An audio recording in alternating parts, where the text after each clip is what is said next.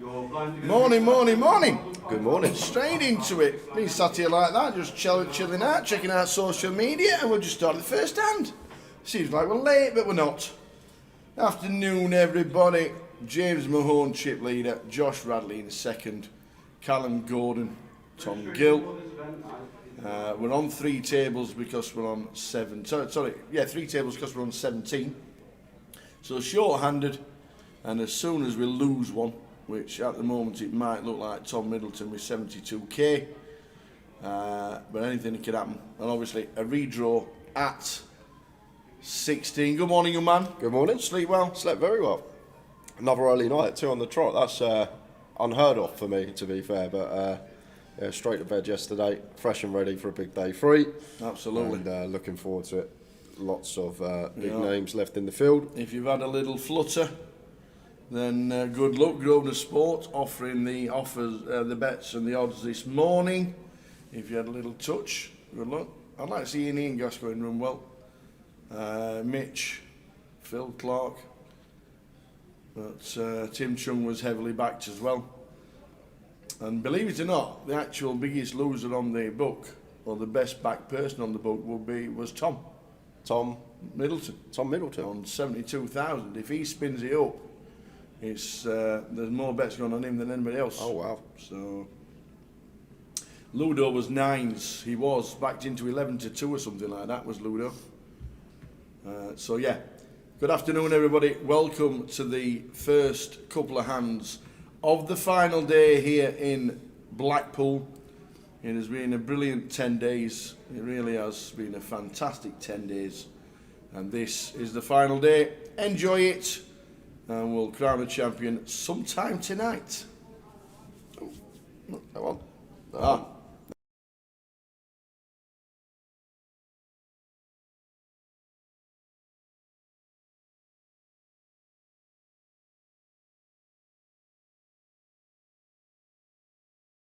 Does it do that?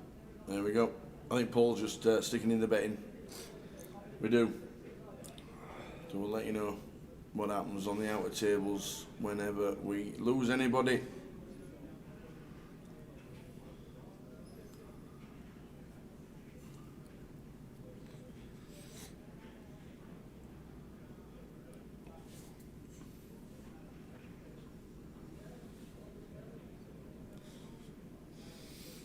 So blinds are 6-12.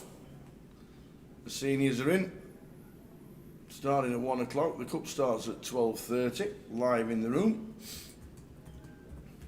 Happy Sunday, guys. Afternoon, Whopper. Well, we had a good week here in Blackpool.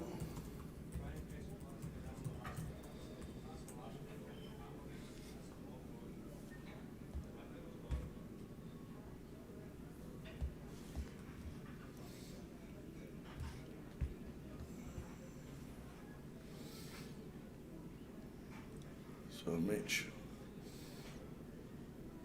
calls the initial race from Josh in C1. Local lad, Josh Radley.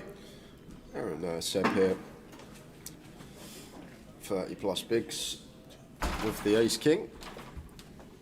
Slightly too many maybe Tower to just rip, but could be an option. I'd much prefer this, going for the free bet, not all in sizing. Mm-hmm.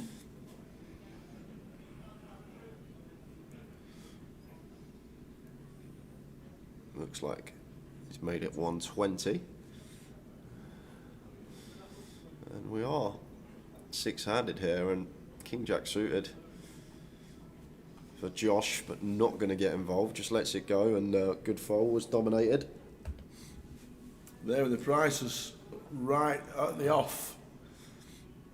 Ludo backed into 13-2 from 14. Imagine getting 14s on Ludo. 14-1 on Ludo.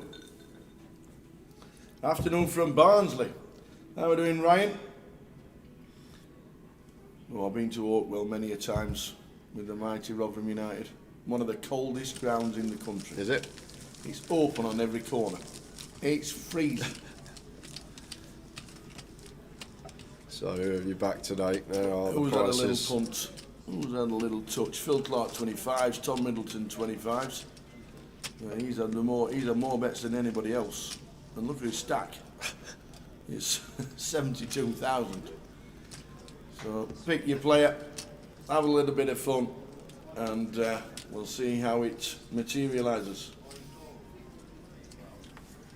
King 9 here for Tim on the bar. I'm sporting the sunk. Hello, Bixie's. Is he wearing Bixie's trademark sunglasses for good luck? Can I borrow your glasses, please? They might not be, but they look very similar. Love it. I got the old sunnies on today. Could be for some good luck. And straight away, guys, here we go. Out of table action. And it's Midi, the short stack. He's all in, been called in one spot where he left the chip back. And it's been thrown in the middle here.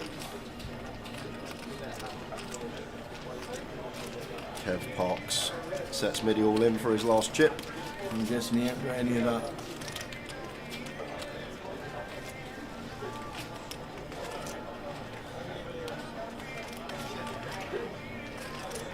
They're never folding here, Midi, just waiting to see if anything happens on the other table. We're not putting all our stack in but one chip to then fold on flop. Call. Well, It's 10s for Kev, and it's Ace King with a club for Midi. So basically flipping here, post flop tower. Any Wow. club, any ace, any king. Any club, any ace, any king. No!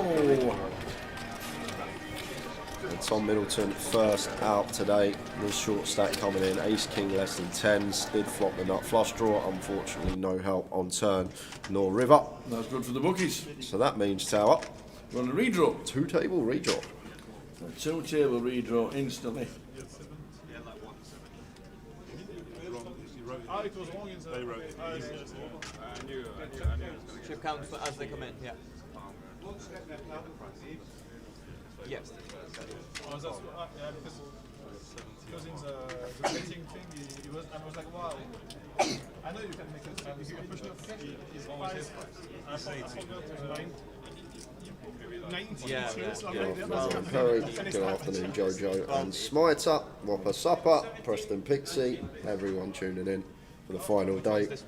19. Looking forward to this one. So going to be fairly lengthy day, I reckon around half 10, 11 is my prediction. When we get to around half 10, it's probably going to be the 100k level there for 60 odd bigs in play.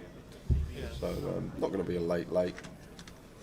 But you never know with poker, if the short stacks keep doubling, if the big stack keeps busting the short stacks, it can obviously affect the time that this will last for. Yeah.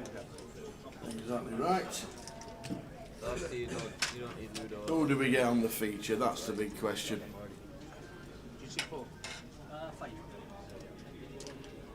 Five is that one. Where are you, Tim? Oh, 6. So, Oh, yeah.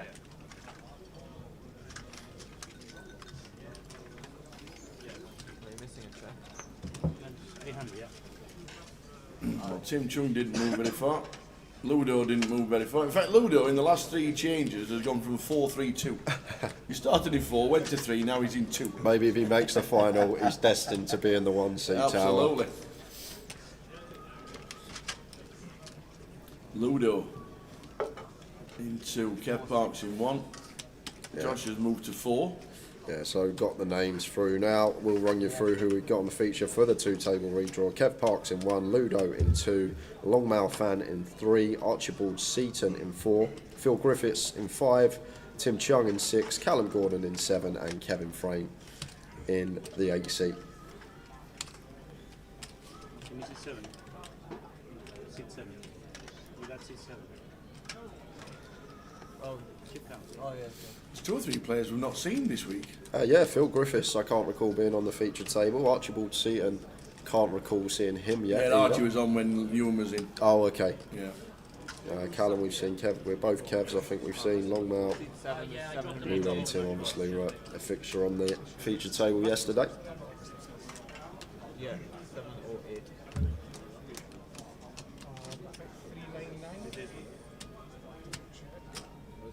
566. 466. 7-1. you haven't used one out. 4-6, yeah. 4-6. 466.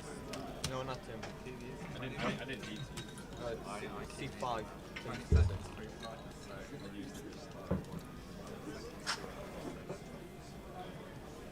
$466. 325. Seed 3 and 342. 342. Yeah. Seed 4 is 342. So shouldn't be taking too long, say 30 seconds, and we'll be straight back into the action and then playing down until the final 9. 518. That we're going to see a final table this session. Yeah, seed 3, 518. Yeah, I'll be very surprised if we do. But here we go again. 26.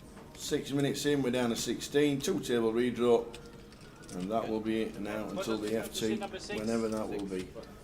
How are we doing, Mel? Good afternoon, all. Last day, can I survive a week in Blackpool? You're nearly there. One more drinking day to go. Fun Police came out last night. They were all sat at the bar having a little sing-song every time a song come on that everybody knew. Adam Wilkinson and Rich and Matters of Boss, Mel, obviously Nathan Slater got involved. All sitting round, song come on, all the songs and tunes came out. The Fun Police, oh, can you calm me down a little bit? You're making too much noise. Well, what? You're putting the songs on, you're supplying the drinks, let us have a sing-song. You're enjoying yourself too much. No, slow down.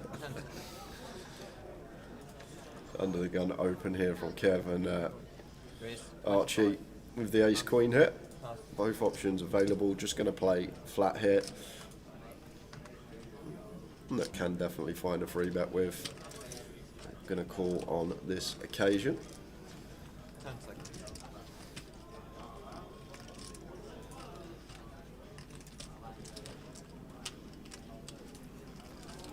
Call. Pass. Pass. Here's 7-10, 2 hearts. Top pair for Archie. Pass. Pass. And Kev, nice board for range, but obviously out of position to Archie. So are going to start checking more when we are the out of position player, and does choose to check it over to him. And Archie top pair, decent kick. I think this one warrants a bet. But going to check behind. Bit of deception here, and 8 of diamonds on the turn. So a card that I think Kev now, once flop goes check check, we want to be delay c betting. It's not going to be working.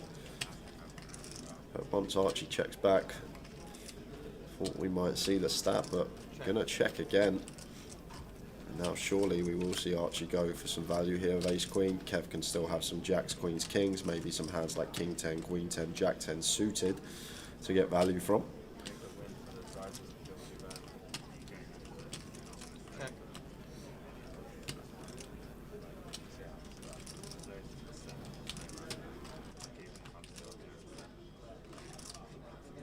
I don't really need more points. I don't think. They're gonna get like 21 happy. There's been more stuff, less runners. 10 seconds. Just folds the up and down there tower. Didn't fancy it. Pass.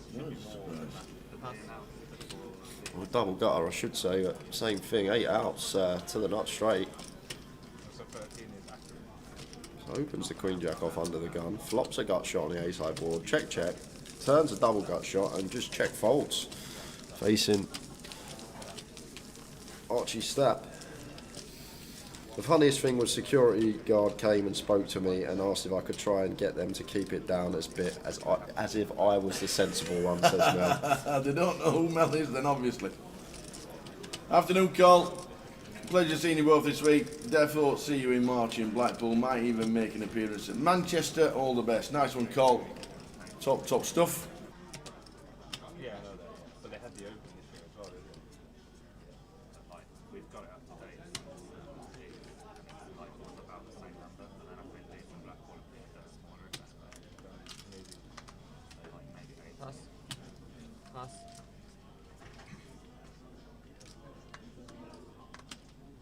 Pass. Pass.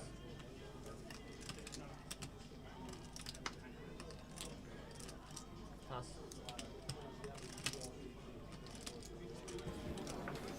So nice one, Cole. Good to see you this week. Thanks for the t-shirt. And it came in.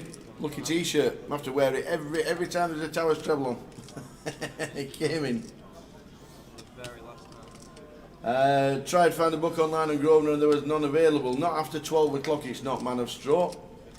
It was on all morning, it was on social media. Grosvenor Poker posted the link. I saw it. I went on Grosvenor Sport before 12 o'clock and it was on, but not now. It stops at 12 and disappears. Morning from Canada. Rich Bellemeur is watching in Ontario. In Canada, we start getting cold in Canada now. End of November. Oh, there'll be snow. Oh, there'll be all sorts going on. Long man with a queen 10 suited.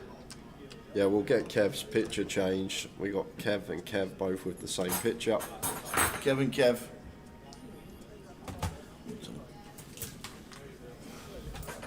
The book usually goes out, Man of Straw, about 7, 8 in the morning.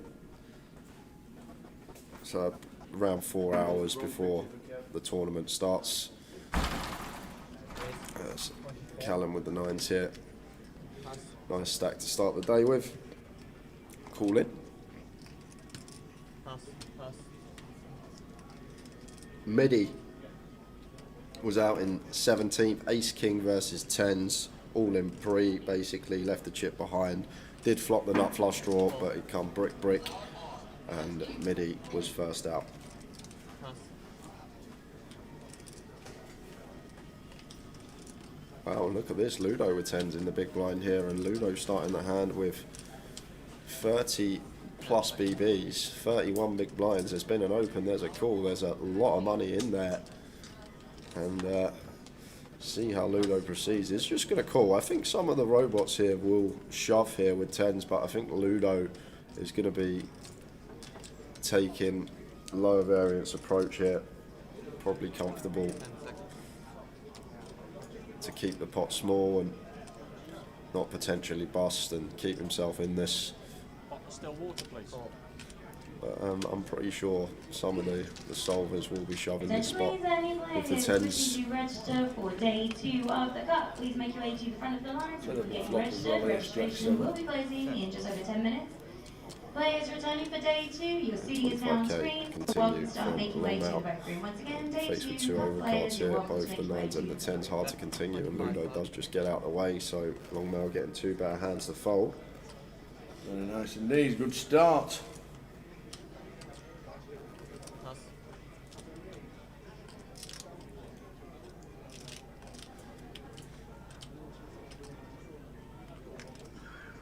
Pass.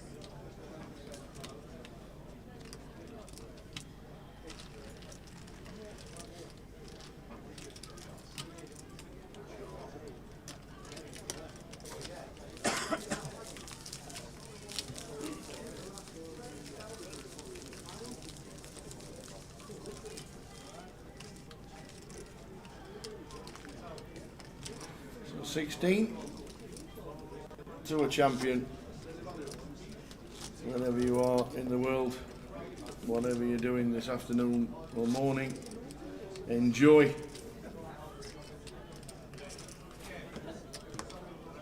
I've ordered now, thank you.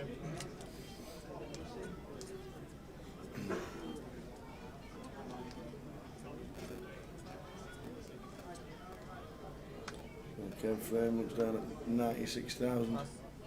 And here's 6. Yeah, from cut-off tower, probably going to have to go with this one.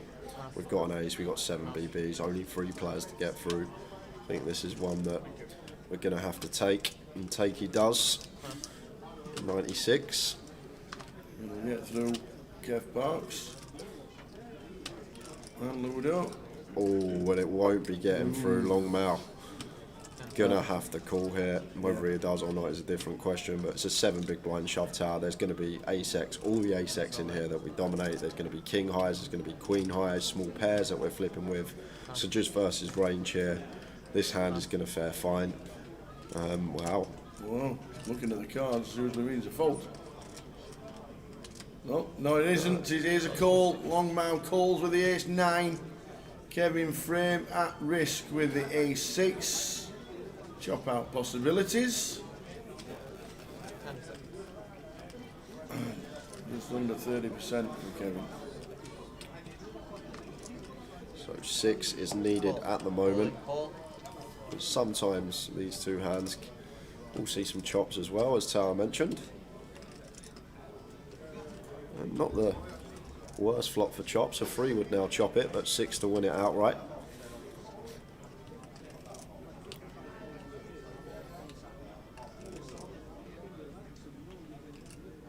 Well, that's not a nice turn card for Kev, so Kev going to need an offsuit 6 to scoop, or a 5 or a 3 that isn't the 3 of clubs to chop. Otherwise we're down to 15. Oh, Oi, oi. and does find the chop on the river. 5 of spades. Chop it up. Chop it up. Phew, he says. I'll take that.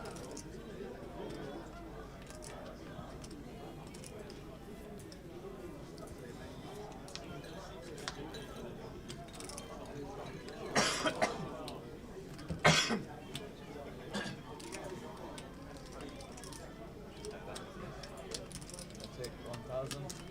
What was the weather about this morning? Wet. Windy. Wild. Yes. Yes.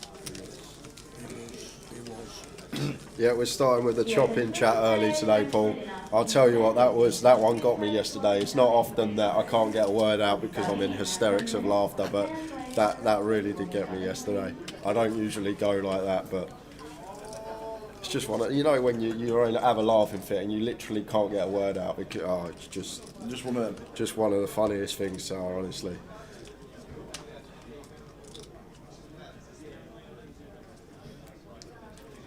King 9 suited for Callum from +2. Definitely can open this one with the stack that we're working with. Pass. Makes it 24.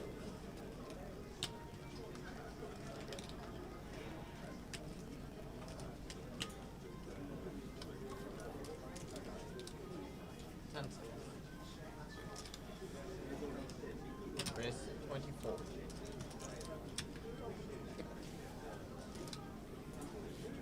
Pass.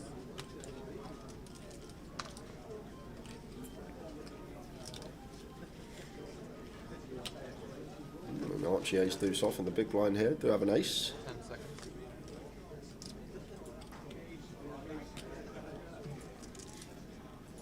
Pass.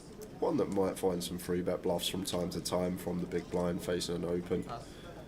There's Archie here. Only going to be at a small frequency. I could even just see fold here from Archie. EP open from Callum. Can be in a dominated spot and then got to navigate out of position. But is going to go for the free bet. Love this tower. I say at a small frequency and he finds it on this occasion. Rolls it in with the ace deuce off and 87k. Lovely little sizing as well. 3.5x off of a starting stack of just north of 30. And Callum with the King 9 suited here. Not going to be able to continue in my opinion. And lovely little free bet there from Archie. Beautiful hand selection as well. The ace deuce offsuit. Very tidy little combination to choose as your free bet bluff there. 10 seconds. We got the best block up and the best unblock up. And we're off suited. So it makes it a very nice free bet bluff from the big blind. And tidy stuff that from Archie.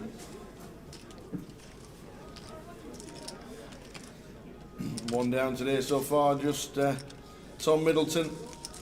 Events next week. If you want to play after Blackpool, it's straight to London, and the week after, in fact, next weekend has got Liverpool's 25.50 added into the schedule for next weekend if you're in Liverpool at the Albert Dock. And then the week after, London, Luton, Leeds, Edinburgh, Leicester and Stockton, and then the 25.50 in Coventry to finish off the year and the NPL.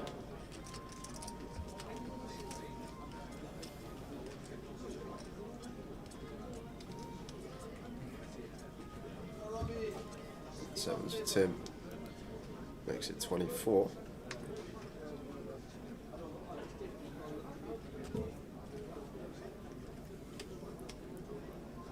Raise 24.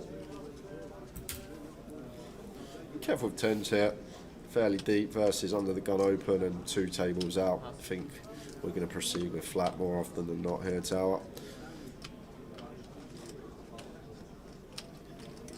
Pass.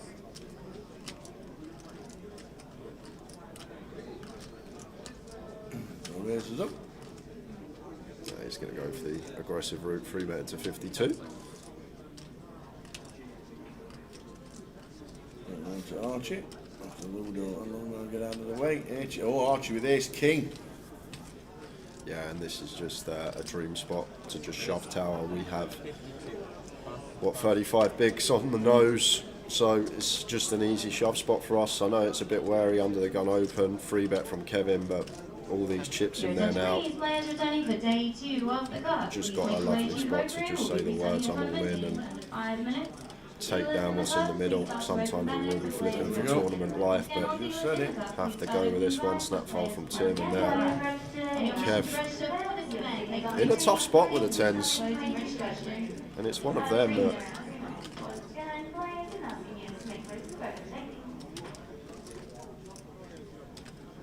this is why I might also lean towards flat here, Tower pre-flop.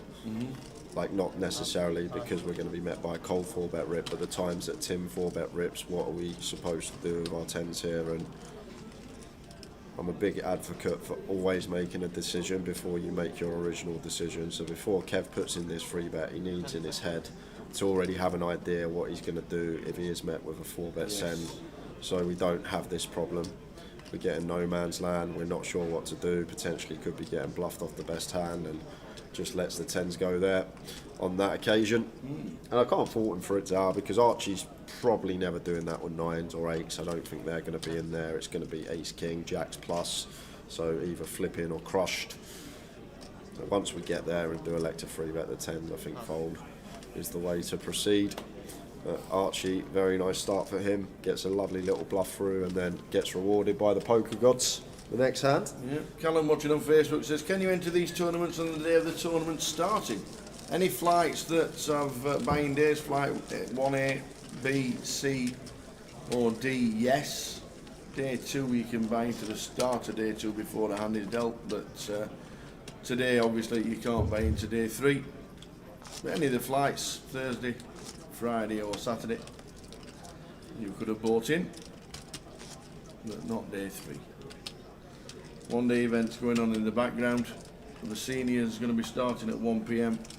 There's also the cup, that's a 2-day event.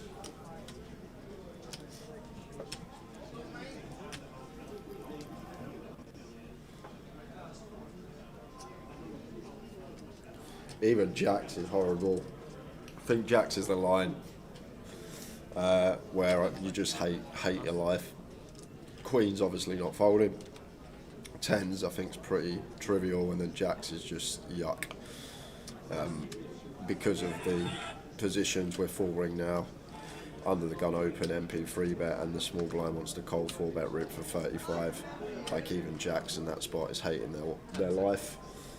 I actually can't answer that question, Apocalypse, what I'd do with jack set, but obviously queens, we'd be going with 10s out of the way. Ace king, let's run it. And the ace king off even, not loving life there, and back to the action because Tim with the ace queen here, facing a button open. Tim's starting the hand with 33 big blinds. And another one here, Tower, where maybe all 3 options are open here for Tim. 33 bigs versus the button open. Maybe going to see a 3-bet not all in sizing, but wouldn't be surprised if we did see the all in from Tim Chung. And then the third option to just call and keep all the dominated ace-X in there and go post, but is just going to go for the 3-bet not all in. Nice 4x sizing out of position, makes it 100k. How are we doing, Vanessa? We are all good. Final day, how can we not be good? And then a whole 2 days off.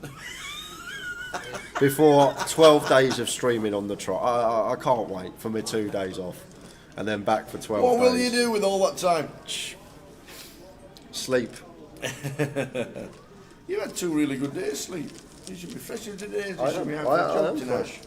Alright, everyone, you have a new viewer? See how fresh I am when it's day 12 at 12 at the grand final tower? We'll have looked after each other, I'm pretty sure. Yeah. In them 12 days. Day 2, we are going to get started. Voting has been drawn to seat number 8. Dealers, please place your vote into seat 8 if you haven't already. We'll have looked after each other.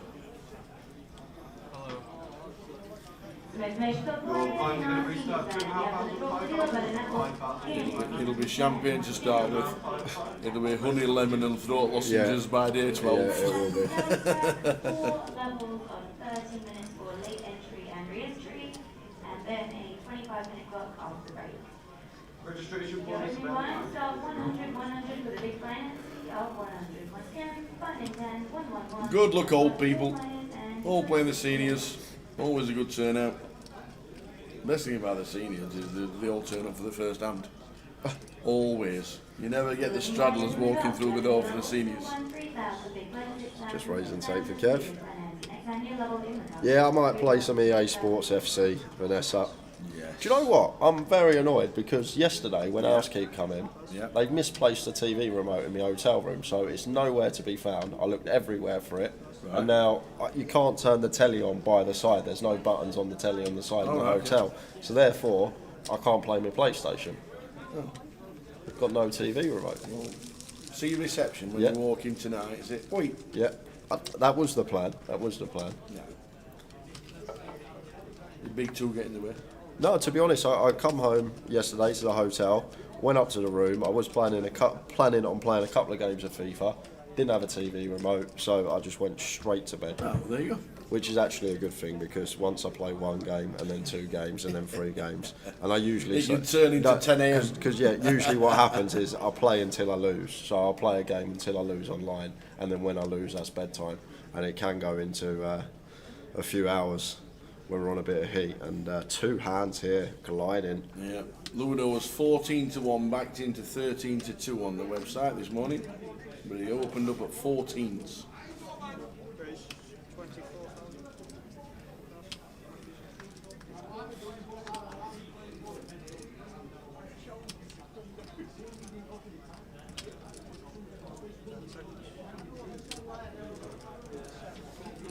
Yeah, getting the fin bragging. I'm pretty tidy at FIFA. Real cheater. So just a flat from Archie here, not wanting to free bet because if we're met by the 4-bet rip, we have to fold to just call in. With position on the opener, that brings Callum in with the 8-9 suited. 3-way to the flop.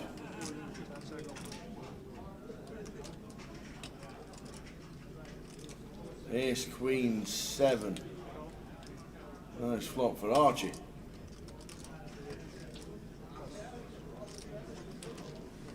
Ludo had 10s and 2 overs on the card, on the flop, and now he's got jacks and there's still 2 overs on the flop.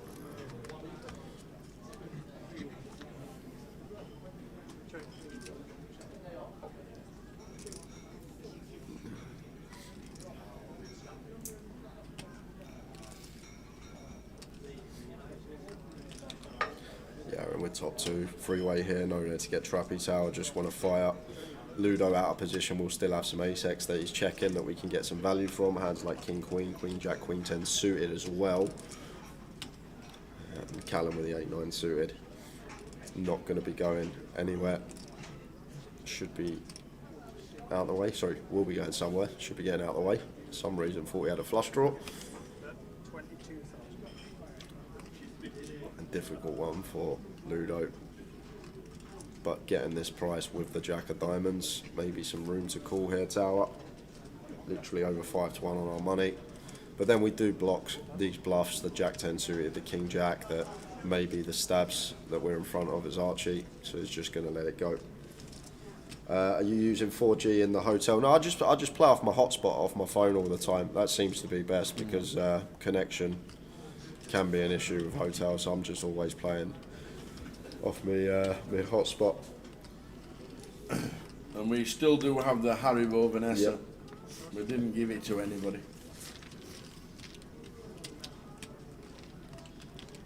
They're good, the professional FIFA players, Apocalypse. When I was like 15, 16, I used to play something called MLG, like pretty good level of FIFA.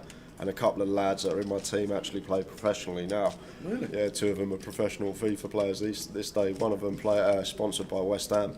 Wow. Yeah, but used to be very good when I was like 15, 16. Stopped playing for about 10 years. Bought a PS5 this year, and I sort of got back into it.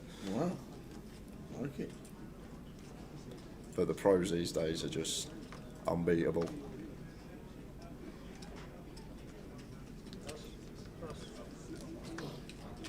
Yeah, our Chrissy used to play on MLG, Halo 2, that must have been a long time ago. I was 7th in the world back then.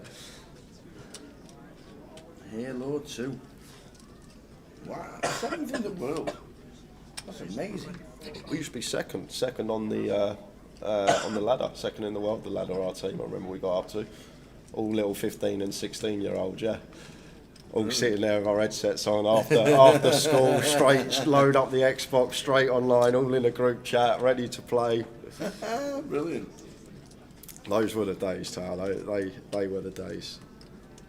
Not a care in the world, just finish school, come home, play FIFA into the night, and just repeat.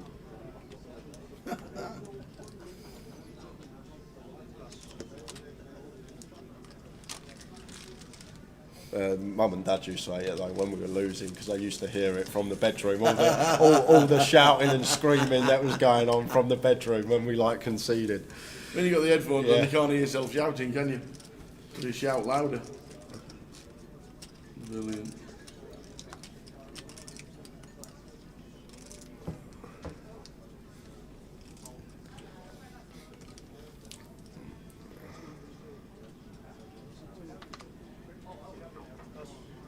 King Queen for Archie raises to 25 and Ace Jack suited for Tim.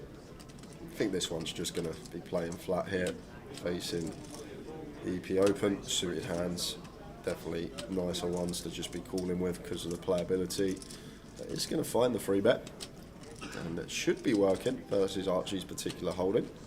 And maybe this is something to do with how Archie started today as well. He's been fairly active, and Tim's going to be aware of that, so maybe opt in for a more aggressive approach for that reason. Oh yeah, there's been a few smashed controllers, don't worry about that. Not even controllers, smashed everything, whatever was near me at the time. You know, you take losing really well then, yeah?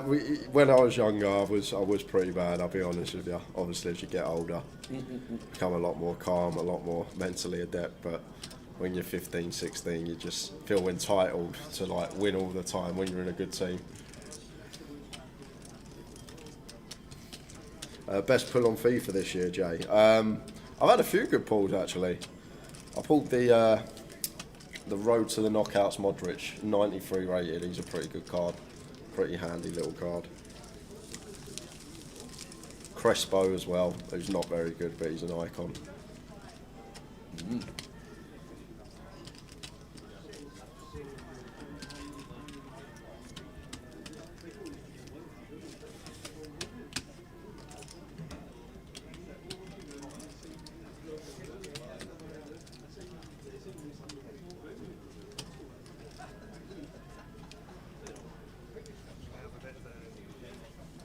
Card on wrong box there, dude.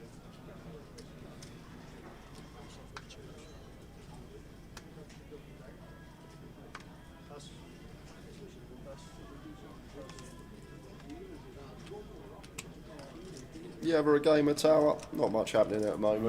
Very. I've had every console since the old ping pong on the old TV before the Atari. We always had the new one. We had the Atari back in the day. Got the first ZX Spectrum and the ZX81 when the computers came out, and the first Mega Drive.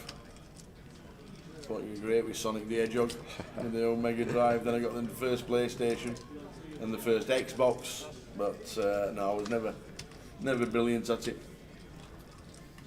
Sonic the Hedgehog. Right. What was that game on the PlayStation? Was it Snake Solid or something like that?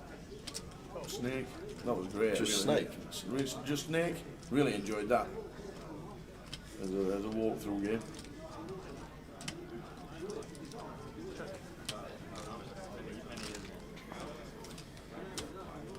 Long mail going to take a stab versus Ludo, not going to be working. Metal Gear Solid, that's the one. That was the one. Metal Gear Solid. That was amazing. Going to see check call here from Ludo with the Queen 6. Can you remember the 007 on the Nintendo 64, the James Bond with the gut? Oh, that was, I remember that. That was a game and a half, that was. Yeah, nice one. Ian Farrell winning the animal. Michael Castle coming up with the answer. Metal Gear Solid. That's the one. I remember queuing up for that in the shop. Snake! Snake! Yeah, that was it. GoldenEye on the Nintendo 64. What a game that was. So Longmail here weighing up his options whether to double barrel this one or not, and looks like he's gonna fire here for 40%.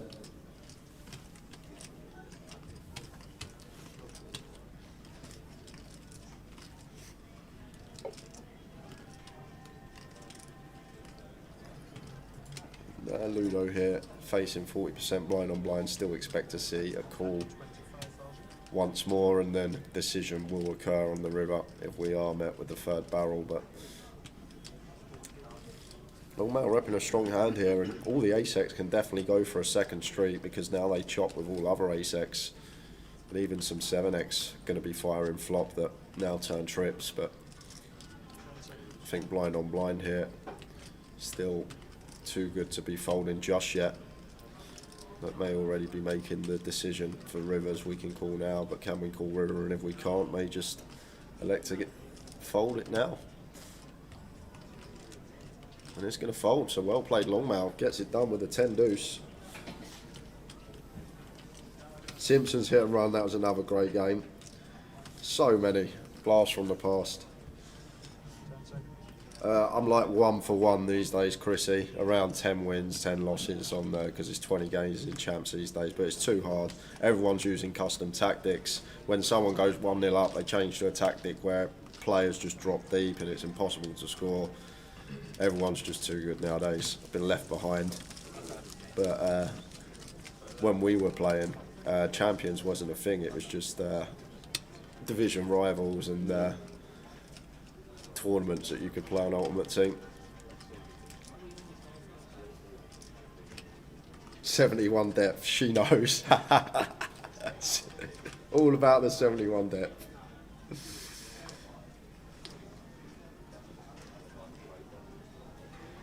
And the cut passing lanes on instructions for all your midfielders.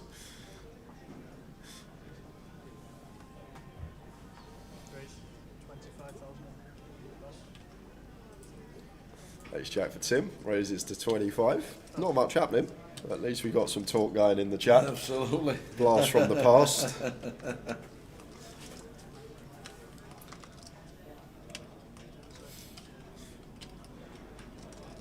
I'm trying to find somebody who was amazing on Manic Miner. Manic Miner? Manic Miner. You need to be my age. You need to be my age to have been good on Manic Miner. 2 pair for Archie. And Tim with up and down here, 1 into the nuts as well as backdoor spades. Happy to put some chips in.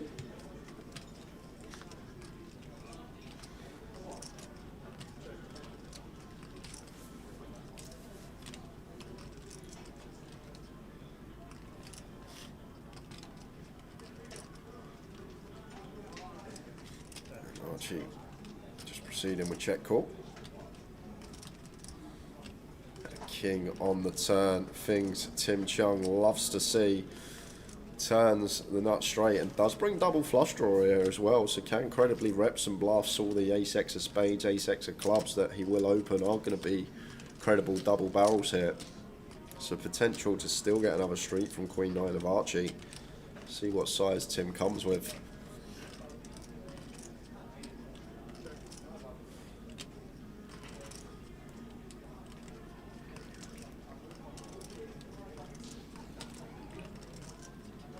Yep. 65. 65 into 108 here, 60% on the turn from Tim.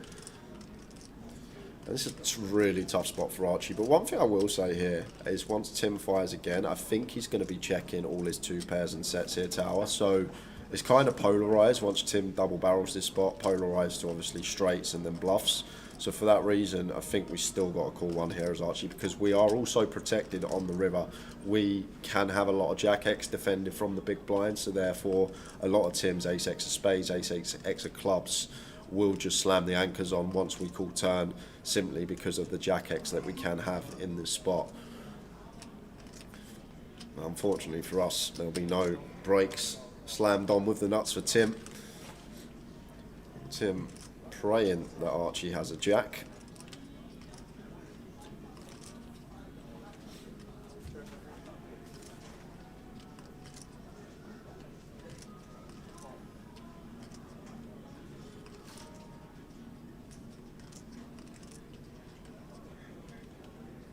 Yeah, so Tim goes big. And I like big here tower because, as I say, there's a lot of Jack X that can still be here on the river, and we can credibly represent a lot of bluffs. The Ace X of clubs, the Ace X of spades, maybe he has like 7-8 of spades, 7-8 of clubs, at river of 7, and still need to turn their hand into a bluff. So tough spot here for Archie, because as I say, Tim's not going to have sets here. He's not going to have 2 pairs for this size, so it's either going to be a straight or it's going to be a hand like Ace X of clubs, Ace X of spades.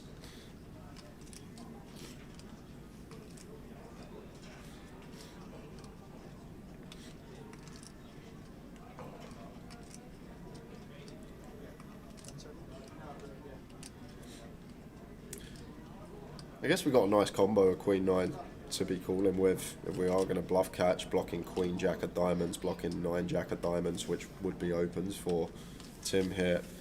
But real tough spot, faced with a meaty sizing on the river here for Archery. 3/4 pot thereabouts from Tim Chung.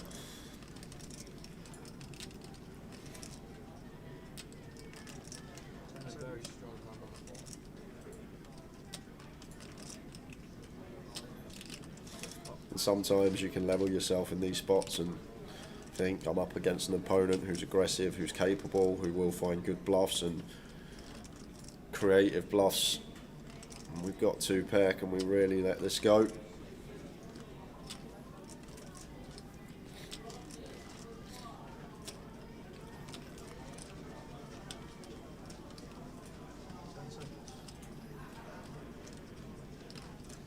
Tough one. Archie in the blender. Tough one.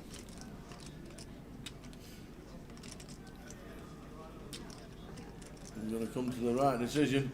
He doesn't like it, but it is the right decision from Archie. Still on 16, 45 minutes into this session. First level of the final day in Blackpool. Next event for us is miles away. I can't believe we've got so much time off before Wednesday.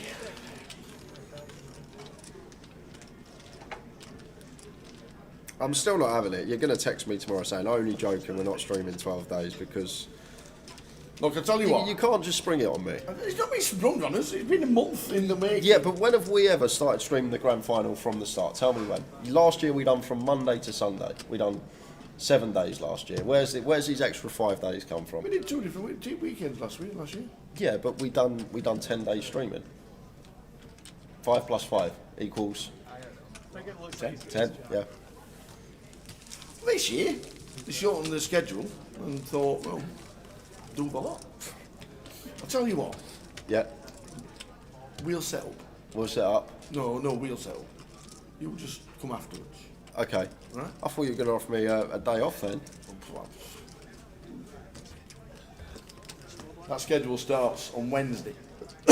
And we will be there. Yeah. In London. Yeah. We will look after each other.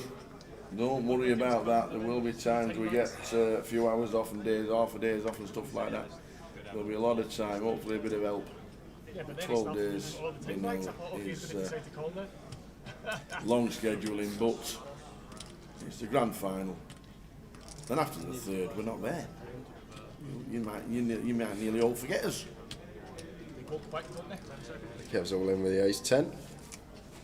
Shoving for 9 BBs from early position. And long mail with the 4s here. Don't think we should be calling this one. And does get out of the way. Yeah, all the games coming up. Tony Hawk Pro Skater 2. Used to love that game. Oh, we've got a call. Roller Coaster Tycoon as well. Phil Clark's in. Oh, it's not Phil Clark. Wrong picture. Wrong picture. Wrong Phil. We'll get the picture changed. It's not Phil Clark at all. We'll get that changed. All in, call. Okay, shut down, please. Ace 5, stack of diamonds. No help to start.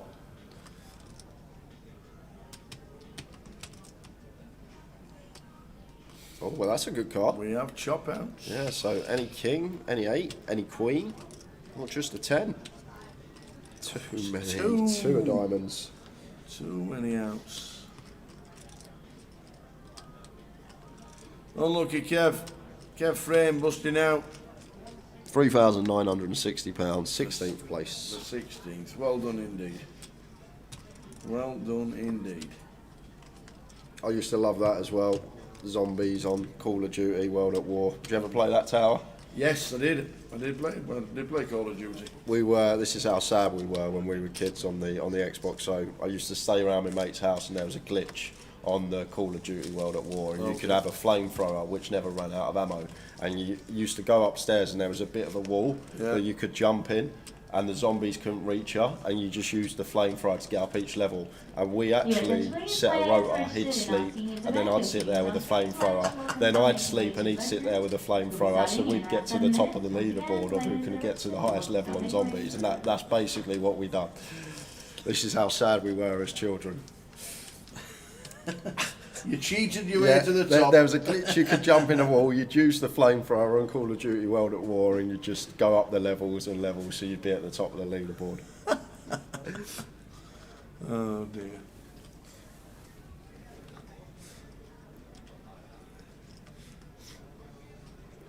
B-Thief's going to load up Roller Coaster Tycoon now. What a game as well. The fiance is doing the Coronation Street tour. But you know it's not real. Oh no, sorry, I shouldn't smile it.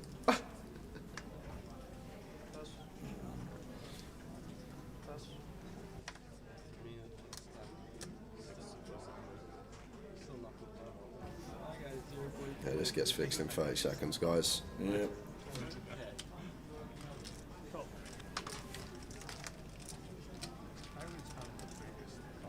Like it's already been fixed.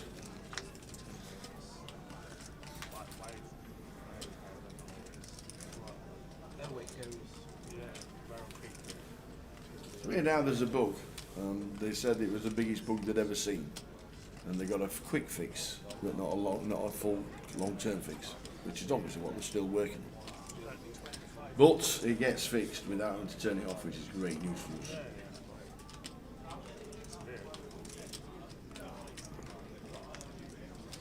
Tim goes for the donk on the 6, 7, 8 with the ace-10, gets it through versus Ludo. Rainbow 6 or COD? I was always Rainbow more of a Six. COD man.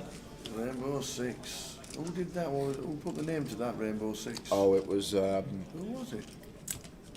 oh, God. someone will tell us in the Yeah, chat. there was a name before the Rainbow 6. Who was it? Tom Clancy. Tom Clancy, that's it. Spot on. Cheers, Danny-O.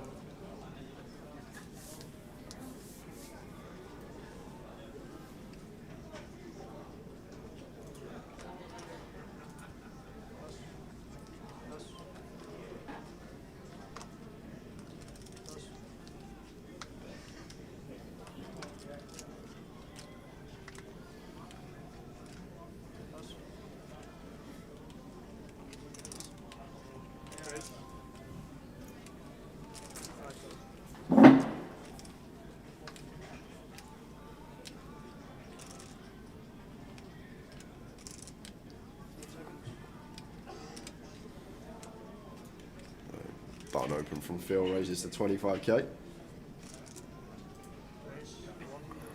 Look at this from Tim. Just making it 100k with Queen Deuce off, going after it here. Got some chips now, and knows the button's going to be opening wide. Queen Deuce off, just free betting the open from Phil, and it works.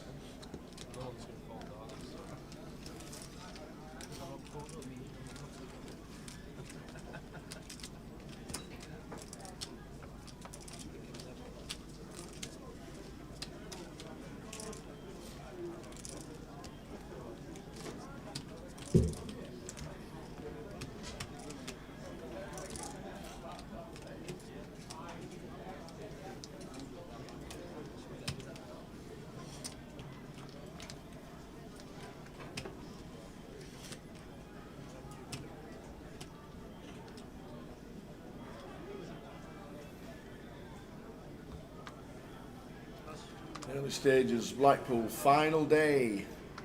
Well, we had a little punt on Grosvenor Sport this morning on one of the players, and you're rooting for them. Your attention please, Douglas White and Robert Hanley, please make your way to the desk. Once again, Douglas White and Robert Tim Chung had a lot of punts on this morning, one of the biggest back players. The biggest back player has actually gone out, in Tom Middleton. Once again, players Tim Chung registered was in our heavily backed seniors event. as Your well. seniors on screens. Players, please start making your way to the boat room. Making it 30k here, goes to the 2.5x, a little bit of juice from the button. And Jack 7 off here for Kevin. Versus 2.5x, gonna struggle to continue here. Facing a cover and stack, out of position in the form of Tim Chung.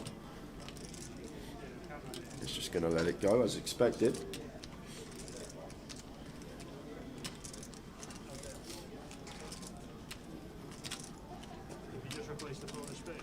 Modern Warfare 2, the akimbo shot is, yeah, oh god, so overpowered. Not as overpowered as the UMP though, on the hardcore game modes. Tower's shaking his head, no idea. Modern Warfare, no, too late for me that. I've gone into different things by one more. That COD? Yeah, COD. The UMP used to be just the nut gun on hardcore game modes. No, we didn't see Terry Jordan. He said he was coming up, but didn't make an appearance. Yep. Might have been working late Friday. He did not make it up. Rip Cheetah. Yeah. Ludo, Tim, Robbie and Longmouth. Can't believe I got the odds at 8 AM. The early bird catches a worm, as they say. Absolutely. Ludo was 14 to know that. And the rest must have been decent prices too. Raise 25,000.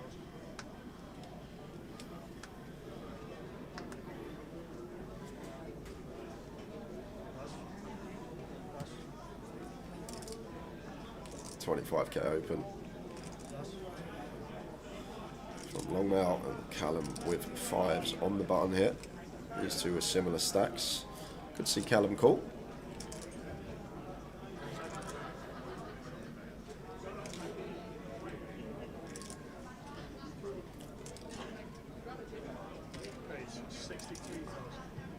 Well, this is the one thing I didn't expect to see. I was expecting to see call or fold. Free betting the 5s here versus gun. This is fruity from Callum Gordon.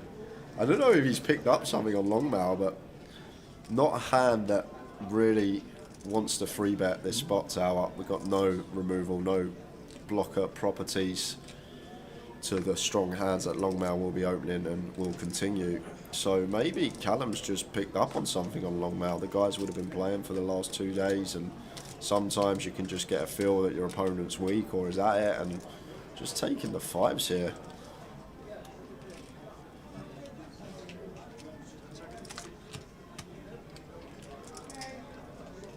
Makes the call with the 9-7. Yeah, getting a nice price. And Callum just makes it 2.5x, but doubt I ever think he's got a hand like 5s. 8-8-3 flop.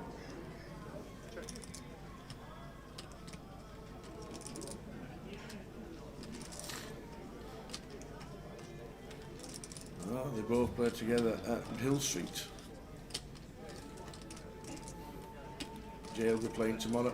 £40 fees out tomorrow at Hill Street. Get the chip lead and go to bed.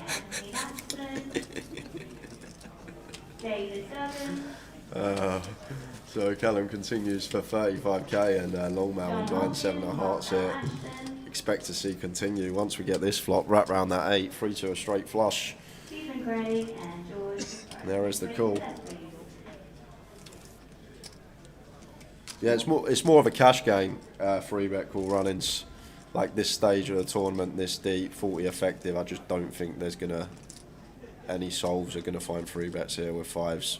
I'm almost certain. Gun versus button. I think it's probably a mix of call and fold at this stage of the tournament. But once we get here as Callum, King on the river. Yeah, Midi was first out today. Now Longmail with the worst possible hand that we can have here in this spot tower, just 9 high. No clubs in our hand. The problem is the king does roll off on the river and Callum will have hands like ace-king in this spot that we could just be bluffing into, which is never folding. But bottom of range, worst hand that we can have in this spot. Is he going to fire?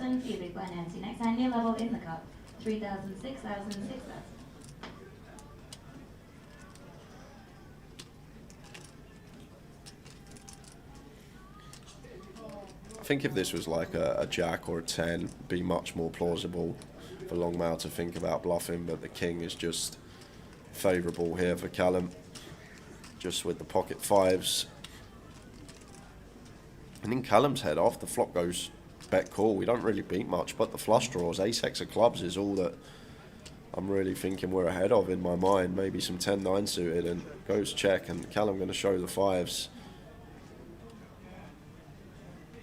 Pocket 5s is good. And he's thinking, if I'd have stuck in a bet there, I'd have got it through. But Callum builds up to 704,000.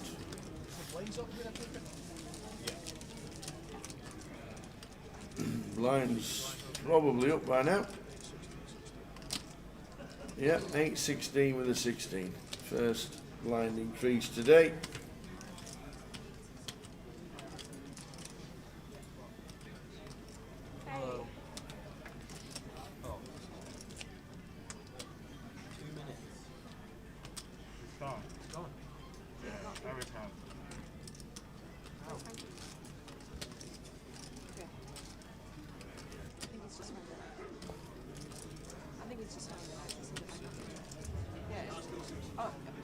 Oh, 6 and 12%. Okay, it's still 6 and 12%. It'll be up. It'll be up. 3 minutes past 1.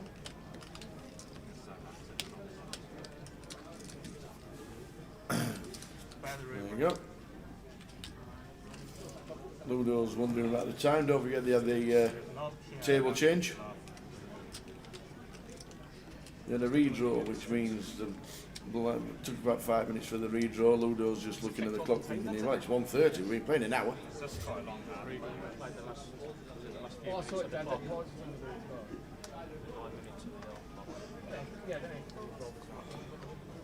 So there we go. He's getting a bit of information sent, as you can see. Just checking. Look at that. What fish is betting there? I bet it's about half hour ago. Longmail 10 deuce bluffed him, didn't he? Longmail bluffed him with a 10 deuce, double barrelled. He'll be getting a minute. He'll be getting a message in a minute. Just be careful with your WhatsApp. People can see it. Hey. I don't think I'd be folding ace king to a jam max in that spot if I was sat there with Callum with ace king. Maybe ace king, ace of clubs would be one that I do fold, and then the other 12 combos I'm probably going to call. So probably fold 4 combos of it, call 12 combos of it. Well, sorry, 9, call 9 combos of it. Fold 3 combos of it with the king on board. Just becomes too exploitable if we're folding that high up. Even versus over pot shove on the river.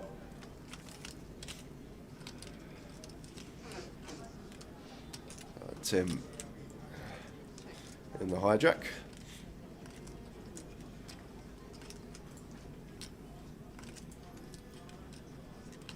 Yep, Seb's still in. We've got a really good field left in today, guys. It's going to be a good day. I reckon around 10:30, 11 finish this evening. So plenty to look forward to throughout the day. We've also got another £110 closer seat to give away. We have a live stream free roll for you guys on Grove Poker, and I've got a few spot prizes of €10 to give away throughout the day as well. Yeah. So plenty to look forward to, not just the poker, but the giveaways, the chat. Already 15-20 minute conversation, the old computer games. Blinds up next hand. Quickly show you what price Seb was before. There he goes. Seb right in the middle. 10-1 he was at the end of the game. That was about 15 minutes before play started today. 10-1 he was.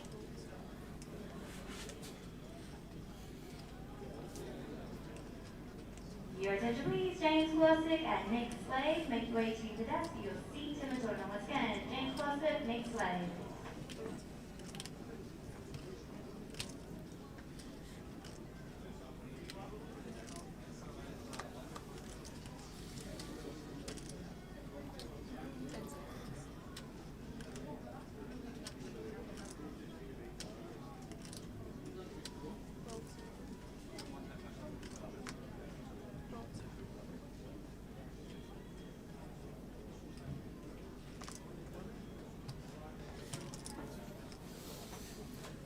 Long man with 450. Last hand at 612.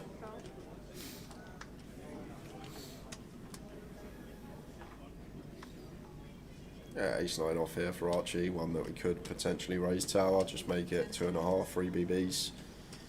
I prefer checking the suited ace-X's in this spot, but it's going to go for the check. Does have position. King 9-5, 2 spades. Check's going to work out well. Got middle pair versus bottom pair here.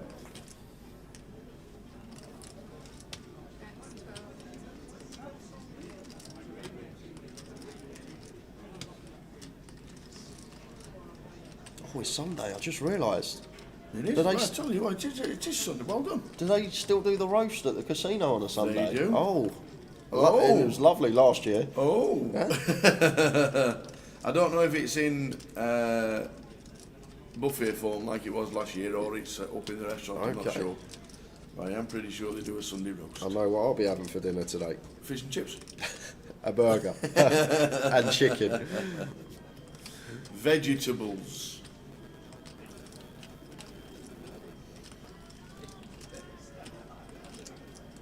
So check on the turn after flop went bet call. Looks like a blackjack on the river.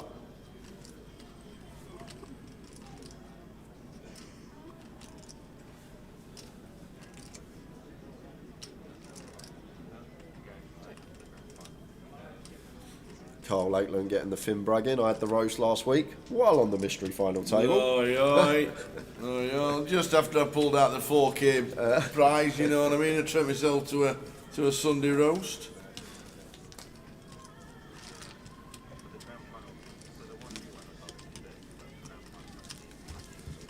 Check river. Archie not value betting.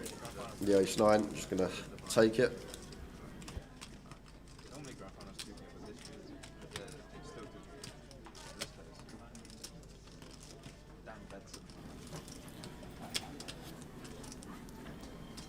Slow start to the day.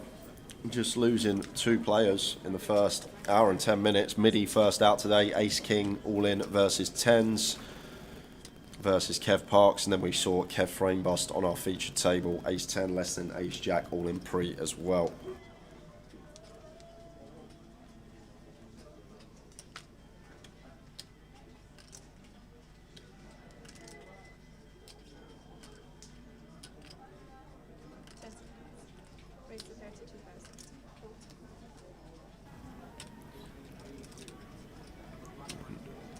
Kevin with Ace King here. Tim opening, and this should be jam here for Kevin. 22 effective, just slightly too less to have a free bet, not all in sizing, so just want to go for the free bet shove with the Ace King. and does. Good to see. And unfortunately can't see Tim's holding, so don't know whether he's going to be calling off or not yet. Oh, Phil's asked for a count. And Phil's got ace-king, so we're going to have much ado about nothing here. Unless Tim has got a monster.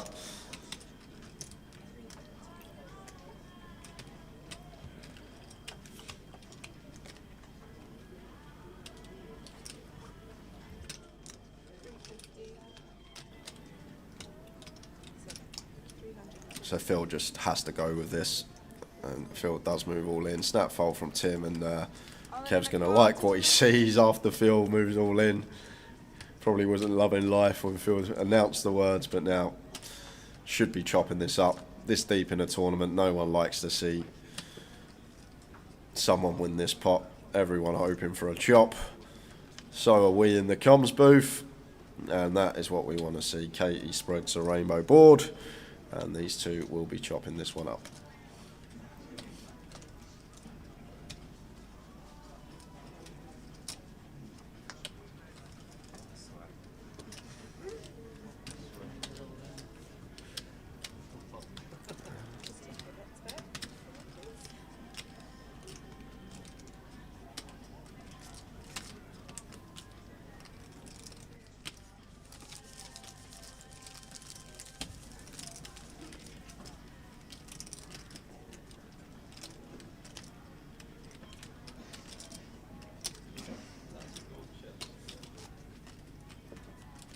I'll let you know how it is. Nobody likes a chop. It was, I think it was last year that I had it. I'm not sure if it was March this year or last year, but it was very tasty. The old Sunday roast from the G.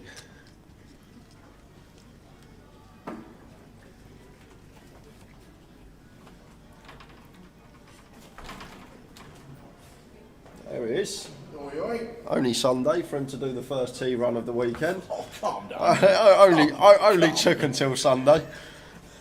I've been here 10 days. I've only just found out where Ernie's. Oh, and who's on? Ernie? T-Ern. Oh. The old T-Ern. He's busy out there.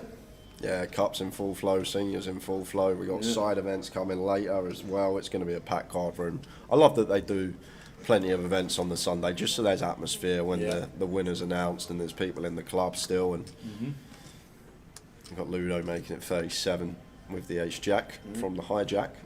103 in the seniors. 103. And the cup had 192. Bonkers.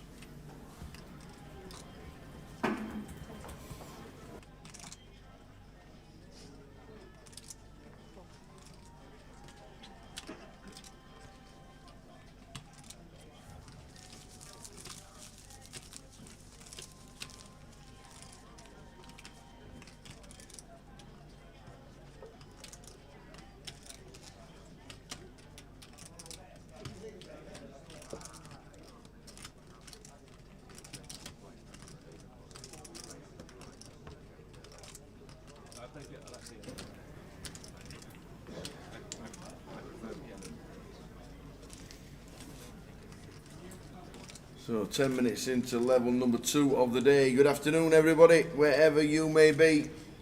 1:45 in the afternoon, GMT. Around about 9 in the morning in Canada. Ace King suited now for Kev. Makes it 35.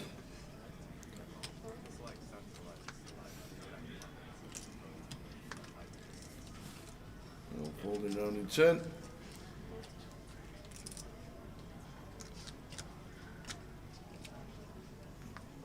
No defend from the small.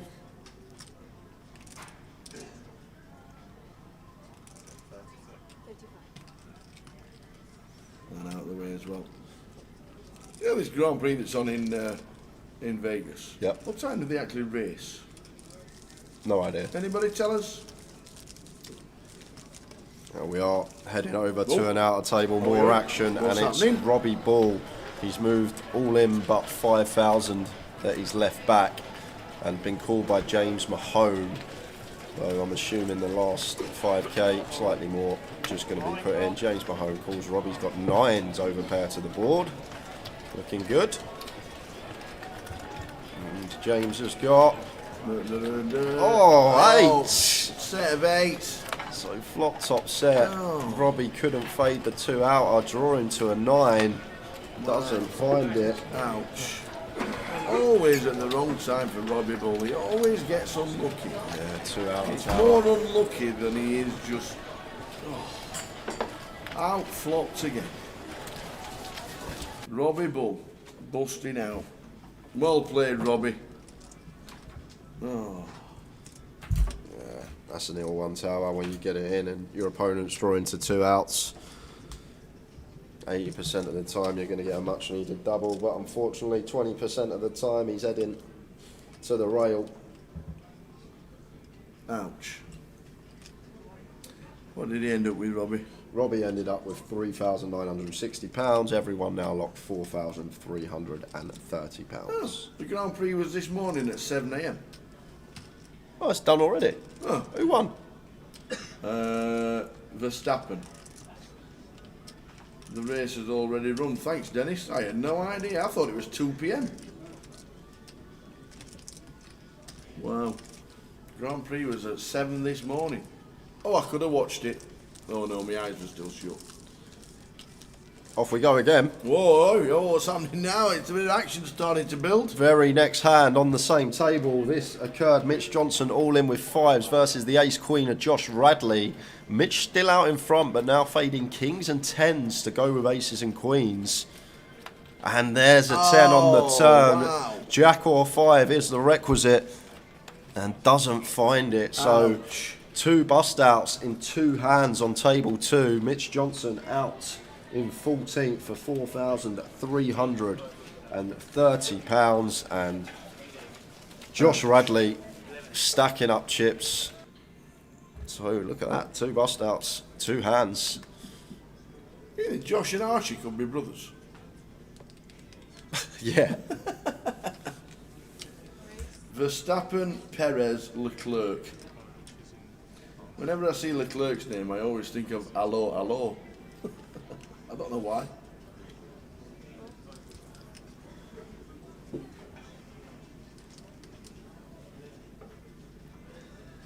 Hey dear, just like that. Lost a couple. Unlucky, Robbie. Unlucky again. A few more points. A few more points for the National Poker League. We will have an updated league when we get to London.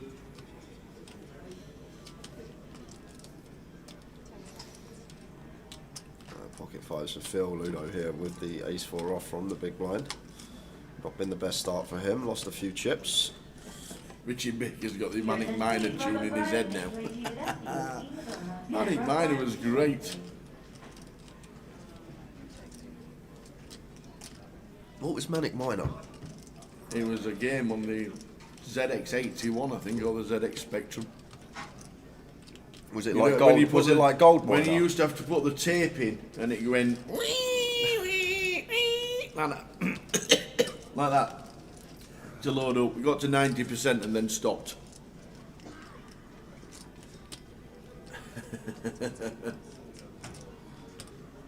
So continue for 50k as Phil. Ludo with top pair, not going anywhere, makes the call. King of spades on the turn. Quick check, check. Was that a 5? Is that? It's 'cause it's like broken. Yeah, I can't get it to stay there though. It's broken. Or is it a 4?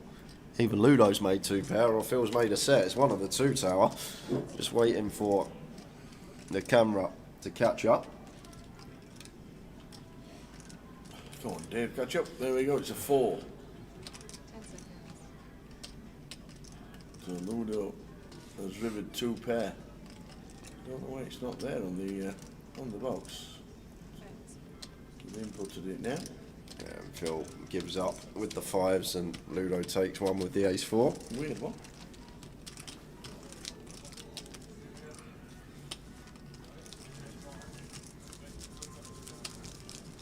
So we're on 13. 10 arguing, 10 players out. It's a great name. It's a long name, but it's a great name. And it's got to be my kind of age. Shh. Shh. It is Leclerc.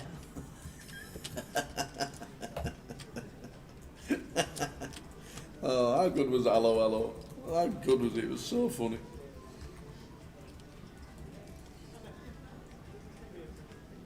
I had no idea it was on. So what time did they race it then? It was 7 o'clock here. So, well, it must be late. Must be that right, 11 p.m? About 11 p.m, right? Is that what time it was in Vegas for the race? 11 p.m. Wow.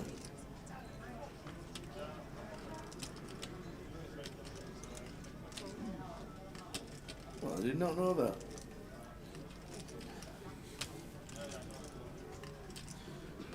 It's a great show, hello, hello.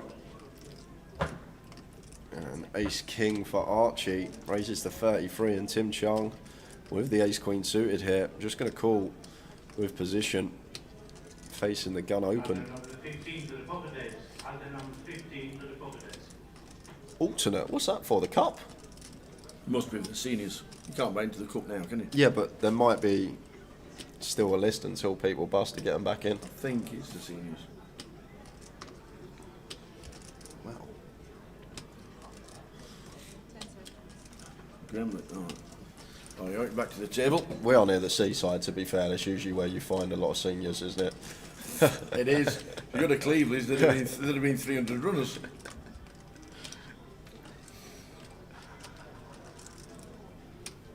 Well, the race was 6 a.m. our time, with weirdly 10 p.m. on a Saturday night in Vegas.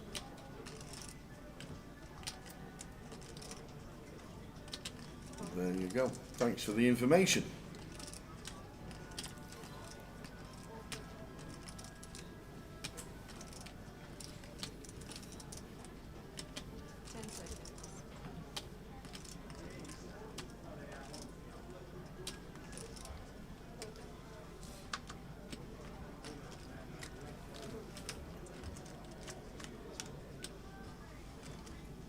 Would you look at this? Now flush draw for Tim. Ace king for Archie. I think got to play check here as Archie. No diamond in our hand and out of position to Tim Chung. But still can comfortably check call versus a small size.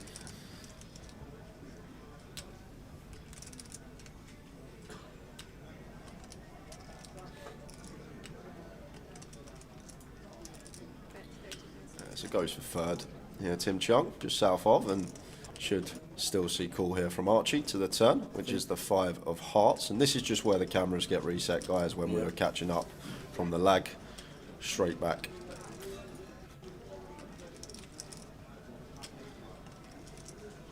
Hopefully, when we are in London next week, won't have any more of this. You've got 2 days to fix it. 2 days to fix it. I just can't believe that's it. 2 days off. It's like a Monday to Friday job, and then have the weekend, Saturday, and I'm Sunday back at off, work. Can't believe it.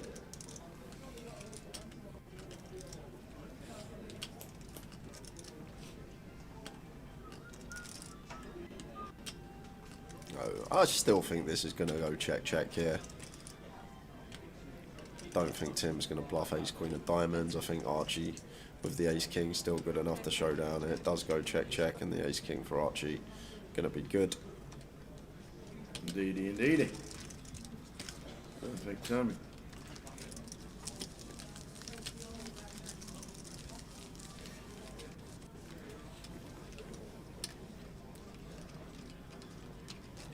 Am I not playing the seniors? No, I hardly ever play the seniors. In fact, I've never played it. It's always on a Sunday on the final day.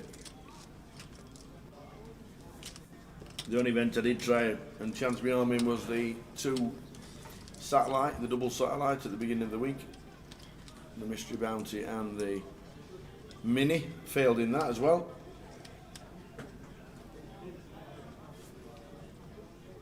Clinging on I was, clinging on. 10 seconds.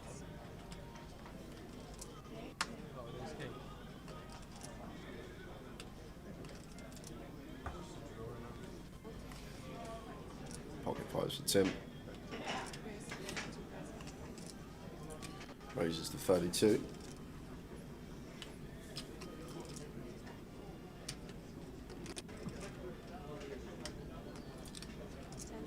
How did the treble do?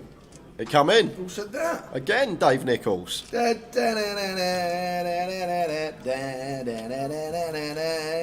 So Tower is treating me to afternoon tea at the Rosemary in Kensington when we go down there for the grand final. I'm treating you. You had a monkey on it. Just to get yourself out of it. Absolutely. It did. It came in again. 32 from Tim with the fives. Callum Peels the 10-9 suited from Hijack.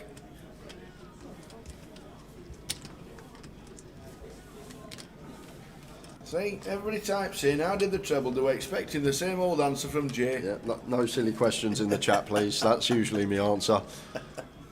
And Ace King for Archie now, and 31 Tower. I think we can just play jam here, out of position. And does play jam, like it from Archie. I haven't seen Archie play before, Tower, but he seems to be pretty clued up, knows his stuff. Douglas White and Robert Henley, please make your way to the desk. Sort of tidy free bet earlier as a bluff with a very good hand selection in a very good spot. Going to get this one through with the Ace King, and off we go again, thick and fast on the outer table, Tower. Let's see what's going on this time. What's happening now? And it's Phil Clark, all in with the queens versus the nines. Why is it stood up?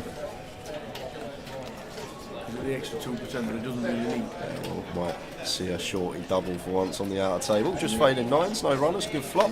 Oh, you're joking, where's man. that come from on the turn? Oh, Ian Gascoigne. Oh, and a 4 on the river, Ian Gascoigne. Busting Phil Clark. Phil Clark gets 2 outed on the turn. Smiles to the missus.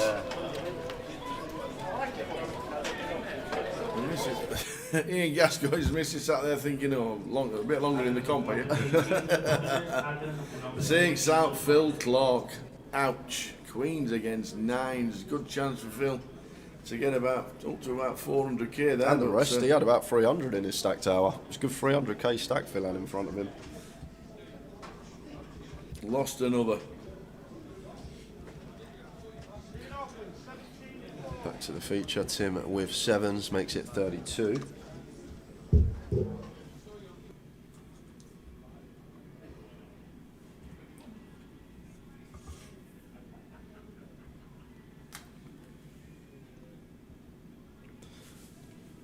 An ace queen for Ludo here, Tower.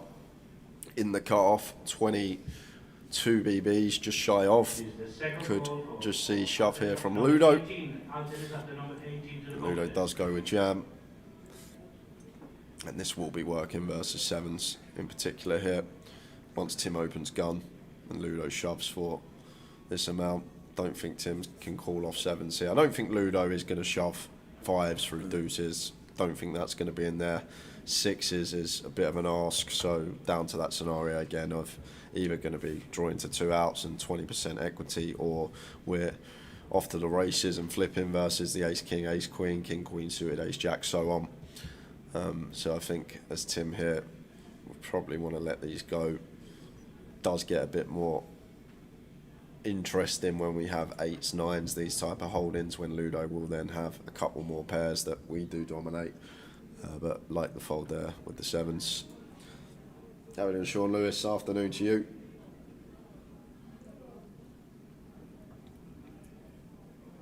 Down to the final 2 tables. 2 tables of 6. That's why Tim Chung is leaving us.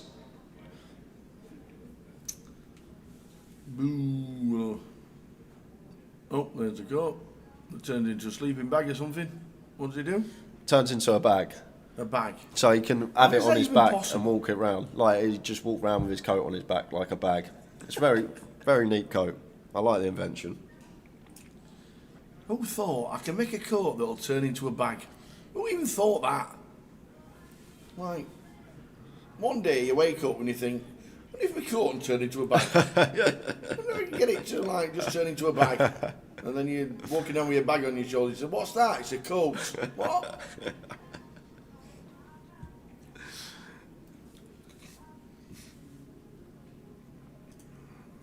So 30 minutes, just over to go, 35 until the first break.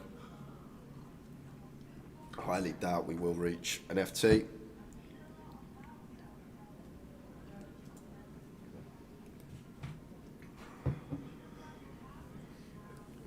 Yeah, a bit loose for Kevin to open here from gun. Does let the 10-8 suited go. We are six-handed, so ranges can obviously widen and we can start opening slightly wider, but even 10-8 suited has to hit the muck. Archie does have one that will want to be opening. The Queen Jack on the button.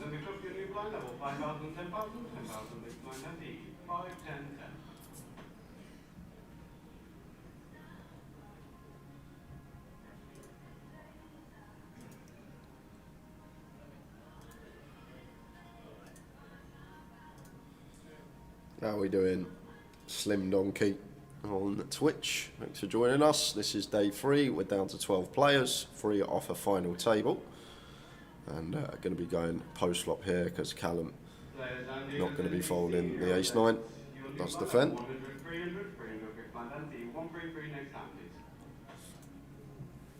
And prizes at the bottom of your screen. That's what we're playing for. £92,000 up top. Juicy. Yeah, pretty clean c-bet here for Archie on the 10-8-5 rainbow with the 2 overcards and gut shot to the nuts. I still expect Callum to be taking one off. Does go for the bigger bet here, just north of half, 50 into 90, and Callum with the ace-9 here, personally, I would be calling once. We're against button, they're going to open a fairly wide range. Ace high can still be the best hand, and we've got the 9 in there as well, but we're going to make the tight laydown and just let that one go to Archie. May have been the north of half sizing that deterred him from calling.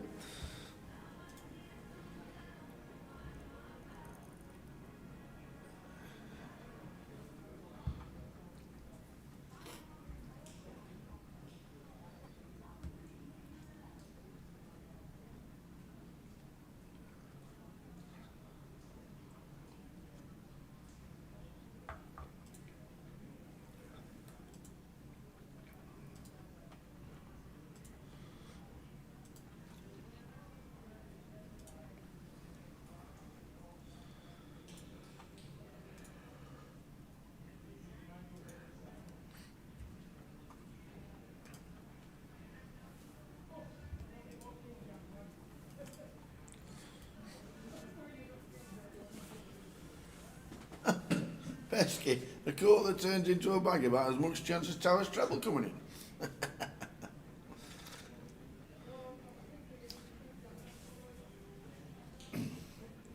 We even got a 20-1 shot in yesterday. Because I even mentioned that Blackpool were winning 4-0. And we had Mick the Mod with a score on it.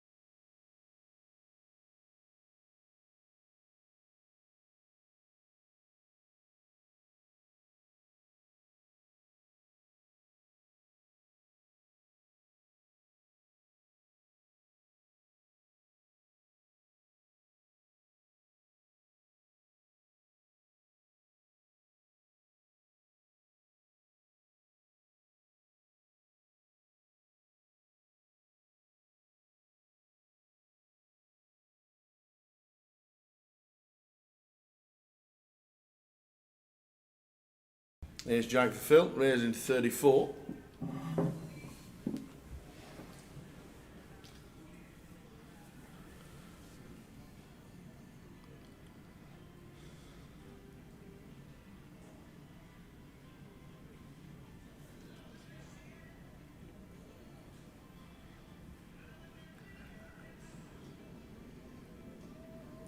open from Phil, and Queen 10 suited for Ludo. One that we should see the Fem with.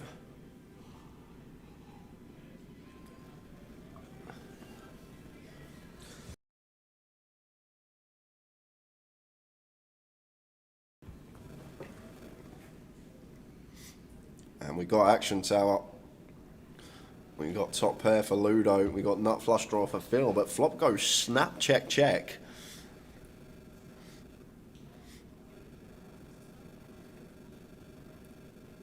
Now Ludo gonna go on the value hunt here with his top pair. And Phil obviously not going anywhere after turning gut shot to go with his nut flush draw and 2 overs. Is this Phil that played day 1A, session 1, that was running hot and was flopping sets and getting big hands? I thought it was Tower. It's continued all week by the looks of it.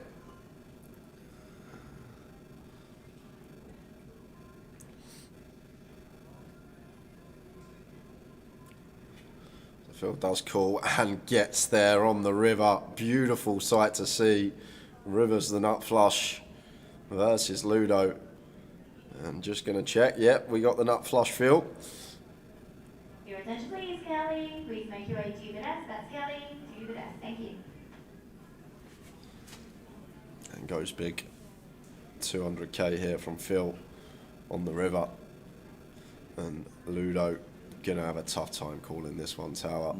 A lot of hands do get there. The ace jack, king jack, queen jack, some diamond draws. Although Ludo might expect Phil to be firing the diamond draws on the flop, but this is a meaty river bet here from Phil. 200k into 168. So 125% thereabouts. And Ludo just going to have to let it go. Nice pick up for Phil.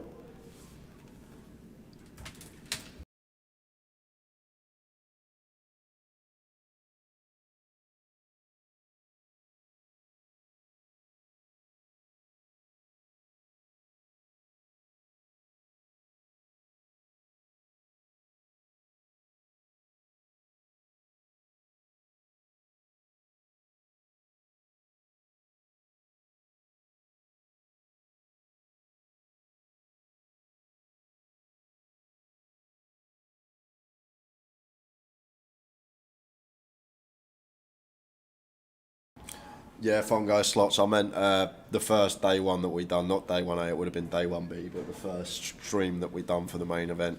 Phil was on our featured table, first session of the day. We obviously don't stream day 1A anymore because we have the high. Again, speak for Kelly. Make your way to the desk. Thank you.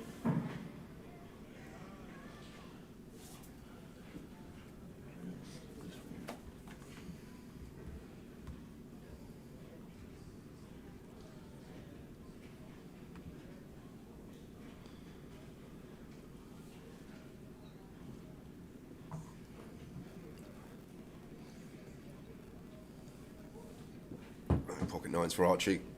Makes it 33. Been a great start to the day for him.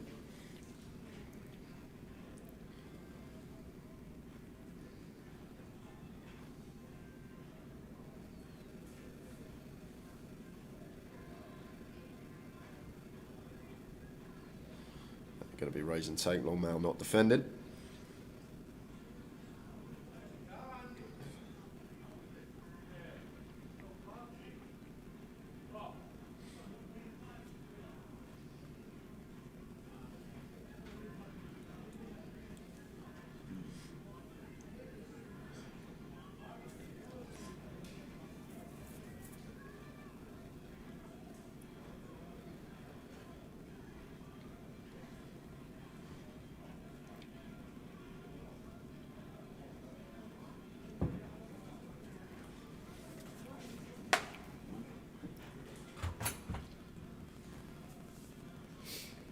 Left. Blackpool GUKPT, final day of the festival. Hugely successful festival yet again.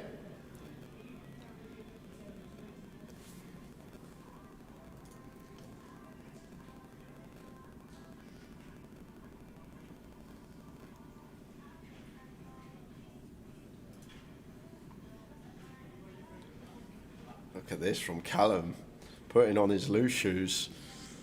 Back end of the session, just fancies it with a 10-9 off, makes it 32k.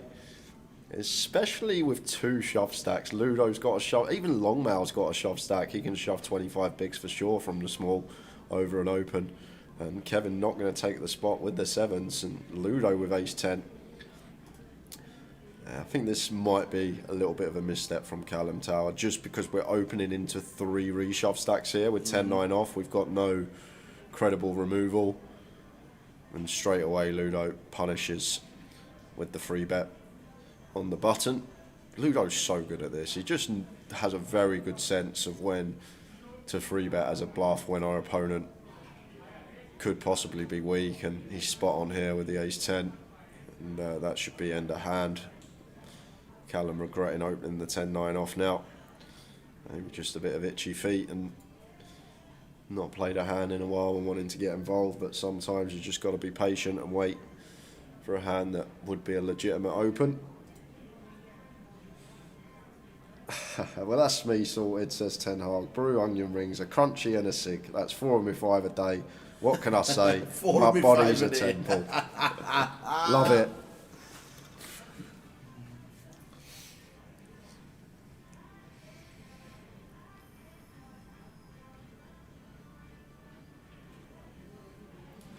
It's great to watch Ludo. Just imagine if you could get inside his noggin for one day while he's sat at the table.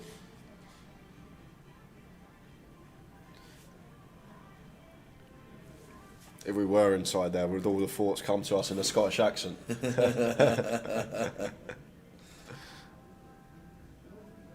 you know what? I remember watching EPTs like back in 2011, 2012 and Ludo playing, and I'm sure he had like an Austrian flag or a German flag, maybe. German, yeah, that's where the Gaelic come from. I think it's on one side of his parents. Yeah, makes sense. Is German. That's where the Gaelic comes from, because it used to be Gaelic Johnson, didn't it?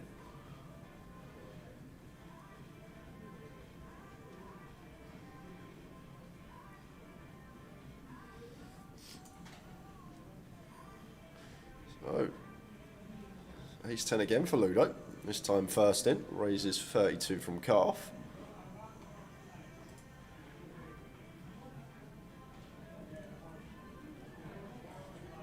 How are we doing, Cynthia? Good evening, well, good afternoon to you. Thanks for joining. Field defence, the 10-6 suited from the big.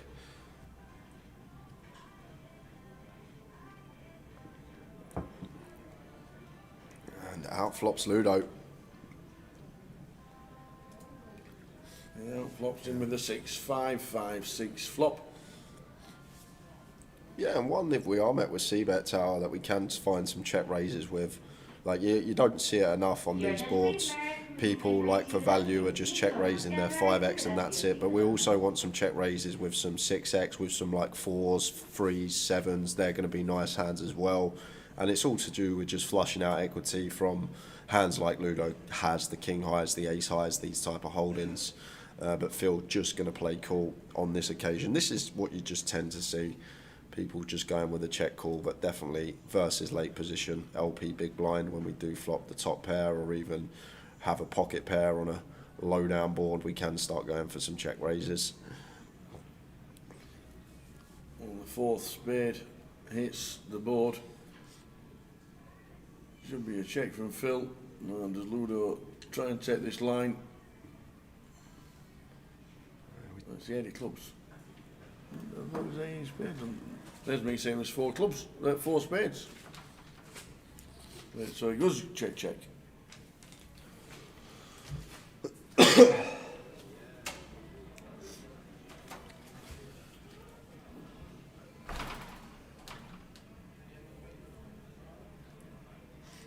Cynthia's watching from New Hampshire, United States. Very nice indeed. Thanks for joining us, Cynthia. We have got 20 minutes until our first break of the day. 12 players left playing for £92,000, or about $110,000. Yes.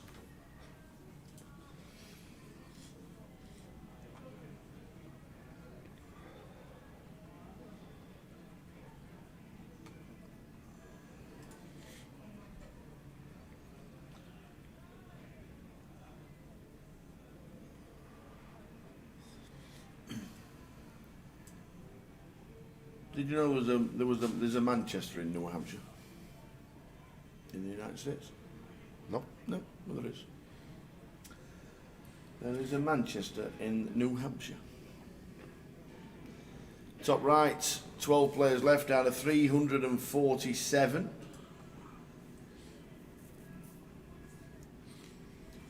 And did you know there's also a Portsmouth? Oh. There you go.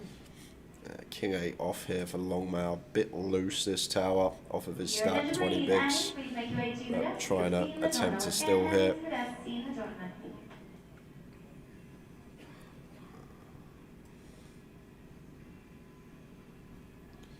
To the big blind of Callum, who has the ace-4 of clubs here, and 20 effective, well 21, 22 effective here, tower versus an LP open. Could we ever just see Callum send this here as the covering stack? Yeah, love this from Callum. Very nice.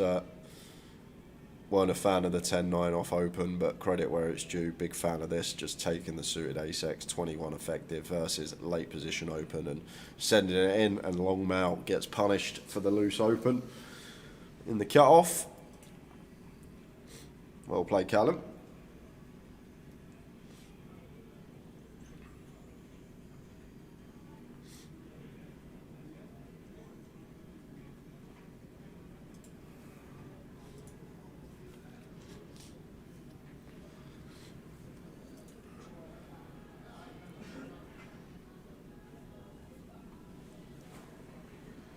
How are we doing, Toxic Gamer? Toxic Gamer. The Toxic Gamer.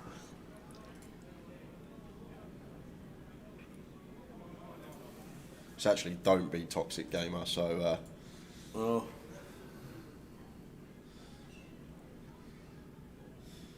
We are on 12. What is it? What's a Toxic Gamer? Is that someone that passes it round the back on FIFA for the last 15 minutes when they're 1-0 up? Does that classify as a Toxic Gamer? Or someone on Call of Duty that just sits in the bush waiting for you to come round the corner and don't move? Sits there all day for 12 hours. Yeah, just sits in the bush waiting for someone to come. Good evening, chat.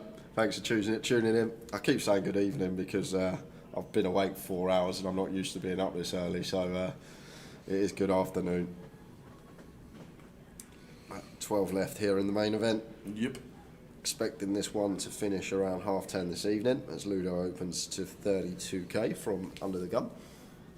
Into the big blind of Kevin. Do usually say we can defend any suited 2 in the big blind, but that's usually at the stage of the tournament when percentage of the field is higher that's left in. When we get down to this stage, what we got 3% of the field left in, we do need to start defending tighter, facing covering stacks, and the 9-4 suited just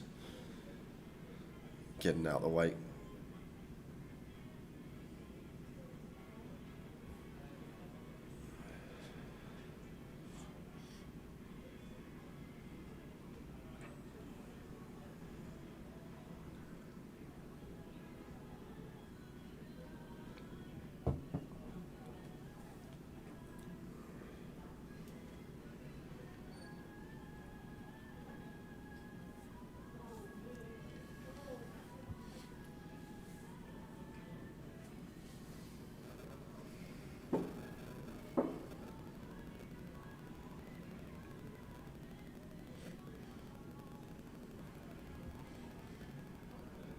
This would be too loose for Longmire, but man's got his loose shoes on today, Tower.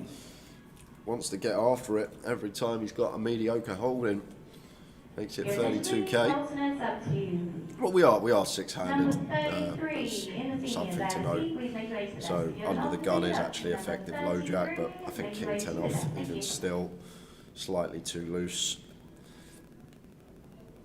Especially into Ludo's big blind as well. That's another factor. Whose big blind are we raising? Maybe we open it into someone that we perceive as weak and going to play on his post flop, and we start folding it against the players that are difficult to navigate against and can put us in some nasty spots down the streets. But we do get some resistance from Phil in the cutoff, calls the 32k, and Ludo with the 7-5 off Unbelievable price, 6.5 to 1.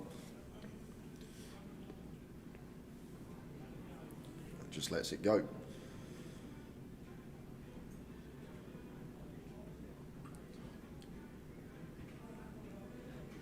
King 7-8.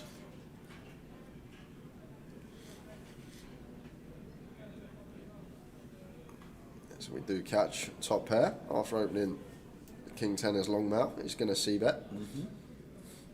Goes for 30%, and love to see call here from Phil Tower with the Queen Jack of Spades. I'm not sure Phil's the type of player to float these type of candidates, but with position they are tidy little hands to get in the mix with some plausible backdoors and position.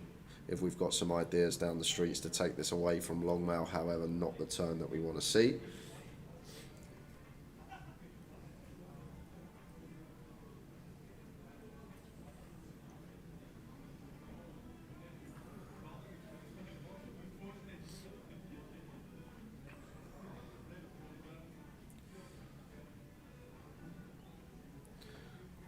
Interesting one for Longmouth. I think we're happy to just go for another street here. Still can get called by some ace-8 suited, some jacks, 10s, 9s that didn't elect a free bet pre.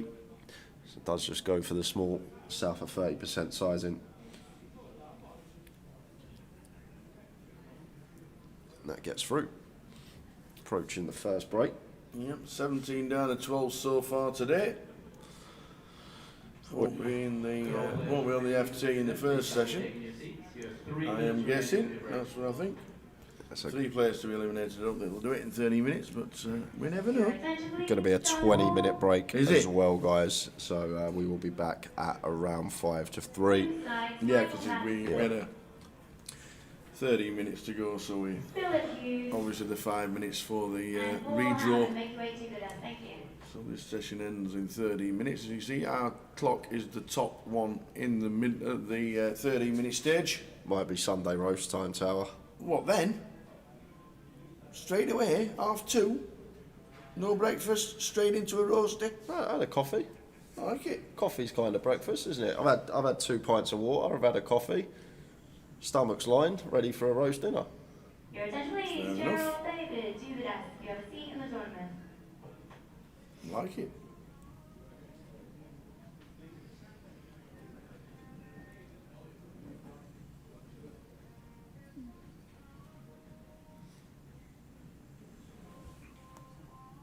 King Jack for Phil. Opens in the hijack, raises the 32.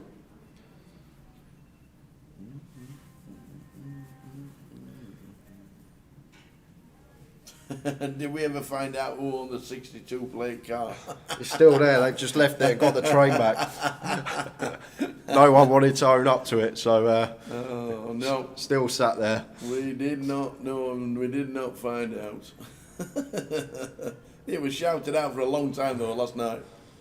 I remember MM62.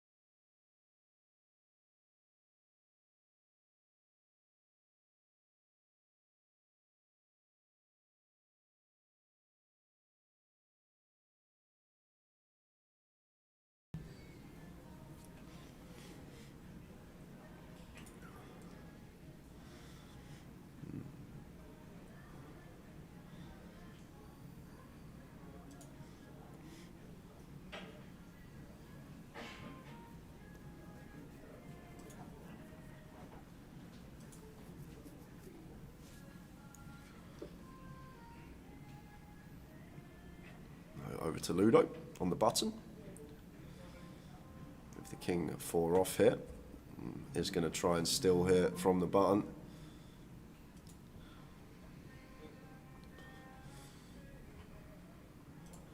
Makes it 37.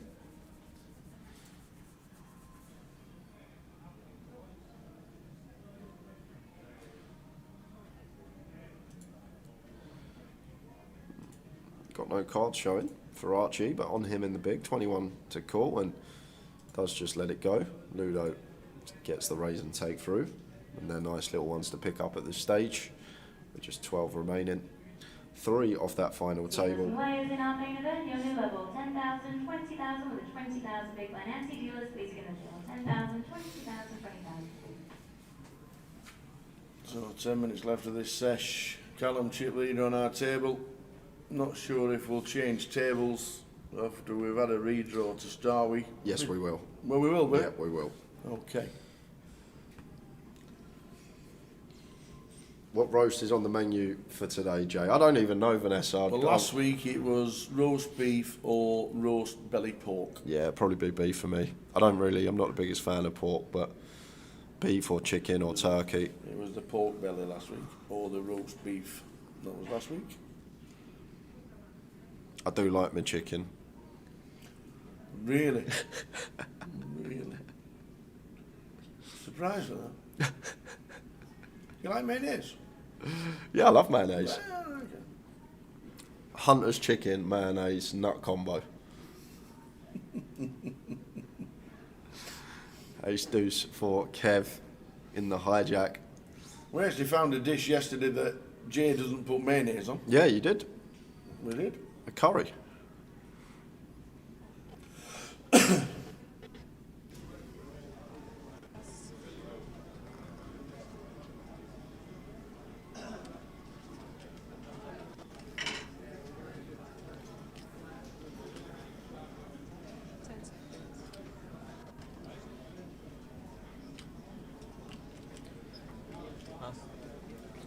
After opening, Kev does catch top pair here with the ace deuce.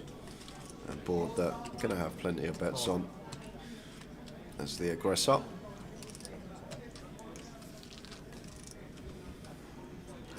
I do love mayonnaise. It is by far my favourite condiment for those asking. It's, if you watch the streams regularly, you will know that.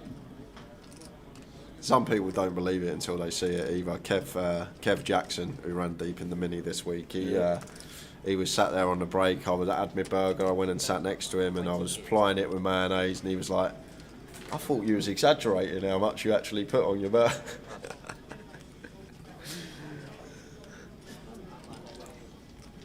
It's just what I like. Some people like ketchup, some people like brown sauce. True. Some people like chili jam, aka tower. Yep.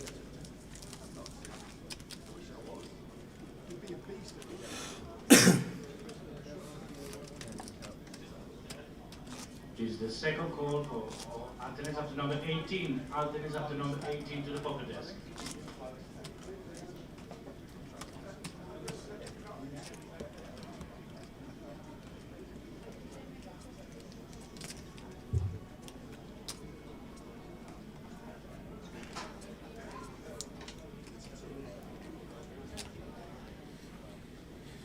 Payouts at the bottom, everyone locked up £5,050, so 5k payday and change already, but eyes set on that first place prize, 92,000.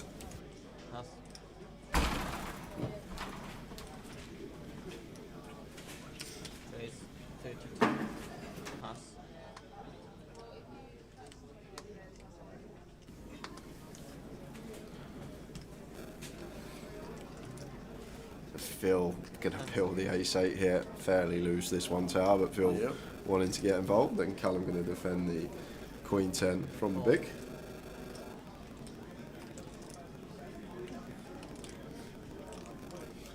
King 6, 7, 2 spades. 10 seconds. Oh.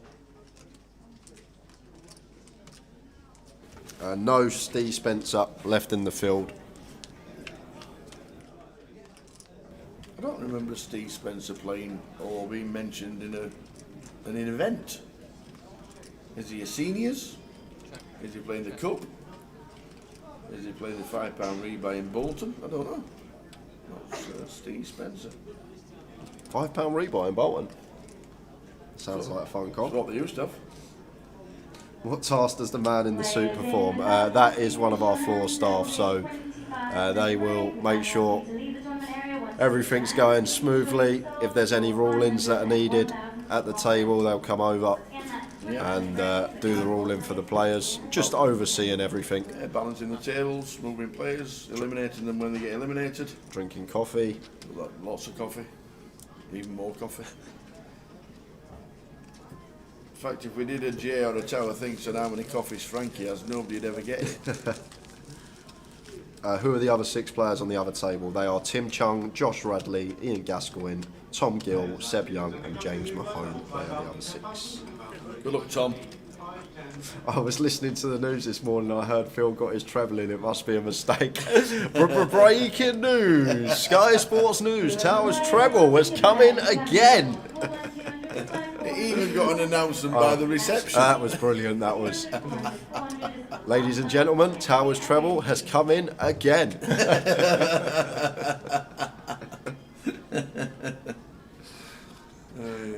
Ace Queen for Ludo, making it 32. Can't do anything with ace deuce off from this position as Archie. Callum should be out of the way in the small.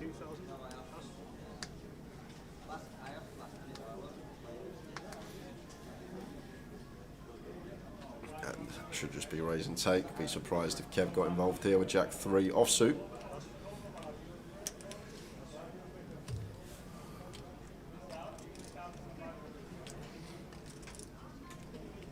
Top 20 getting paid in the cup. Getting paid 26 grand. Wow. Been announced on the floor. It is the top 20 places. 20-minute break at the end of this session. In 3 minutes time we are swapping tables.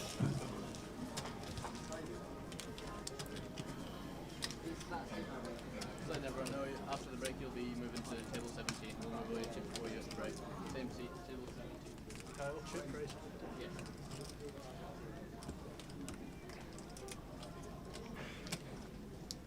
What are you thinking about it? But this would be wild. 6-4 of clubs out the way. Giveaway next session, we will see Klopp on top. We got a 110 closer seat to give away at some point. We got the free roll at 6 PM this evening. We got to give out the password for that, and I'll probably throw in a few €10 spot prizes throughout the day as well. But not going to confirm whether or not the giveaway will be next session. You'll have to just tune in and watch to find out. And to be honest, for the €10 spot prizes, the more you watch, the more chance you got of winning those, as they will be questions regarding stuff that has occurred on stream already.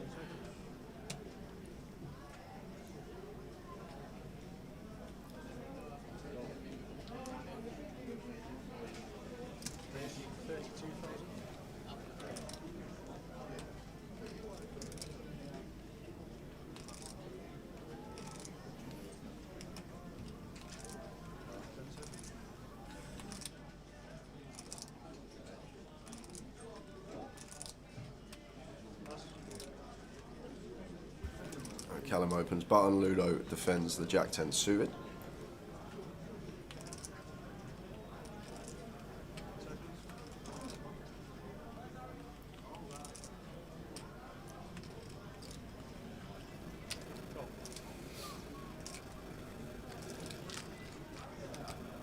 Unfortunately not got the flop cam with us at the moment. There it is. And here's 6-3, 2 diamonds. Just a c-bet from Callum, and annoying for us as Ludo after we have such a pretty looking candidate but can't do anything but fold. It's the last hand of the session. One more hand of this session, steady session to start the day. We thought we might have been on the final table, but nope, we're not on the FT and there's still 12 left. So just the 5 eliminations for today. Midi was out first. Yeah, followed by Kevin Frame, then we lost Robbie Ball, Mitch Johnson and Phil Clark. Are the 5 casualties so far today. Everyone locked up just north of £5,000. Phil Clark unlucky, Queen's against 9s.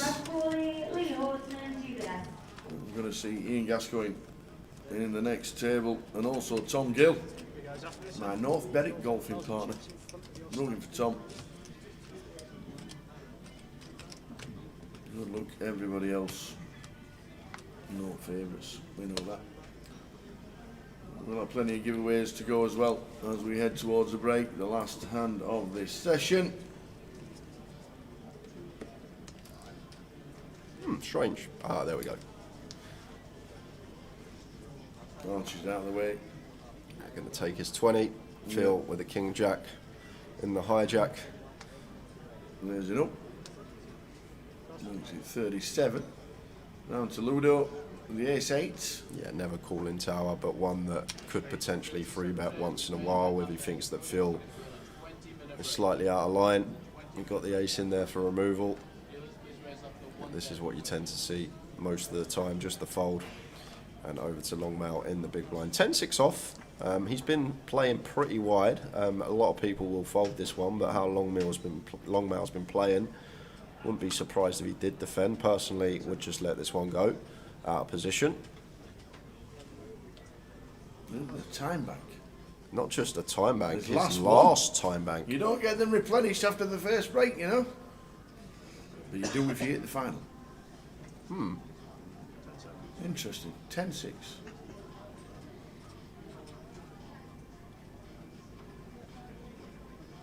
All in. The lot.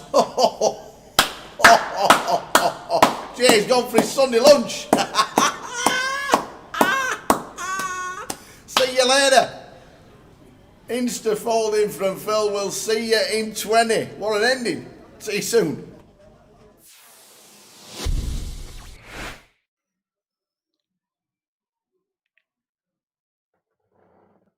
Welcome to another hour with the Tower. We are pleased to be joined this time by one of the guys who plays a circuit, and a lot of the circuit we will be talking about. Over $1 million in lifetime earnings, 8 GUKPT main event finals, and the 2019 Grosvenor Player of the Year. It is the one and only from Castaway, Mr. Tom. No, it's Richard Kelly. Hello, Tower. Just got my lockdown beard here that everyone might not be accustomed to, but that is a growth, man. That looks good. Yeah, well, the pubs opened, didn't they, on Saturday, and I was sort of tempted to go out, but what I made sure that I did is I didn't go for a haircut, so then I didn't want to go out like this, so I managed to fade it for another week. I tell you what, if Simon Zach watches this, you could be brothers. Yeah, I was going to say, yeah, do look a bit like Zach. Yeah, you know what? Absolutely. Hey, we're going to run through what Rich Kelly has done for over the last decade. It's been pretty eventful. And one of the first things we can talk about is that we saw recently you posted on social media about you're in a chess club at school. Now, you're talking to a guy that used to play for Rotherham, by the way, at chess. Oh, wow. So now that is a long time ago at school, by the way. Was chess a good base for poker? Is that with the deep thinking? Absolutely. So in my primary school, in my local village, our head teacher, she was called Mrs. Baxter. She was very, very she was really, really passionate about chess, and it sort of exuded through the whole of the sort of year 6 age groups down to year 3. We were playing, and we had a really avid club. And yeah, it just went from there, really. Me and my younger sister, we ended up being 2 of the better players, and we ended up representing Lancashire, and we'd even go down to England matches at the Albert Hall, where they play the darts now. We used to play in the Royal Albert Hall, where Ali Pali, where they have the darts finals now every January. And yeah, we sort of got to the stage. I was number 4 board for the number 11, the under 11s in Lancashire, and my sister, I think, was the number 1 board for the under 9s in Lancashire. So we were pretty good, and then obviously we were coming home and we were playing each other and getting better and better.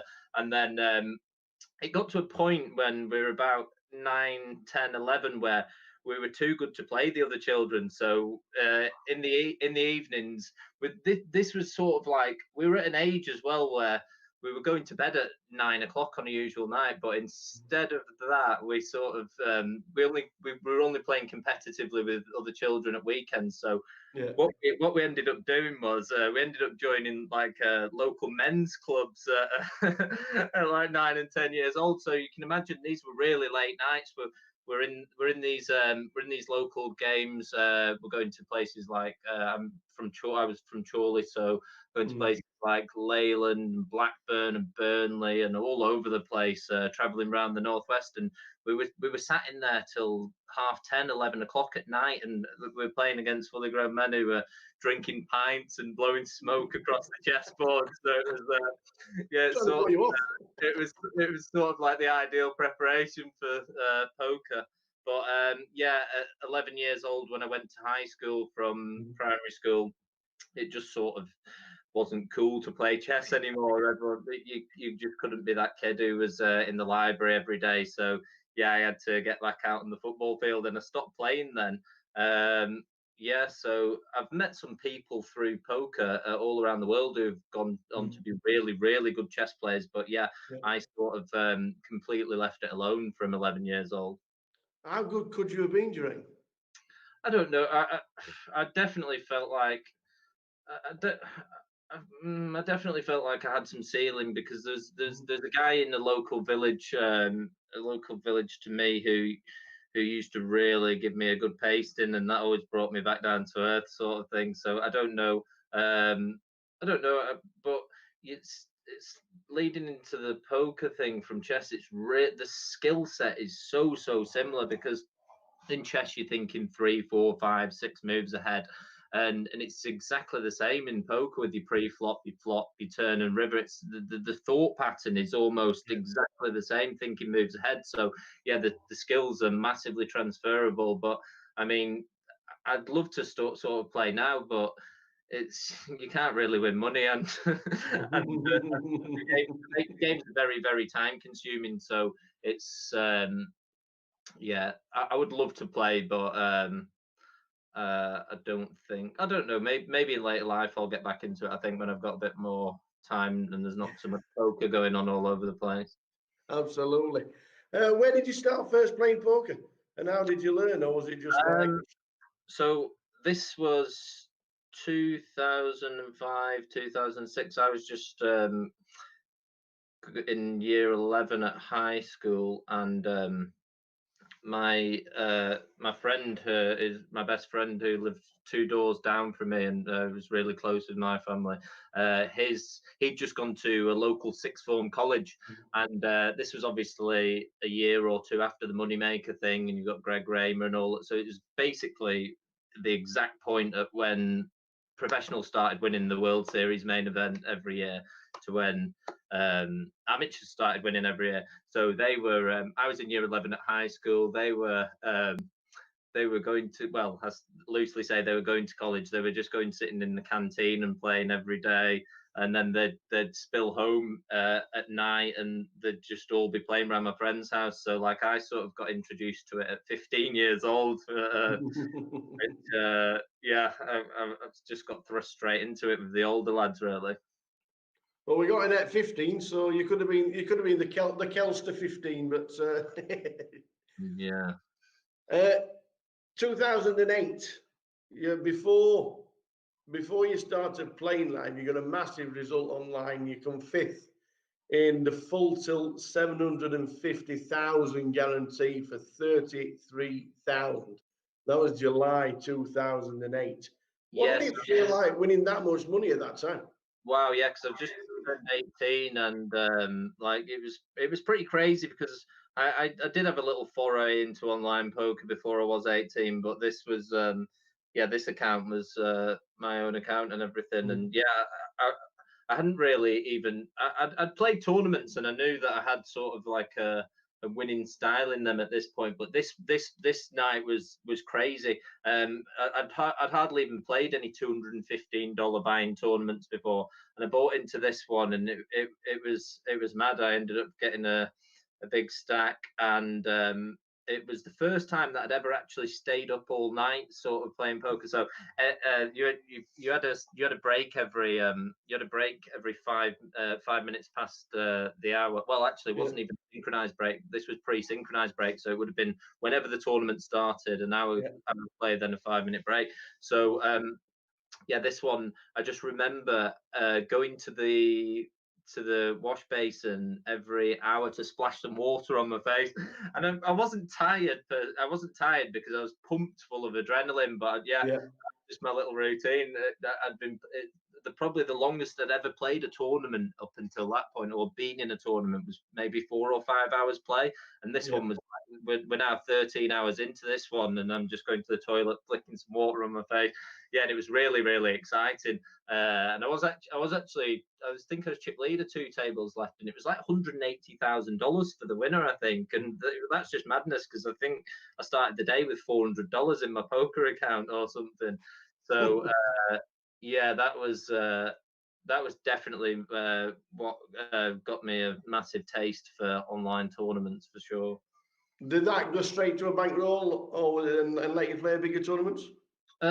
Sort of, but then I was very I was very, very naive in my early days. So I just used to I just thought I was the best player ever then, and then I would often go and play like high stakes cash games and things, and like experimented in that way. I managed to withdraw a chunk of it, but yeah, like I was very I sort of loved just to jump in at the deep end, and yeah, definitely had a different career path to most when it comes to that sort of stuff. Yeah. Well, after you'd had that nice score, you started to venture into the live poker. Your first Hendon mob was back in 2008. Can you remember what it was? So when I just turned 18, I used to go in the closest to casino to where I lived in Chorley at the time, which was Bolton Casino, and that was actually back in the day. That used to have some amazing cash games. They'd have like a 2-2 game every evening at the Grosvenor. That was actually where the first ever GUKPT was, wasn't it, Bolton? Yeah, that's right. Yeah, the first ever one. Yeah, and like the games in there used to be crazy. Like I couldn't even dream for games in there these days. But yeah, I used to have a little go into there. Me and my friend would go down, and we saw it advertised on the internet as like a £3 rebuy tournament. Anyway, so we went down. Just thinking, okay, well, we're going to go and play this tournament. It seems quite cheap. It's only £3. Anyway, we realised about 5 minutes into the tournament that £3 actually gets you one set of chips, and that lasts about 5 minutes because everybody's just going all in, every hand, rebuy.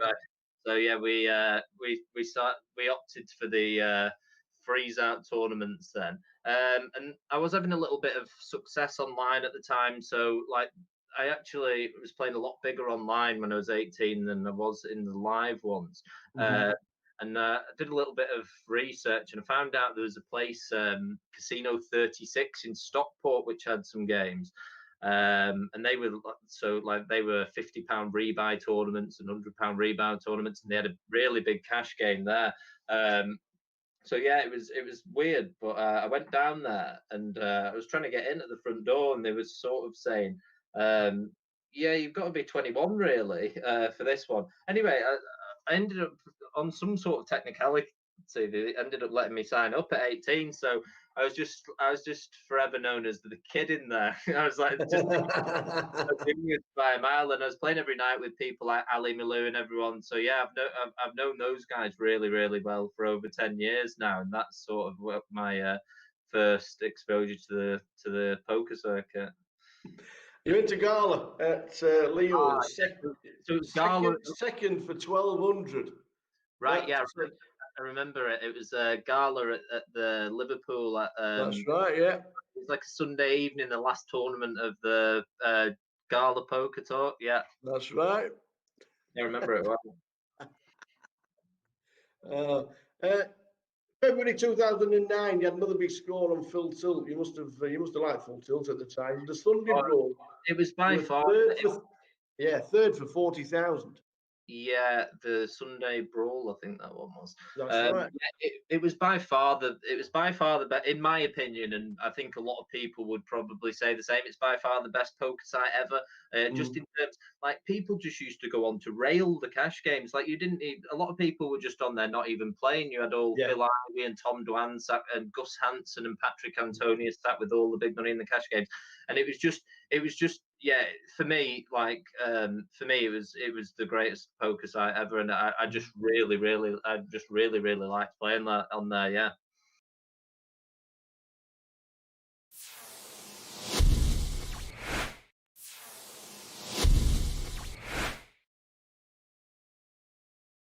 Yeah, you scored for 40,000, but the following month you played an EPT. Is that what you bankrolled yourself into the EPT with?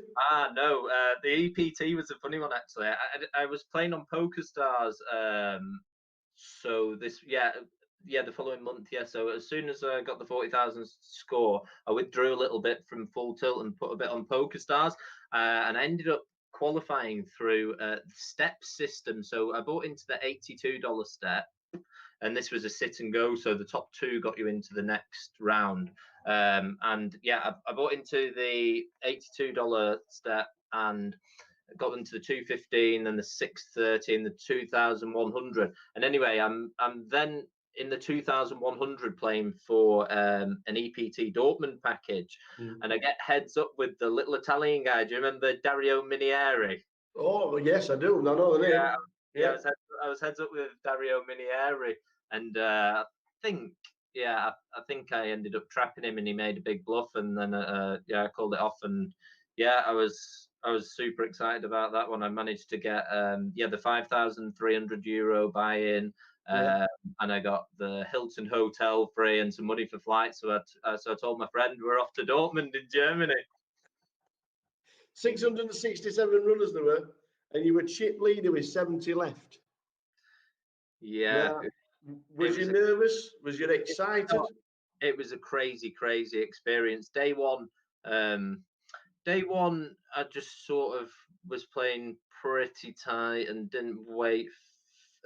I couldn't really get many spots day one. I was finding it quite tough. And then in the last level, I got a big double up with nines against fours and bagged a moderate stack for day two. And then day two was just an absolute whirlwind.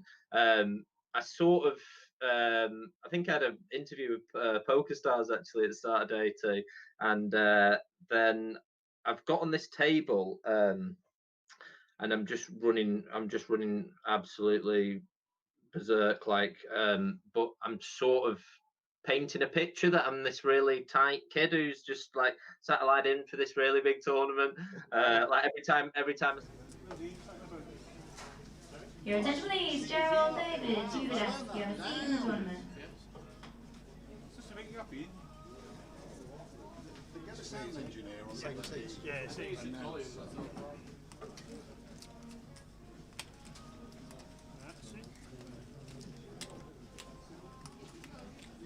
Where's that go?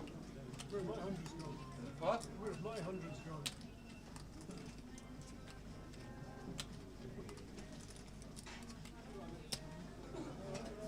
Going on FT.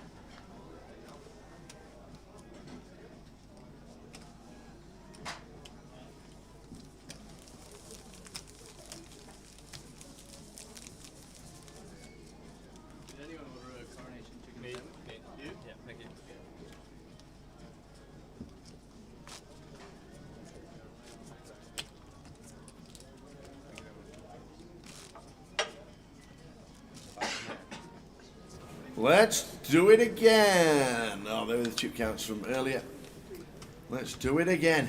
Good first session. Yeah, we're on 12. Only lost 5, but getting closer to that FT. Be surprised if we didn't reach it at some point in this session. Yeah, got to be this session. It's 12. 12 down to 9 is the next game. Tom Gill having a fantastic run. Well played, Tom. Yeah, new feature table coming up. You'll recognise a lot of faces if you've been watching the stream the last few days, but in 1 is Tim Chung, in 3 is Josh Hadley, 5 Ian Gascoigne, 6 Tom Gill, 7 is Seb Young, and in the 8 seat is James Mahone. And we are off again, guys. Another 2 hours of poker, unless we reach the FT. So actually probably going to be slightly less. Indeedy. So for the first time this week, I've seen James Mahone, and he's been one of the chip leaders. Don't know much about James. Your attention please, players are registered in the PLO. Your seating is now on screen. Players, please start making your way to the vote room.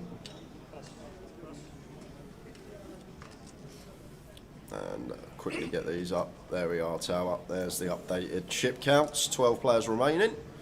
James is chip leader on our table. But anyone's, look at the stacks. Obviously Tom Gill short, but could be anyone's at this stage. Ludo was backed from 14s into 13 to 2. As Josh opens in the cut-off here. There's the chip leader with the King 8 off. A very similar stack to James Mahone. Does get a nice looking flop, flops the top pair versus Ian. And it's just going to continue and should be end of hand here, but a board that in theory we should be checking as Josh. I think this could be 100% check out of position, cut off versus button, but just went with the bet after flopping top pair. Lots of checking going on. Cut off versus button, heads up pots as the original raise up. And that just basically is down to range, and the button range actually becomes stronger than our cut-off opening range. We're going to have a lot more whiffs on boards, whereas they're going to have a lot more stronger hands. We still have the nut advantage, but looking at range from an entire perspective, the buttons range actually becomes stronger as they are the cooler pre-flop, and we are the opener are going to have a lot of hands that just whiff.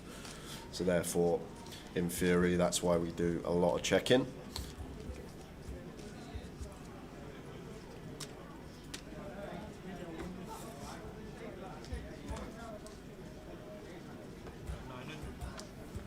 How was my roast dinner? Asks Vanessa. I haven't had it yet. I thought to myself, we're nearly at a final table. Yep. We're 3 players off. I might as well wait until we get to the FT because I don't want to miss any action for you guys. The guys might take like a 30-minute break or so before the FT starts, so that will give me some time to eat some food. I don't want to leave Tower here by himself and a really complex hand comes up. Thanks for that. So Tom just shoving the Queen Jack suited for 11, gets it through. How are you doing, Karen? Good afternoon. Deborah Cooper, good afternoon. And the password for the free roll will be released at 4 o'clock. Tim on the wine already? No way. Celebrating.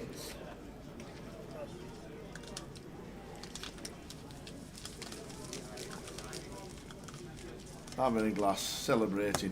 Sunday, just never. Glass of Merlot. Just can't stand the stuff. You know it what? just doesn't taste nice in my opinion, Tower. But that's another thing that as you grow older, obviously changes the taste buds. You look like you enjoy a glass of red, Ian. Ace deuce off for Seb. Ace on the button could definitely open if we wanted to. Try and pick up blinds and ante. The ace blocker in there. How are we doing, Cal FFC? Good afternoon. And shout out to Anita for Mike Leonard watching the stream. Alright. That's why I got so big. I'm a big fish, so that's why.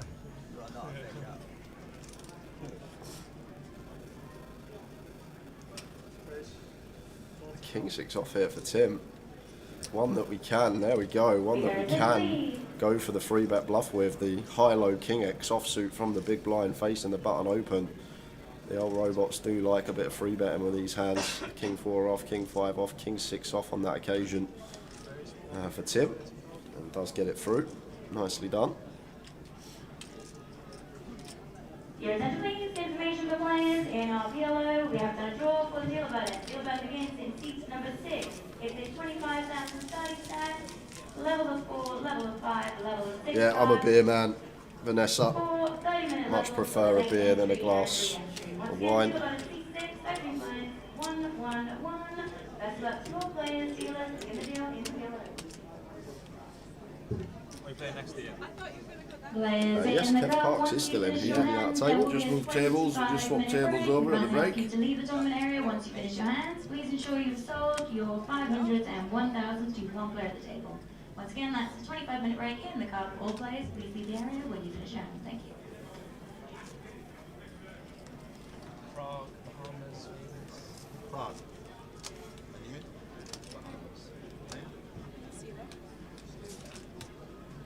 News for Jay. Yep. Heinz have just introduced a black garlic mayonnaise. Now you love mayonnaise, so I'm gonna have, by the time I see you next, which is weeks, we need to get some kind of black garlic mayonnaise. We need to find out if it's a thing or not on the mayonnaise scale. Dealers and players in our Okay. seniors event. You have a new level. Small blind 200, big blind 400. Tim 400, again big blind goes for the 80, free that's bet here. 200, 400, Makes it 400 just is shy the of last 3.5x. level for entry and re-entry As in the this out of event. position player. For some reason got hole cards not showing for both here. And James just going to get out of there. So Tim, the wine's out tower and the gears have changed.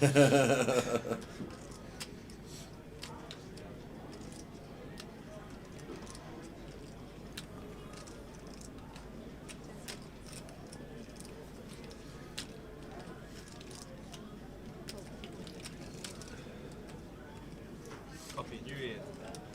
New Year's New Year. The most alpha thing to do would be to drink 2 double whiskies and then free bet everyone. On the WSOP main event table, not this year, the year before, my day one table, there was a guy there that was drinking, he would get 2 double vodkas and something like in a mixer with it every like hour, and he was there all day. He was actually a good laugh. He was chatting with all the table, he made it fun. Really? Yeah, and he bagged up. He did bag up at the end of the day, but he was literally there from the start. 2 double vodkas and mixer like every hour and just knocking them back like they were water, and made a very fun day one table, I'll tell you that.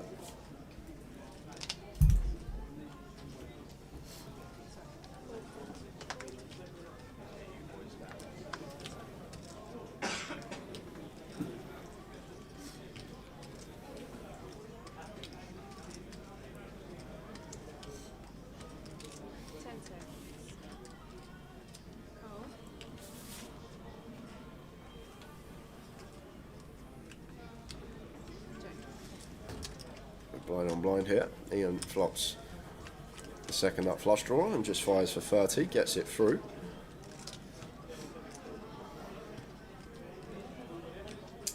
Tim, just chip leader. Josh playing the game of his life. Josh Radley won his scene a satellite and then said, I don't think I want to play. And they were like, why not? Well, you know, just I could sell it, make a bit of a profit. You could play it, make an even bigger bit of a profit. And now it's down to the final 12. Yeah, and over 5k locked up now. So great little investment there. And we're quickly going to jump to the outer table, guys, because PK's there with the camera, and there has been an all-in and a call. And it's ace-queen for Phil Griffiths versus the 10s. Your attention please, Lee Horton to the desk. Lee Horton, please make your way to the desk. Thank you. But Ludo is going to take that one and bust Phil Griffiths. So we are going to be down to 11 players. Just right at the end we caught it. Ludo with the 10s. Remember him folding 10s earlier. It's, that time against Phil.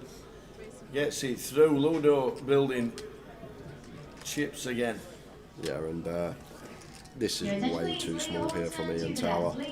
And the problem with this, and I say it so much on stream, when we are free betting from out of position, we need to make it a big size because we want to deter our opponent from coming along. Once we make it 2.5x, like Tim's now just getting a great price to come along 60 to win 180. He's getting 3 to 1 with position here.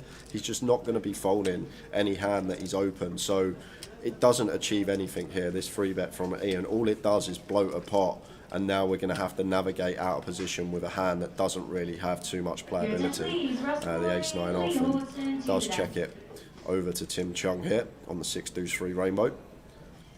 Like, would have much preferred to see Ian make this like 130, 140, 3.5x thereabouts. So 7 of clubs on the turn, and Ian fires for 50k. So 20% pot sizing, but nothing really going on here for Tim, just the 2 overcards.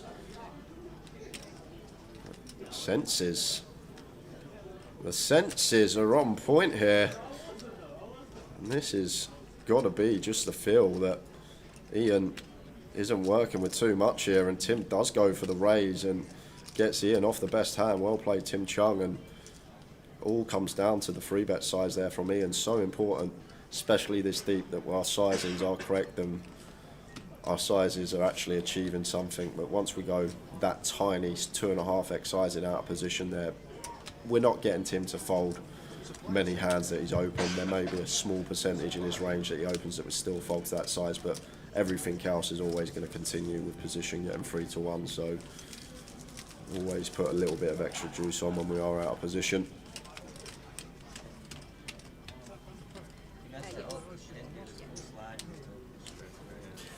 Thought I was dreaming. When I saw Ludo at 14 to 1.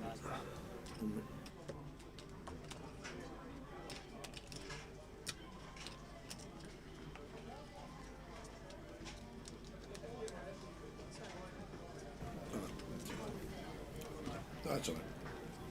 A 9-7 suited for James, going to open and raise and take from under the gun.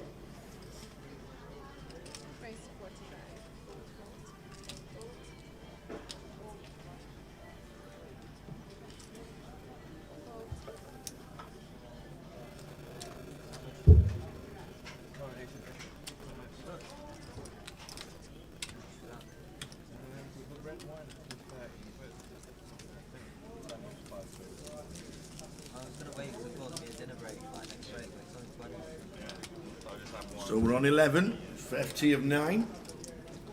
If it does happen relatively quickly, it'll only be a small break as we get a redraw and all the pictures and what have you for the final table.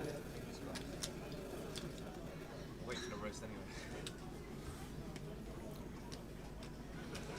Josh opens to 40 from the hijack. Going to be over to James Mahone. 9-7 off here in big. He's going to defend for 20k more. And some outer table action occurring, guys. We're going to head over. How do you know? After this hand. How on earth can you tell?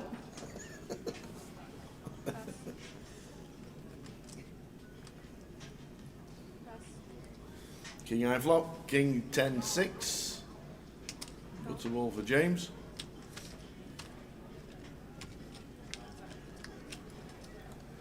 And Josh going to continue third pot on the king high board here, and 9-7 with the club in here. I think fine for James to take one off getting this price, and does turn double gut shot now and the flush draw, although double gut shot to the queen does have some dirty outs, and probably just wants to give up here now as Josh. James going to defend close to any 2 suited cards in the big blind. He is going to have a lot more flushes than us. And this jack very connected on the turn. It does slow down, and ace on the river. So it does make the best hand here as Josh, and James with the 9 of clubs here, just 9 high. Worst hand we're going to get to the river with, not choosing to bluff at it, and Josh should be checking this one behind and having the pot go his way as he does. So heading over to the outer table, there's an all-in and a call. 9s I've seen. Archie Seaton with the ace queen, Callum Gordon with the 9s, sorry, ace jack. He's still got 3 as an out. Ace, jack or 3 needed to save Archie. And it's a 9 on the river. Well played, Archie. Good effort, sir. Good to watch you playing this week. And that's a juicy pot that for Look at Callum Callum. Gordon. Going to be up to 800-900k for Callum. Oh, on the slow down. We're on the slow down.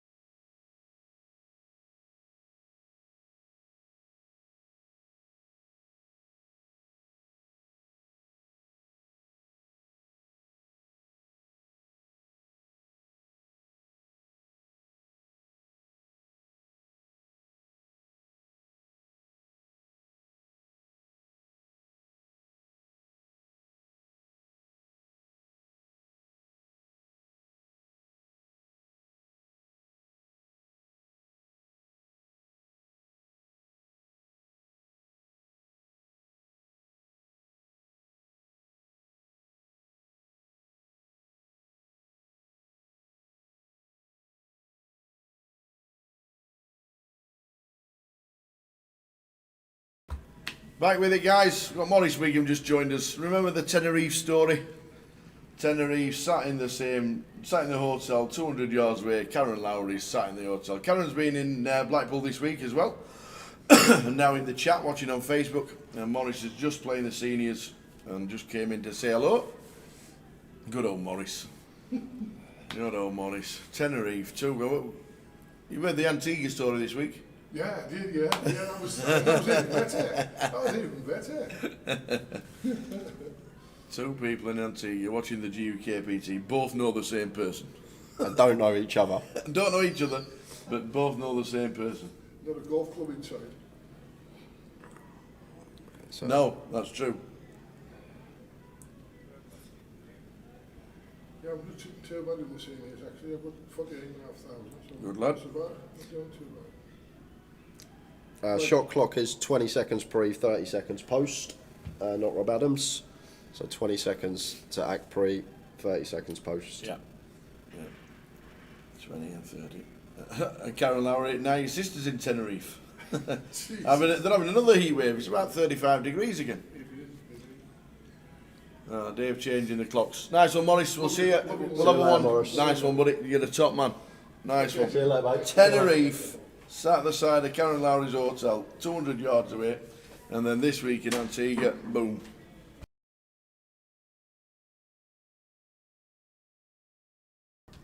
Two people sat by the same pool, watching the live stream. They both know Razor Kev. It gets around that Razor Kev.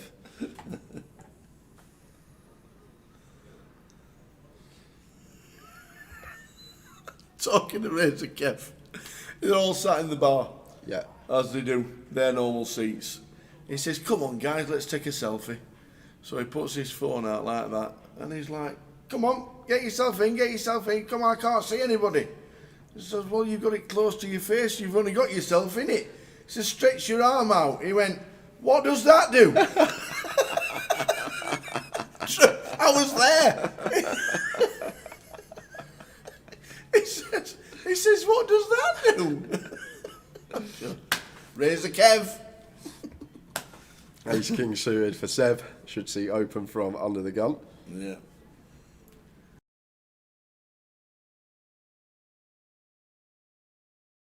Just gone really slow, really slow. But it does pick itself up, as we know. Doesn't take too long. There we go, back to normal. Seb opening to 45. Oh yeah, back to normal now. Valerie, it was funny. It really was.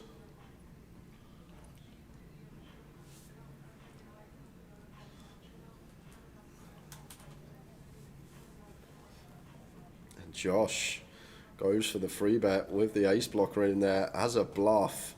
And it's bad timing here from Josh Radley, because Seb Young only going to be doing one thing now, met with this free bet. And that is going to be the 4-bet send.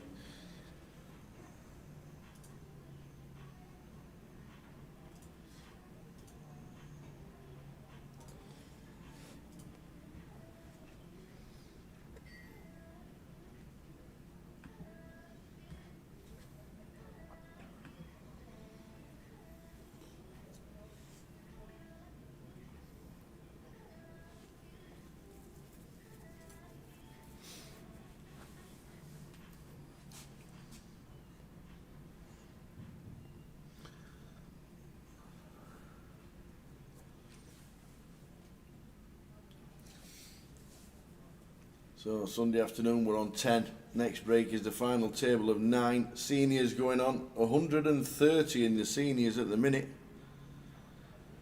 There's 20 getting paid in the £500 cup. That's just short of the money bubble in that. Give you information during that all day. And we're down to 10 in the main event. Tom Gill, member of North Berwick Golf Club, doing it for Scotland.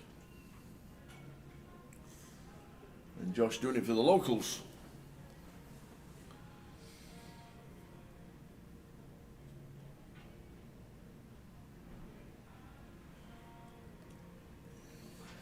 Yeah, I think three-way here. We've gone opening. Like Seb can just let this one go. Always say better to defend like a 7-8, a 9-7, a 4-5 suited than the King 8 off, when we can likely be in a dominated spot as we are. Does get out of the way, so heads up between James and Josh. Flop time.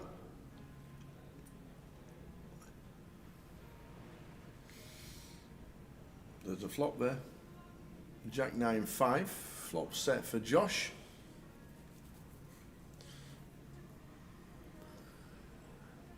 And James checking as the out of position player, and Josh mixes in a little trappy check behind.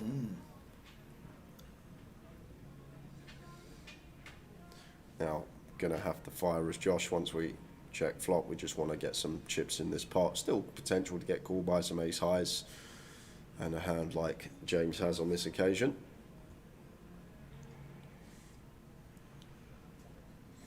So fights for 55 it looks like. And getting nearly 4-1 here, have to call as James with the 2 overcards and the gut shot to the nuts.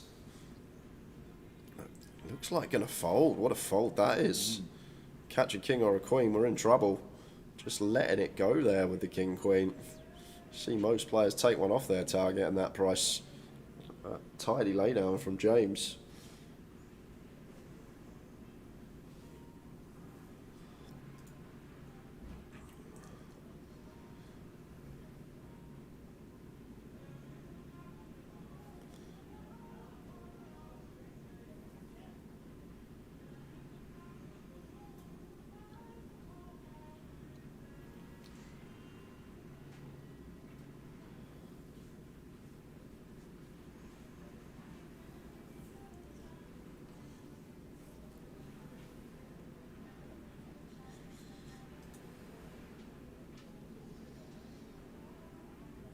I can hear that wind from Air Tower outside. You fancy a stroll? I don't fancy a stroll. It's howling. Yeah. It's a 25-mile-an-hour wind today, and it's rained all day. Tom Gill, seat 7 with a time bank. Unfortunately, we can't see what Tom's holding. They're up 3 time banks, 4 time banks. What's this? What's happening? He's got a decision to make, do you reckon? It's only pre-flop. 200k, 10 bigs. Yeah, versus under the gun open. Is this here. an FT move? What, to use 4 time banks? Trying to get slow on the it down? FT? No, he's made a decision. He's using 1 time bank. He's made a decision. Password for the free roll will be out at 4 PM. Did mention that. I don't know what it is. I have no idea what it is. Tom's in. Tom Gill has pushed a lot over the line. Eventually on the button. and it's going to work. He goes, Josh won't be calling with Jack 7. Want to count, but we know he's not calling with Jack 7 off. Jack 7 suited for 10 bigs. I know he's got a stack of nearly $1 million, but still don't think he uses 20% of it. Yeah, never calling this one as Josh, or at least he shouldn't be. No. Shouldn't be using a time bank either, which he doesn't. Nice one, Tom. Tom Gill. We are on 10. FT is 9.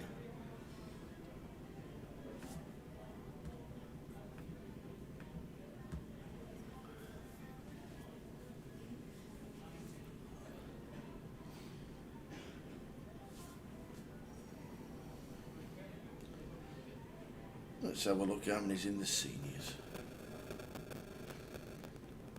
Loads last time I saw. Over 130, I do believe.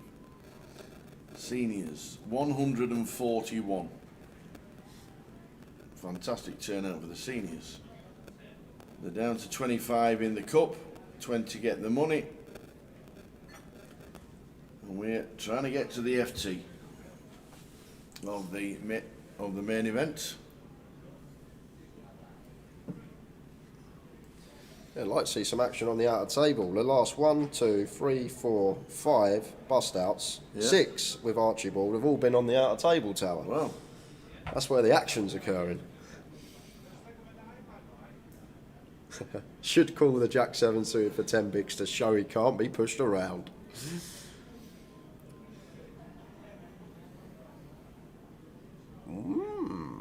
What is this? Players in our seniors event, you're welcome to retake your seats. You have around 4 minutes on the break. I have no idea what's happened here, Tower. I don't. James can't even free bet to 50k. It's not a size that can be chose. No. The min free bet would be 60. So I think this has just gone open to 50k from Ian. Yeah. Cool. I'd be surprised if it's anything else. Either way, Ian's going to win the pot. Going to delay C bet after turning nut clubs, and both the pairs should be folding. Yeah, the pot's the right size. It was just that the action wasn't.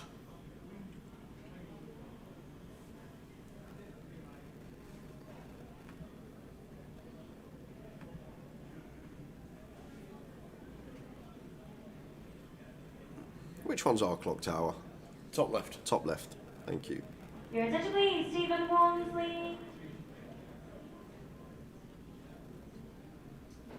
And set up Sam Constantino, make your way to the desk for your seat in the tournament.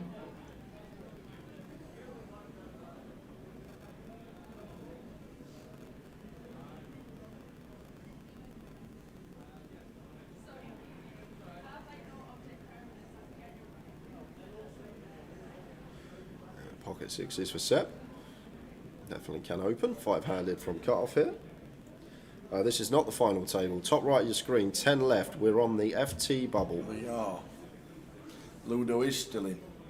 Show you the chip counts from the break, which was half an hour ago. Very surely. Well, right now, because nothing's going to happen with the 3 deuce. They were the final 12 players.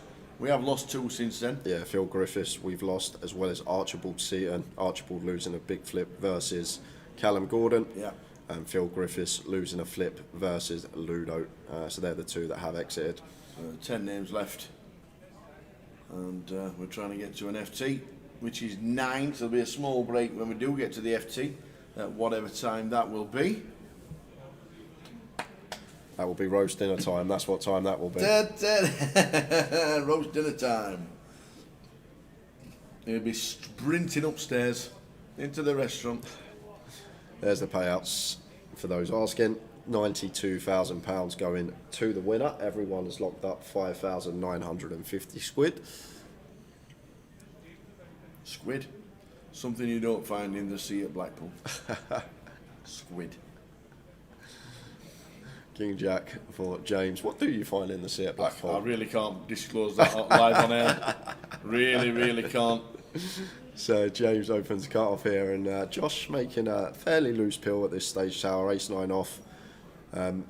Gonna be folding, and then maybe free betting once in a while, in my opinion. Please final call. Players in our seniors event will be restarting is going to call. Maybe being on the button has got him involved here. Does have position post, and Ian's in now with the 5s from the small, and Tom Gill not going to defend the king deuce. No, we didn't lose Ludo. We swapped tables. Yeah, I think he's just a local lad, Josh. Yeah. Not sure he plays this sort of buy-in level regularly. I think Tower said he satellited in. And this is the thing, when people aren't studied at this stage of the tournament and aren't aware how drastically ranges can change because of how many players are left, and sometimes they just play the game they've been playing all tournament. And if you are an MTT player and you're looking to get better, what I will say is the most money is always made at the back end of the tournament, so you do need to be studied in ICM. You need to recognise how ranges are going to change depending on stack distribution, depending on opponent. It's so complex, tournament poker.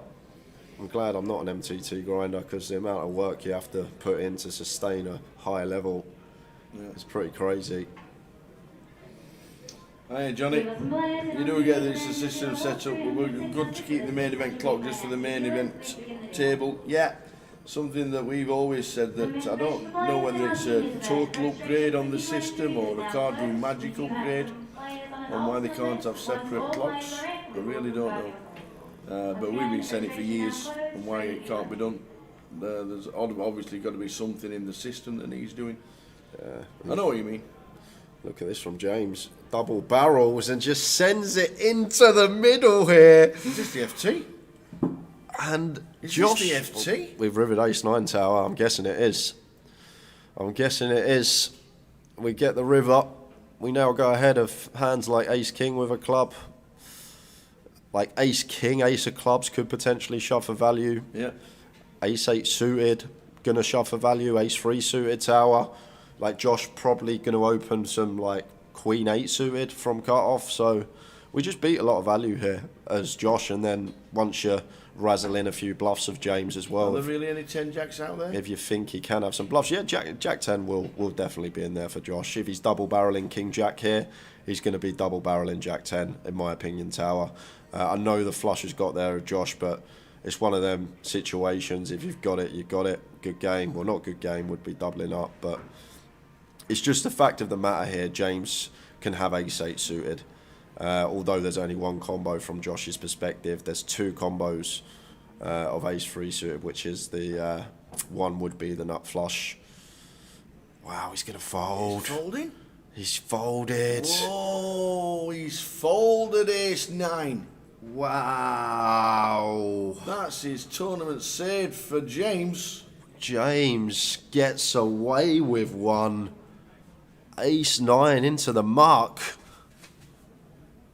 Definitely not the wrong graphics. Why does everybody blame the table when somebody makes a fold?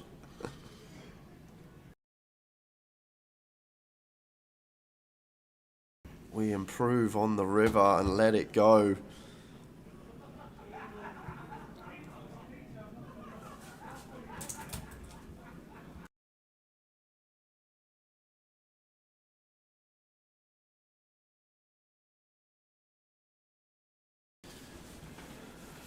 And sometimes it's just 10 players out, and this is the thing. Yep. When you run this deep and you see the 92k up top tower and you're in for 100 quid from a satellite, it can make you make tighter folds, and that's what it comes down to sometimes, making these tight laydowns that should be calls because of the situation that we're in, that we're not going to be in very often.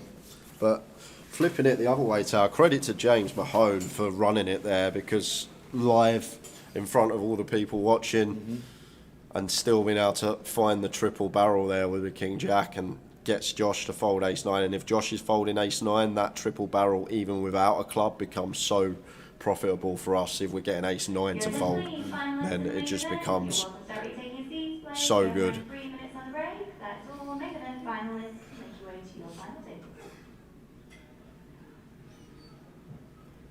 And it all started from the call pre-flop tower. That was the moment when he called the ace-9 off, and always say as well, foundation of a poker hand always starts from pre-flop.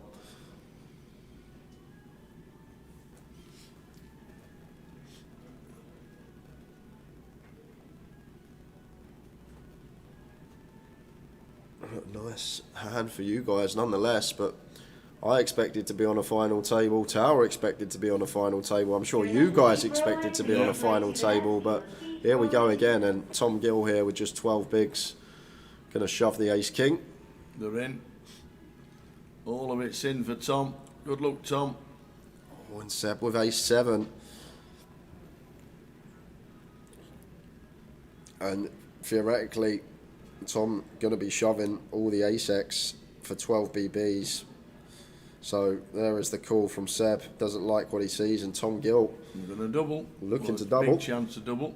Cool runnings. I will not be going Vegas. I did play a couple of satellites for the WPT. However, I was only going to go if I won a package because need some family time. Been a busy year for myself, and sometimes just got to have a month off. So Tom Gill with the ace king, fading 7s. Is it always coming 7? 8-4-8. Some chop outs.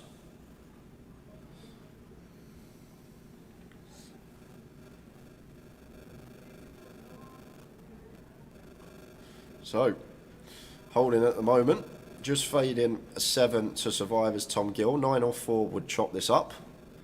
10 is a nice clean river to see. Tom Gill doubles up to 520. Seb Young down to 17 BBs.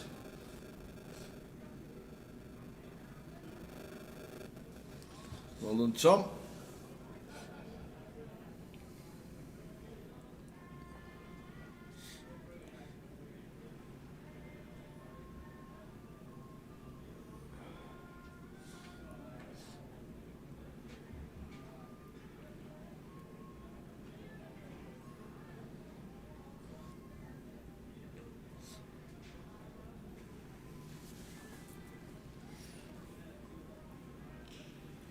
PLO's just started.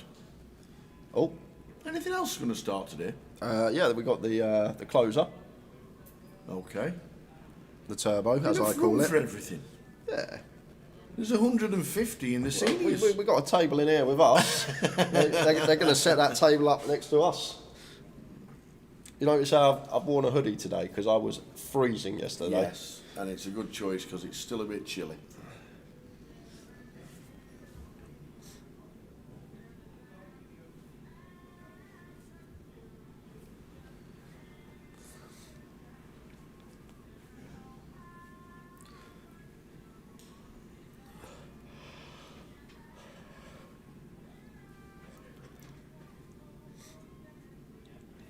Tom Gill got some chips to open now and does that on the button. With the Queen 10 of diamonds. Seb ace 7 suited here, Tower. 17 big blinds facing a button open.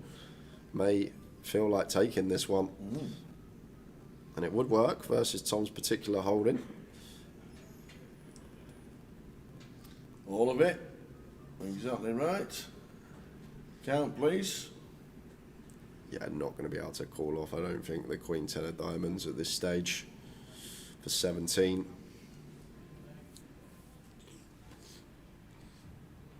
$360,000. And he folds. Just Tom. Nice, Andy says. Yeah, nice from Seb. Taking a nice reshove spot.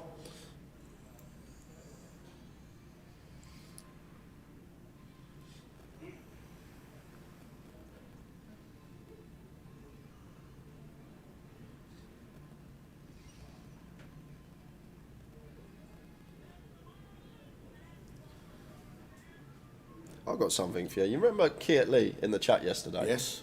It wasn't Kiet Lee. Huh? Wasn't Kiet Lee. No way. One of our dealers. No way. I'm not having that. On the tour. Yeah. His name is also Kiet Lee. Is it? Is it?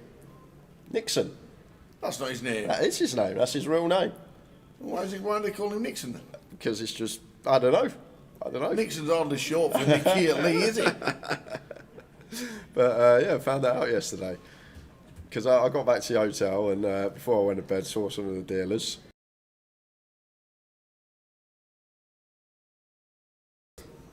And Luke, when you had Kiat Lee Walsall champion in the chat earlier today, and they all started laughing. I thought, that's strange, and turned out it was Nixon watching the stream. Really? So just having some connectivity issues, guys. Usually 30 seconds and we're back to normal, but just going to hold out for a sec.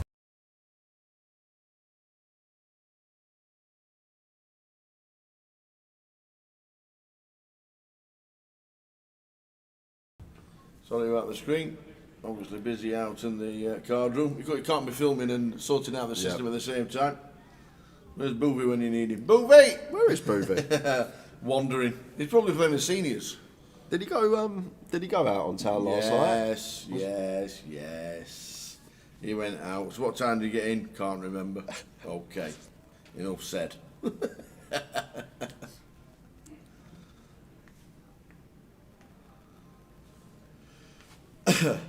It's like a slow-mo peel on the cards. Yeah, we know there's a bug in the system. The guys from the software company have already been on to us. Been on, I don't know, it's about 13 hours overnight, one night.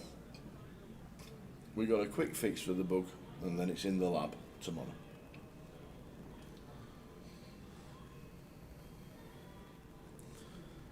King 10 here for Seb. And not insta-folded here, Tower, because the sizing that Josh has elected for, he's gone fairly small. However, actually quite nice, the small size here. Just because of the stacks in question, once we are working with 20 bigs effective, we want to choose a smaller size, even being out of position here, and 3x seems fine, just slightly shy of that. So nice from Josh, whatever he had. Going to pick up that open from Seb.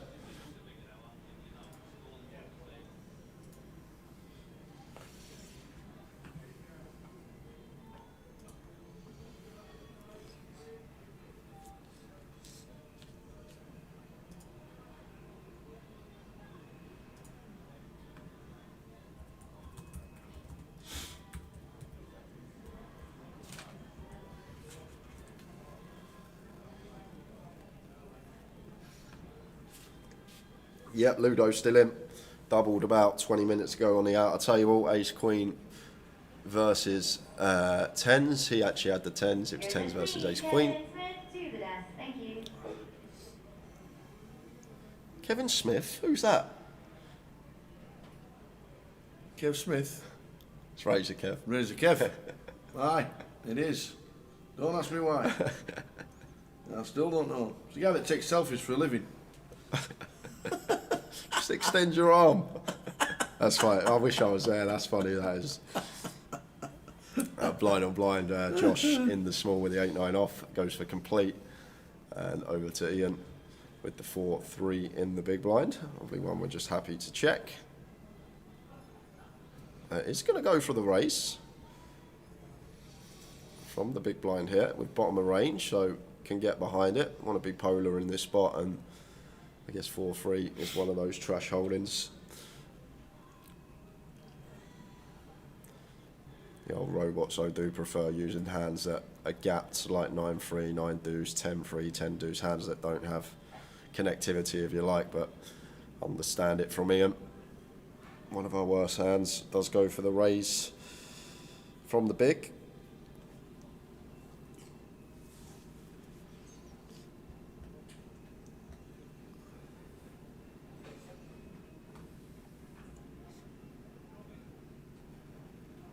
Looks like Rob the Ras, Ian Gascon from behind, doesn't he? With the hat yeah. And the headphones like that.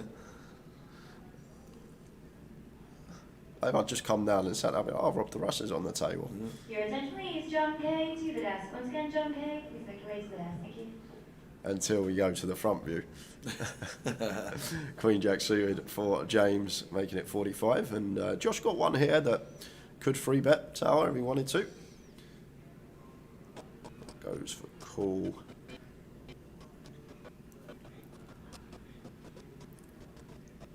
Brings Ian in with a free bet to 125k, and once again Tower exactly the same as before. It's just way too small after an open and a call. Like, I'm not even sure if it's going to get Josh out of the way, but James getting this price. 80k to win 255 over 3-1 on our money. I'm going to fold the Queen Jack of Hearts. Wow, surprised to see that. And Josh does get out of the way with the King Jack off, so it works nonetheless for Ian. At less than 3x after an open and a call, out of position. Either way, it works.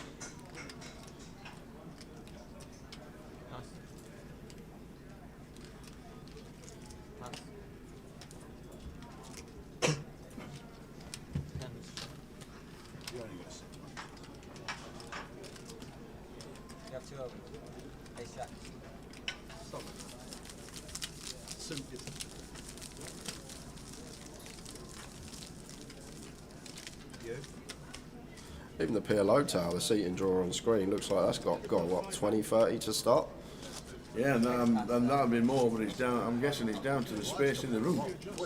There's 16 tables for the seniors. Still 2 tables in the main. There's still 4 tables in the 500. It's busy old card room. You don't have to say. So Ian on the button. I know that's open. what I mean. Yeah, I'll see it. 15. With the 5s to 45, and Tom with a nice spot here to just say, I'm all in. It's a button open. We've got ace 10 suited. We've got just north of 20. And he does announce the words, I'm all in. Riz, 45. Should be working. Ian going to ask for a count. I guess Tom might have some 4s, some 3s in here, hands that we do dominate. I just think 5's slightly too small to be calling this off as Ian. Maybe like 7s plus versus Tom in particular.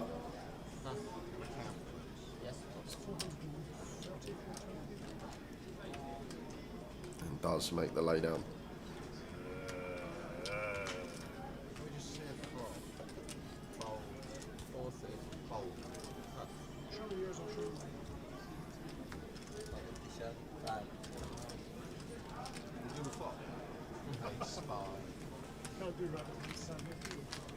It'll be a 5 with 2 clubs.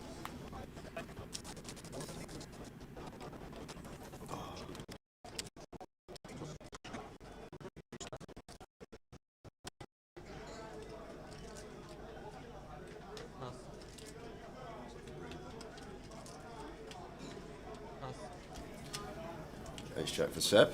We're going to go for the complete jam, but James doesn't take the bait, just checks behind. I do get a lovely looking flop here for Seb with the ace jack. Going to come out firing straight off the bat. Goes for 1 BB and James makes the call. And just a hand that I'm going to try and get money in over 3 streets here, even on this king turn, as Seb, like James has called flop. Not going to be too much king X in there, so I think I'm just happy to go bet here as Seb, get some value from some worse jack X, get some value from non-believing 6X and 4X.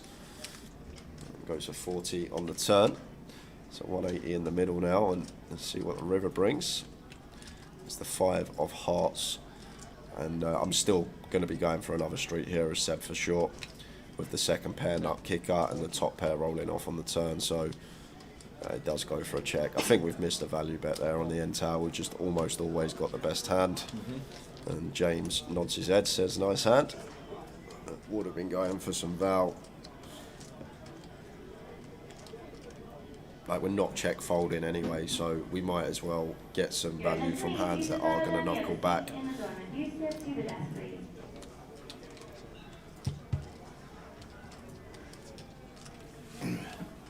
Hiya Mark, I've not had a chance to speak with Jim or anything like that regarding the trophies, and I can't make the decision, so I thought you were like top dog. Well, you know, sometimes I just have to let others make decisions. Okay. I'll not be seeing Jim until we get to London, which is next week. But if your offer's still there, I shall pass on the information. Stonemason is Mark, and wanted to design a trophy. Nice touch. We'll let you know, and pass on some information and the contact number when we get down to London.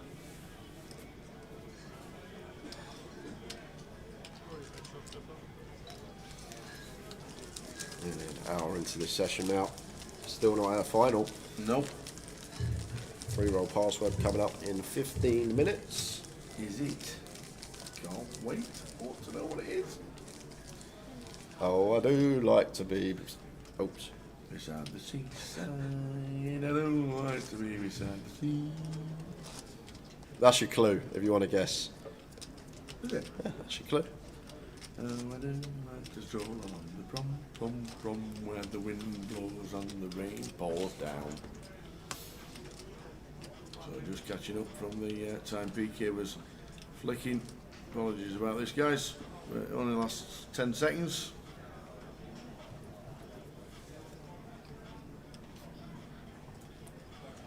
Yeah, and Seb goes for the free bet with the ace-9. This, if we do want to continue the ace-9, saw it with Josh earlier, this is the better way to proceed. I'm going to fold most of the time, but once in a while rolls in the free bet. And Queen 10-7 is the flop, so Ian flopping Broadway draw, and Seb with a 9 of diamonds in hand does go for c-bet. Quarter pot thereabouts, 75 into 290.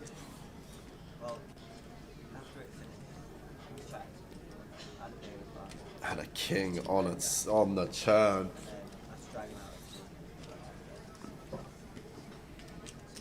And Seb with just 260 back and 440 in the middle. And is going to double barrel and snap all in from Ian. If he finds the flat, we might get it all on river. That just goes for the shove, and Seb going to be left with 160k. So just the 8 BBs.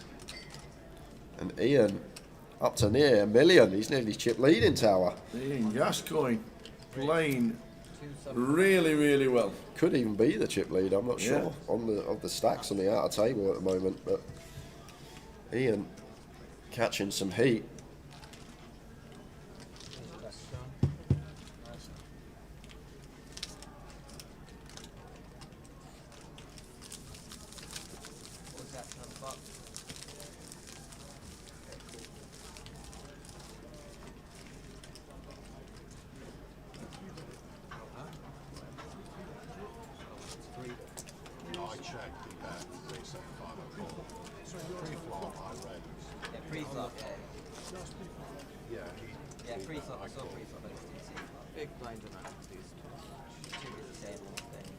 I've just got news. When we do get to the final table tower, the shot clock changes to 30 seconds pre. Oh, right, okay. And stays at 30 seconds post, which I think is great, because obviously a lot more stuff to think about when you're at a final table. Yeah. And I think 20 seconds is a bit extreme. So a big fan of that from the guys. Tom Gill opens the 6s, raises to 40. And James on the button here, ace 10 off. Just going to choose to fold.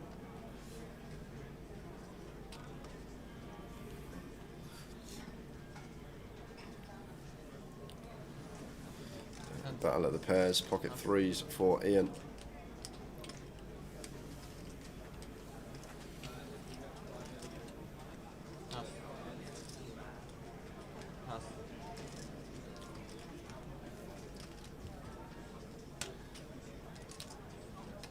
Tom's still in front.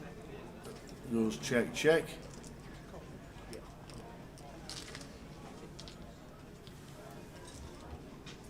Turn. Nice turn for Tom, but it still brings outs for Ian Gascoigne. He was going to call. Yeah, as he should tell, still ahead of some ace highs that Tom may elect to delay c-bet here and can still improve with our gutter ball. Paul Rollins. Checks. And George Hilton, please make way to you there. Thank you. Call. And a face with a bet from Tom Gill just goes out the way, and we do have an all-in and a call on the outer table. Heading over, it's Longmouth, he's all in, he's shoved for 180k with Queen 9, been called by the Ace-Jack of Callum.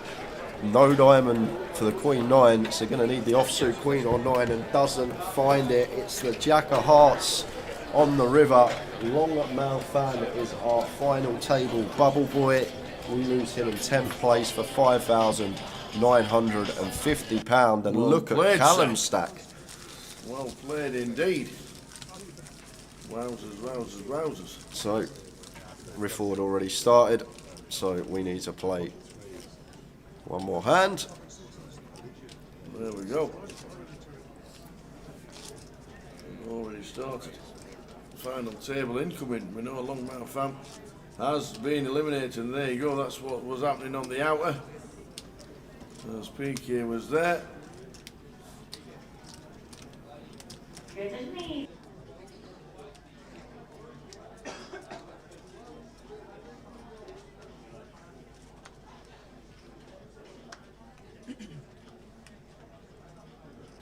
So playing this hand out, but we know it's a final. But it could be a final table of 8 if anything happens. We've had that before. And look at this, Seb's all in.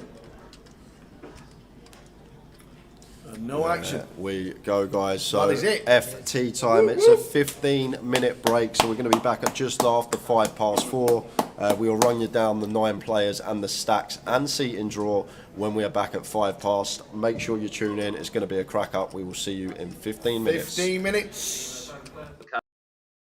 That perhaps makes it look like that I had a strong hand or something, and they were all buying into it. And I was just going, I was literally just putting the foot down, putting the foot down, putting the foot down, and then I'd even find a situation where I'd like flop a set or something in a massive pot, and I remember it was because it was so early on in my poker career, but I just the amount of physical chips I had in front of me at one point, they had to stop the floor people had to stop it and come up and colour them up. So yeah, that was crazy. Was it true you had aces 3 times in a row? I think I might have had them twice in a row. Instead, I had them 3 times in a row. Tell the bloggers anything. Yeah, I mean, I was really, really trying to exploit my image because I had a table that I could run over, and I wanted to sort of paint the picture that I was this young kid who'd qualified, who really wasn't really looking to put much pressure on, and then sort of do the opposite. Because when my style online at that time was just going absolutely ballistic and trying to run people over. So I felt that the best way to sort of be able to do that was to paint a picture that I was doing the opposite. 15th for 20,000. Annoyed? Yeah. Happy? So yeah, the TV cameras came in for day 3 or day 4. I think it was day 3 with 24 left. So that was really strange. I had to sort of like walk up to the camera at the start of the day and hold the card and flash it. And then there's a guy actually I know quite well now called, I think he's called Johan Storikers. He's a Swedish guy, and it was €1 million almost for first place, and there's 16 left. But I wouldn't say I was nervous. I was quite enjoying it really. And then I just found a pair of queens, and Johan found a pair of kings, and it was a bit. Maybe it was maybe a little bit of inexperience, but like the thought of folding never crossed my mind. So it was just one of those things, and just narrowly missed out on the final table. But it certainly gave me a thirst to play more. Can you remember who won it? Yeah, it was Sandra Noyox, because she actually knocked me out. So yeah, I do remember. You'll never forget that one. But 2 weeks later, you got your first Hendon Mob win, and it's still there. The first win at the side of Rich Kelly's name. £200 side event in the GUKPT London. Oh yeah, it was a £200 rebuy as well, I think. So it was pretty big. Yeah, they got 26,000 for the win. The final table included James Aikenhead and the late great Dave Colclough. What were it like playing with those kind of guys? Oh wow, yeah, like that was just amazing for me, because obviously the thing is, when I was sort of 18 and I was really enthused about poker, so I was playing every day online, and I'd even go in WH Smith's and buy all the magazines, and so like to be in WH Smith reading these magazines, trying to suck up all this information, and see these people in the magazines to go into playing with them at the table the year after was just it was really sort of it was mad. Yeah, and after the GUKPT win in 2009 was such a good year for yourself because in August you got the biggest online score. You're on F-tops. Event number 20, 2,438 runners. You got 96,000 and a jersey. Wow, yeah, that was incredible. I was my friend stayed up all night with me. The guy who my friend who lived 2 doors down from me, who taught me how to play poker, actually, he stayed up with me all night, and yeah, that one went on till about 7 a.m. And actually, back on Full Tilt, they used to have another really cool feature. Any of their red pros, if you knock them out, you got the buy-in for the tournament back, and you got a T-shirt that said "I knocked out Full Tilt Pro." And with about 3 or 4 tables left, I knocked out Alan Cunningham. Oh yeah, really, really famous American pro at the time. So I knocked him out. I got the $215 back for my tournament entry, and yeah, the full tilt T-shirts. I used to have quite a big collection of them, as you can imagine. I imagine Mormons probably with garages somewhere filled with them. You got a jersey for winning the F-tops as well. Can you remember what you did with it? I think I ended up selling it for about $300 or something. Somebody's walking around and they've not played F-tops at all, but they've got the jersey. Yeah, it was like a big, like I was a very, very, I was very, very slight build back then. It was a big American gold football thing. Yeah, it didn't look good on me. But he just carried on. 2009 was fantastic because you run deep in the World Series Poker Europe, which was down in London at the time. In the 1K, finishing 28th out of 608 entries. Yes, it was only for 3,000, but that kind of field down in London must have been a bit exciting. Funny story about that one actually. So is that the 1K event that JP Kelly won? Yeah. Right. Well, yes, it was. Yes, it was. Yeah. So me and JP Kelly were JP Kelly was first in chips overnight going into day 2, and I was second in chips overnight going into day 2. And I think I'd played on the Friday, and day 2 was on the Sunday. That Sunday was the Sunday that Michael Owen scored that goal against Man City. So yeah, but on the Saturday, interestingly enough, I actually had my biggest ever cash game winning session ever. I was playing in the Vic in London, and I ended up buying in for about 5,000. And then, like at the when it got to something like 6 a.m., I was playing Bambos heads up. If you know Bambos, he was an absolute legend in the Vic. I absolutely loved him. But if he was on tilt or something, he would just play crazy, and he'd always like to go to the cashier, and he'd say more chips, please, and he'd get a big stack of the 5K chips. So no matter how many chips you have, he'd just come back and plonk 150K on the table. So yeah, I was up to about. I must have been up to about 65,000. So I was winning £60,000 in this cash game, and like that at the time for me was just like absolutely insane. It was like fairy tale stuff, really. And then I ended up and Bambos was straddling every hand for me. So like we were playing heads up, and if I didn't want to put the straddle on, he was like, "Okay, Richard, I put it on for you."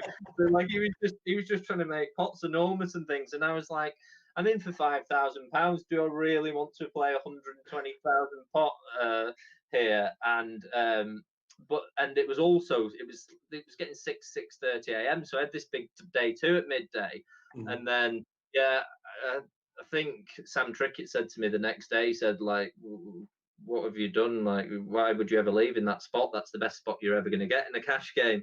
And I was just like, yeah, I had a day 2, and then yeah, I was excited for that day 2.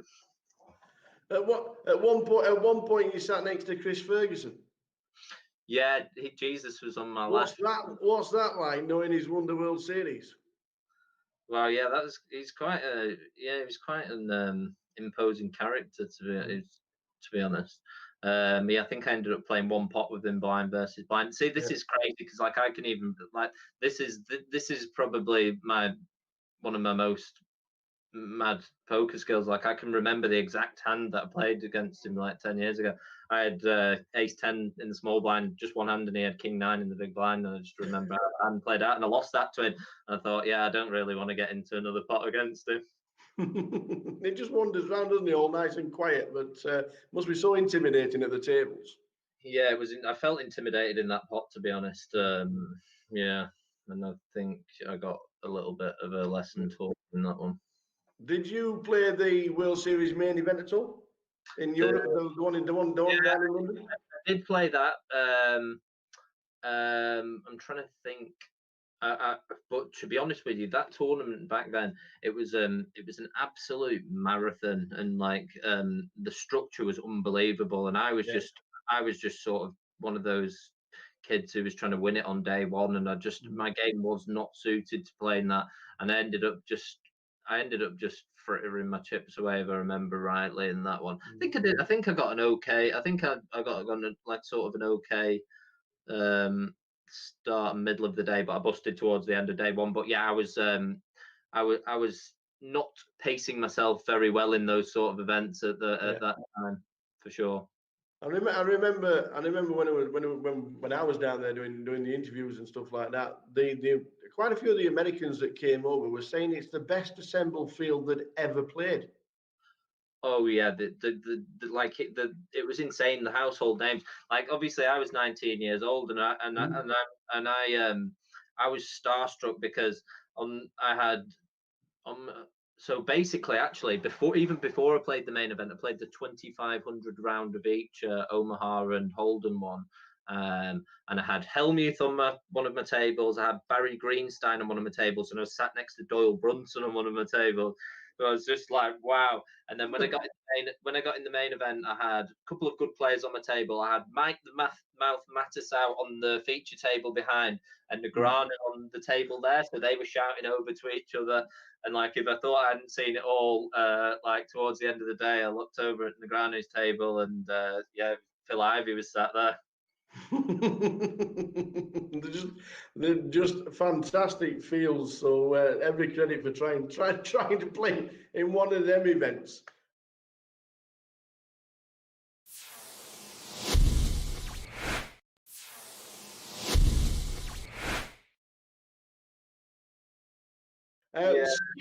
We're just skipping forward to November 2013. You made your first GUKPT main event final table, and you finished 6th in the grand final for just short of 26,000. Yeah. It was a long tournament. It was the one that Kev Allen went on to win for 150k. Yeah. Do you know much about it? So yeah, we just played in Blackpool the week or two before, and my friend Mike, who I used to travel around with, Mike Thomas Ziggy, he'd got a result. He'd come second in the £300 side event, so he'd won a seat, because back in those days in 2013, if you won a side event anywhere in the country preceding the grand final, you would automatically get a seat into the main event. So Mike had won that, and I'd done well on the cash games in Blackpool, so we thought, right, we'll go to the grand final for the first time, I think. And we went down there, and on I think it was the Wednesday, Mike ended up winning the £250 six max. So yeah, I don't know if he got another seat into the grand final for that. Maybe you were capped at one. And I still didn't have my seat. But then on the Thursday, I played the £250 Omaha event, and I won that. I won that event outright. So I ended up getting the seat for the main event. And yeah, the main event was crazy. It was weird, the main event, actually, because I was on the same when I bought into the main event on that. I was on the same seat number and table number as my birthday. And I always thought it was always just a bit. I was always just a bit like superstitious about that. But actually, on my table towards the end of day one was I had Mustafa Kanit 2 to my right, who I didn't know who he was at the time, but I just Grab the trophy card. Sorry? Yeah.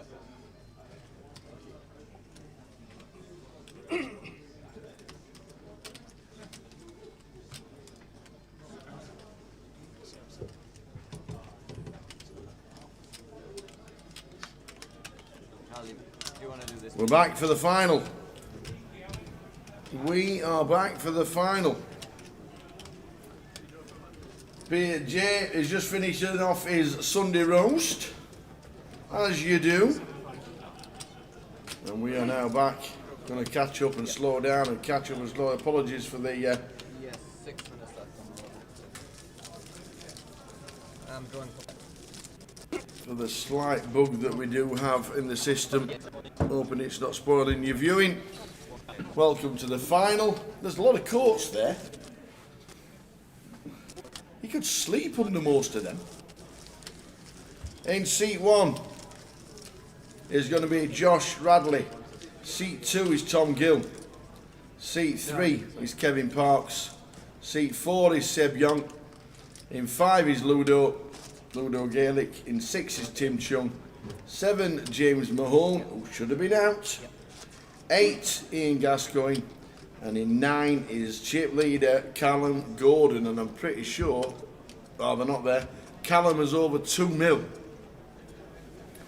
Callum is over 2 million in chips. The chip counts did get put up on social media, actually.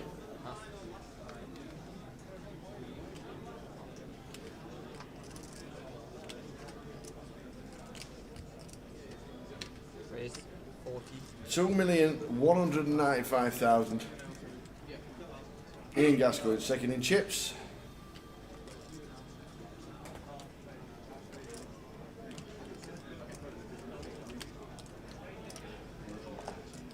Raise 130.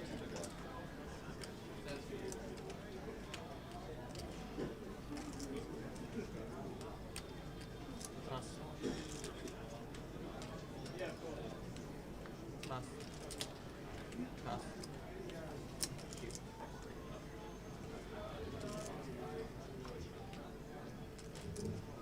Pass.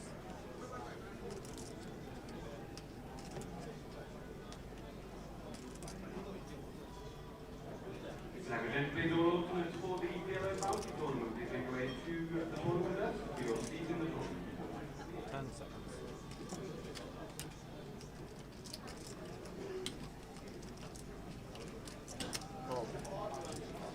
Ace King 4 flop.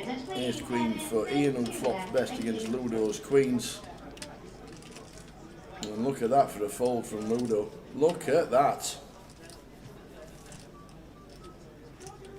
Look at that.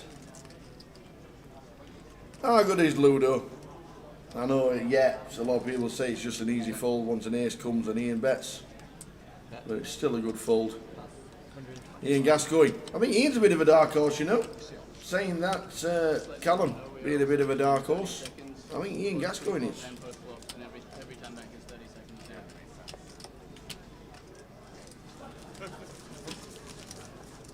30 seconds. It doesn't matter. There's no point stalling anyway. I can just press. There's a button for 30 seconds.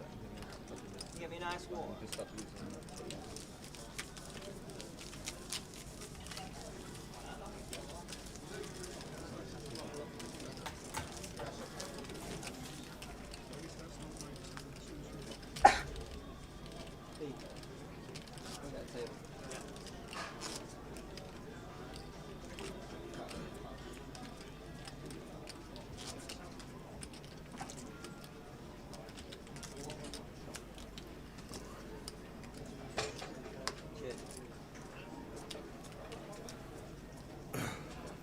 Yeah, terrible flop, simple fold. It's easy, isn't it? Especially when we can see the cards sat there. It's a different story, but yeah, I think it was a pretty good fold or a standard fold from Ludo. Another final table for Ludo. Champion in Edinburgh, high roller champion of the 888. The last one we did. Raise 50,000. Pass. Pass.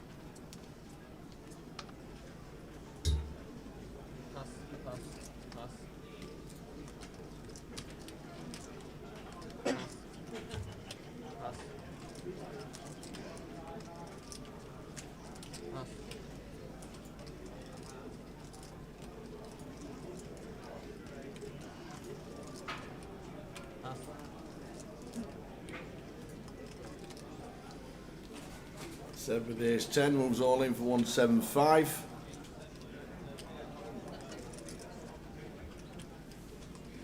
Jamie Classic there in the background, champion last year for £100,000 when they chopped it 3 ways. Where's all in? I don't I don't actually know the free roll password, and Jay does. And Jay is just having his Sunday lunch. So when Jay comes back, we will instantly get out the password. 175. And we've also got a £110 token to give away for Monday's closer. So we'll do a Jay or a Tower Thinks for that.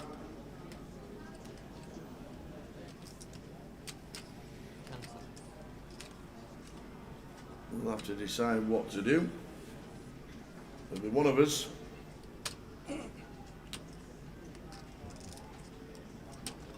Wow, Ludo's called the 10-8. Ludo's call with the 1-gappers. And this is going to be a big double for Seb, looking at this. Call in call.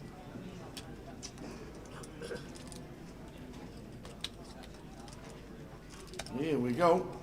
First all into the call on the feature. And look at this when you've got the 10-8.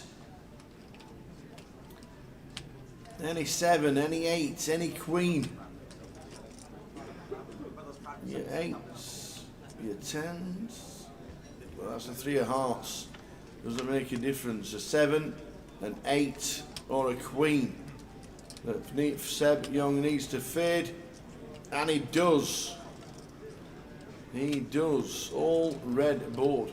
Ludo down to 350. And 17 big blinds.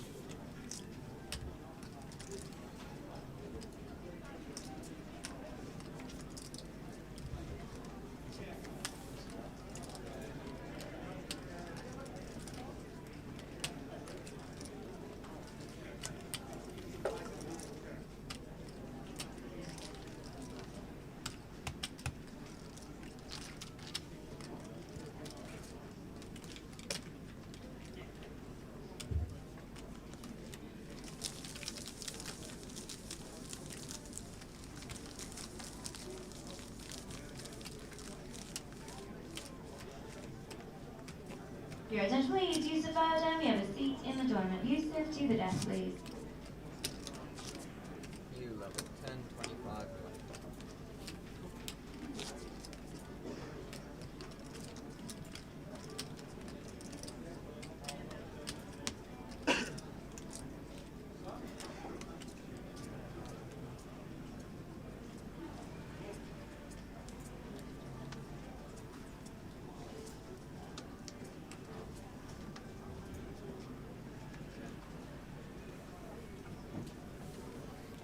Ludo just doubled up one of the dangers at the table. I think you're right. Race. I think you're right. Pass. Tim Pass. Chung with 770,000. Jack Queen makes it up. James raises under the gun. Pass.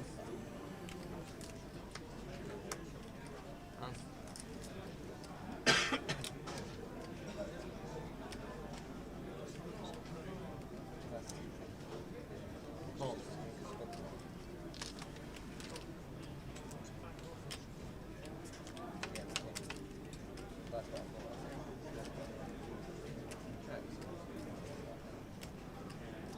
So flopper 9, 5, 7. Bet. 40. Pass.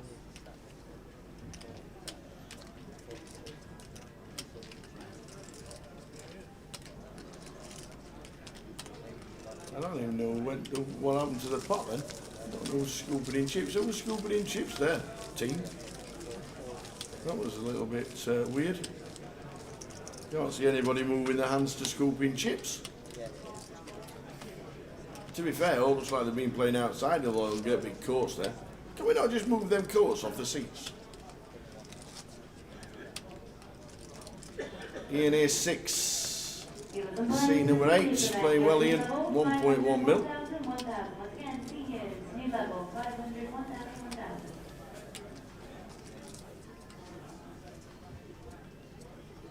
1,000. Ace 9 for Kev. He's got 10 bigs. Sees an ace, he gets out of the way. Your attention please, Steve Walmsley to the desk. Steve Walmsley to Seb make way Young for the just desk. doubled.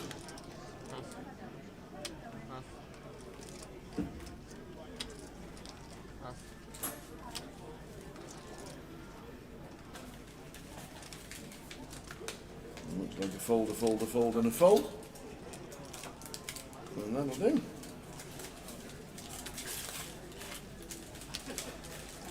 So we're on the FT. Callum, big chip leader, 2.2 mil.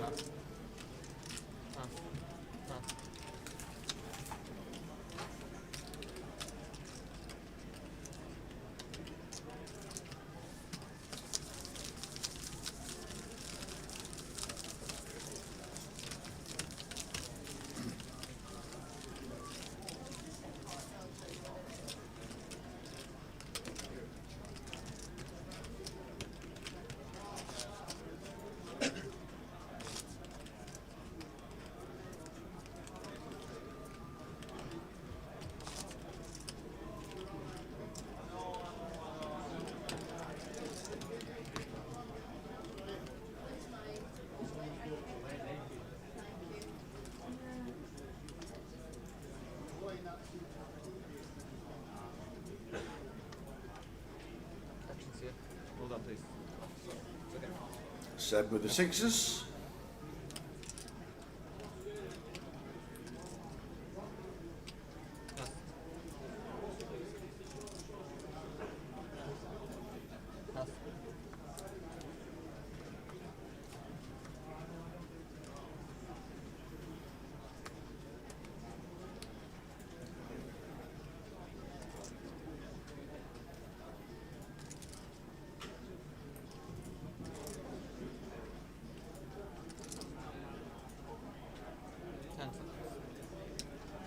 Raise 50, pass, pass.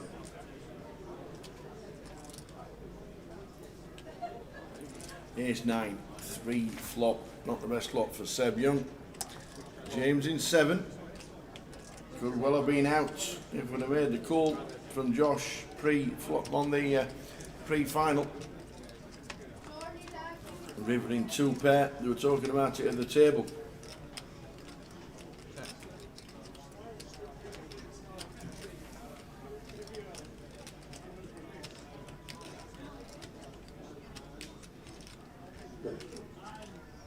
Your attention please, David Hunt, Paul Rigg, Paul Rawlins, and George Hilton. Please make way to use the desk. Thank you.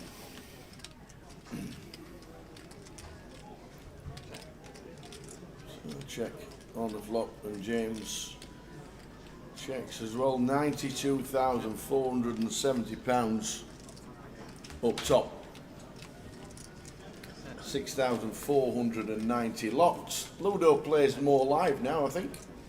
Used to play a lot online, but I think it's more live now.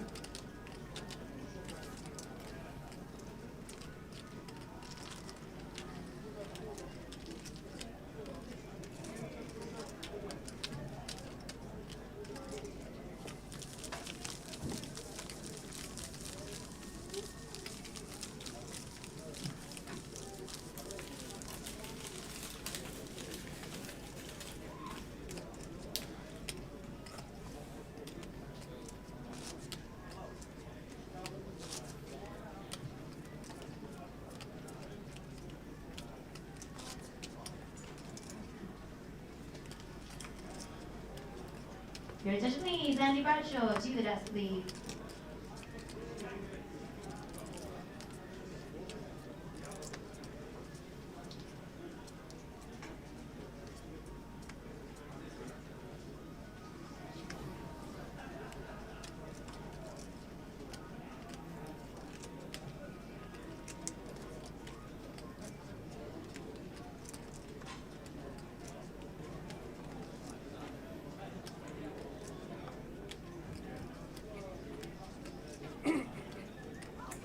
Is there a free roll? Yes, there is.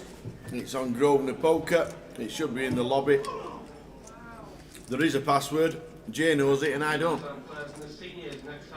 And Jay's just having his Sunday lunch.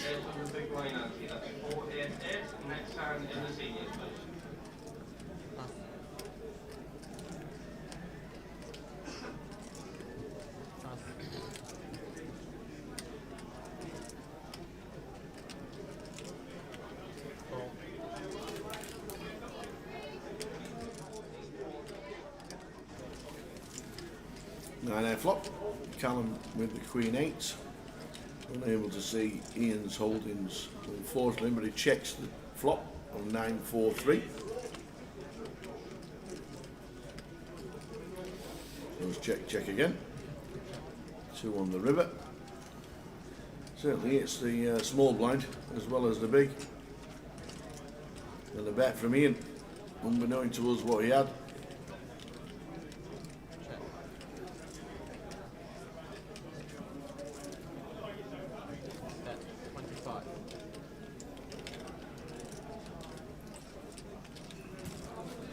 Final table of 9. 9 out of 347.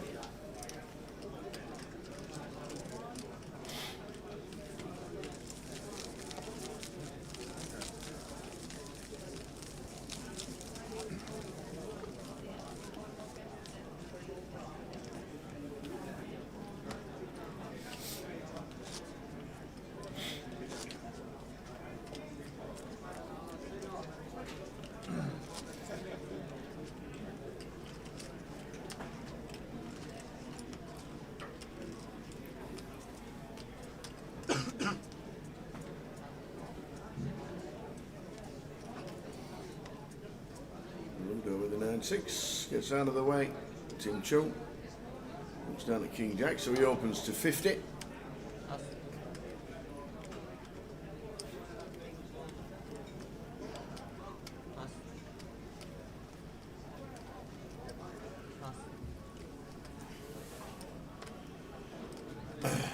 Morning, Mark. You are definitely not in Blackpool then. It has been the wettest and the windiest day combined today, just like forever. How much is the main in Manchester? 12.50. Yes, it is. Yes, it is. Manchester 2024. There it is. Second leg, first till the 11th of February. The GUKPT main will be 12.50. Schedule for that will probably be out when we get to London. It'll be on the app before that, no doubt. It will be on the app. But GUKPT second leg, Manchester, will be at 12.50. Lows of 29 and the highs of 32. That sounds absolute bliss. Afternoon, Raquel. How are we doing? How's Blackpool weekend been? Has it been busy? Or has it slowed down now, as it's now just about out of season? How was it over the weekend?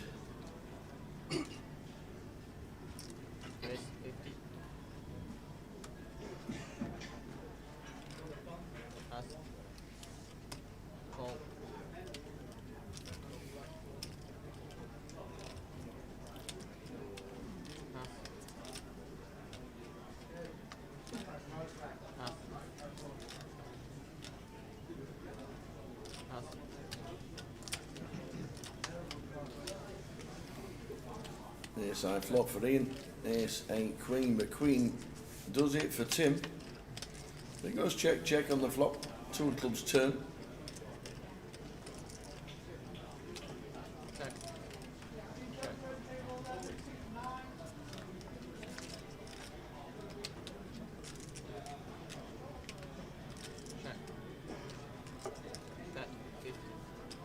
Easy enough now. Send them poker players to the Maydeen.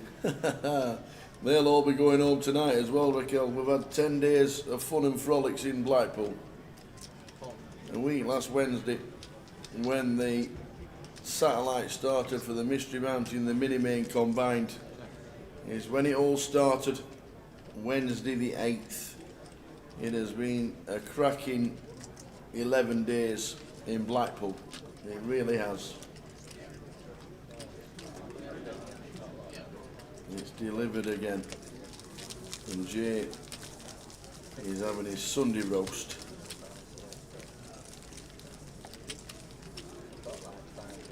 What's Razor up to apart from propping up the bar in the, I think he's in the seniors because he wasn't actually sat in his seat.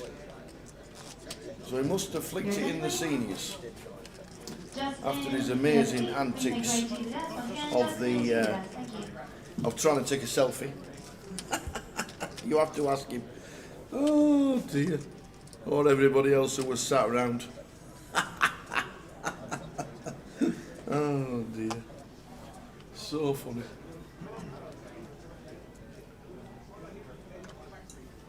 Nobody laughed, to be fair, at him.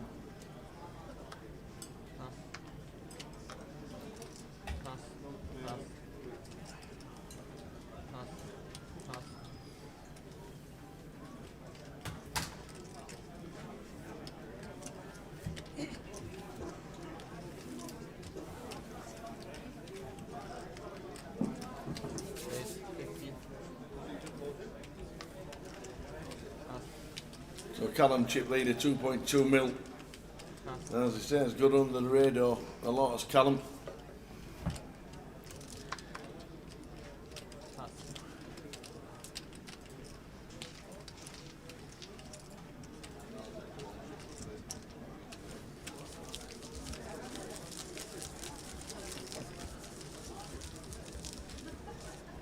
Alright everyone, you have a new duel.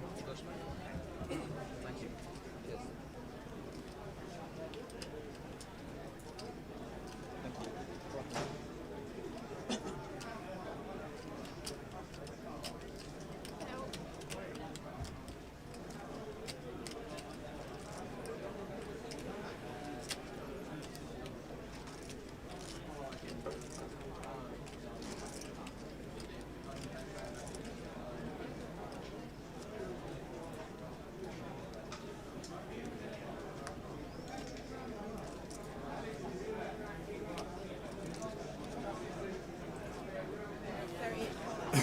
Ludo with the ace 10.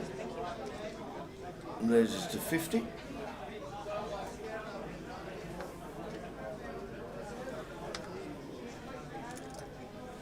All folding round in turn. Kev, short stack on about 9 bigs, can't do anything about it. And Seb, also king deuce. Are we defending? No, we are not. Yeah, Callum was 15th this year in Leeds. He also cashed in the 888 festival that we did in Coventry last month. He had 4 cashes.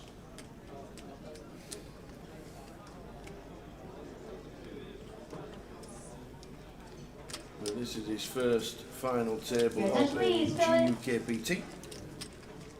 Once again, Philip, corrected to the desk. Thank you.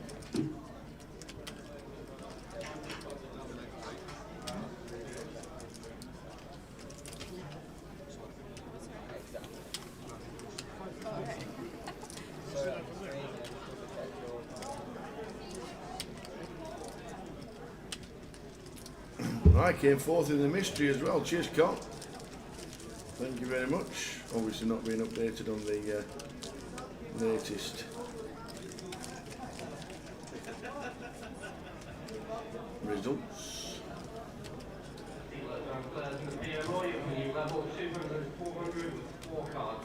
200, 400 and 4 cards in the deal.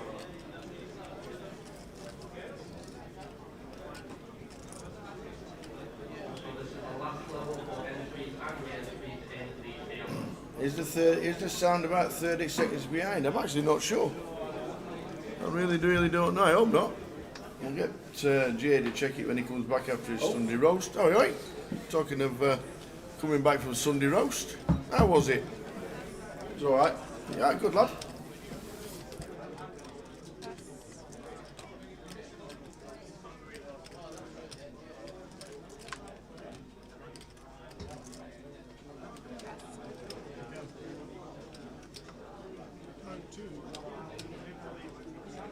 Ah, so we'll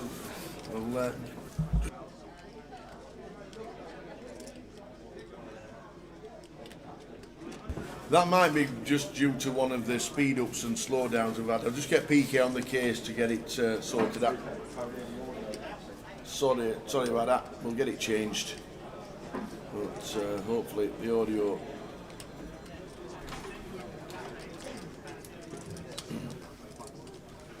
Must be sounding like we're 20 or 30 seconds behind. Still 9. Well, so it's out Lee watching on Facebook. I just told PK the case. Still on 9. Nobody eliminated on the final table just yet, so you're not missing any action. That's good. The only thing you have missed is giving out the password that I don't know. That is true. It is Seasider. Seasider. Seasider. S-E-A-S-I-D-E-R. Seasider. Seasiders. The Seasider. So there we go. Good luck to your dad, Tom Gill, from Thomas 1999. There we go, got some action. Ace Queen going to be an easy shot for 8 BBs for Kevin. Should have turned up half an hour ago. Good to have you watching, Thomas. Your dad doing well. Nice lad, Tom Gill. Played golf for him at North Berwick. He was a cool dude. Oh, and Tim Chung. Uh-oh. With ladies in the big blind. And Kevin going to be in some bother here. And Tim off of 24 here, Tower, just happy to ISO. Yes, Ian has us covered behind, but obviously only 2 hands that we're worried about. So there is the all-in from Tim, and Kevin's going to hate this because this is never ace, like, worse than ace queen. Basically hoping to see jacks, maybe 10s. Ian out of there. Kevin knows that he's going to need to get lucky. All in and a call. Kev Parks in C3. Ace Queen. And Tim has queens. So Kev for 208 bigs. Indigo. Does he get there? Oh, we're down to 8. 10 king flop, 4 diamonds on the turn.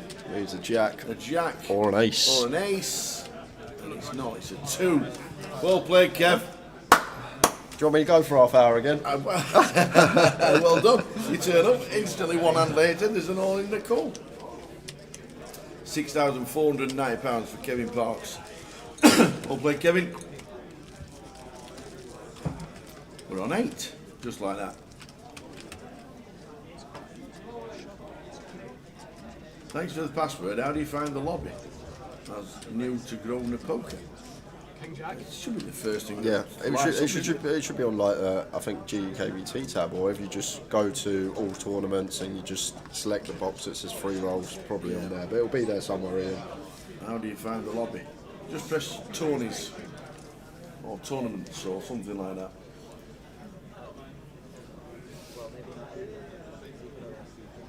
Raquel's had a busy few months in Blackpool working on the new project next door. Brand new apartments for families.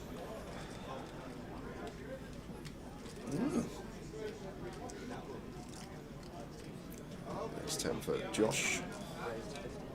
Open. Is it a capital S for Seaside? No, I think it's all lowercase. Let's have a look.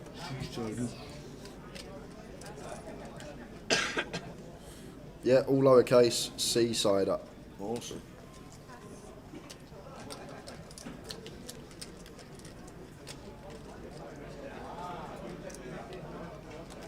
James, that's the covering stack, is going to defend the 5-3. Wonder if the information's been filtered to Josh about the big bluff that James ran versus him just before we got to the FT.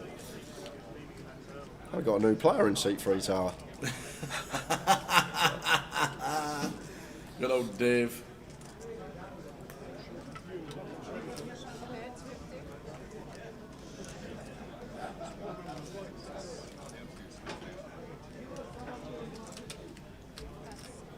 Continue for 50k, and just going to get that one through.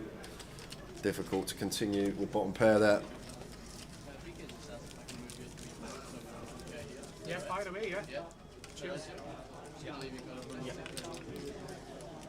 So, Guy, thank you.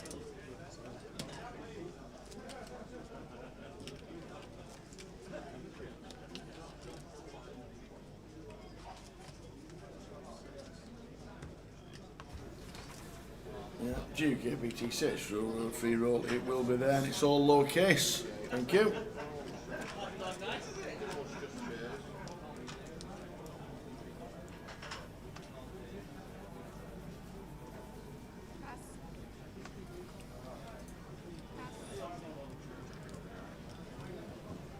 Better put them glasses on, Tom, if you want to see what hand you got.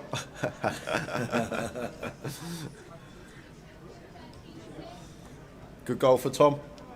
Yeah, plays well. Plays to his handicap nearly all the time, so maybe a couple of shots less. I think he plays to about 12. Not so much to golf. Yeah. It's the walking in between the shots. You wouldn't keep up. He runs round. Ace 10 suited for Ludo here. Expect to just see open off a 16. As he does. And the Ace 10 of diamonds. Round to the big. 10-8.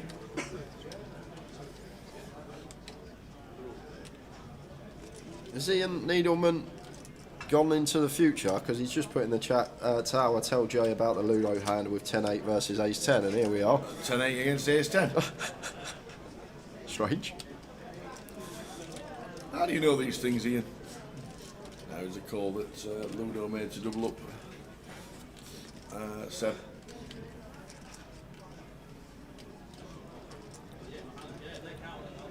So, going to see some action. Nice board to see bet as Ludo and Ian with the gut shot and 2 overcards should be coming along.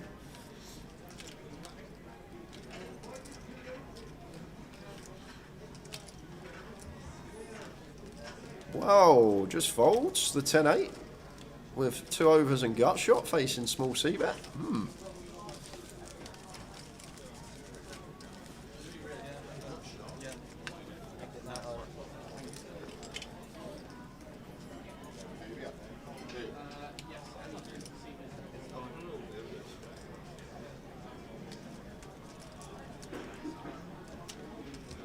£92,000 going to be up top.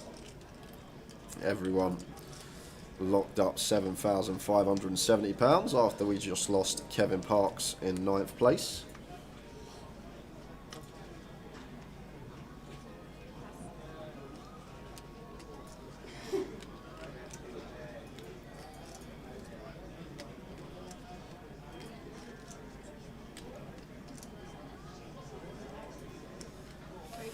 It was okay, Vanessa. Potatoes were really nice, the veg was really nice, the Yorkshire was really nice. The beef was a bit tough. It was a bit tough, I'll be honest with you. It was like taking a long time to chew.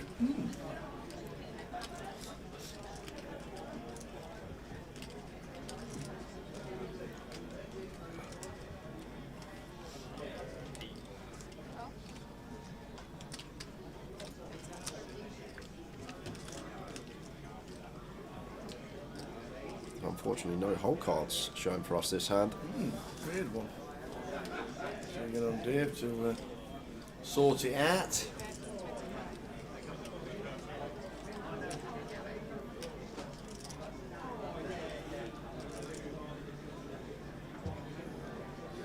Yeah, I was the same, Carl. It was, it weren't the best, weren't the standards I had last year.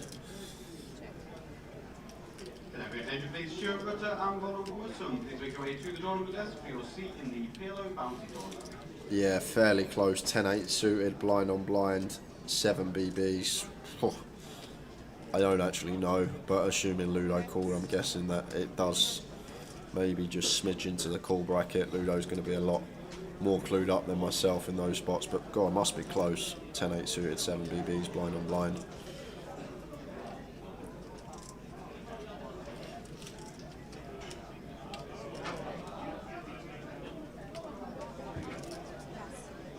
Yeah, mine was the same, Raquel. I don't know if they've got a new chef in. I don't know if there's been a kitchen staff change, but we'll try again next year. Absolutely.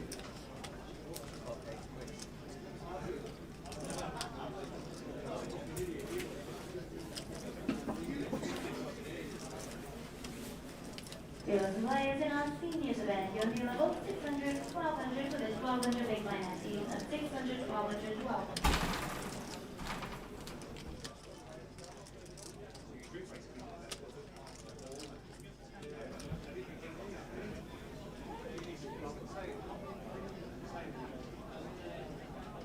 The free roll password is Seasider, all lowercase.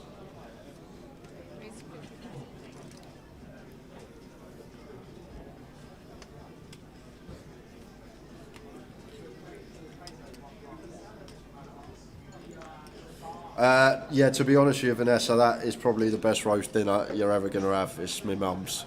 I always look forward to Christmas, going there, having the full works, but I've got to give it to the old dear when it comes to roast dinners. And probably the same for a lot of you. Nothing beats your mum's Sunday roast.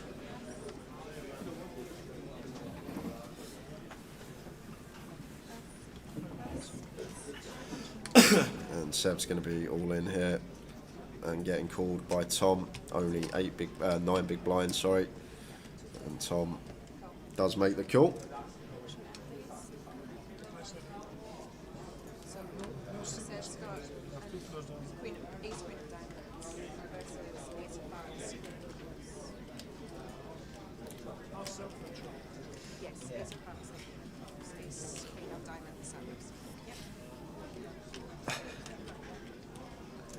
Seasider, isn't it? Well, free roll going to the offsuit ace queen here at Tom. Here we go. Little 4% free roll. And 4 of spades on the turn. Going to seal the deal and then we'll chop this up. Let's chop it up. You're spot on, JB. You got that spot on.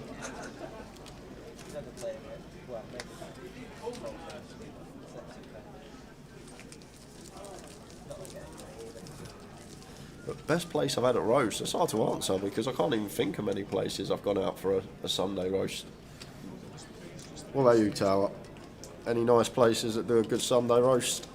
I just think most places now. There have been the eating in Blackpool. Supposed to be, I haven't been, but it's supposed to be excellent. There used to be a place I used to go all the time years ago with a family called the Cannons Tavern in a place called Ware in Hertfordshire, which was always very nice, but a long time ago. I wonder how many times you've said, "Where's that?" Yeah, Ware. It's a joke in Hertfordshire when someone goes, "Where are you from?" Where? Where? Yeah. Toby carvings are all right. Most of the veg is just bland in my eyes.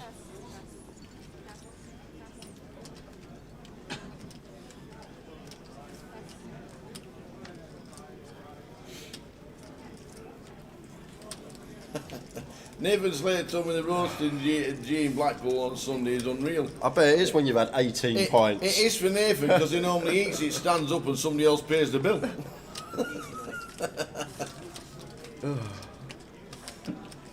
The White Tower across the road is supposed to be very nice as well. Well, there you go. A lot of places for a Sunday roast. Yeah, that was funny. Like I said, Mark, at the start, I said, "Hey, Chopper Gate last night was one of the funniest things." Like, I couldn't even catch my breath. I was laughing so much. I couldn't believe what come out of Tower's mouth. One of my favourite moments on stream this week, for sure. Yeah, the Squirrel used to have a great name for a great carvery. The Squirrel, about a 10-minute drive from here, inland. How are we doing, Alex? Good evening. Good evening, Alex.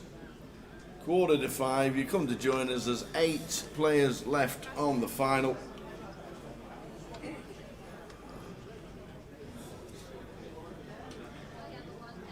Yeah, I've been told we're going on break at the end of this level. Yeah. So what we will do, guys, is have the 110 giveaway next session because we've still got one more closure seat to give away for Monday. Who's going to be asking the question?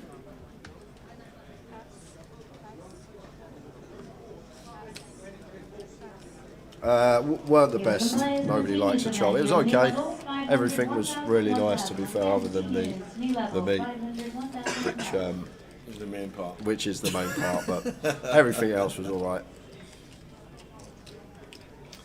Well, it looks like loaded fries for me then. You've made my mind up. Loaded Friday. 8 players left. And the main event, Callum still chip leader. Nothing really happened. I know we lost Kevin Parks, but Seb doubled up, but has dropped back down to 8 bigs. The password is Seasider. Seasider, all lowercase.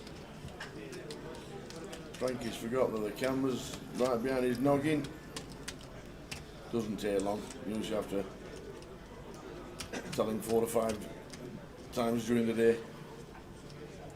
London on its way for the team. You know, if we actually finish the final tonight, Yeah. and set off walking, Yeah. we'd get there for the cash game on Wednesday. What, with the table on our back? How are we gonna get there? We'll leave that to somebody else.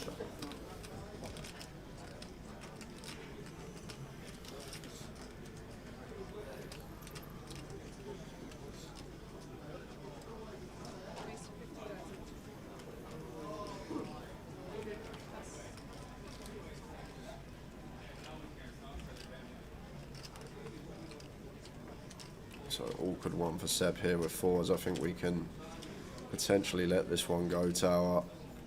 It's hard. I think we need a slight bigger pair at a final table. We are the short stack though, and it is a cut-off open, which is going to be wide, but 8 big blinds, not too much fold equity in there. We do have some, but tough one for Seb. Yeah. Like, I prefer a jam if we've got like 11, 12 BBs, but with 8 BBs, not as much fold equity. And a lot of the time when Josh calls, we're basically always going to be flipping and then sometimes crushed.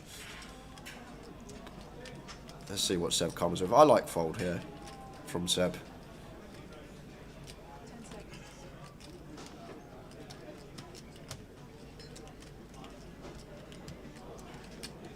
Yeah, I think that's a good lay down there from Seb Young. Over to Ludo in the big blind, 10-7 off.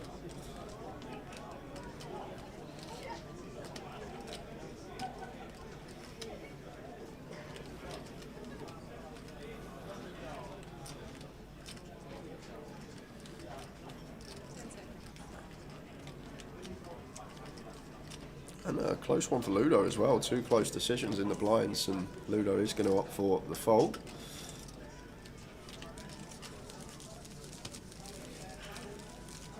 Lines 10:25. 4 comps running in a minute, as you can see the clock. Yeah, maybe 6s for me. 10 hag, I think 6s there I'd be going with as Seb, as Josh should still be opening all the suited ace deuce through to ace 6. Maybe even some suited kings that we dominate as well. At 7s, yeah, 100% we'd be going with 7s.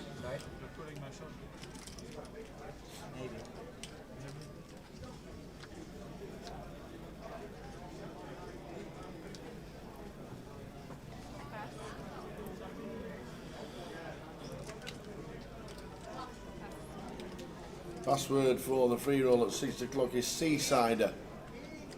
I did give him all a clue earlier. I did sing. You were singing, I do like remembered. to be beside the, and then I stopped. Yeah, I was ringing. You were ringing, I was listening. I don't like to be. I was off it, I was joining in. I don't like to be beside the sea, not today. Jack unsuited for Tom here in the cuff. Wants to get involved. Calls the open from the chip leader.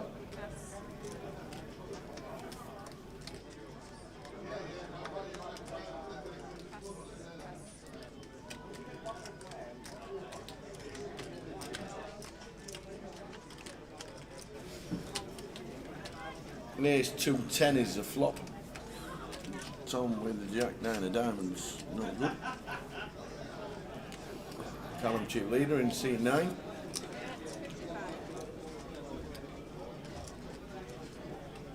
see, that's just going to work. Cole Lakeland, Jay, going back to the hand, ace-9 for Josh versus King Jack of James, would you have called the river? Yes. We've just got too good a hand. And the very intriguing point about that hand is an EP open. Like, we should just fold the ace-9 off as Josh in the first place. But once we get there, like, the club draw, the ace-X of clubs on the turn, is probably going to start checking out of position. If he did have top pair and the nut flush draw, it's going to make for a very viable check on the turn. So I don't think there's going to be too much ace-X of clubs. So from early position, with the queen of clubs on board, there's not too many flushes that he actually has Josh in that spot. It's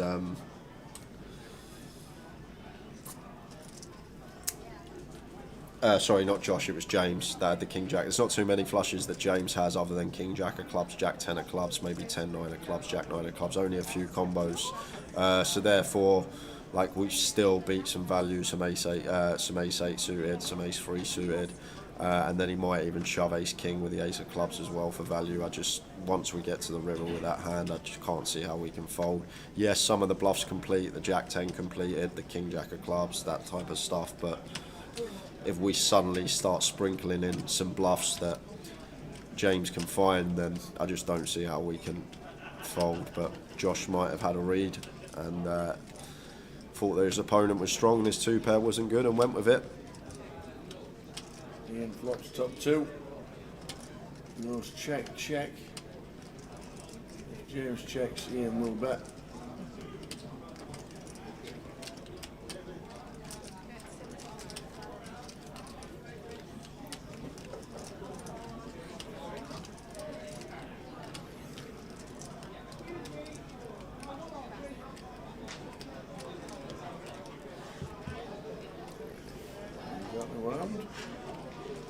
James checks, Ian bet. James trying to catch up. James checked. That's it, just press fold. Same thing.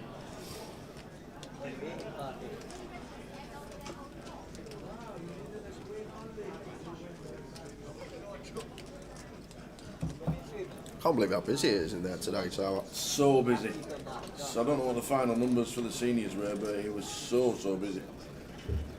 I think it was about 150.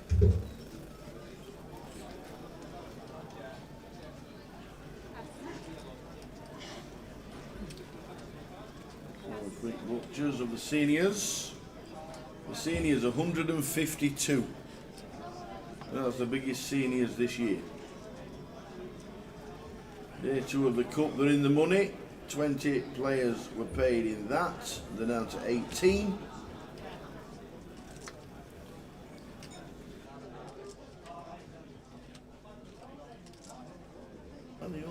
That's running as well, isn't it? Forgot about that. PLO. How many's that got? That's got 58 for the PLO. Yeah, and guys, if you do have any information that's happening live, we have no idea what's happening out there. Most of the viewers don't. Just keep it to yourself until it's shown on our 30-minute delay. Don't like any spoilers in the chat, ruining it for everyone.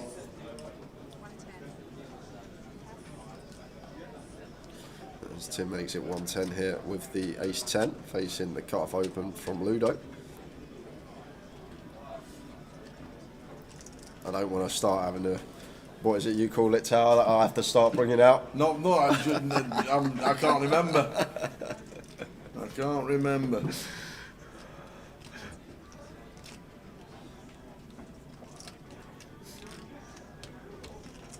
Yeah, this is the final table. So Ludo chooses call.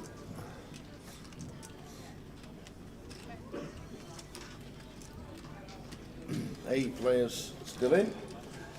Just going to always see check here from Ludo. Should just be checking to the aggressor. Oh, no.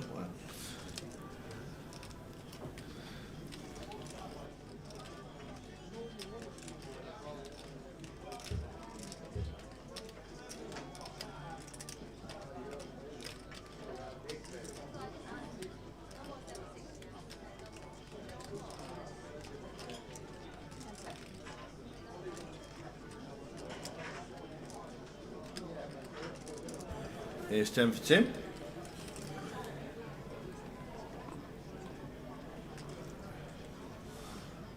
So check, check, flop. Option on Ludo here on the turn.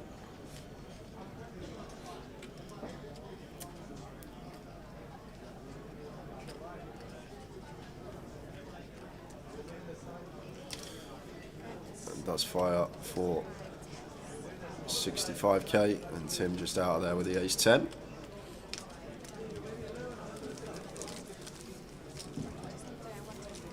Could have played that one better. What's that? Could have played that one better. Me? I was actually That's thinking what of we're playing jamming for. before. 9th was Kev Parks. We'll get his I think I name need back. 7 also or something. 92,470 up top. 64,000 I think you've got your second place. And eight remain. So 7,570 and up to.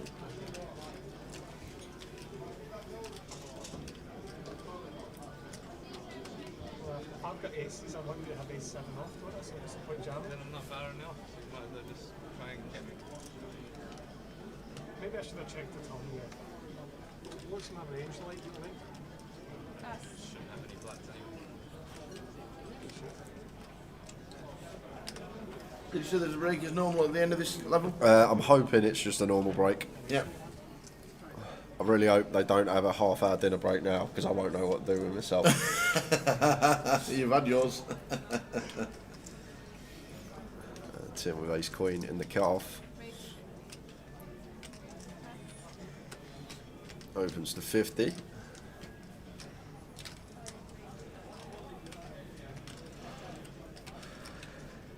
Oh wow, look at this. And Callum, wow, just setting Tim in here for 30 BBs, and There Tim we go. Chung gonna call it off with the ace queen. Oh, he says, look at this. Look at this. This is grim, he says. Ace queen for Tim Chung. Would be the biggest loser for Grosvenor Sport if Tim wins it from now on in. He had more bets on him today than others. All in a call. Callum with the ace king. Oh, that's a reaction you don't want to see. That's a tell. That's a tell. There has to be a queen. It is queen 8-5. Tim Chung. Give this man 1.6 million and then try and get him off him. It's a 6. So Tim Chung doubles. Callum down to 1.4. Tim up to 1.6. Again, if Callum wins that tie, he's got nearly half the chips in play. Yeah. That was a biggie. Now new chip leader, Tim Chung. Tim Chung just chip leader. Callum Gordon drops to 1.4. For the first time in a long time, we have a new chip leader, and it is Tim Chung.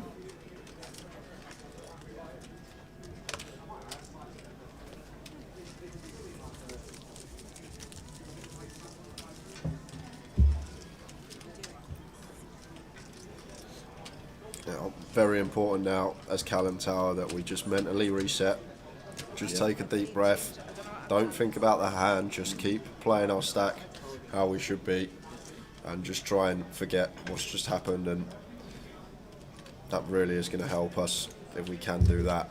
And always say in this game, you've got to be so strong mentally to be able to take the hits like that when we do have the best hand and we get unlucky. But so important that we don't now start splashing chips about, trying to get the chips back that we just lost. Just continue what we've been doing for 3 days and play accordingly.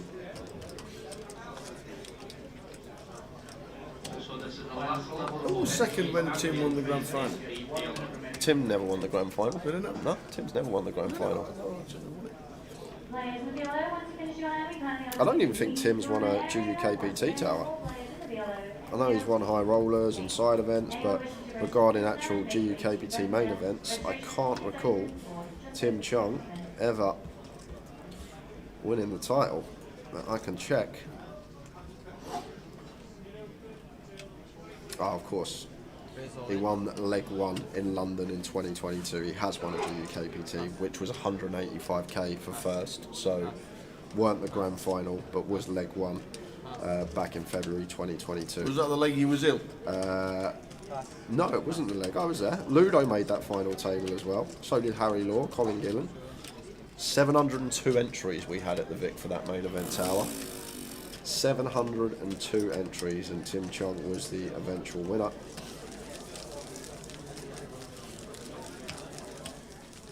So yeah, my apologies. Tim is a GUKPT champion in the hunt for his second GUKPT title here today.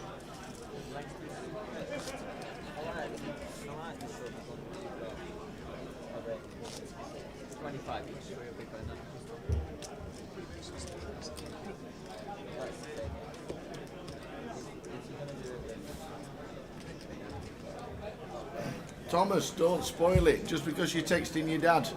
We ain't got your dad's telephone number. We're all on a 30-minute delay here, so whatever happened 30 minutes ago is what's happening live. Is that what's happening for us?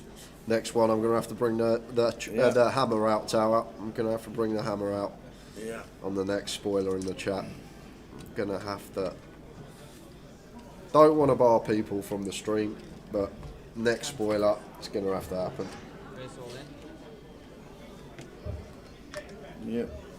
Anybody who gets inside information from players around the table, always don't put it in the chat because they don't want to spoil it for viewers, because nobody else has got Tom Gill's phone number and nobody else has his son.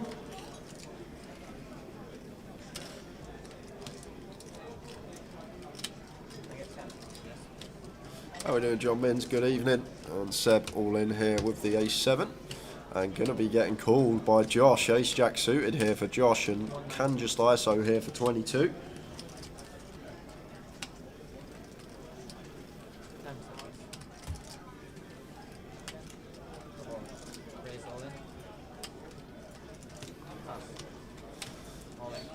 Seb Young all in and at risk. I'm going to need to find a 7.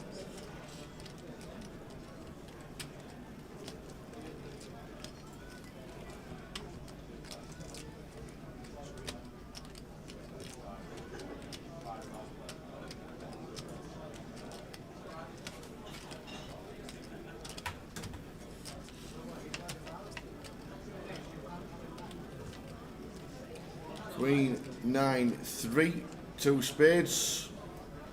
That's a flop for Josh. Yeah, going to be hard for Seb to get out of this one. And that is dead on the turn. So going to lose Seb Young in 8th place for £7,570. And we are down to 7 players. And who's trolling Thomas now? His dad. Seb Young finishes in 8th place, and Thomas has already got a message saying his dad's out, and he's not. Oh, love it. Unlucky Seb. He doubled up off Ludo once, but unfortunately got eliminated. And out he goes.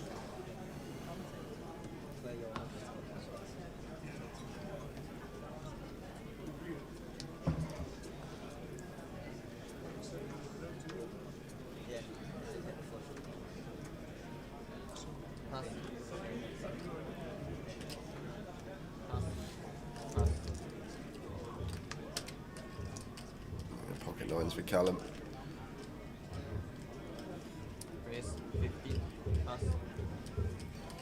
Opens to 50.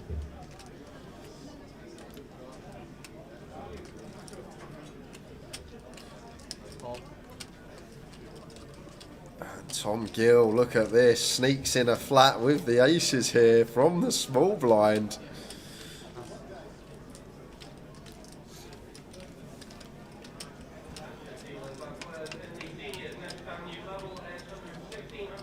Pretty sure.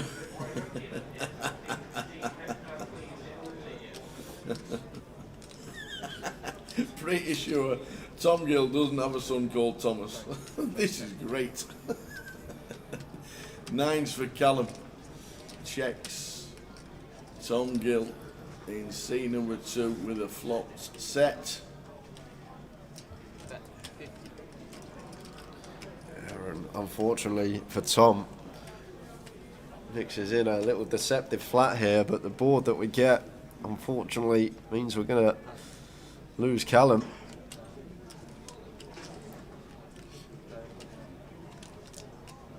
Well, he passed. So Tom builds his stack up to 655 and 26 bigs.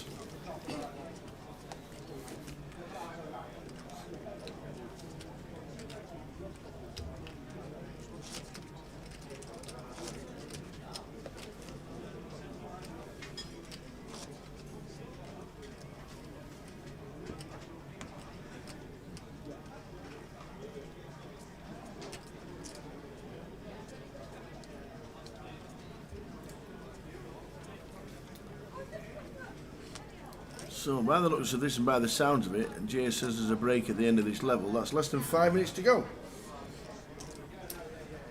Yeah, Tim, ace queen, Callum, ace king, queen on the flop, and that was it. What do we get if we guess the winner, Tower Joe? You get a round of applause You from do us. indeed. You get a big round of applause, and hopefully, if you backed it on Grosvenor Sport this morning, you get whatever you put on, whatever price it was. Yeah, and all in pre between Tim and Callum. That's how Tim got his chips. 30 effective, cut off versus big blind. Ace queen for Tim, ace king for Callum, queen on the flop.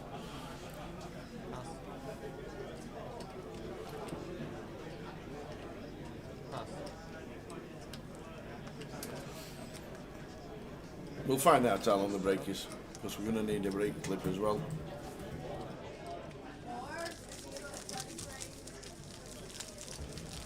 Three minutes and counting.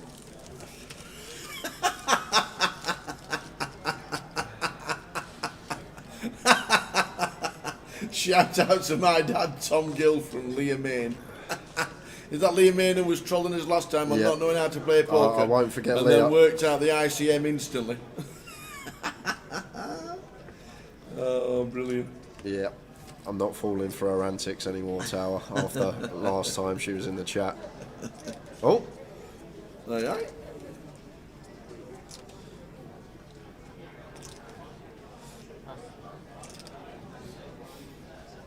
So 3 minutes to go until the end of this level and the end of this session by the looks of it.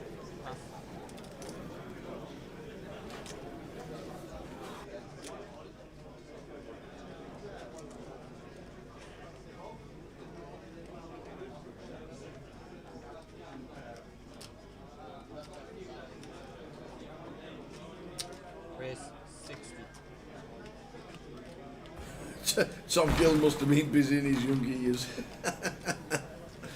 Free roll password is Seasider, all lowercase. Yep. Seasider. Seasider. That's what they shout at the Blackpool match. Do they? Yeah. That's the nickname of the Seasiders. Or the Tangerines. So they all shout, Seasider. Seasider. Seasider, no S on the end, all lowercase.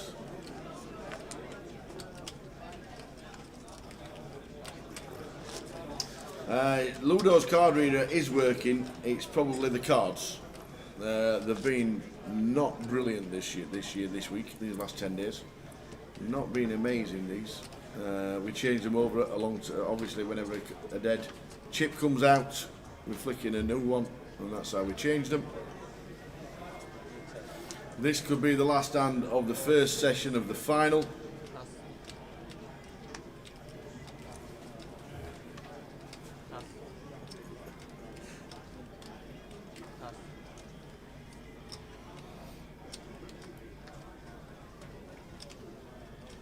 Ace 8 for Ludo.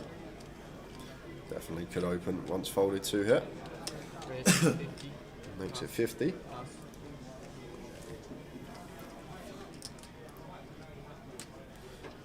In the big blind. Queen 9 off, definitely a viable defend, especially as the covering stack can defend wide up being the covering stack, but forget the defend tower, just goes for the free bet with the Queen 9, applying some pressure on Ludo here and just getting after it here, Ian Gascoigne, and I don't see how Ludo can continue here with the ace-8 off. And this should be working, and we should be on a 15 or 20 minute break. We're unaware of what it is at the moment, but we will find out. This is definitely the last hand, whichever way it goes.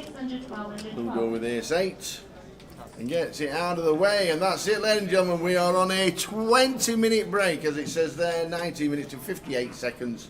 20 minutes. I'm going for a run round the block, and we will see you back with the final 7 of the main event here in Blackpool. We've been surviving, we've been doing all right, and it's great that you've come to join us for an hour with the tower. Yeah. We're going to try and run through a little bit of what's happened to Steve Warburton, probably over the last 10 or 12 years, because that's how long it's been. If got a little bit further. When did you first start playing, and how did you learn? And when did you decide that this, you know what, playing poker for a living, this could be a very good career? Making me feel old, that. Every time I play poker now, everyone still sort of sees me as like the kind of young kid. Yeah. Yeah, it's quite a few years, isn't it? I first started playing when I was like 16, 17 years old. Yeah.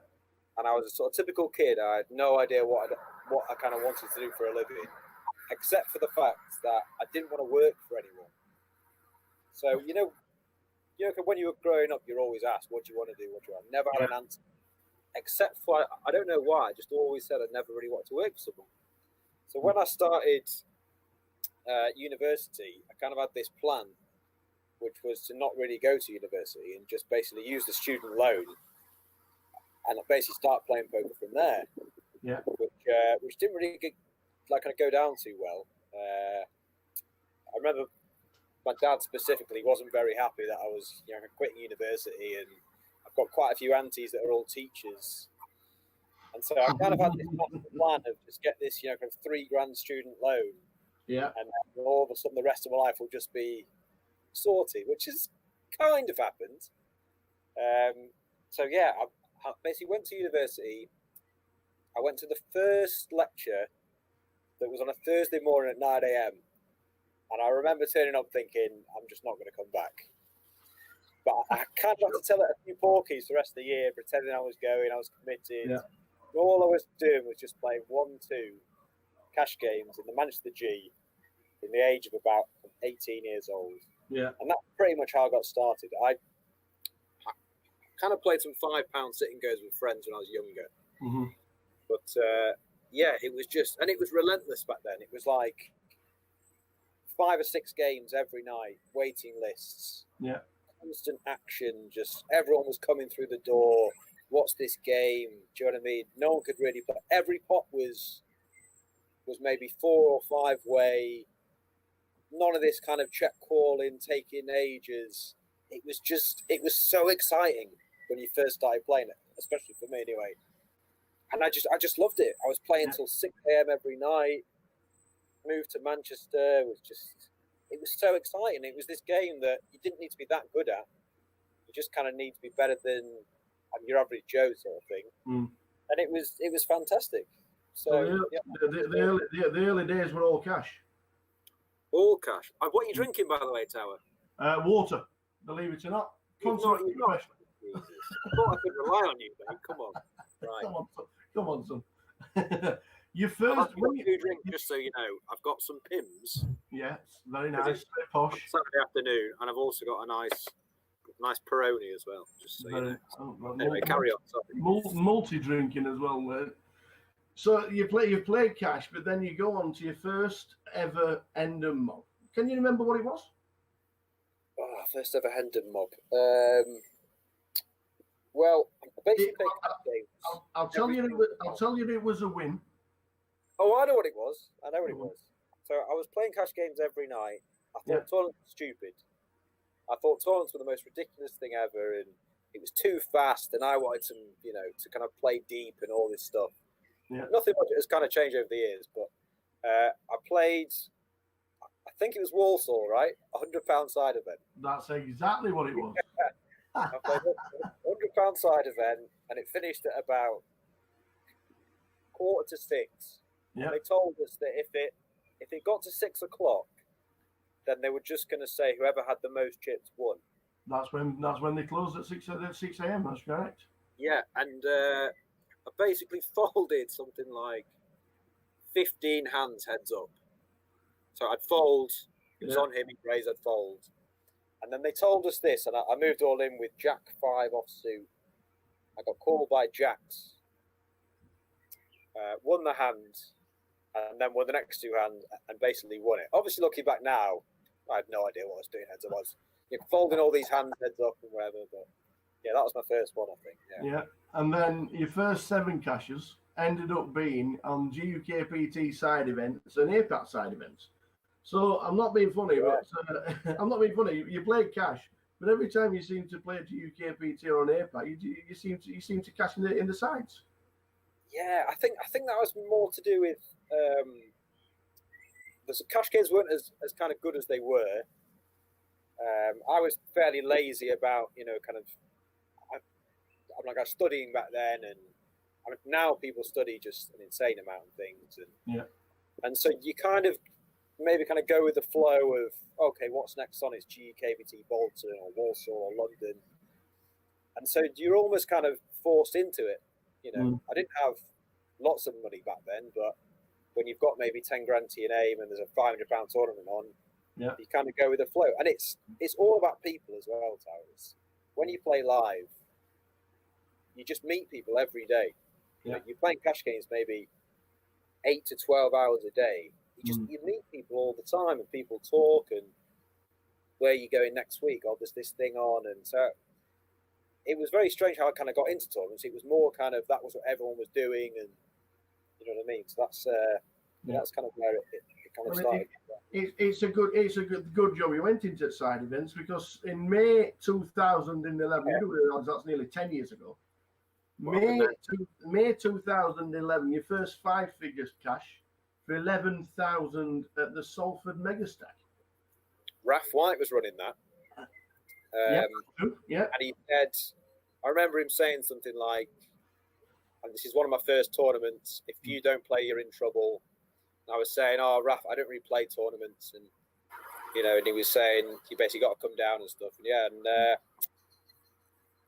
remember we had 2 tables left, and Alex Martin was like the kind of big player back then. And I think I knocked him out, and then from there I won the tournament. And then probably after that I was thinking, oh, tournaments are actually all right, aren't they? Completely being results orientated to the whole thing. Pretty much after that one was when I kind of started playing them more regularly. Did that first 5 figure cash go straight into the bankroll, or was it just like party time? I'm pretty sure that doubled the bankroll. Well, that's, you got to start. You have to start somewhere. Honestly, Tao, for probably the first 4 or 5 years I played poker, I had between 1,000 and £9,000 or £10,000, and never ever got beyond that. I was just playing low stakes. You kind of win a few quid here and lose a few quid there. To win 11,000 back then was like, wow. I mean, let's basically play these tournaments because you can win huge money. So I think I had about 4 or 5 grand to my name, and obviously won that one in Salford.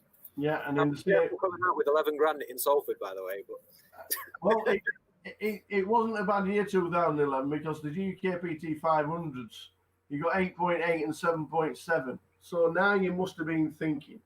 These tournaments now, all right, cash is good, cash is nice to sit with the mates, but tournaments, I'm pretty good at these. No, I really used to struggle with confidence, like a lot. I'm not saying I'm super confident now, but I was always very aware of what was happening, and I saw these guys win, and rather than looking at results, I was more looking at the hands they played, and I was thinking, Well, if that guy had lost that hand with 15 left, Yeah. he would have won that tournament. You know, it'd be something like ace queen against ace king, and he basically hit a queen or something. So I feel like I've always been quite level-headed when I kind of win or lose, and so I never really got carried away with what was happening. And I would say that I definitely put more effort in, and I maybe respected them more as a thing. Yeah, so like the next few years, I was obviously more kind of focused and taking it more seriously. Definitely, yeah. Well, it's been an interesting start. We'll be back with Mr. Steve Warburton very soon in the next episode of An Hour with the Tower. Looking forward to it.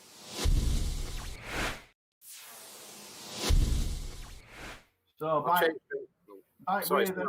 back with An Hour with the Tower with the fabulous. Can I just lean forward and show everybody that lockdown's not been favourable for most? Mate, this is 4 months. 4 months of no haircut. So we went to where did we go? We went to Hampshire. It was me, Little Dave, Jake Fish. Yeah.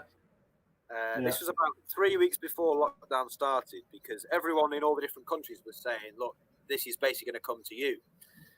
So we basically went to lockdown, and I just thought, Jesus, for the next 3 months, no one's going to cut my hair. It's just going to be an absolute disaster.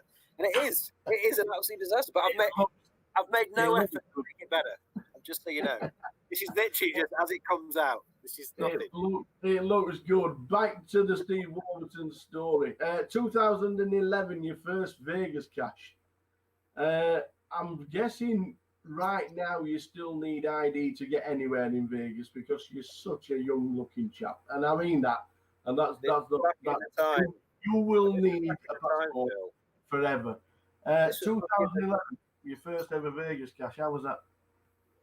Well, I mean, this was back in the day where if I basically walked around the Rio, not playing a tournament, I was just, kind of looking for a friend or something, I used to have security guards march round all the way around and come up to me and just ask me for ID. And every time I'd say, I'm not gambling, and they'd just say, I don't, because they're really strict. Massive conflict over there. Yeah. And the amount of times that happened, so I never set foot after that. Probably happened like 4 or 5 times. I would never go into a tournament room unless I was actually playing, because I just used to get ID'd all the time. But 2011 cash, that was probably 3 years before I actually played what I'd consider proper tournaments in Vegas. Yeah. I basically went to Vegas for 3 years, 11, 12, 13, and just played cash games. And I was very hypocritical in terms of everyone I spoke to. I'd say, why are you playing tournaments? Stupid. You should play cash and all this stuff. And then in 2014, I think I played the main event, and that's when I kind of really got hooked as well. So yeah, I think that 2011 one was just a random rogue cash, which is probably why no cashes from that until 2014. Now we're not going to start with the rub downs at all in the slightest, but it is part of history. Go on. Your biggest ever shot at the time was a 5K buy in the EPT London. Oh, disaster. Unfortunately, disaster. Unfortunately, the crowd would have been cheering, roaring, and shouting and whooping because everybody's made the money. Because Steve Warburton became that unfortunate bubble boy. I've never ever been backed. I'm really proud that I've never kind of borrowed money. I've never been backed. But that was the first tournament that I sold action. I sold 50%, and it was I think it was my first 5K. And so, I mean, I'm really competitive anyway. But to let someone else down, that's just, I hate that. And so, I think when we were about 15 off the money, I basically made the mistake of messaging everyone that had backed me and said, I'm 15 off the money, I'm all right in chips. And then I kind of dwindled down, and on the bubble I had, you always remember the hands you lose, don't you? Of course, yeah. Ace king diamonds, all in against aces on the bubble. And we basically got all in. I'm thinking, oh my God, how's he got aces? Yeah. And like the first 2 cards were diamonds as well. So I was like, well, I've basically got 4 cards. Because also this was back in the day when it was like 1 card, not just 3 cards straight out. Yeah, yeah. So I basically bubbled, and I was in the very far end table of the room. Oh, marvellous. This is a huge, huge room. And the second the river card comes down, there's guys on the mic saying, "Congratulations, you're all in the money." And people used to get a lot more excited back then as well. Yeah. I'm not joking, Tower. That was the longest walk of my life. Everyone was high-fiving. Congratulations, you've made the money. I had to shake 3 people's hands on the way out because they thought I'd made the money. So I was just going with it. I got all the way to the end of the room, and one of my pals, he told me that if you finish on the bubble, you get a free for next year. So I'm thinking, oh, great. Well, I marched all the way back, found the TD, and he said, oh, no, we stopped doing that last year. Double bubble.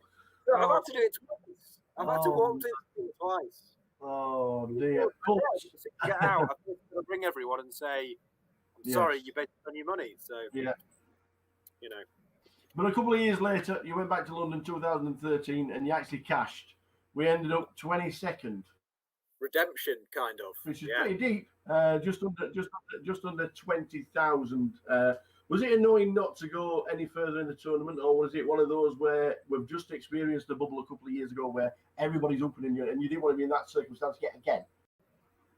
Yeah, I don't know. That was a weird one. I kind of felt like I was going to final table. Mm-hmm. And then, I just kind of lost a few key hands. And also back then, you kind of get very carried away. You know, when there's 30 left, you're so convinced you're going to do well. And it's one of those. I was kind of happy that I obviously didn't bubble and I went deep. But I was kind of disappointed to not final table. Well, you started travelling about a little bit, and then obviously the year after GUKPT Manchester, you ended up chopping it with Rhys Jones and Simon Dedman. That was a good one. That was a good one. 39,000 for finishing third. And I actually remember. So do I. You actually remember you said that you'd cry if you won it. Yeah. I remember I think you would have done, because I think Manchester's your home, isn't it? Yeah, I mean, that was obviously where I first started playing 1-2 cash, and the amount of hours you spend there, and you know all the locals, and I don't know, just I feel like with Manchester every year, I always seem to be in the mix and not really make much money basically. I'm always quite deep, and I might get a min cash or finish just before the money, and I don't know, I feel like 5-6 years ago as well, I got way more into tournaments in terms of I'd be like so invested mentally and emotionally that I remember on that last night, it was probably day 2, whatever it was, just speaking to you, just thinking, if I actually finally do this, I'll be so overwhelmed. And and it was more as well, like I've always felt like I need to kind of prove a point, maybe to like my dad, like my family. You would also, because you've been at the EPTs and because you started travelling around playing tournaments, people started pointing and saying, that's Steve Walton. This guy's pretty good at it, you know? Yeah, that was a bit weird, because I'm a sort of guy who's always like feet on the ground, and I don't really get like starstruck by people, and so like for people to say that, I was a bit just like, well, I've kind of been doing this every day for a few years, and do you know what I mean? I haven't really changed, and you didn't notice me then, sort of thing. So I was a bit kind of weirded out by it almost. But I mean, that interview though, I remember it well, and it's slightly cringy just thinking about it. Watching. But yeah, I think I actually like fell on the floor or something, didn't I? Yeah. I think I was like, oh god. Yes. Not gonna accidentally. It happened before. I heard something. Yeah. It's pretty horrible. Yeah, where he just Players in the meant to field vote are then the progressing to a 25-minute break. something like that. Anyone wishing to enter or re-enter into the tournament, you have 25 minutes. Yeah.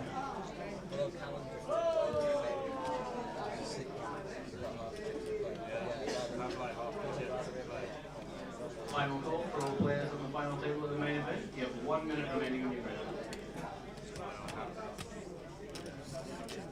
Players in the below, once you finish your hand, we kindly ask you to leave the tournament area. Once again, all players in the below area, please gate. Anyone wishing to register for this event, make your way to the voting desk. Registration is open for just over 20 minutes. Okay, thanks. I'm over here now. Why it was off. Yeah, I know. Yeah, it will be.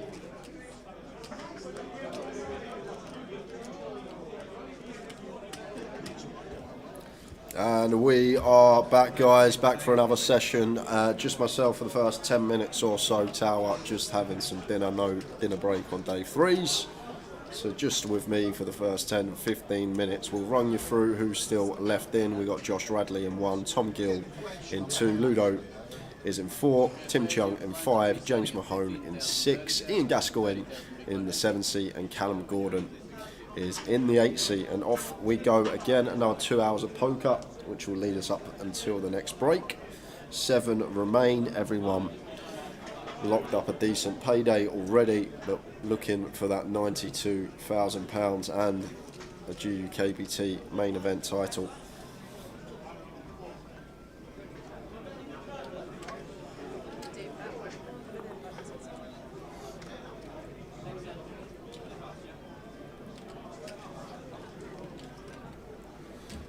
Pocket threes here for Ludo. I like fold here, but Ludo might be happy to open. No, he does let it go.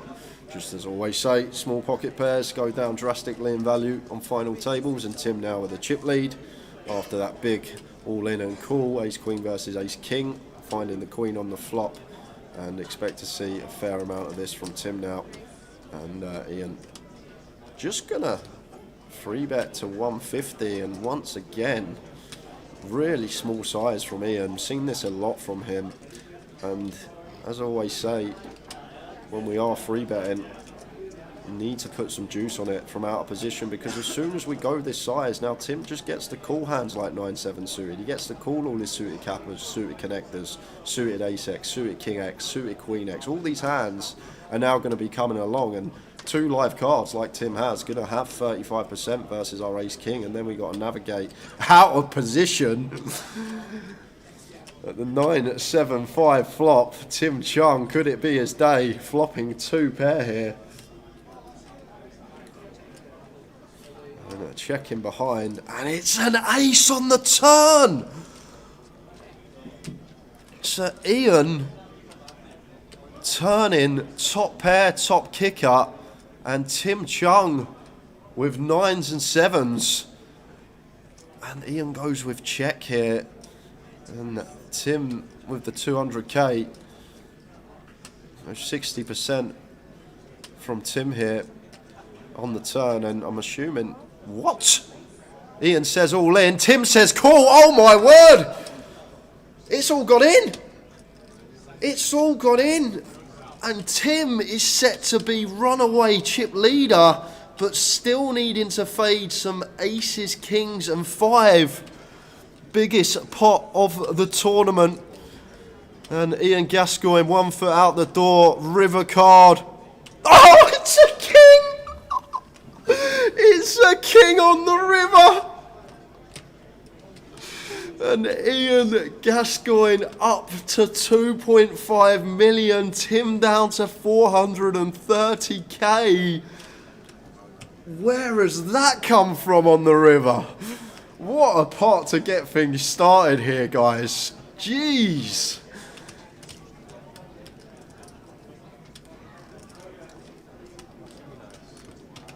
And Ian, top of the pack, by himself now, and Tim just down to sub 20. What a pot that was.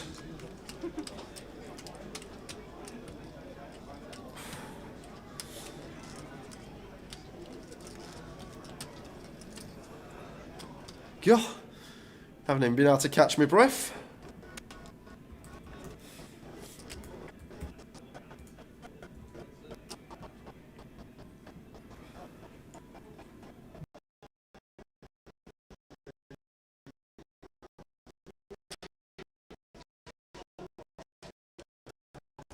So, a bit of lagging, guys, but should get sorted shortly. Guys are on the case.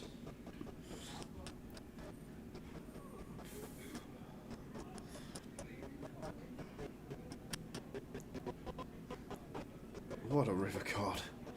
You just never know in this game.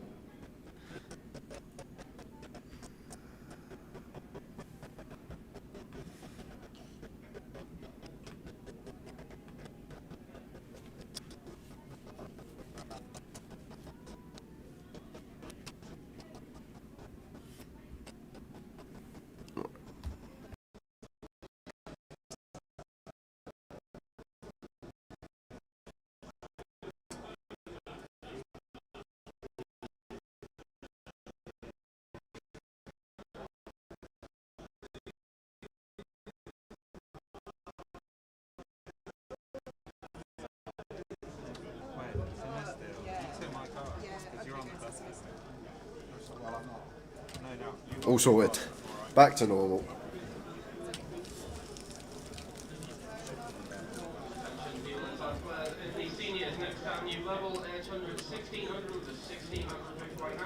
What a game we play. Why do we do it to ourselves?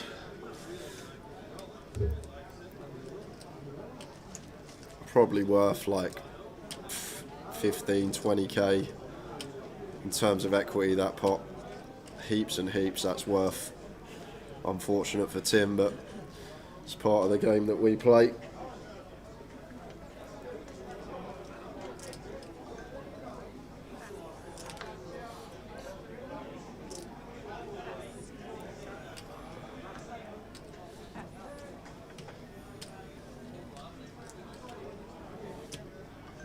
Now Ian getting the ace king again on the button.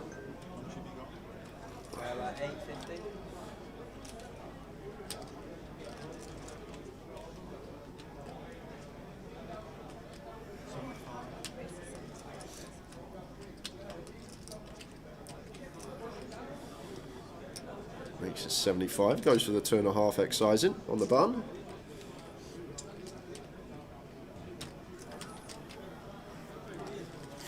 And Josh with 4s here, should just see defend.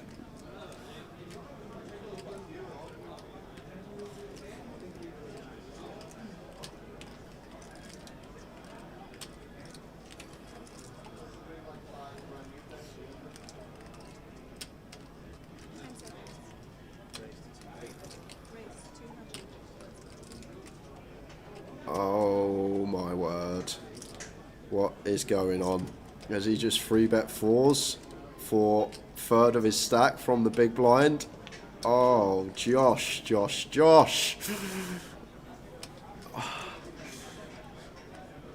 Oh. Big misstep here from Josh Radley. I don't want no 3-bets with these small pocket pairs, not all in. There are situations where we have a stack size that we can reshove and shove them over and open, but to 3-bet fold 4s there, a little bit of a misstep, and Ian takes more chips. Regarding the ace-queen hand, a lot of you are talking about the ace-king, ace-queen cut-off versus button, 30, 31, 32 bigs between Tim and Callum before the break. I was speaking to Brandon on break about it, and I think when you run it, it's actually ace-queen suited plus, and then 10s plus ace-queen suited is the call. So ace-queen off is obviously just the slightest of pips out. But then obviously taking opponent into question, we've already seen Callum twice today make 2 very light reshoves from the blinds, done it once with ace-4 suited, and there was another one in there as well, so he's capable of having hands that are bluffs as well. But ace-queen suited, according to theory, is the call in that spot, and obviously ace-queen off is only tiny bit losing.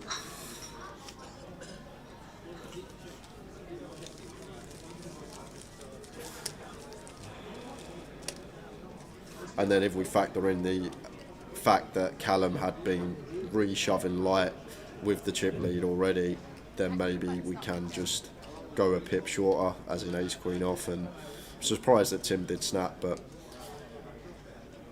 it's not terrible. People saying it's terrible in the chat, it's definitely not terrible. When you're 1 pip out of what the theoretical calling range is, then it's only slightly losing, minimal.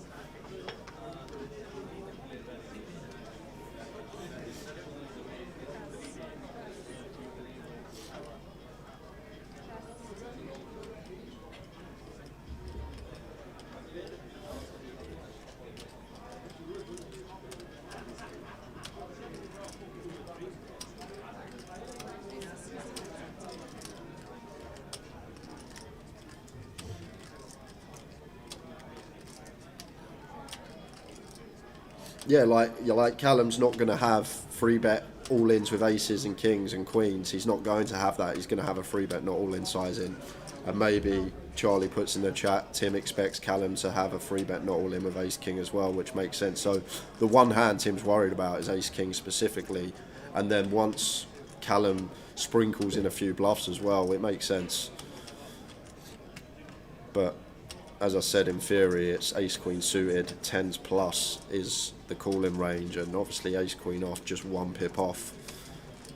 And when you're sat there at a table and you're not looking directly at a solver, for example, and you can't see the ranges, you've got to just go with your gut and what you think is correct. And Tim thought ace-queen off was going to be winning there in the long run. And if Callum is shoving some hands wider than most, then maybe it does become break even or slightly winning.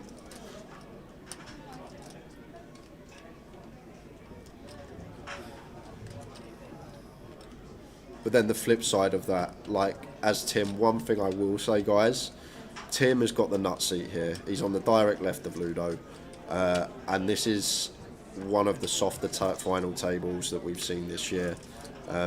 Like the only notables on the table regarding like MTTB, Ludo and Tim.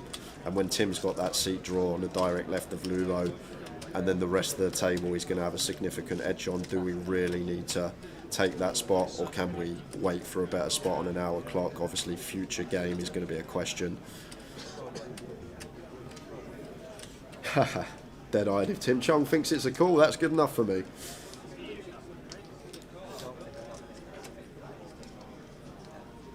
You can type away in the chat saying it's a bad call, it's terrible, all this and that. He's the one sitting there playing for 92k. We're just spectating, guys.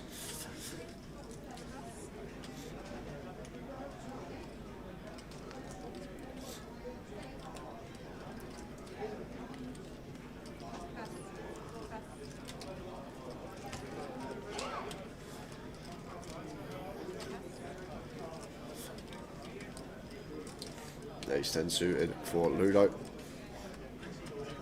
Blind on blind with Tim, and I think it's 15 effective. So could you see jam here from Ludo?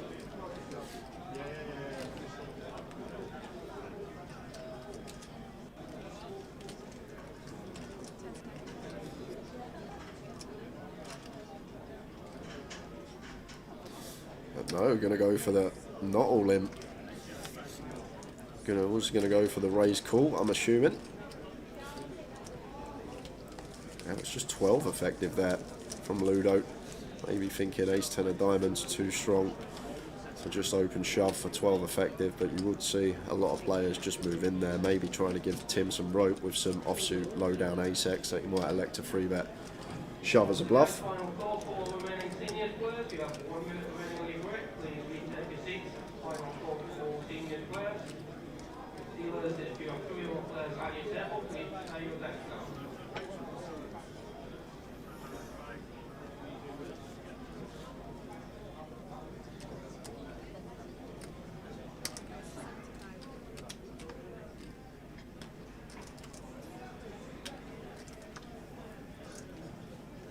So Ian opens the king queen. Can really get after it now, Ian, with a substantial chip lead.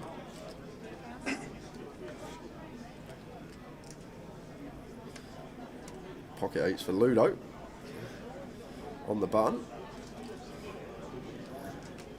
And just expect to see call here versus the gun open from Ian. I think we're happy to just call here and play post with position on the opener.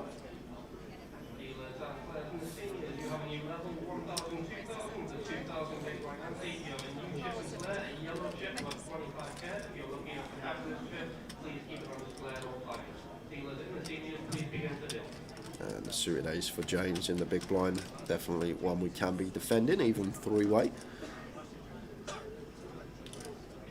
3 players to the flop. Not seen too much multi-way action yet on this final table, but off to the streets here, 3-way. And checks over to Ludo on the button. 2 overcards to contend with for our pocket eights.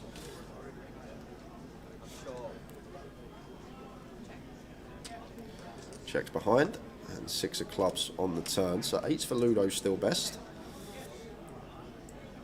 Ian with the 2 overcards and gut shot, not going for the delay c-bet. And I think Ludo will feel fairly confident that he'll have the best hand here a lot of the time, especially when we have 2 8s, like some 9-8 suited, stuff like that. 10-8 are going to be nice double checks that we're behind to.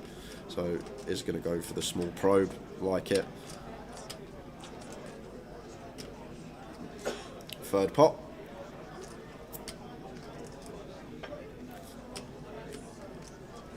And Ian is going to take one off, looking for a king, queen or jack. And it's the 3 of clubs. And now do expect this one to go check, check. Difficult to get called by worse here from Ludo. Like, we're specifically targeting ace highs in my opinion if we do opt to go for some value on this river.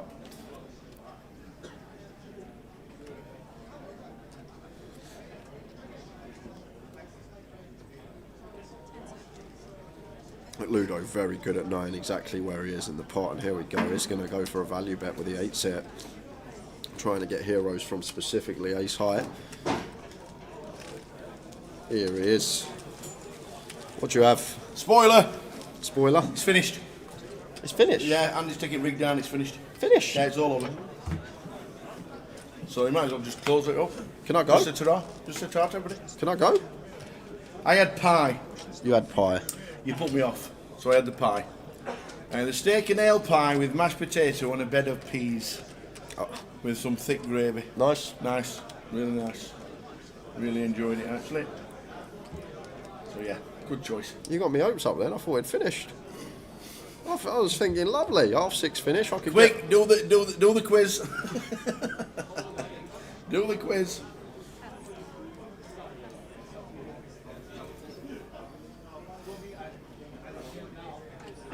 Now, attention please, all players remaining in the GUKPT Cup Day 2, please start retaking your seats. You have 3 minutes remaining. Oh, another spoiler as well. Go on. Tom Gill's my dad. Oh, is he? That's funny, that is my uncle. That means we're related, Tower.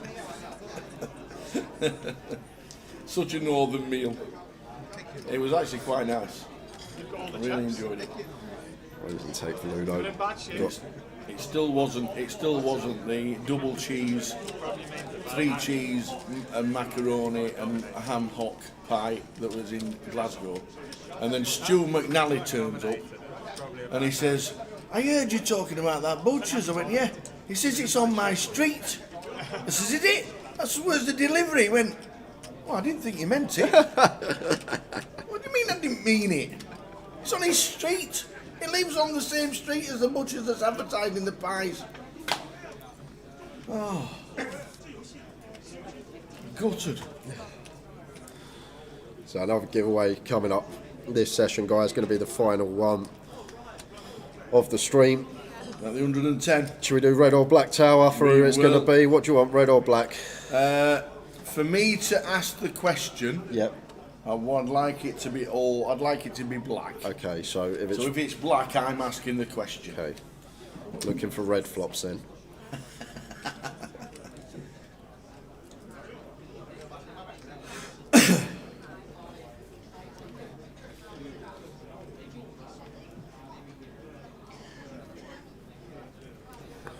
Stu McNally turns up, I've got all excited. So then he went, oh, I didn't think you meant it.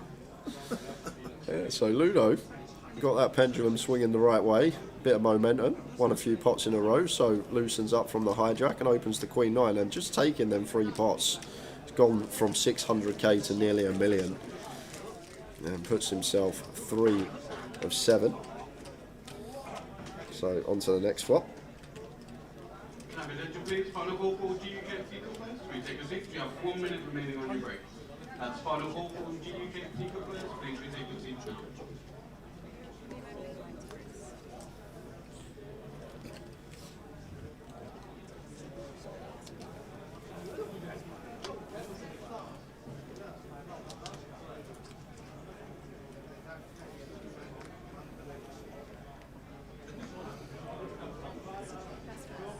Ludo getting the chips. Ian Gascoigne's getting the chips. Yeah, you missed it, I Tower. heard about the hand though. You missed the huge pot. I did hear about it. Ian Gascoigne. So Callum sitting second in chips tower. Might just play flat here versus the chip leader. It's going to go for free bet with the ace jack. Like, we still do need some free bets. Can't just play 100% flat. But with ace jack, I might have just been playing cool here. Such extreme pressure on our second in chips, and the only man sat at the table that can bust us does have position.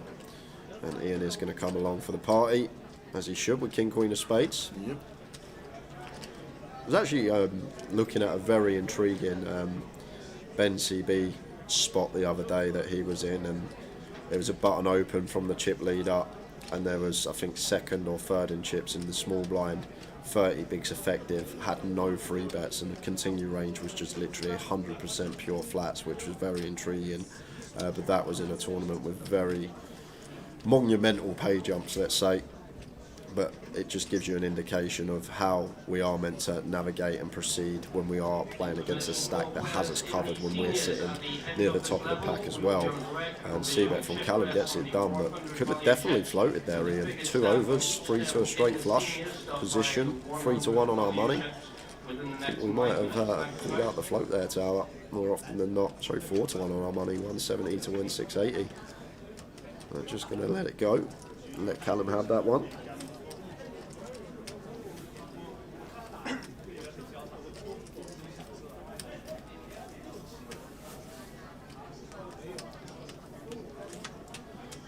All players in today's PLO side event, please start retaking your seats. You have 3 minutes remaining on your break. So all players in the PLO, please start retaking your seats.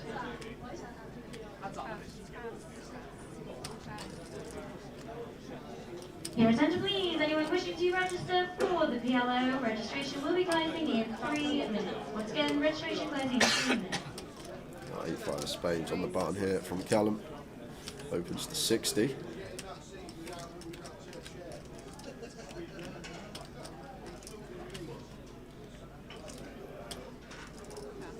Raise and take for Callum. So who takes it down from here? Who do you fancy, Tower? I nearly woke up and backed Ian this morning, to be fair. But I had a little I had a little £2.48 on Phil Clark. £2.48? That's what I had, and Ian Gascoigne managed to get lucky against Phil Clark. 9s against Queens, hit the 9, and Phil Clark left us, unfortunately, but Tom does really well. Local lad Josh as well, doesn't play too often, but biggest comp he's played. Ludo, we know. Tim, we also know as well. Don't really know much. Yeah, Callum can just keep opening hands like this once he unfolds. Sitting second in chips.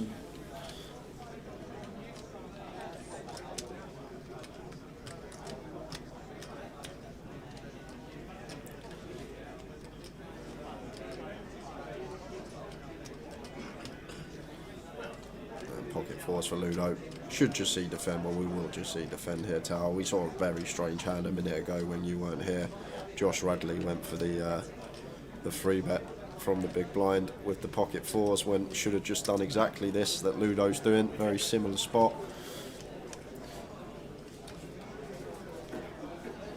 And I think even on a board where going to be slightly more favourable from the big blind, we still do need some C-bets, and I think the King 10 here with the 10 of clubs specifically can be a nice little continue for us as Callum. Going to check back. That's probably just in terms of range here. It's going to be a more favourable board for Ludo defending from the big blind than it is from us as the opener. 9 of spades on the turn.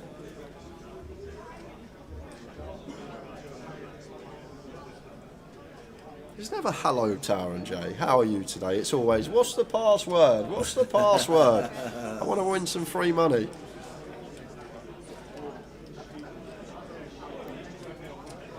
So Ludo does go for the bet on the turn, 65k. So 40% thereabouts. Callum does have gut shot. 2 overcards here, so he's going to take one off with the King 10. Potential to bluff some club rivers as well. Dealers in the PLO, your selling blinds are 300, 600, and a 600 big blind ante. We're playing 5-card PLO. How are we doing, Ben? Blackpool's been phenomenal. Absolutely, sure has.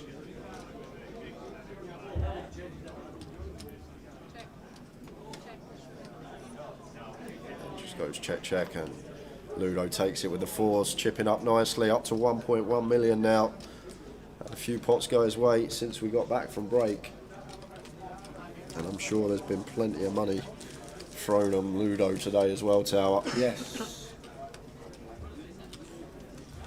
Look at Ben, give me the password. Give me the password. Yes, sir. It's Seasider, all lowercase. Yes, sir.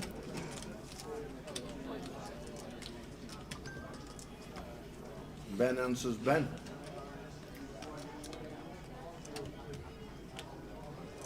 I think he answered me because I went, Ben, give me the password.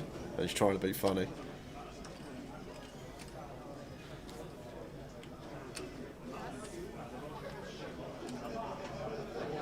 Give me the password. Now.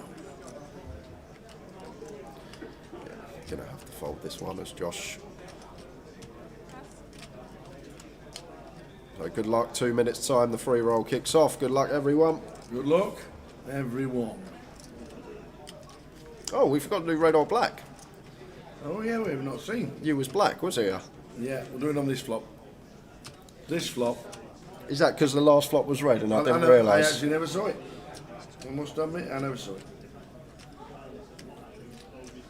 They'll tell us in the chat what it was. Oh no, it was black. It was 9-7. I win then. Okay. So, what does that mean? You're asking the question.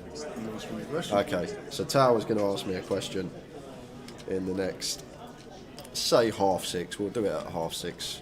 The giveaway. We've got 1-1-10 closer seat. And Tim just shoving here with the freeze. This is perfectly fine. Blind on blind, Ludo completes. We've just got 11 BBs. So just sends it into the middle.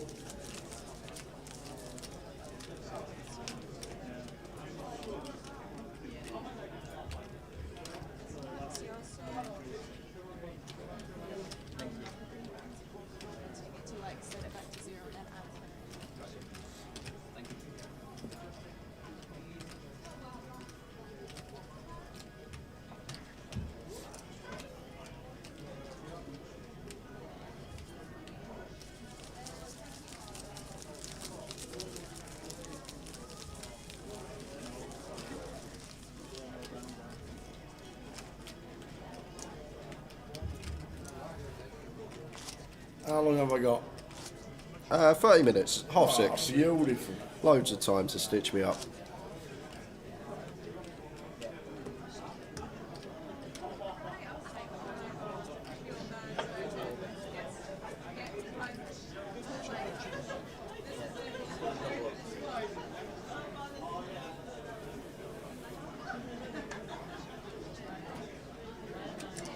Raise 75.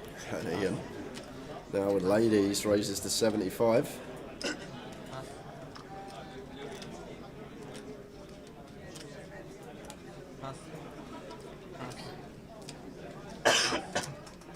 No action, raise and take.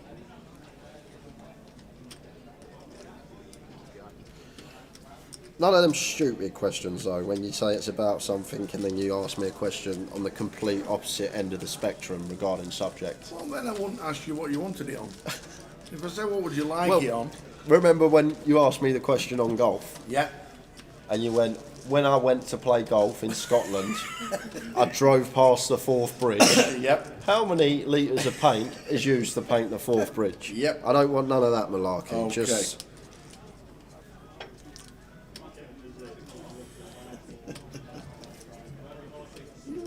It was funny. I thought it was good. You know what it's like.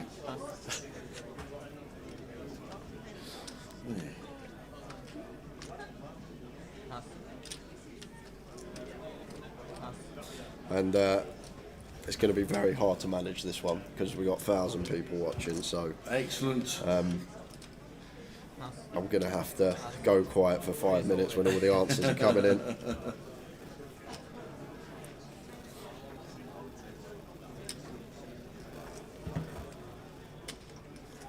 Ace-9 for James, and here we go. Ian. What?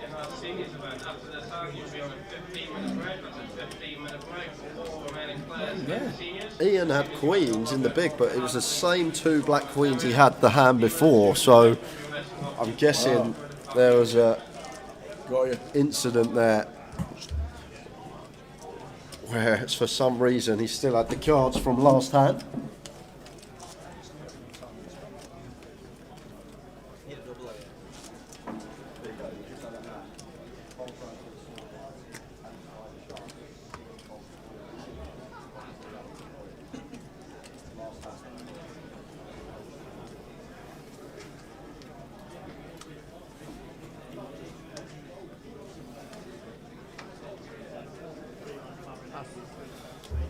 Yeah, so Ian didn't have queens there, guys. I don't know why, but for some reason I think the cards were still registered as the hand before when he did have the black ladies. And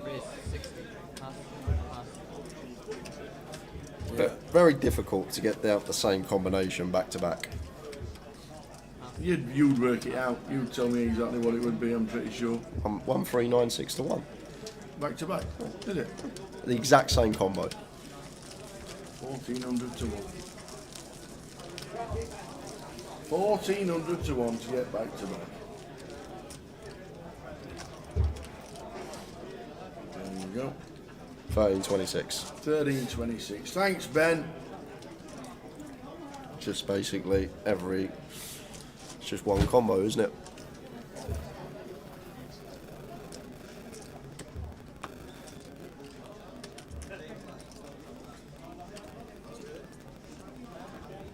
In 26 combinations of hands. It's not many. That's enough.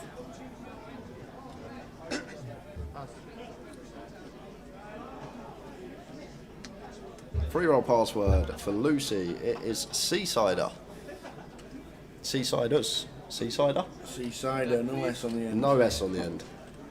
All lowercase. Seasider. Raise 75.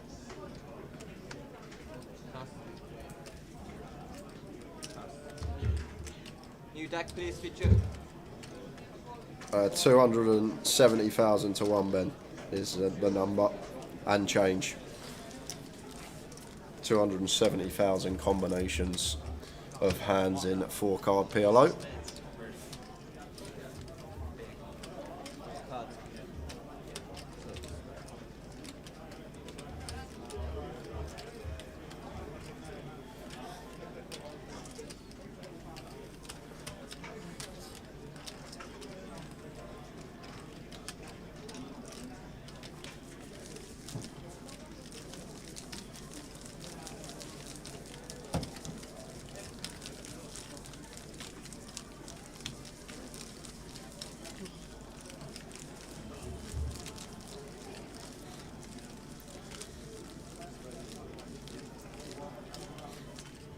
What I will say about your question, Tal, try to keep it no more than 6 digits for my answer, please, because if I'm scouring the chat box and the answer's in the millions, it does become very complicated. An amazing question about cube roots of.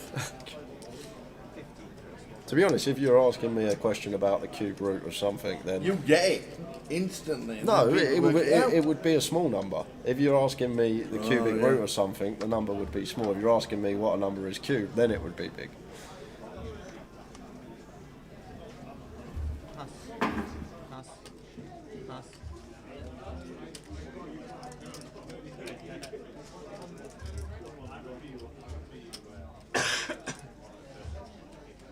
Raise 75.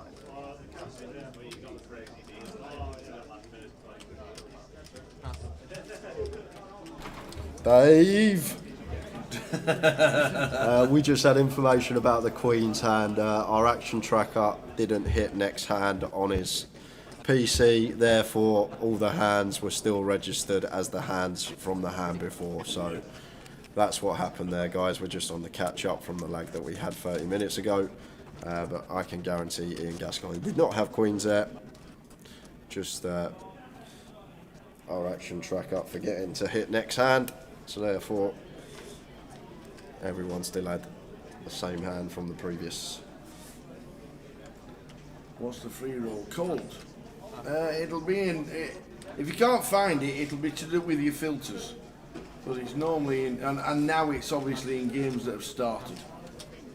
So.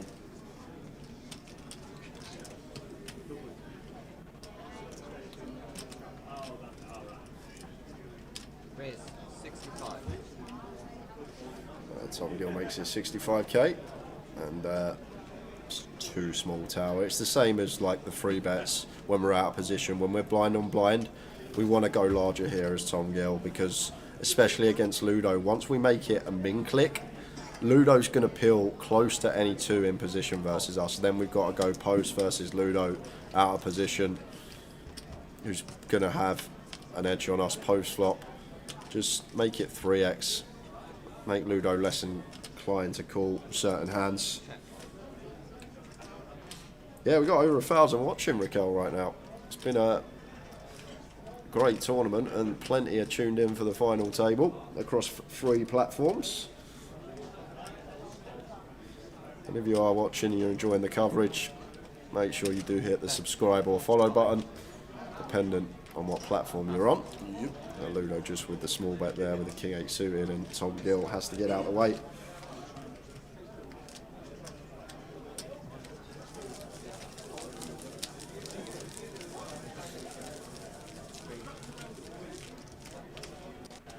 That's why I'm not looking forward to this giveaway in 20 minutes. Why? Because There's the a chat thousand box people. is going to go mental. Well, it is. You're absolutely right. We are streaming on Twitch as well, Raquel. And the payouts are going to be popped up now. There we are. We did have a 9th place finisher, but Dave took him out. Dave decided to take him out, you know what it's like. Poor old Kev Parks.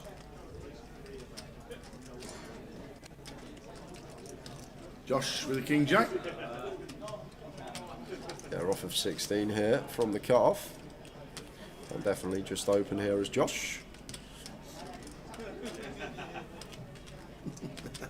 Seaside doesn't work. Not spelt like that. And buy-in for this one was 1100 plus the juice.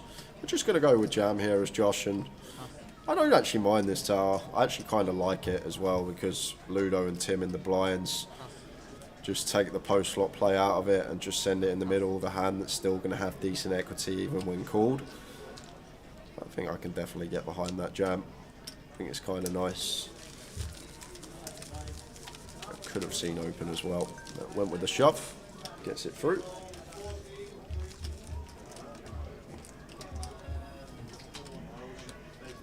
Howdy, Richard Baker. Evening, chaps. I still have the Manic Miner tune in my head.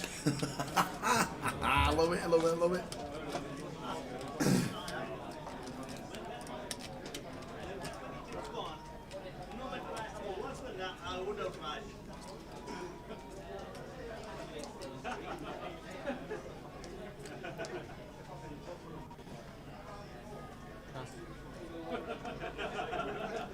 Jack 10 suited for Callum.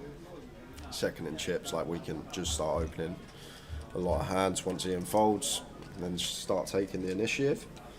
What happened to Tim's stack? All in on ace, on 9-7-5 ace.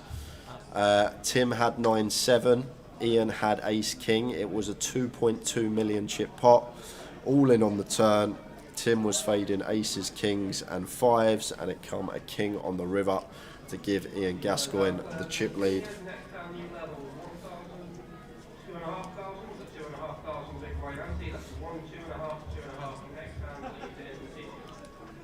So Callum makes it 60, and Ludo here suited ace on the button.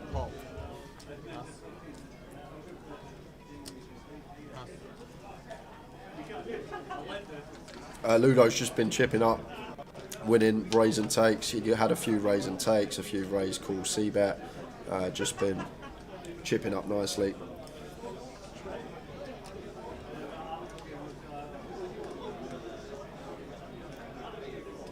Yeah, no all-ins. He's literally just won a few little pot. Well, he's probably won 5 or 6 small pots. That's got him to where he is, and 65k here from Callum, and expect Ludo to call here tower. Getting 4-1 exactly, facing further. Callum still can have the best hand of ace high, but we've got some delicious backdoors and potential to take this away from Callum on a later street, so do expect to see the float. There's the float, the ace nine of hearts. The heart would be so interesting on the turn, but it's the 7 of diamonds, so both players do pick up gut shot. Callum checks it over to Ludo. He does have this 9 here, kind of an irrelevant blocker if you like, because ranges pre-flop does not contain any 9-6, so although we block the straight, it's irrelevant.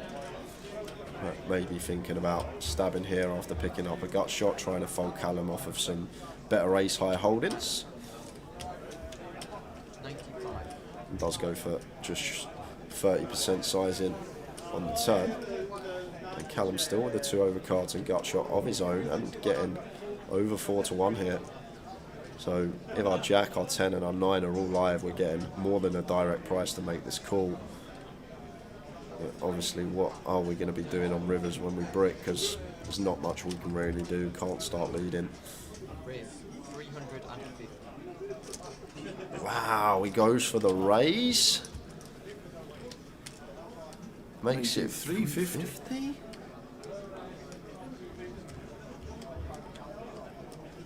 Some very heavy breathing going on from Callum, I can see here. If you notice that tower, some very heavy breathing going on from Callum, and I wonder if Ludo will pick up on this.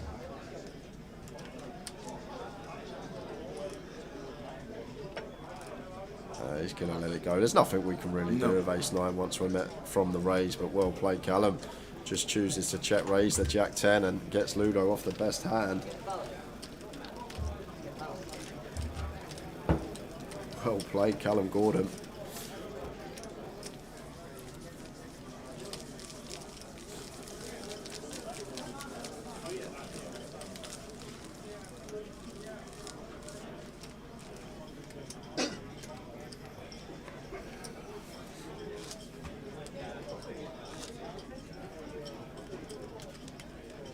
London is next. There it is. Starting on. I'm still waiting for you to say. Go and have a word with boss. Go on, off you go. Go and have a word. So now then, come here. And we're really walking to London from Blackpool, and we were there Wednesday. I wanted to play the PLO tower. Have a word. I'll let you. I don't mind. You can have somebody. I'll only be, what, 20 minutes you'll need someone from? 20 minutes? We give you the night off at the Goliath. All night we gave you off. How long did you last? How long was you out? 30 minutes. 30 I minutes. didn't win a single hand in that tournament. Didn't win a hand, did nothing. Didn't win a hand. We gave you the night off to play in the Goliath. Never won a hand. Dan Laidlaw was like, oh, that was short shift.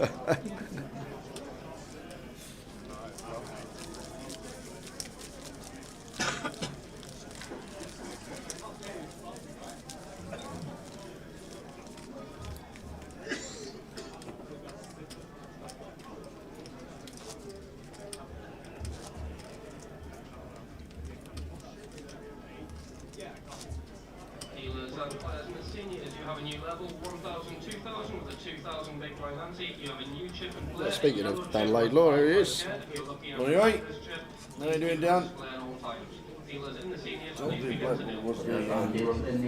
Don't think Blackpool was the best stop of the year for you, and I'm pretty sure we'll see you in London. Has anybody satellite in? We know that Josh Radley won a satellite to the main event, and he was going to sell his seat. He wasn't even going to play it, and now here he is on the final table. What's he locked up? 8,000. Raise 60. Pass. £9,010. £9,010. Wasn't going to play it.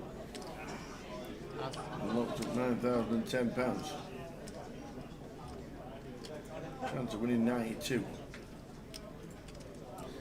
Tom Gill with pocket 8s from +1. Raises to 60.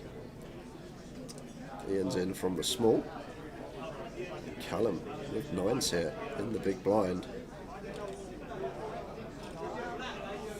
It's an interesting one, Tower, because obviously Ian's in the pot, but I don't ever expect Ian to have any traps here. So I think squeeze could be in order here for Callum, because we're not worried about Ian.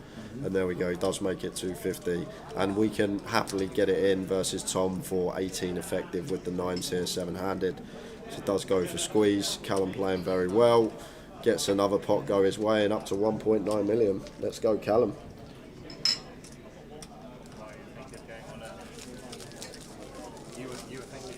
Dan Laidlaw is currently playing online right now. Very badly, he says. Anyone watch Game of Gold? I actually watched the first episode of it last night, and I thoroughly enjoyed it. It's really nice to actually watch. What is it? It's like a poker / reality show. Okay. But it's good because you have players from your team go and play a sit and go, and then the rest of the team are watching it in the back room, and it's actually really good to. I enjoyed it. I watched the first episode yesterday, Man of Straw, and I was thoroughly impressed with the production and how good it was. And I'll probably watch another episode or two tonight. But seems good so far what I've seen.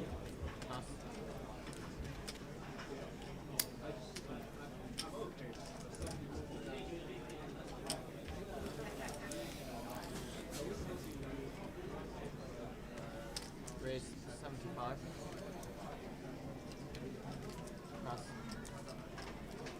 Yeah, Callum's played very well. C9.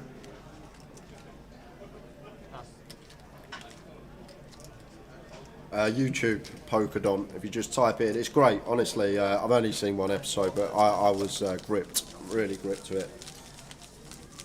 Game of Gold.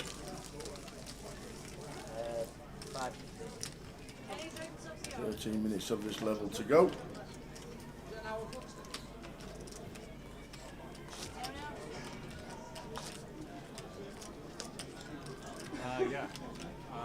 And the Scouse lad's on it as well. What's his name that does the streaming from Liverpool? Forget his name. You must know.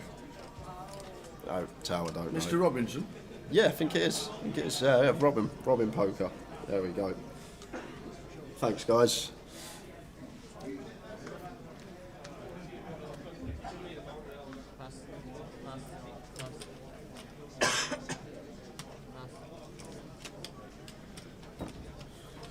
He's line suited for Callum on the button.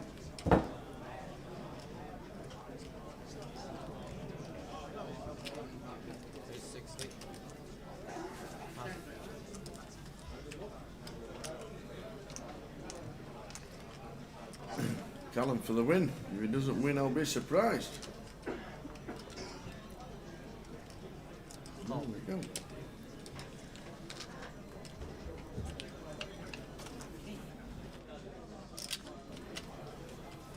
Queen 9 flop, Queen 6 7.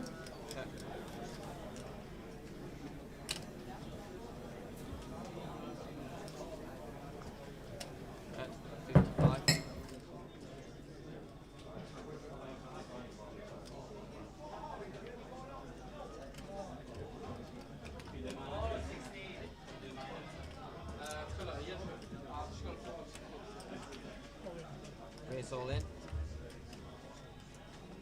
Now, Tower actually got asked to do it. He was one of the first people on their list, but he turned it down because of the bloody schedule we got at the grand final. I love it. So Callum C-betting and Tom just check shoving with his top pair, gets it through.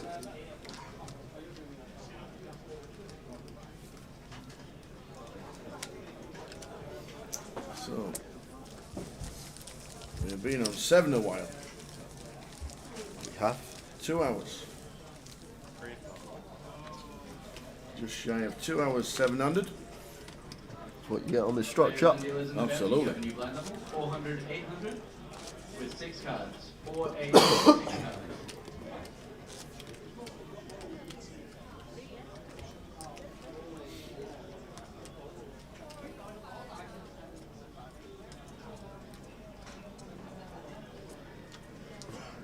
And the rest, Dan. God, he's got like 35, 40% of the chips in play if Tim wins that one. Yep. And the rest, my friend. Race all in. Pass. Pass. James just going to send here with ace 10 from +1. 17 BBs. Much prefer open. It works anyway. Someone's helping me out. Thank you.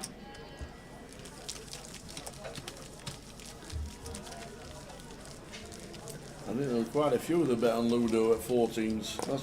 That's why his price changed from 14s to 13 to 2.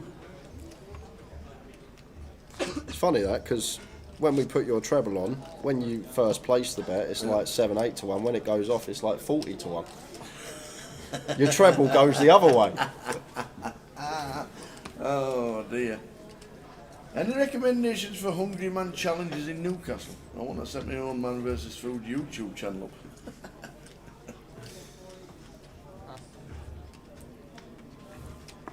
Don't know much about food places in Newcastle. Pass. Pass. Pass. Place I've never been, Newcastle. Never ever been. Not ever? I've been through it on the train on the way up to Edinburgh. Yeah. But never stepped foot in the place. I'm guessing anyway. that's past it and not through it. Passed through, is it not? Do you not go through it on the way to Edinburgh? Up the coast, up the east coast? Yeah. I always see the big bridge.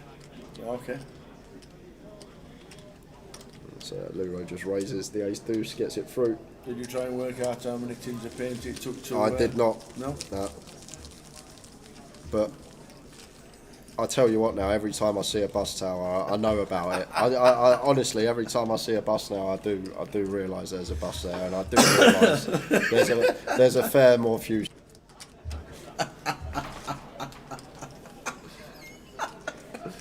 I love it. No, it's so funny. Cheers.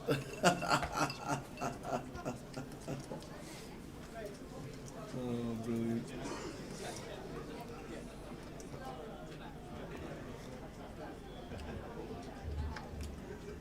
The train goes right through the middle of the centre of Newcastle. I'm guessing it stops at train station, doesn't it? Which is bang in the centre, near the football ground.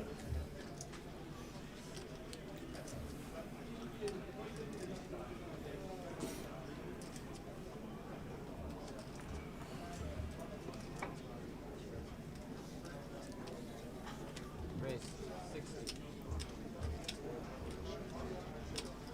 60k from Tom from the calf. Jack 10 off here for Ludo. That we're going to see Pill. So this has to be a free bet, right? Never flat in this hand, so Ludo is going to go for the free bet with the Jack 10 off here, facing Tom Gill. And snap fold from Tom Gill there. Sense is always on point from Ludo. Once more finds the light free bet, and his opponent is working with spanners.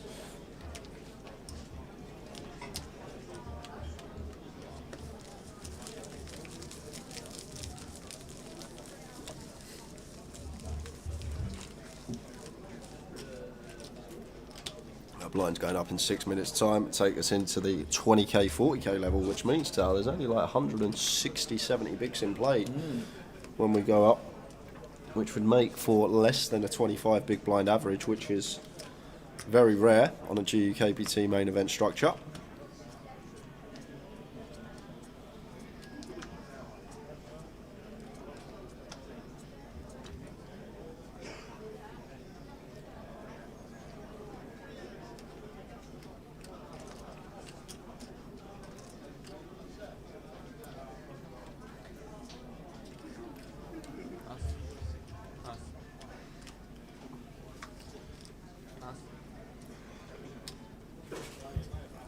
fours for Ludo. First in here from the cut-off late position. Raise 75. Pass. Makes it 75.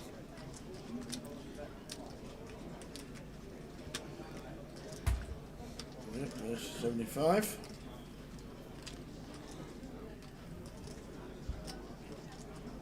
Ian in the big blind here. Looks like a man that wants to take an aggressive route. Raise 175.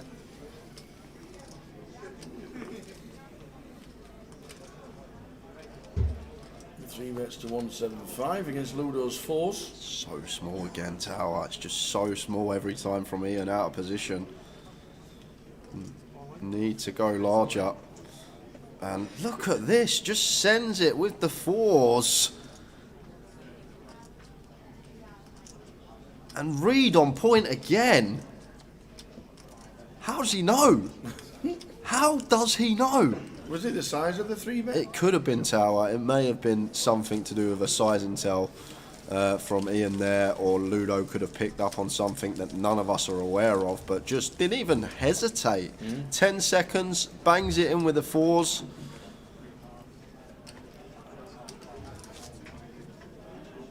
Different gravy.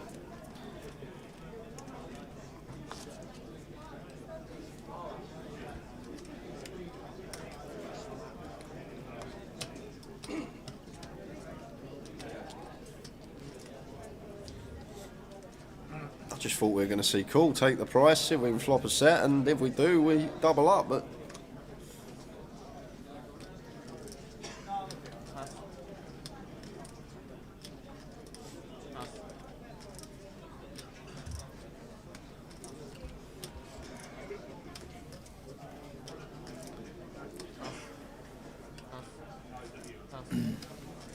So Tim, short stack on the table, 7 bigs.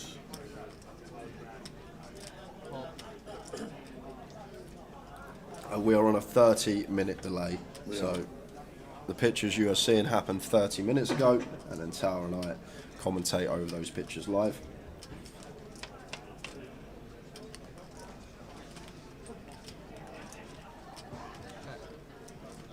Yeah, that could be it. If Ludo's got enough of a sample with Ian, if he's free betting big with his strong hands and free betting small with his weak hands, then we just send it because it's always getting through, I guess. And the times that we've misread, we can still be in a flip situation.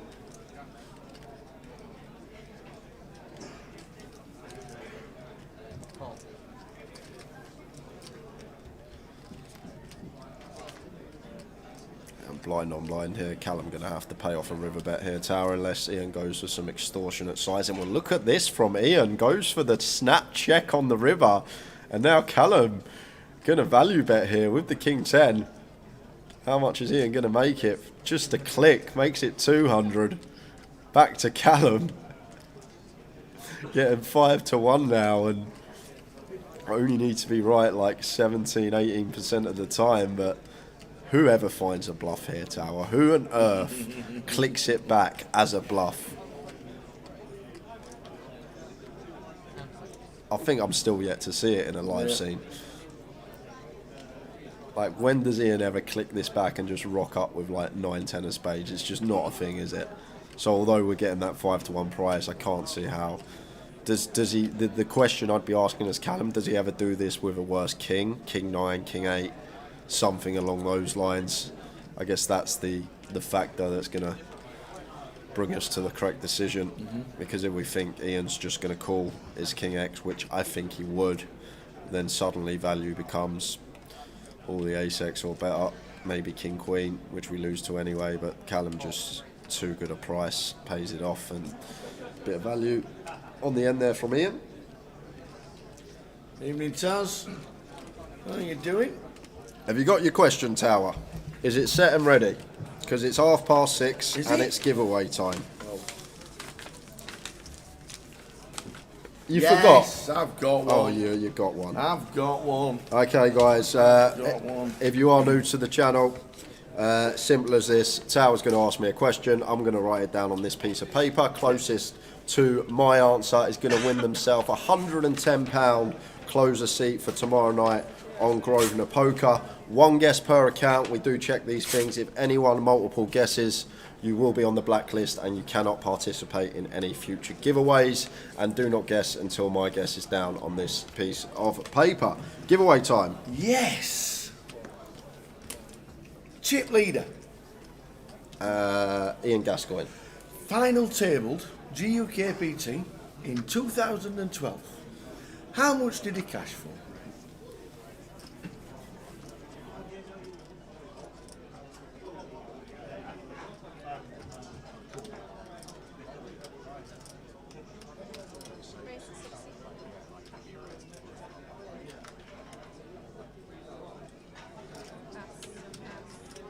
I gave you the clue that he final tabled. I could have said he just cashed.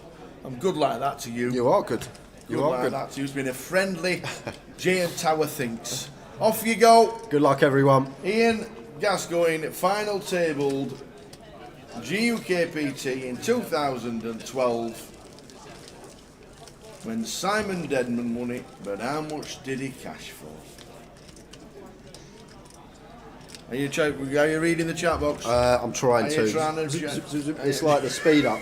I need the Benny Hill music for this chat box.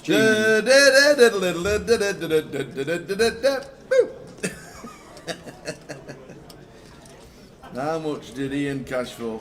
I gave you the clue that it was on the final table. It wasn't anything hard.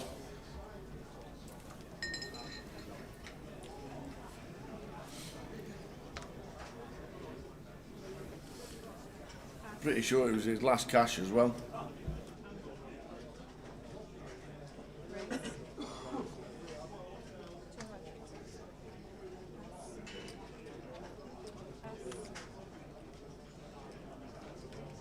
So how much does Jay thinks that Ian Gascoigne cashed for when he final tabled Blackpool in 2012?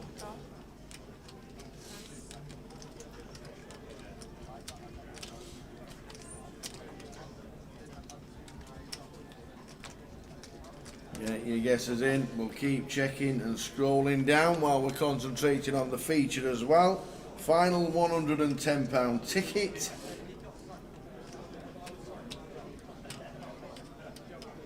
Seven of spades, ace of hearts, two of clubs.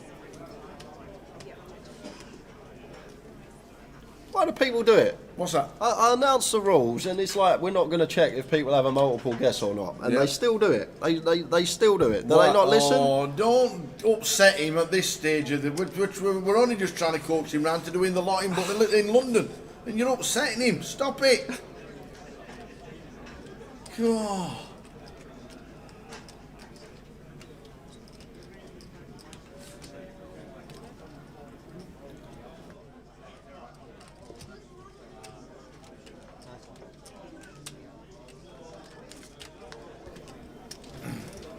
First prize, £92,470. Guesses coming in. Good luck, everybody. How much did Ian Gascoigne cash for in Blackpool when he final tabled in 2012 when Simon Deadman won it?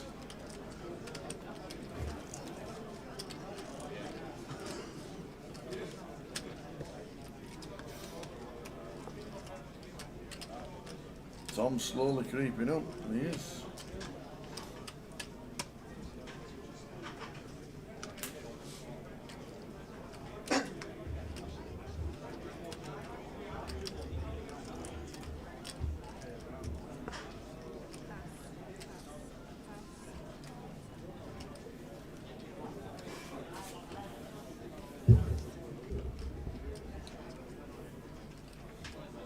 He's queen for Callum. Opens to 80. Taz says she was there. You should remember then, Taz.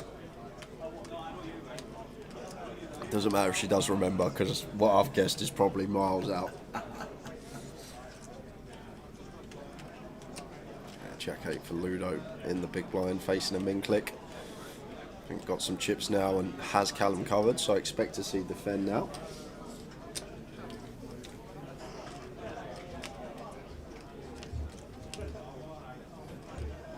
Flop time.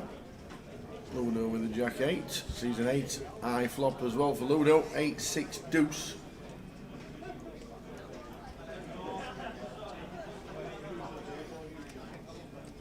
Ace of diamonds for Callum.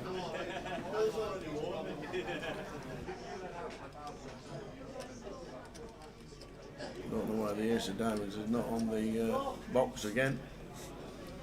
Callum was shot to the lead.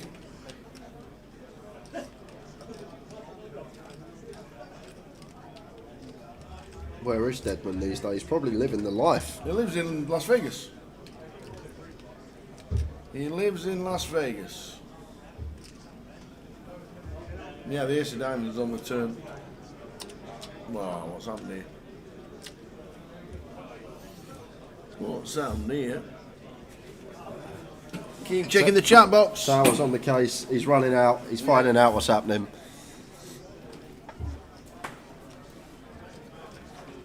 So that's why the turn's not registered, because the system has it as in Callum's hand. Towers quickly run out to let the tech team know. Now, I'm guessing Callum does have ace queen, maybe not the ace of diamonds. Goes for 275 on the river. 150%, well, 140.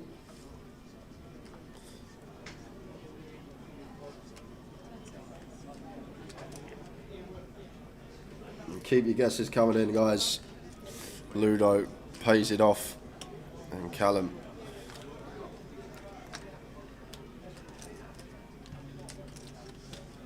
gonna take that one. Big pot going his way. Just gonna have to get a new deck on, I'm guessing. But giveaway still going, guys. £110 closure seat for Monday. We are giving away. All you've got to do, if you haven't had a guess already, is guess how much Ian Gascoigne cashed for what I think back in 2012 on Yes. the GUKPT. Somebody's got it exactly correct. The right answer. Oh. But not Jay's answer, which is the best thing about it. Good for viewing at least, isn't it?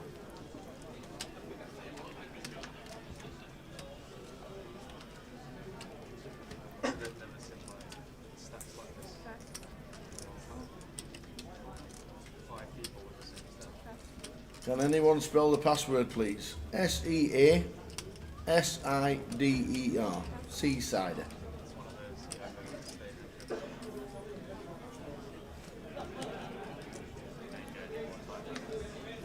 We've had 3 guesses of 8888. Pretty impressive. Give you extra money for not using it. Sweeten up the game. After this hand towel will let us know the correct answer.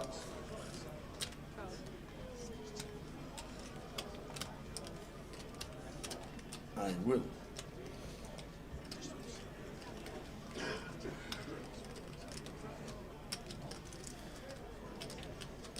So complete from Ludo with the 7-3 off, and Tim just going to get to check his option with the 10-5.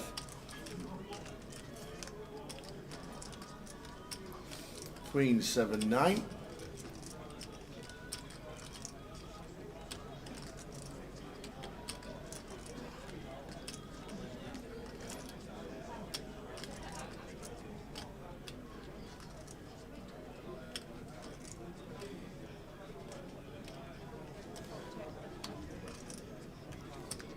Ludo snags bottom pair. Off to the 10, which is the 10 of diamonds. So now Tim jumps out in front with his second pair and could definitely see a stab here now, Tower. And definitely get some value. Players in the PLO, you'll be playing at 600, 1200, right around here, 1200. You'll be playing 5-card PLO for this level.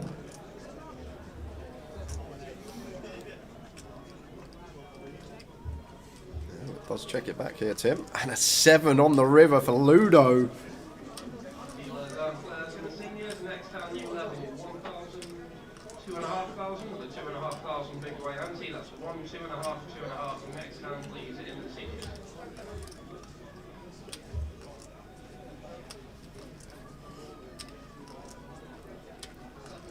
Tim's going to have to pay here, Tower, I think. I think we're going to have to pay. Although, I say that, it's a meaty sizing from Ludo. Gone for 185 into 120 here.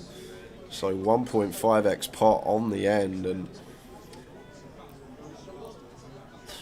tough one for Tim versus this size. Proper blender size this here from Ludo. I think a few time banks are going to be needed for this river decision. Because Ludo doesn't go this size with worst value ever, so it comes down to he's either bluffing or he has a queen or better. And blind on blind are just such complex spots when ranges are so wide, so many different hands Ludo could have for value, so many different hands Ludo could have for bluffs. Just makes it so difficult for Tim Chung here. That goes with fold and doesn't lose a penny. Nice lay down from Tim. Gets away from it.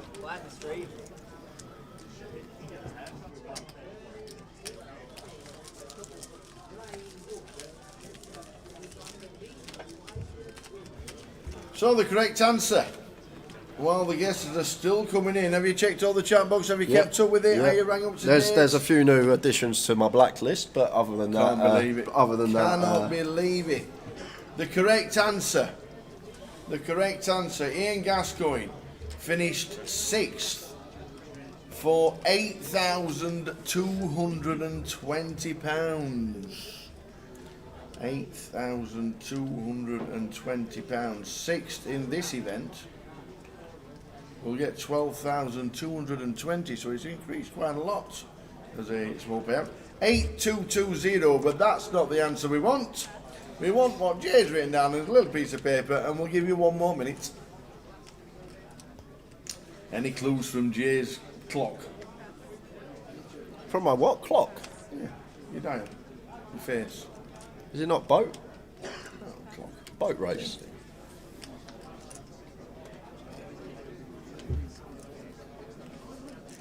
20 seconds.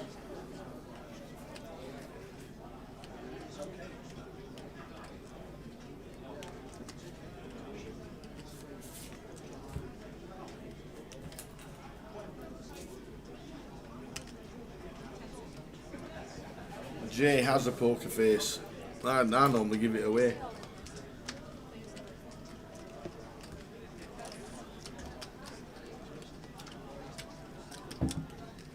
So Ludo just sends a button for 11 effective, gets it through.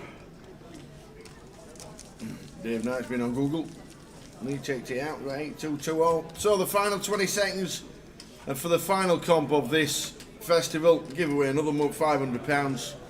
Comp will be closed very shortly. 20 seconds. Get your last guess in, and don't forget, don't guess it again if you've already had a guess. They can if they want. I don't mind. Well, you can, yeah. My spreadsheet's looking very pretty, the blacklist spreadsheet, so I don't mind.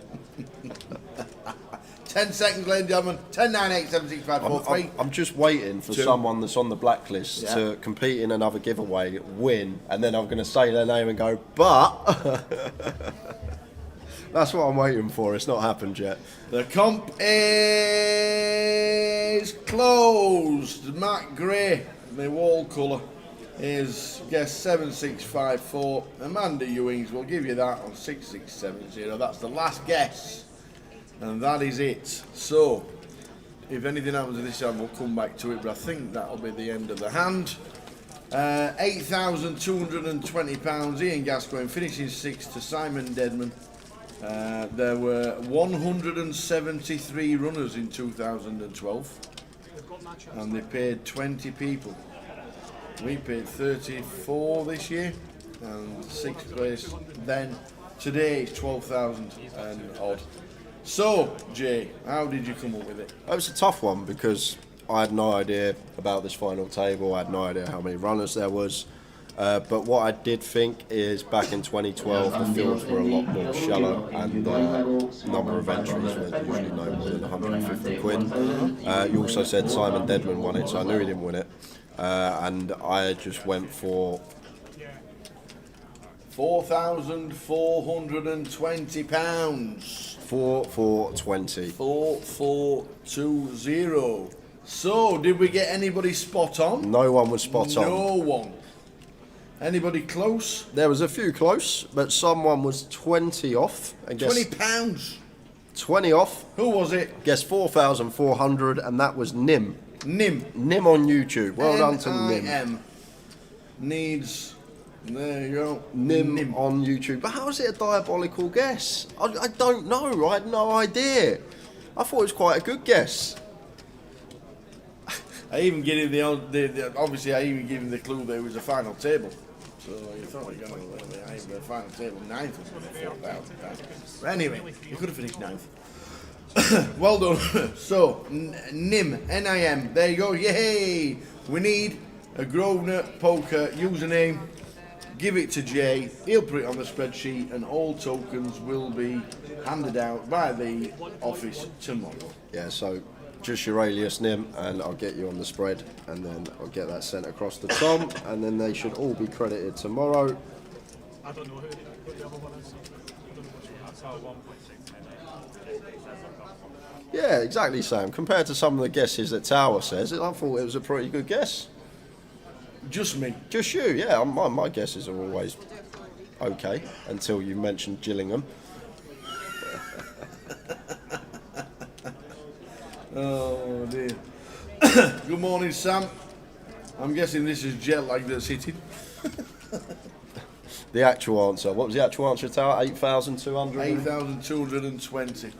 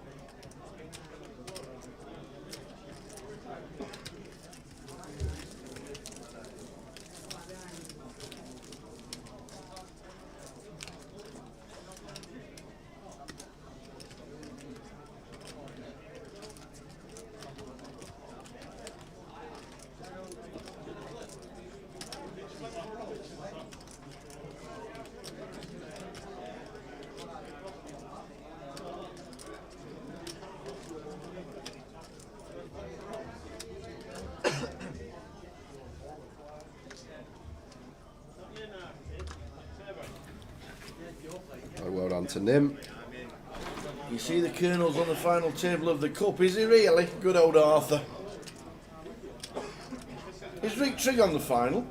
I know he was down to the final two tables in his final event as a sponsor player. You can just post it in the chat box, Nim, and Yeah. it will come through to us. If you don't want people knowing your username, then you can privately message myself or Grosvenor on YouTube, the Grosvenor Poker page on YouTube. Okay. There you go. But best thing to do, just post it in the chat and then it's done. And Callum with the boots.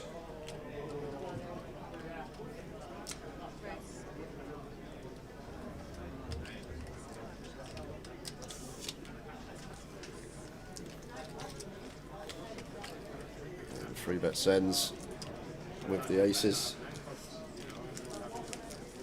Is that it, Nim? Is that all it is? Okay.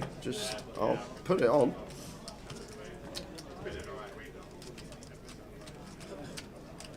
It's the alias that you play under on Grosvenor Poker, so when you sign in, you load up a table and you sat there at the table, it's the username. That will be overlaid on your avatar.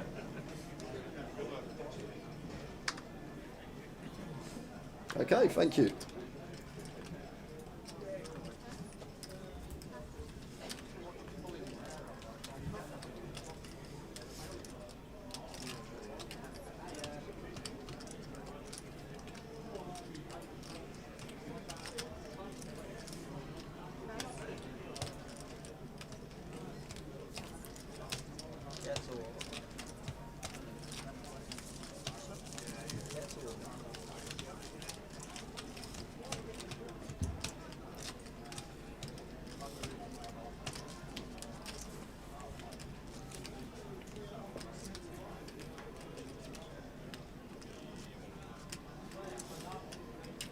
Still on 7, into the next level.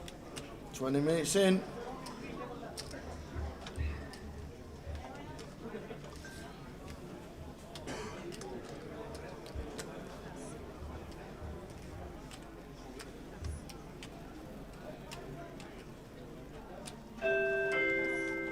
Please scan the owner of the car with the registration P70. Oh, that's a new one. Please come to attention. Thank you.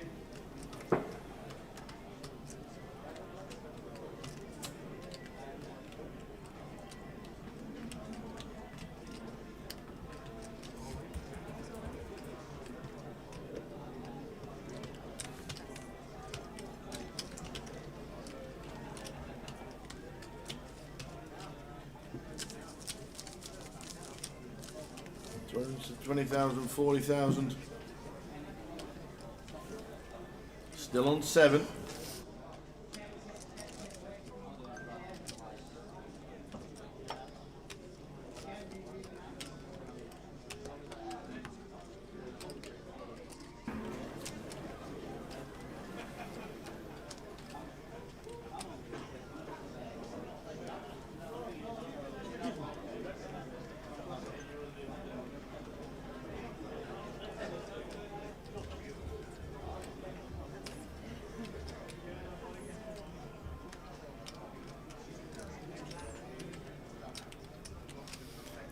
Tom with the queens, looks down at the ladies.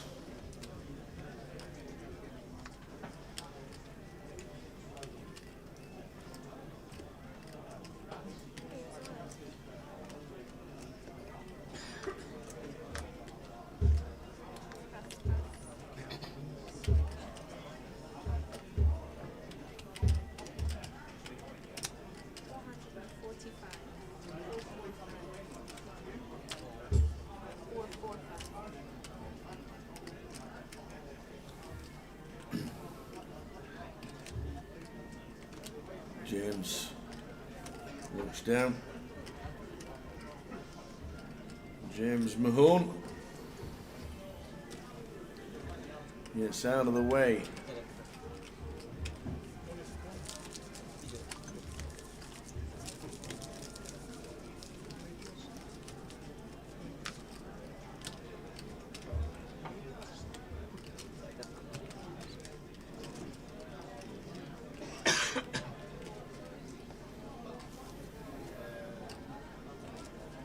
Your attention please, players are registered in the close that your screen is on screens. It is on screen. And table 101 is the table. Ooh, you won a bounty at the Joker's Wild at Goliath and you'd get to reach you won a bounty at the Joker's Wild at Goliath and you've yet to receive it. Any ideas? Your bounty would have been given out on the night, wouldn't it, Adam? You would have had a ticket. Certainly no idea now. The online team who sponsor the Joker's Wild will be the team to obviously contact. So I'm guessing customer support on Grosvenor Poker Online, whoever you contact that way.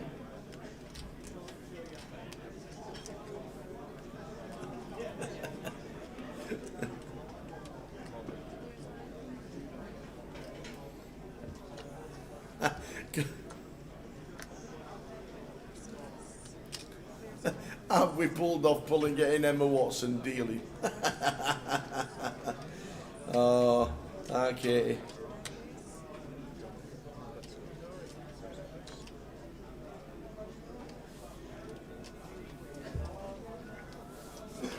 So Tim, his final 260,000 with Jacks.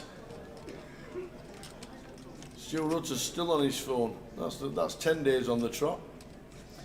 Josh, local lad Josh Radley, King Queen, hits the Queen. We're down to 2 outs for Tim Chung. Oh, Tim is out. And it's a 9. Josh in seat 1 takes out Tim Chung. Jacks opens, Tim shoves, Josh calls and takes out Tim Chung. Well done, Tim. £9,010.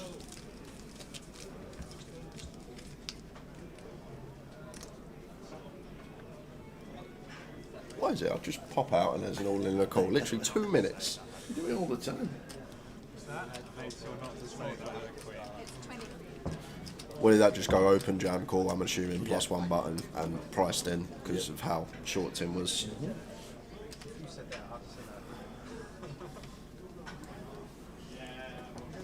We're going to be break in 34 minutes, just over half hour. This hour and a half has flown. That's flown by. And you should see the queue at the cash desk right now. It's from Dina's desk to basically where the bar starts for the closer. Oh, for the last event? Wow.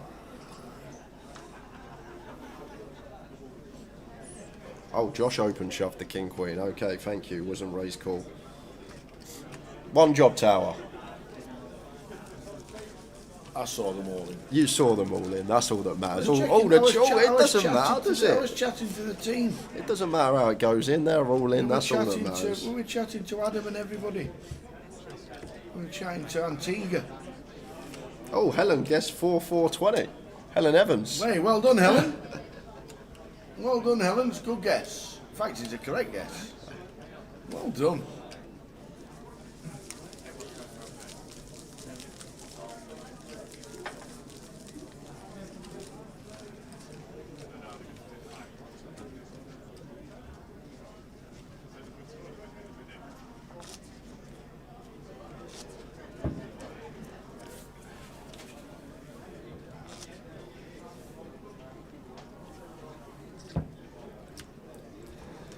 Josh Radley in 1, Tom Gill in 2, Ludo Gaelic in 5, James Mahone in 7, Ian Gascoigne in 8, and Callum Gordon in 9. They're the players that are still in. Race all in. Pass.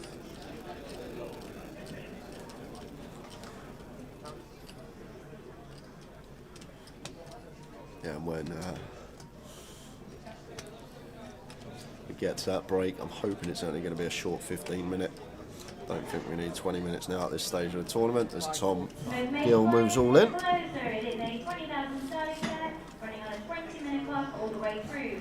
Late registration and re-entries are available for the first 6 levels. Yeah, James can't call this off tower. This would be a misstep to put chips in here as James Mahone. Please place your button into seat number 8 now. Your opening blinds 100, 100 with a big blind empty of 100. That's Blackpool players, sealers, please in the middle. Time bank news though.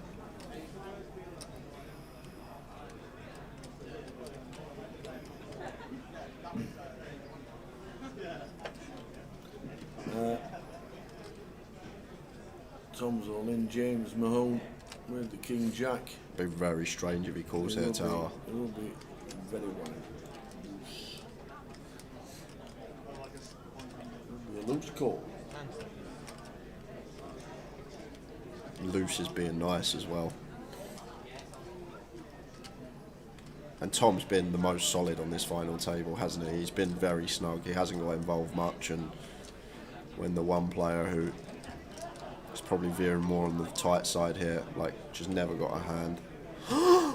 Oh my word, he's in! He is in with the King Jack off, facing the gun shove. He does only have 12.5 BBs, but wow, James, is this right? Is his hand right?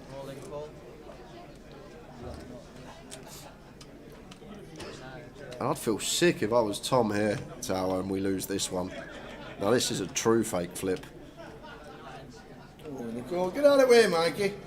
Just a reminder, players, Well, it turns up one day. Stats are going to be placed into play. So if you don't want to have a blinded stat, make your way to your seat. Maybe it's Ace Jack, and it's not King Jack, but we're about to find out.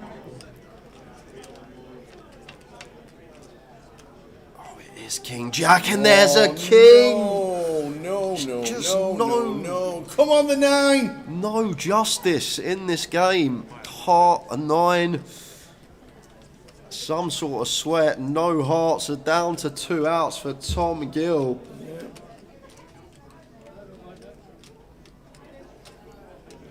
James Mahone looks like taking out Tom Gill, and he does. Wow. And he does. I would feel pretty ill if I was Tom here, Tower. He's left with 50k according to the graphic, but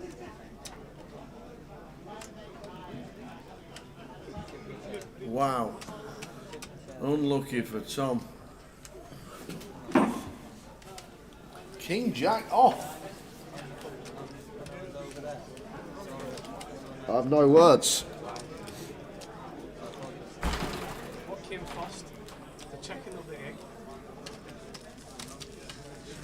So they're tough ones to take. I find those the hardest to take. The ones, the bad beats are fine, the callers are fine, but the hands where your opponent has what is a trivial fold and they end up calling and we end up busting because of that, they're the ones that I find difficult to take. The bad beats, the callers, they're part of the game. It comes with it, but tough one to take for Tom Gill. He's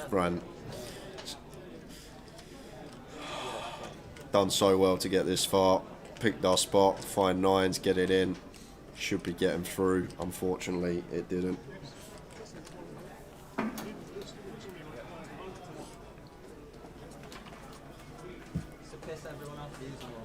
Poor old Tom. Was it a case of I'm getting super low and I've seen 2 paid It's not even that time. We're still on an hour clock. We're still 7 max. We've still got plenty of time on this structure. 13 big blinds is fine. You can still wait around and pick your spot carefully. But some people are field players though. Some people sit there at a table and they feel it in the moment. They're like, I feel this hand. This is the one. This is the one we're going to go with. And like theoretically, King Jack off there, we're never calling under the gun shove. But maybe James just had something in his gut telling him, let's go with this one. This is our time. Let's run it.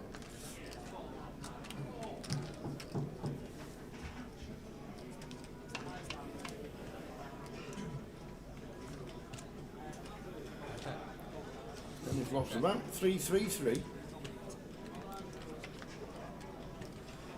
Still not dead, Tom. Can find a 5 to chop, or could just find an 8 or deuce to win it outright. And it's the 9 of diamonds, so Ian does make a boat, and we are going to lose Tom Gill. Tom, great effort. So unfortunate. Yeah. Great effort this. Well done, Tom Gill. Shakes the hands of everybody, such a nice fella. But that was cruel. Well done, Tom.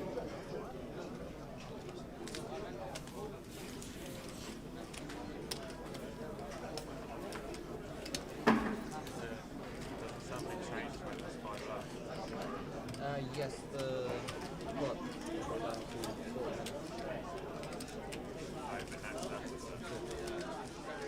Yeah, I'll do that. Yeah, I'll do that break. Good game, Tom. Great run, mate. And a nice little 5-figure payday for yourself. £12,250. And we are down to the final 5. So when we do hit that break in 26 minutes, when we return, the clock will be reduced to 40-minute clock. Big blind.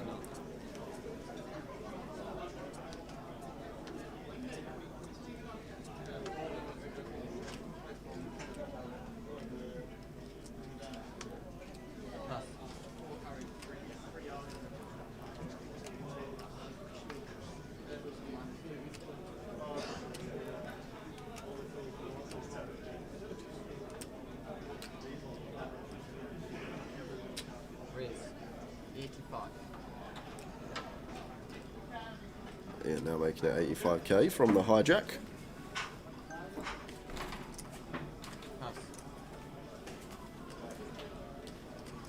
Oh, I just went out and I wanted to go and give Tom a big cuddle, but I couldn't see him.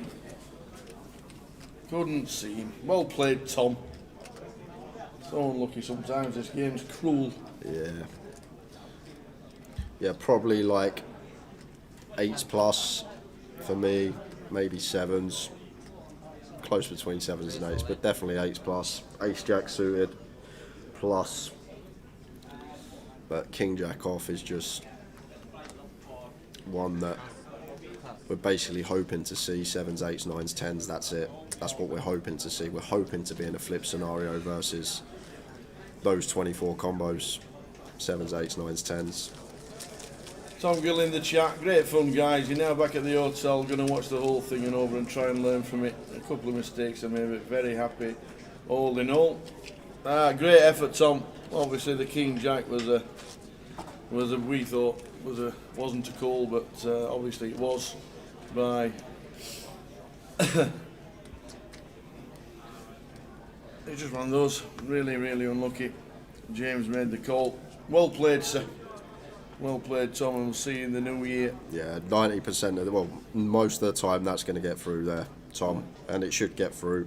Yeah, and just to let you know, Tom, in the chat today we've had your son, your daughter, your brother, 2 cousins, another brother, and another son. Because they were all trying to tell us that Tom was out. I don't know why. They were all favouring Tom. But no, well played, Tom. Great effort, and we'll see you in the new year. Well played.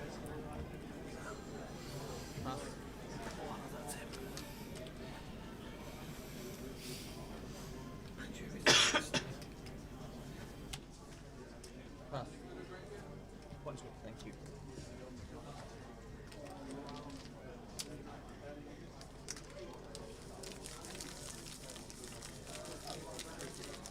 Big blind tonight, please. 40 inches.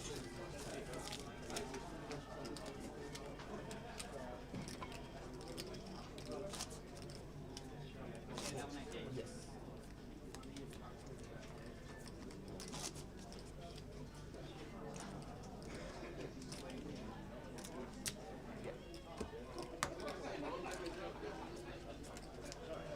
Yeah, Valerie says, yeah, and his granddaughter. And his cat. And his cat was yeah. watching. Don't forget about the cat.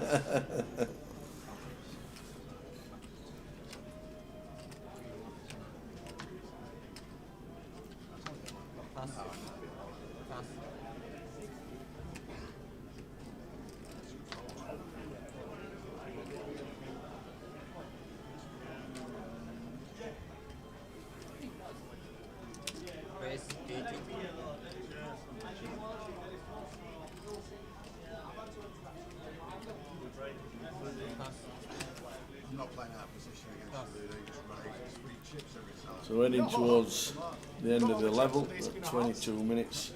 We're down to 6. Well done to Tom. 9th was Kevin Parks. Well done, Kev. Yeah, I thought you had 7-8 suited that hand. I know 7-8 suits. Yeah. Somebody's telling you.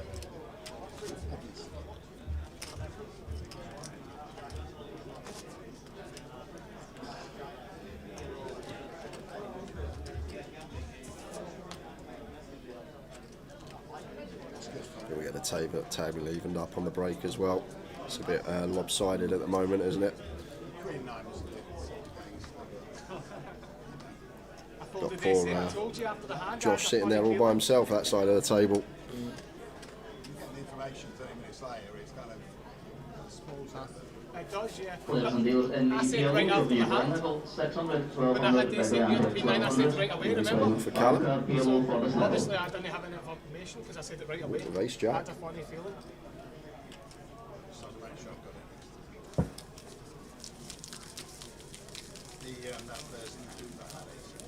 Had queens. In an ace queen block. Give me ace king, obviously. I can see you would have been stopped. I was like, no!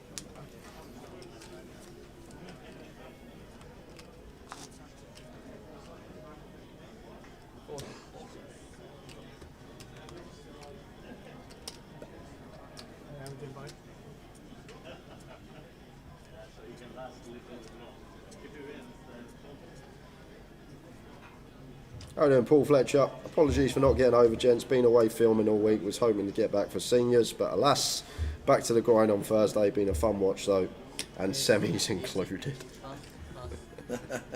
he's I'm guessing choppers and semis included. What do you mean filming? 152 in the seniors today. 100, biggest seniors ever. 152. Just outrageous. A raise and take for Ludo. Josh not defending the Jack 10 off. Now that we've lost 2 this session, a bit more play in this for these guys. Short stack of 18 bigs, which is heaps on this structure. I went the first night when I seen you.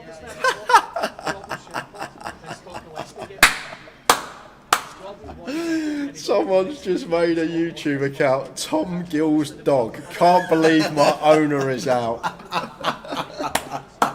Good evening, Tom Gill's dog. Oh, brilliant. Liam Dunstall beat Ross Fernie. No, that was finished. Robert Stevens. Yeah.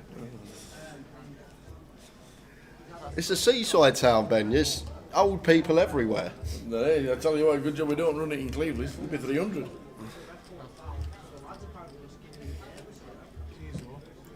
Tom Gill's dog in the chat. Imagine sitting there at home and going, you know what I'm going to do? I'm going to take 10 minutes of my time to set up a new YouTube account with a new email so I can come into the chat as Tom Gill's job. Tom Gill's just dog. change your name? Is that another thing? I'm not sure regarding YouTube. You might be able to. I don't know how to do it.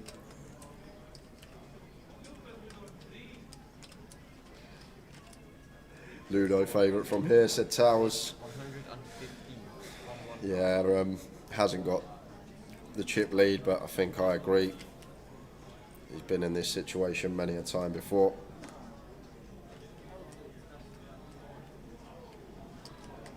And Josh makes it 1-1-5.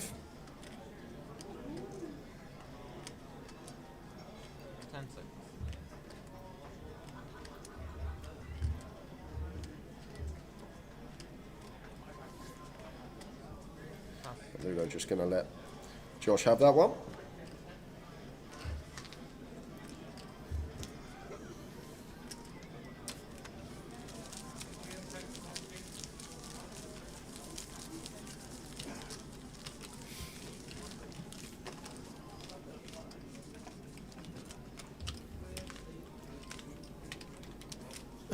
It was a rough call for the King Jack. Rough. That's Tom Gill's dog. Hey, I love it. Your keeper's entertained, you've no idea. Can you imagine doing this job without a chat box and just having to commentate? Absolutely and not. Talk about the hands and no chat with us. Absolutely not. Because obviously there's some poker streams that do that. They commentate on the pictures live, then it gets broadcast out on the delay. And imagine not having giveaways. Yeah, no giveaways. Imagine you not giving anybody's money away. I know. Imagine. How did Tim go out? Jacks less than King Queen, all in pre.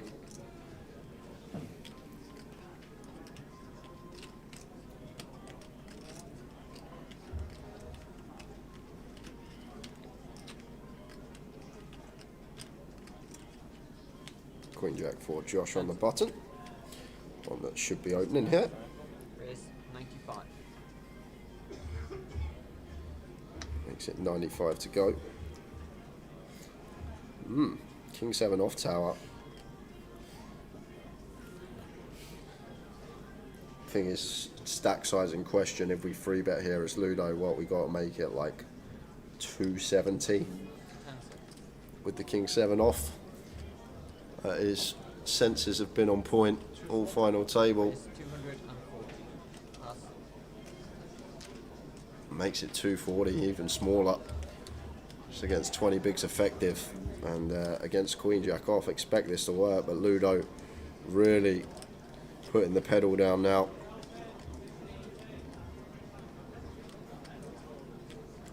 And basically all this size comes down to Tao. I always say need to go larger out of position, but when we are 3-betting versus a shallow stack, in this case Josh's stack of 20 BBs, we want to make it a size that doesn't price us in the times that Josh does 4-bet shove. So that's why Ludo goes this small here, right? Like once we go to the 300k remit, we're then going to be getting a direct price to call if we're met by a 4-bet shove. So we need to choose this size with our value and with our bluffs.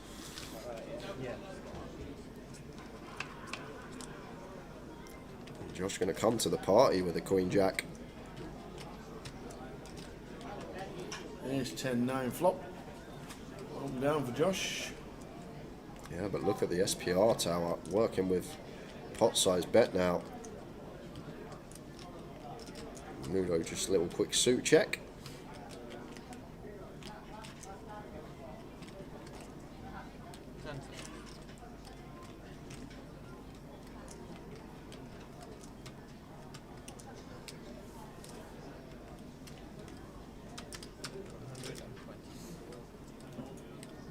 Goes for 120, so 20% just north of C-bet size here, and Josh has the short stack tower.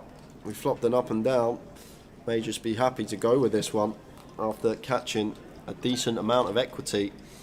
Just sub 15 behind now, and plenty in the middle for us to pick up if we do elect to get it through. There is the jam. Now just a snap fold from Ludo, so nicely done from Josh. Does get Ludo off the best of it. Up to 1.3 mil. Josh Radley wasn't going to play this event after his won a satellite ticket here in Blackpool, and he is now third in chips with 30 bigs. Just amazing. More an effort. If you have got some time off, Tower, hope you have a lovely time, whatever you have planned. Jay will be on EA Sports FC and can stay up as long as he wants. I might, yeah, I probably will. Smash out the FIFA, the 2 days I've got off. 2 days off, what is that?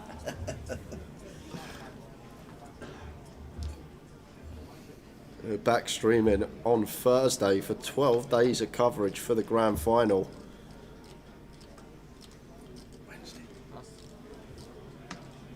Wednesday? So I've got 1 day off. Monday, Tuesday. Monday I'll be travelling back. It's not a day off. No, it's not. Monday, Tuesday, Monday, Tuesday, 1, 2. Wednesday till 6 o'clock. 3 days off nearly. I think I'm coming down with something, Tower. Really. Josh looks down at the Cowboys.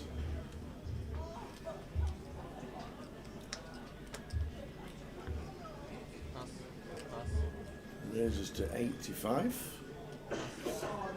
Really good. Takes it. 12 minutes to go until the end of this sesh. Players in the closer, you'll do level 100, 200 with a 200 big finance. That's next and new level in the closer, 100, 200, 200. I'm going to be gone at the end of it. My brain's going to be frazzled already, no? Going to be frazzled. I reckon we'll get through it. We've got a couple of short days. We've got a cash at 6 hours. We've got another cash at 6 hours. We've got cash in the middle at 6 hours. We've got a couple of short days. We'll get some guest comms in. We'll have a few hours off. But it's all right for you because you just say whatever comes to your mind. In your brain, there's probably some kangaroos playing cricket going on right now, and I've got to analyse all these hands and actually think about stuff logically, and it's just going to burn my brain out.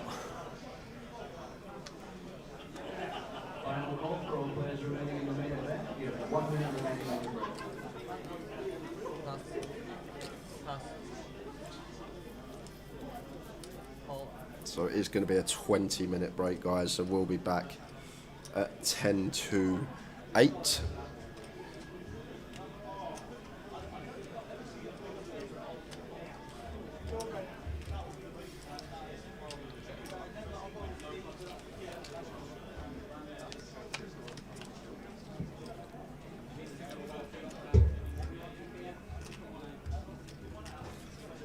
Completes with the ace-4 suited. Callum gets the check option.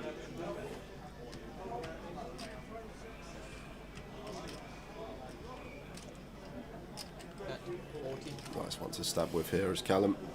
Ian, blind on blind, is going to take one off with the ace high. Still can definitely be the best of it.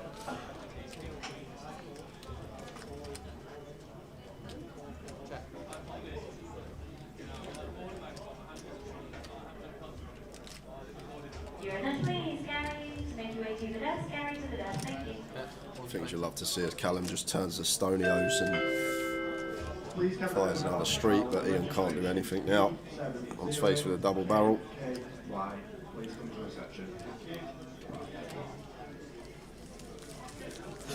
Does the wicket keeper use gloves or just his pouch? Ask Tower, it's probably what's going on in his head.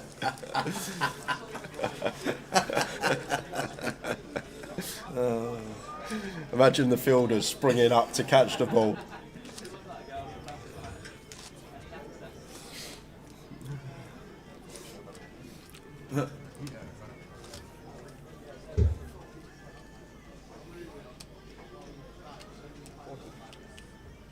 Only 10 minutes to go before a 20-minute break. And when we return, we'll be 3 levels of 40 minutes.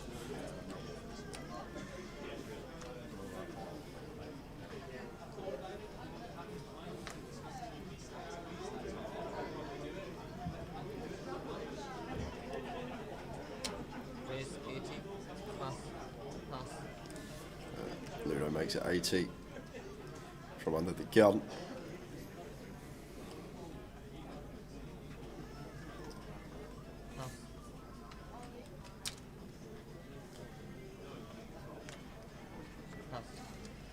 Raise and take. Raise and take. Yep, we will be streaming the MIDI. Yeah, the MIDI's at 12.50.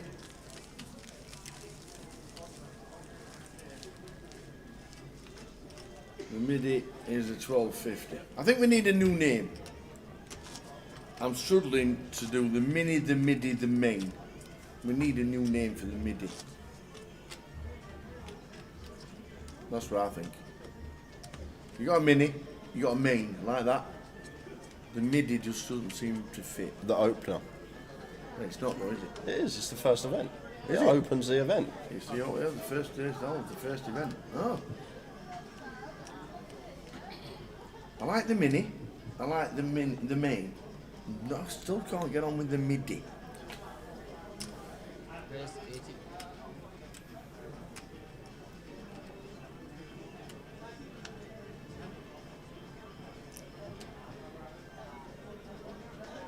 Your attention please, players that are registered in the closer. Your screening is on screens. It is on the next screen. And table 101 is the table just in front of the desk. Once again, if you are registered in the From Ian to closer, 80k and Ludo with suited ace-9 from the big blind here and 20 BBs. Definitely will not be folding. The semi. No, it's because no, because that's no. Does just go for the shove for 21 effective, gets it through. 16,580 locked up now. 7 minutes to go until the end of the session. Do we know how long the break is? No. Are we guessing 15? I think it's 20, right? Because I called back live about 4 minutes ago. The in-betweeny. I like that. The chopper. The in-betweeny.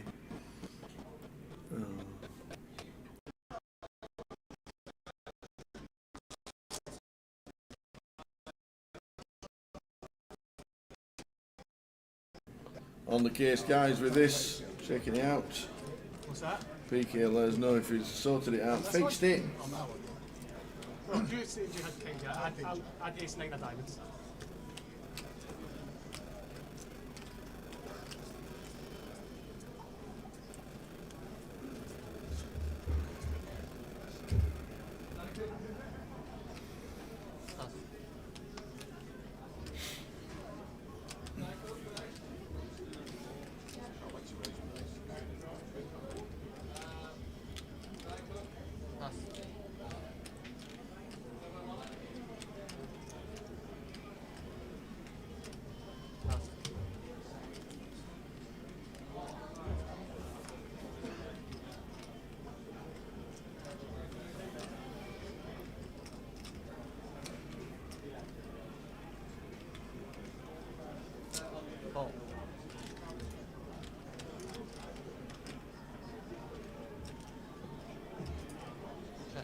Jack-8 for Ludo completing, and James just checks his option with ace-9 here. We might see an aggressive approach, but just going to check.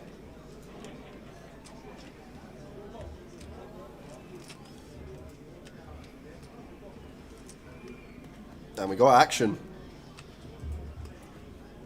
Double gutted for Ludo here. And James with top pair, nut kick up. So I do expect to see some chips go in the middle here. And there's the raise from James with his top pair. Can get behind this tower. Definitely can start raising some top pairs blind on blind, especially the one with the nut kick up, especially on this board where lots to get called from here. Lots of gut shots, lots of sort of pair and gut shot hands as well that Ludo can rock up with. Ludo with the Jack-8 just has a call here, nothing else. I think we're just always calling and taking our equity to the turn, getting 3.5 to 1.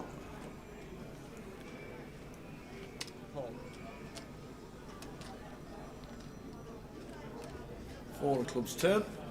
Nice and clean for us as James here. Only thing this changes, 6-3, which was double gutted on the flop, now does complete. But other than that, we're not really too worried about this card as James. Still lots of hands that Ludo can still have that we can get another street from. So expect to see the second bet here, tower. See what size James comes with. Oh, he's just gone with send for nearly 2x pot. That's one way to get the double gut shot out of there.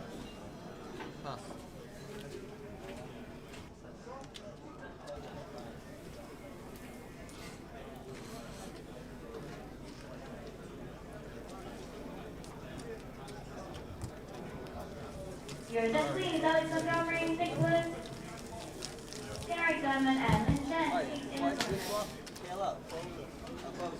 Right, good luck. 3 minutes to go, guys, and then a 20-minute break for us. We're going to be back at just before 5-2.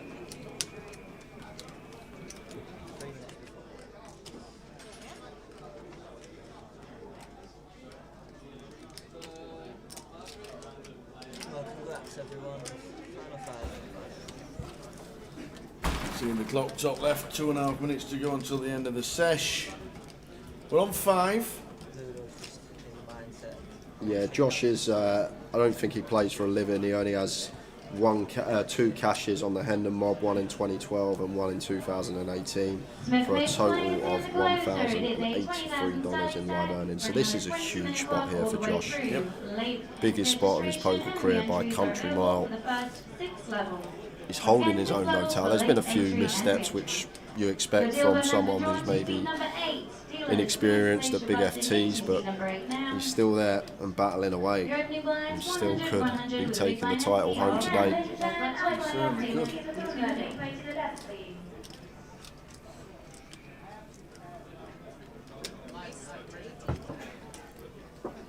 Oh, and James now with aces and goes for the little tidy little flat. And I like this from James because I think he's aware he's been fairly tight, other than the King Jack offhand we saw. But I think that his perception of himself for the rest of the table is fairly tight. So if he does 3-bet here from the small blind, going to see a lot of folds from Ludo. Whereas if we flat, keep our range wider, potential for Ludo to barrel down the streets, and we can just cool down.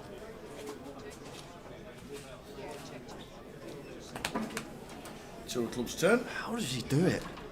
How does he do it? Just expect to see C-bet on this board here from Ludo Tower, but he just checks behind with the 8-6 and now just going to fold to this lead and not do a penny. How does he do it, Tower? How's he checked this board with 8 high? Just knows that Josh is strong somehow. The man's a wizard. He is a sorcerer at the poker table, Ludo. And we're on the last hand. Last hand of the session. 20-minute break. Means we're back at 10 to 8. So if you don't want to have a blind stack, make your way to your seat now. Once again, buying in on the day does put your stack Really into does baffle play. me, Ludo. Make your way to the poker room now.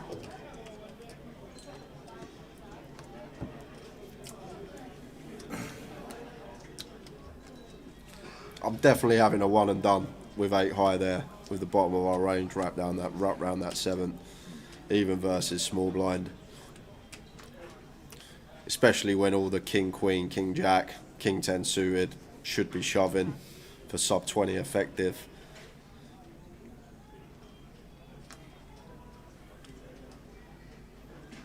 So I don't even think king, queen should be in there. I don't think king, jack should be in there.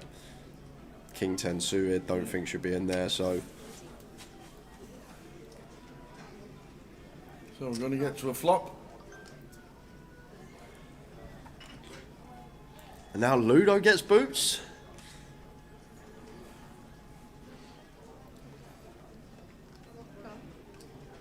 So Ludo raises to 80. Ian calls with the 3s.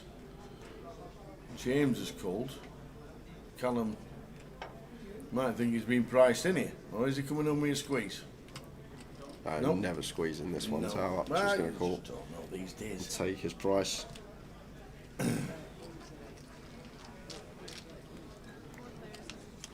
King 7, 9. Absolutely whiffs everybody. Ludo. Yeah, I think 4-way, we're just happy to bet here, tower. Yeah. Thin the field down, gain more equity within the pot. Prefer to go heads up to the turn than 4-way. However, I do expect it just to get the job done. Like 8s can't call once Ludo bets into the field. And I think that will do it.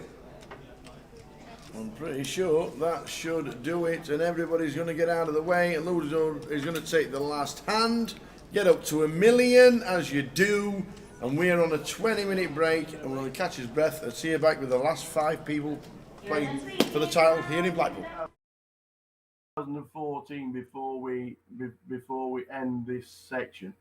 The World Series, we end up cashing in a side event for 3.5, but that wasn't the highlight.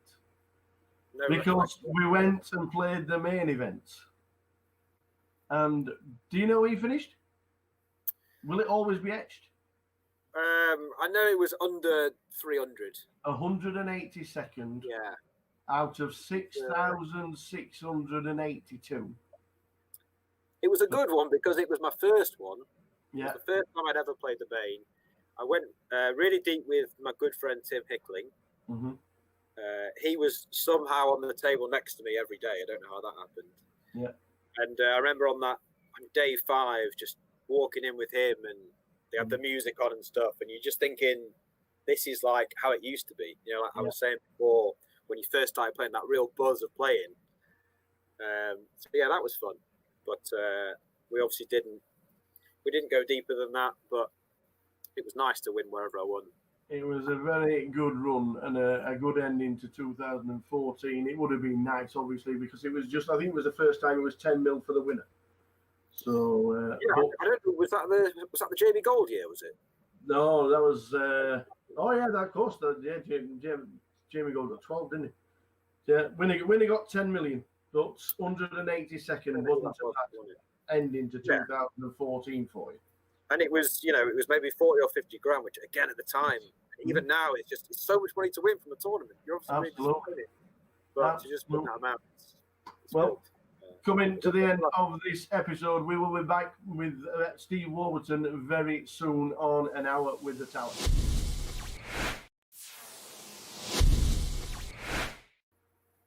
Back with Mr. Steve Warburton for An Hour with the Tower, and we've moved on to May 2015 and the WPT Amsterdam. Has to be one of the favourite stops for poker players by far. 341 entries, and second, 150,000. This was my favourite tournament of all time. Yeah, it was such a good tournament. Just everyone is just like, I don't know what it is about Amsterdam, and obviously 60% or 70% of the field are kind of Dutch, and there's just no one kind of taking the mickey and being slow with their play, and everyone's talking to each other, and that's like from day one to the end. It was just a really fun tournament, and I felt like as well it wasn't a tournament where it was, you know, just winning flips the whole way through. It was like a really good structure and stuff. And yeah, it was just a really fun tournament. And it was obviously my biggest score at the time. A lot of my best friends were there at the time. Again, it was just an obscene amount of money. It was just like so good. We had a fantastic few days afterwards. What was the party like afterwards? So good, Tower. It was just so good. It's just like I'm honestly, I'm such an old man. After about 4 or 5 hours, I'm just like a backache and I want to go to bed. But when you've just got like pure poker rush adrenaline, it's just so good just to go out and you just like, yeah, it's great. It happens very rarely to win a tournament, but yeah. It was a great effort. Then you go on to party poker high roll, another second, and you lost to Alex Golder, but you're good friends with Alex. Yeah, sure. What did you? Was there a lot of chatting when you were heads up, or was it like enemies at the table and then just shaking hands and a bit of a cuddle afterwards? We were talking about this recently, actually. This is when Dusk Till Dawn had basically banned you from making a deal. Yeah. And I remember we basically went outside to just have a chat. And Simon Trumper came out. He literally just tapped me on the shoulder and he just said, if you make a deal, you're barred from like DTD for life. And I was like, okay, just outside. So yeah, we weren't actually allowed to make a deal. And yeah, I don't think I actually won a hand heads up. Alex won. He was like typically smug about it. And, yeah. As long as you're still friends, that's all that matters. yeah. As long as you're still friends. But the biggie, in 2015, we head up to Barcelona. We play another EPT. We have 1,694 runners. There's nearly 10 million in the prize pool. Yeah, it's big, yeah. 1,070,000 for second. Ridiculous, isn't it? I'm going to obviously this is one of the moments I always remember while watching a live stream for one of the first times. Watching this, because obviously we all remember the chop. But what was it like at the final table, knowing what was at stake? There's a lot of money.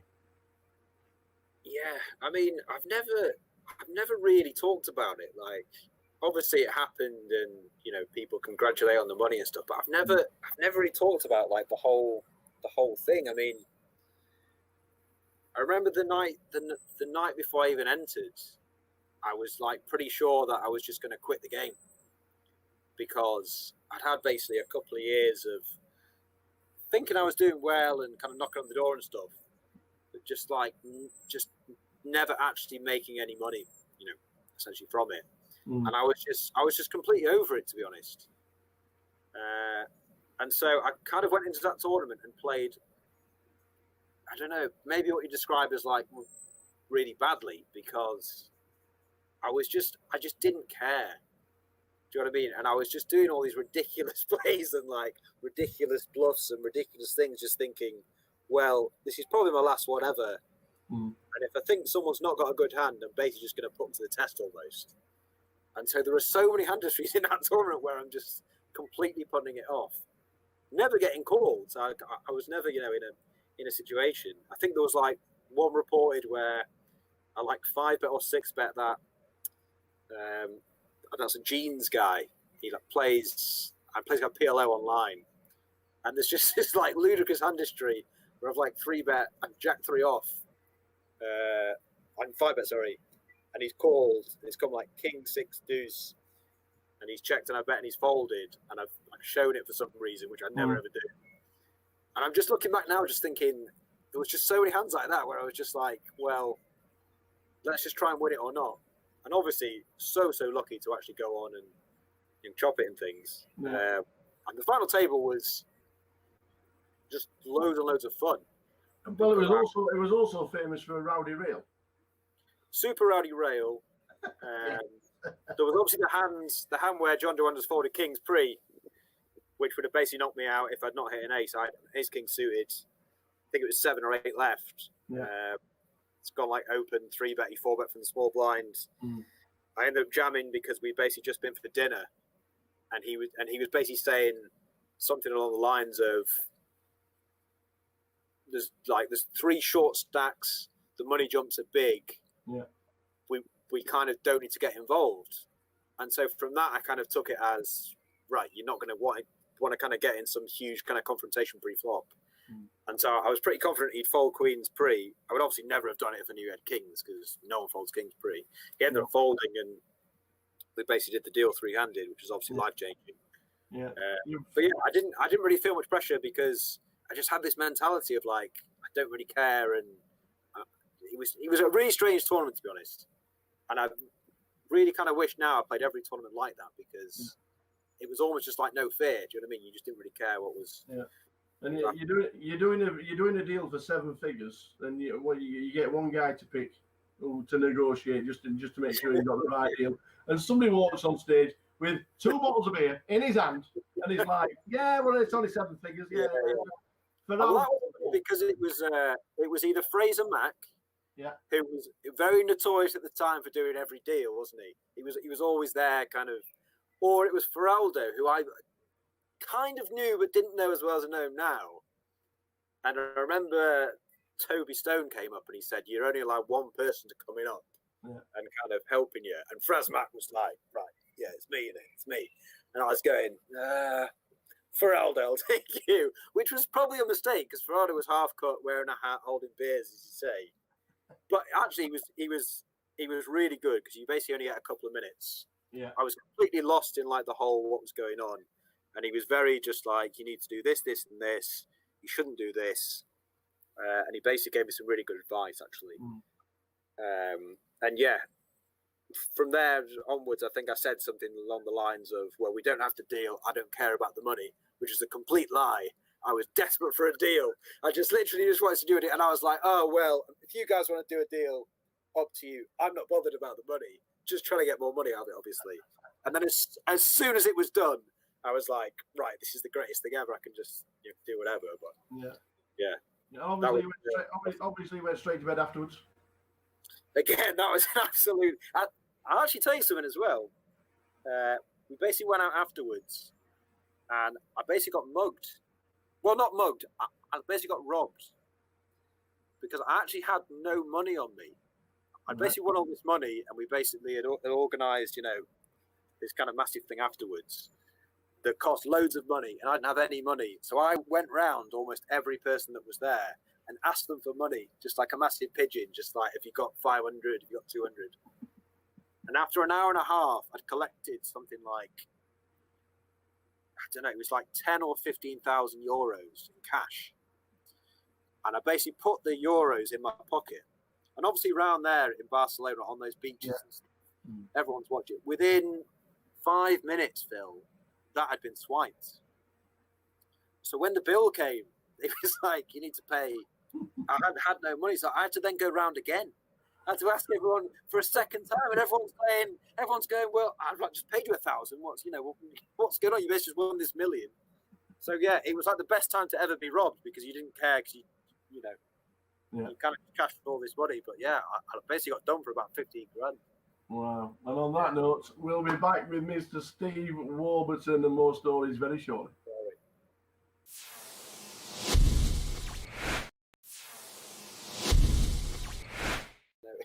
Welcome back to Mr. Steve Warburton and an hour with the Tower.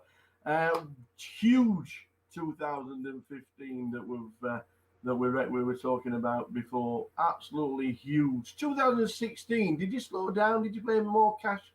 Was it a case of I'm not traveling around too much? It's so hard to think when 2016 was in terms of what was happening. I'm pretty sure I was still playing, as in like tournaments and things. But now, kind of looking back, you kind of have these purple patches, don't you? There are so many players that they'll have a cash, and then you'll see them cash again and again and again. And then for like the next 12 months, they just kind of don't. And I don't know. I don't know if it's confidence or what just happens. But yeah, I was still playing in 2016 quite a bit, and obviously not having the cashes I was having the previous year. Yeah. But yeah, I don't know as well. I never really got carried away with tournaments. I was never really one to play 60 events of the World Series or every single DPT and stuff. I was always quite kind of level-headed and. But one of them you do like, as we can see, GUKPT Manchester. You've got so many entries in the database: 2018 to 14, 2020 for 20th. You got so many cashing 3 of the last 4 years. It has to be the favourite stock. I know it's your local one, it's your home one, but is it classed as your favourite stock? It's the favourite stock because it makes up for all the other GUKPTs that I'm just doing my money in. You know, I can't go to Luton or Walsall or Bolton and just do 4 or 5 buy-ins. Yeah. So yeah, I don't know. I feel like with Manchester, I'm always trying that little bit harder because home stock, know most players, the kind of great camaraderie of people. So that's always fun. But yeah, I mean, I've no idea if I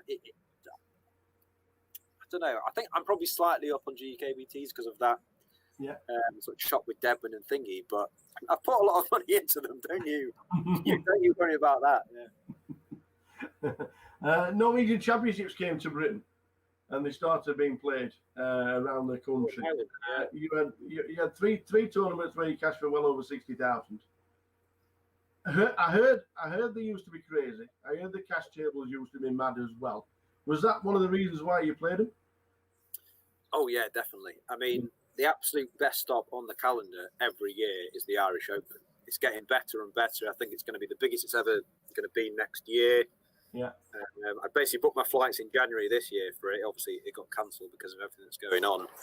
Yeah. But yeah, I mean, they were having 60 or 70 cash game tables every single night. Yeah. Which, I mean, that's just crazy. You just don't see that anymore. And yeah, again, it's a little bit like what I was saying in the 2015 WPT in Amsterdam. Everyone's just on the same wavelength. You know, everyone's chatting away, and do you know what I mean? It's kind of how poker should be. You know, there's tanking, no one's dressed silly, there's no about talking, trying to, you know, like piss people off and stuff. It's just kind of nice, fun poker, and yeah, it was a good one, yeah, sure. Yeah, absolutely. Your strangest ever Hendon Mob entry. Blackpool Tuesday nights, free run. 60 entries, you finished 7th for 40 quid. And it ended up being on the Hendon Mob. That's please. Salads, fritters. I think I'll start with the fritter to see how I go. Yeah, I think there'll be a lot of good deep fried food, so having something healthy might be a nice change. Yeah.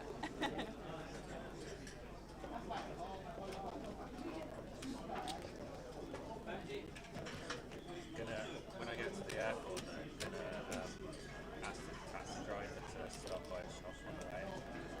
It's supposed to be a lot cheaper, like if you're away from the resort. Just get some snacks and drinks and stuff. Get some. We were like packing like dried. Dealers and players in the closer, your new level 100, 200, 200 big players. Next time, new level in the closer, 100, 200, 200. It's pretty hard to eat when you're working like an event anyway, and I don't really want to be paying like stuck with places that are going to be super expensive. You might get fed up. We get two meals a day, but I'm just thinking like, you know, that 1 a.m. me can be pretty hungry.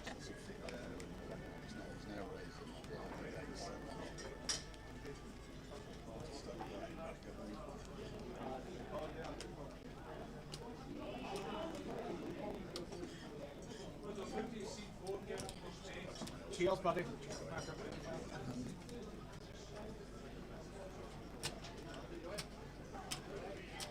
Final call for all players remaining in the main event. You have 1 minute remaining on your break.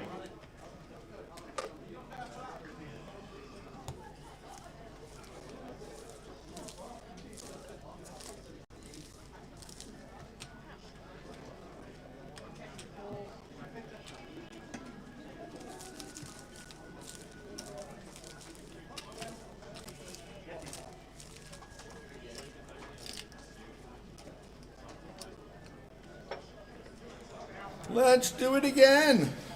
5 remain. 5 on them. count them. Josh Radley, Ludo, James Mahone, Ian Gascoigne and Callum Gordon.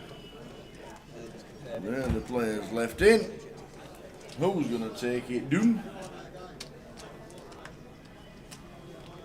Blinds are restarting at 45,000, 50,000 with the 50,000 big blind empty on a 40-minute clock from here on out.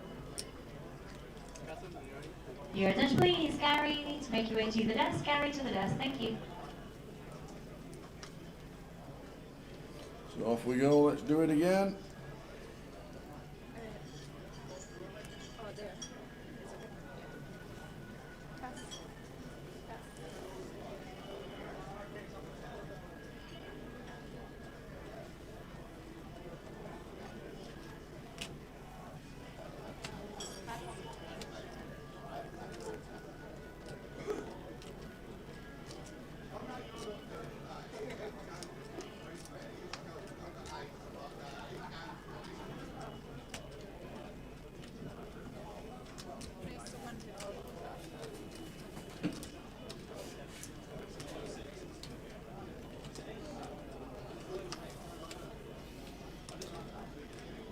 So Josh in one on the big.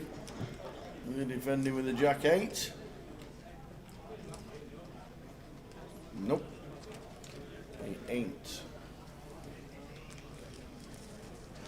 Callum raises up and it is good. Ludo doubles, suddenly chip leader. Yeah, still anyone's here with 5 remaining.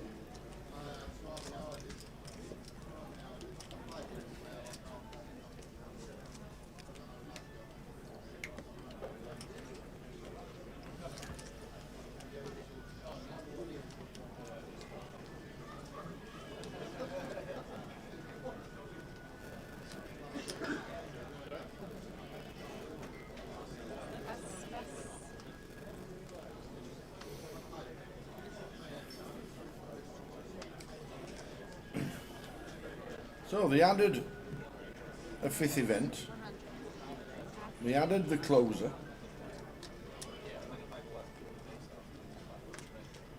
Nobody was going to turn up for it because nobody wants to come starting at 7 o'clock. 83 are playing. 83. 8 and 3, 83.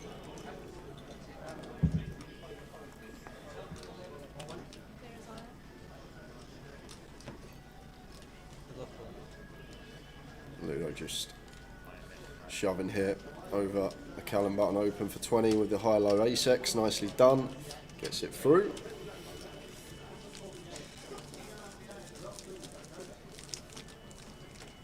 So in this building today, we had the cup. Yes. That came back with, that had 192 runners with, I think it was something like 80 coming back for the cup.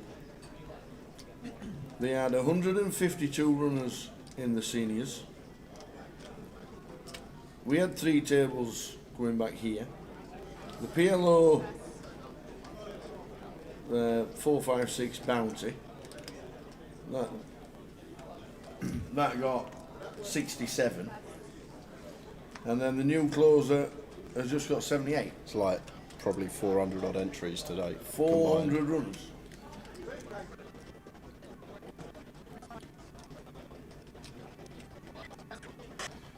Benny Hill, a little speed up. Josh opens the button to 115. And James just going to let him have that one.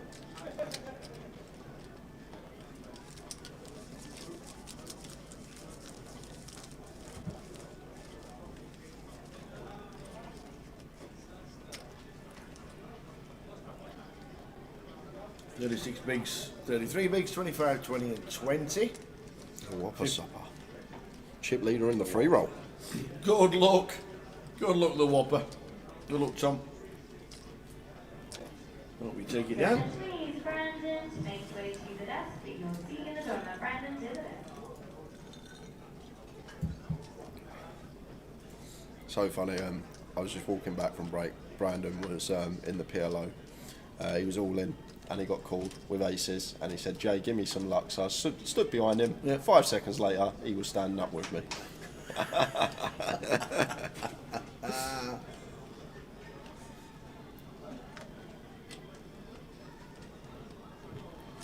So jumping straight into the close-up and the hunt for some points. And you boxed him. I'll do that, Tower. I spent enough time with you to know how to be a bok.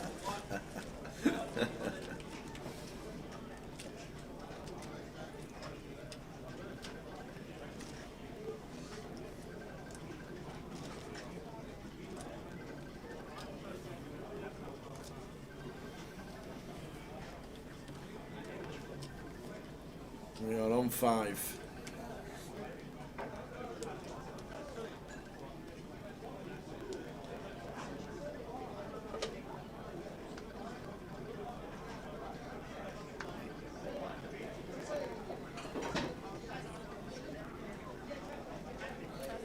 What was the answer to the comp for the £110 tickets? The correct answer was 8,220 when Ian Gascoigne finished 6th in 2012. I guessed 4,420. So I got the 20 right. Yep. James opens on the button to 110. And Callum, being the covering stack here, can definitely defend the 10-8. And head to the streets.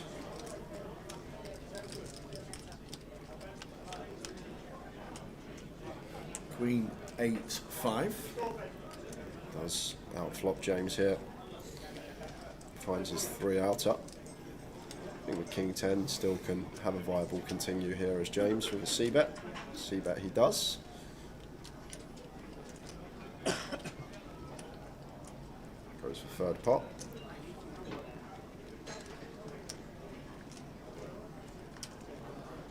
Six of spades turn.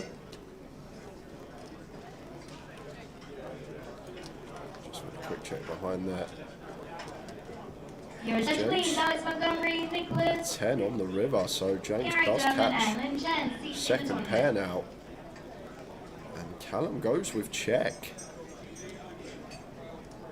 Value bet from James. And against this size here, Tower, got to raise as Callum. Once James goes 20% here, we just always got the best hand with 2 pair.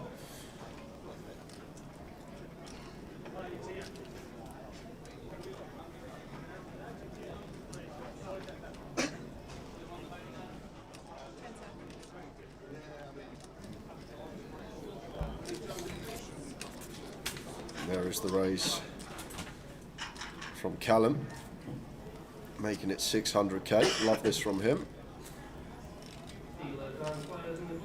Now back on James. And from the big blind, Callum can have a whole host here. Can have the 7-9, can have the 7-4, can have the Jack-9, all hands that would check, call, flop. He can have some 2 pairs, as he does on this occasion. Doubt he'd be raising a queen for value, so it's going to be 2 pair plus. And then where is he going to find bluffs from? I think bluffs are going to be hands like 8-9, Jack-8, hands that interact with the 2 pairs and potential straights James can have. And James does call it off and sees the bad news. Paid it off with second pair. And Callum up to 2.6 million. And James just with 4 BBs.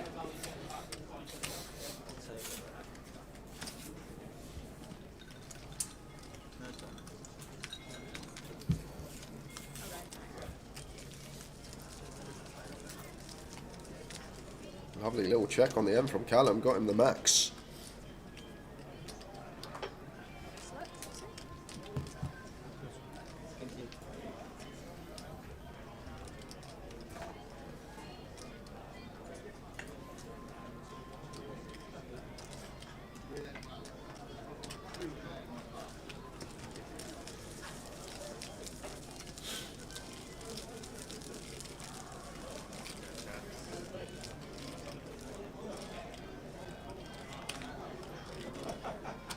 Hear that wind tower.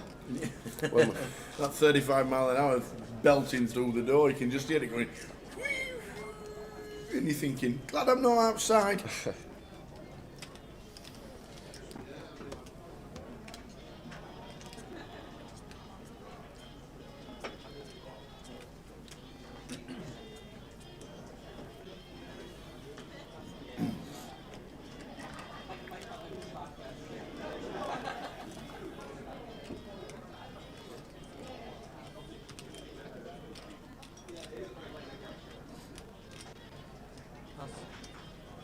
Yeah, it's a Ludo here, just aware. King 8 suited, ICM, not going to get involved unless we're top end of our range, because James is just sitting there with 4 bigs and shoves the 7-4. We've got another 2 hands tower if we want to wait for a better hand. It does just send it with the 7-4 off here, and the problem is we're going to get called. You have 3 minutes on the break. That's all players in our seniors event. Start retaking your seats. 3 minutes remaining on the break. Look at this, actually going to have the best hand if he does get it through. Just 2-1 and a call here for Josh. I don't think he can fold tower personally, even with 6-3 off. Looks like 200 bang on.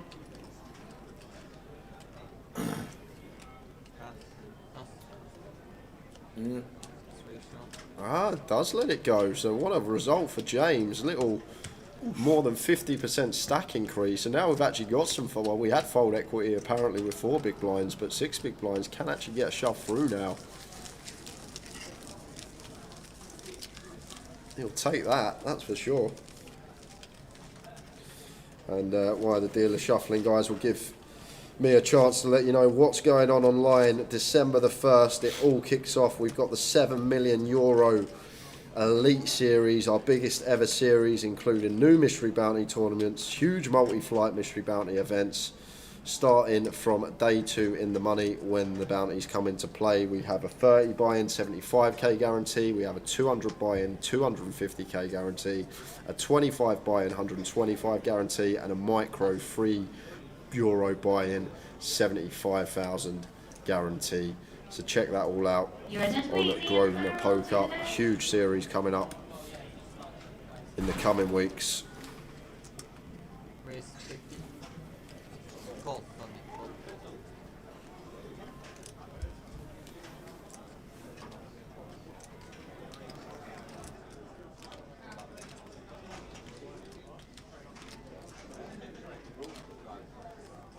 Raise 200.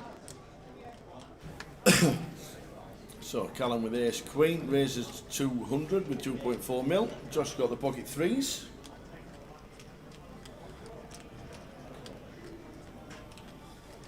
Yeah, and I think once it goes open, call here. Well, limp open. Just gonna fold here as Josh with the freeze tower. Small pocket pair. Do a lot of talk about them on final tables, and you don't want to be getting involved, especially once we're not closing the action. We still got Ludo behind with a shove stack, and Ian has limped for the first time, so maybe planning a limp raise, but Josh does call with the freeze.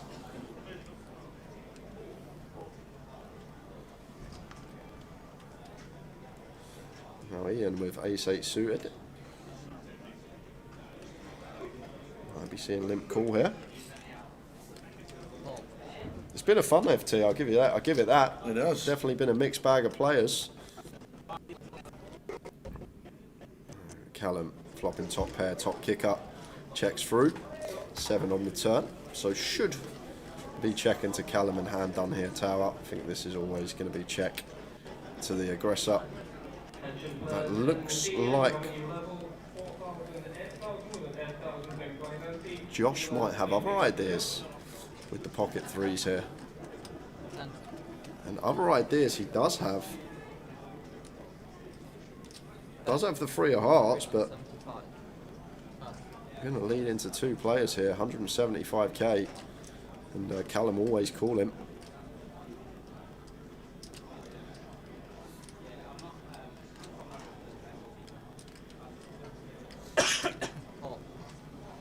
Which he does.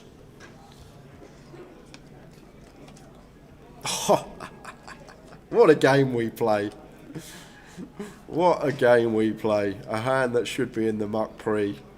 And now we're going to scoop a 1.1 million chip pot tower, because this should be going check now. We river our flush as Josh, and Callum going to take his showdown with the ace queen. Check, he says. I've got a queen.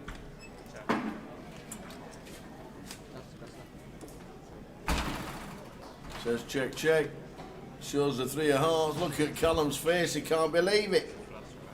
Callum's face, he can't believe it. Shakes his head. How are you in the hand with 3s?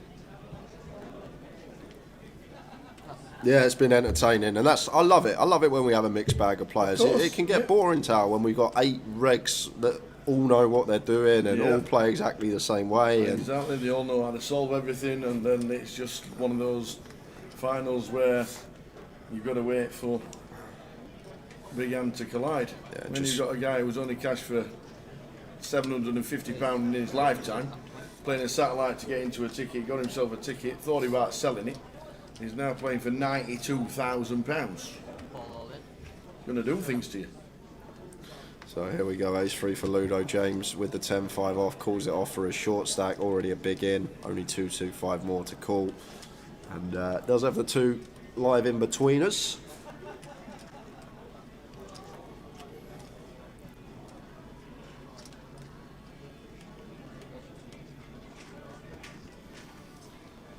So Ludo the ace-3, does he take out James Mahone? 10 out of 5 needed to survive.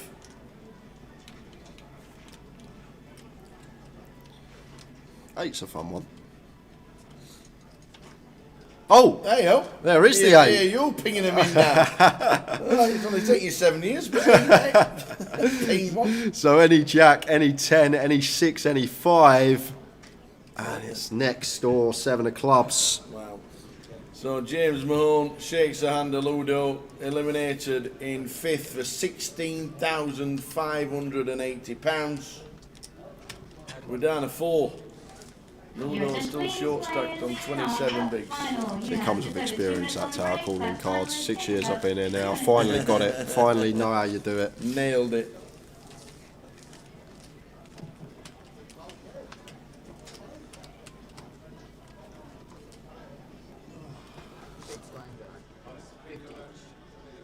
Finally nailed one on Jay.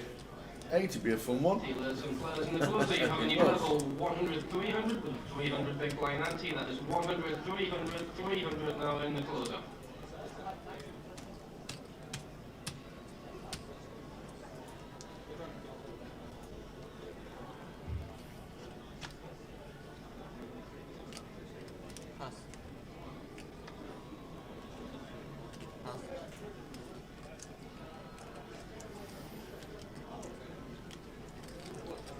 Do the books take each way for second? No, they don't. Just the winner.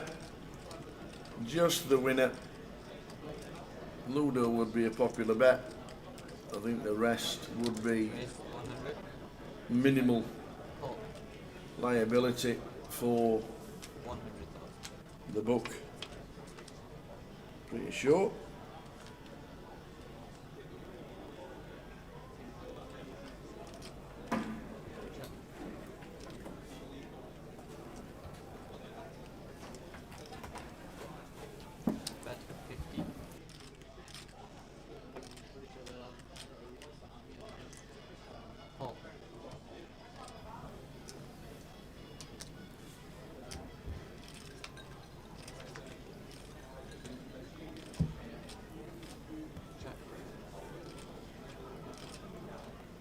Are you allowed to bet on yourself? Yes, you are.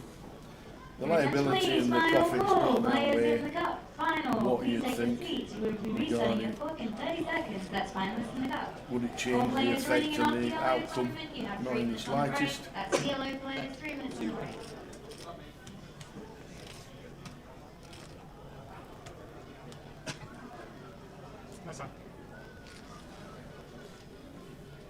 Oh, not straight. The nut straight. 6-7. Not the nuts, obviously. Might as well shout, because you're only going to hear it in 10 minutes time.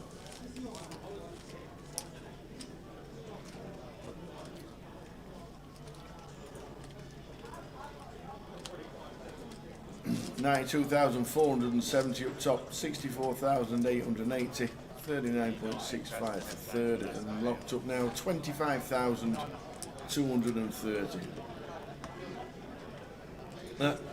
Josh is a Disney story. He's the Wrexham of poker. It's brilliant, and that's why satellites are the best way in. I know people in Blackpool this week that won a satellite and decided not to play, take the profit from selling on the ticket or passing it on to somebody, with a percentage and stuff like that. But whoever convinced him to play it, give yourself a pat on the back. Because he's playing and is now locked up £25,000.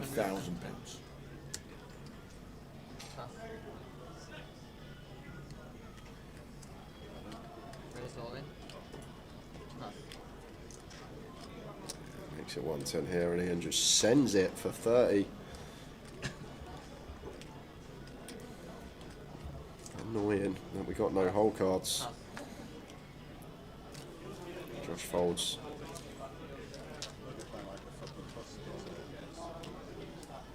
I only had a small pair. Just had a small pair.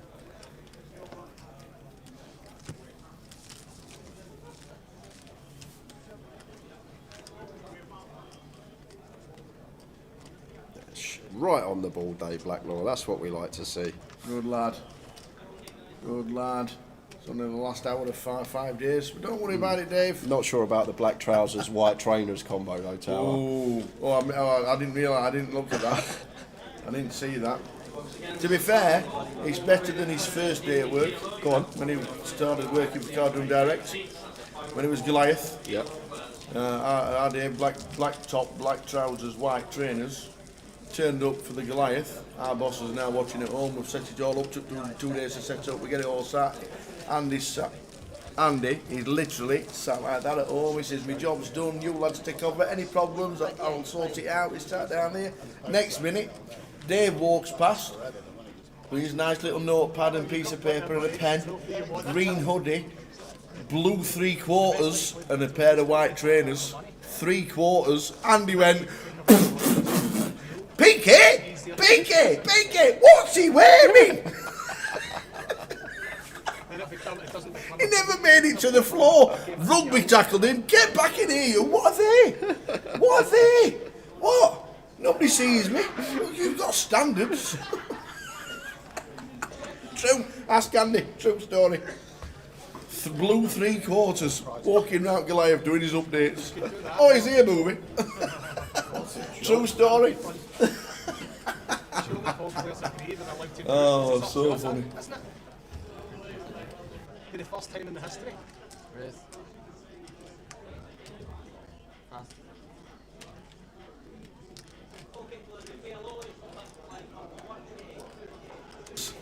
It was so funny.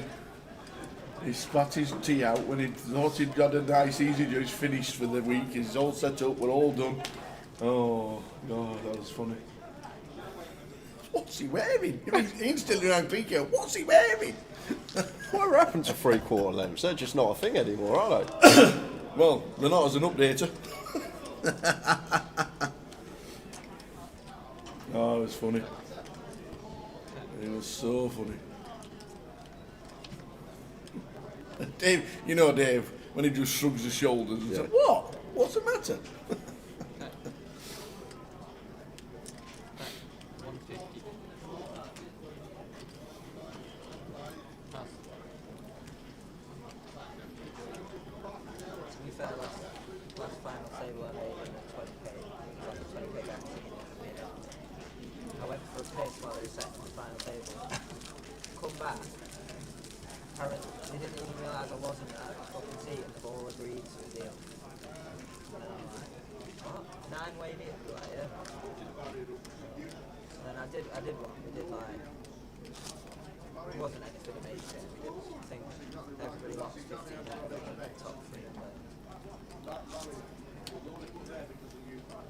Big shout out to Johnny's Cash Game, all watching the live stream whilst having some fun at the table.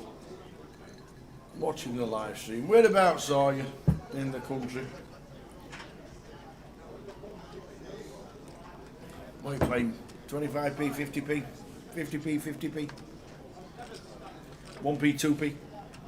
I mean.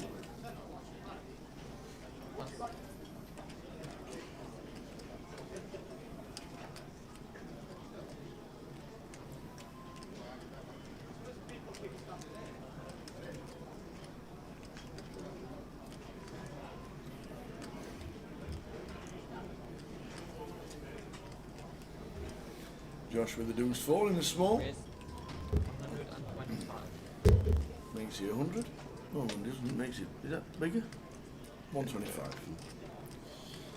And need to go larger tower. Like Ludo's just going to be able to peel basically close to any 2 here versus this size with position on Josh, in my opinion. Just make it 3x. But at least it's 2.5. There was earlier on when it went just over 2x blind on blind, so at least bigger than it was earlier.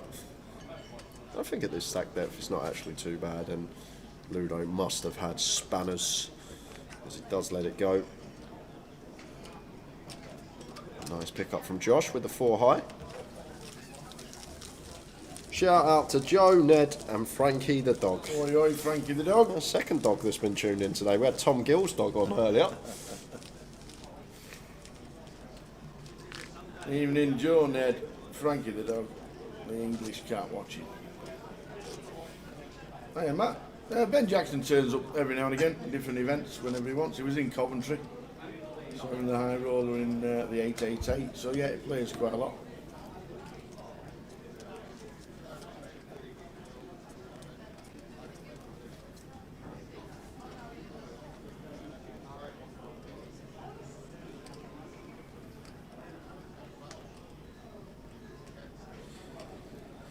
Hey Morris, home safe, back in Cumbria. Enjoy the day, great speaking with you guys again. Keep up the good work, best comms in the poker world.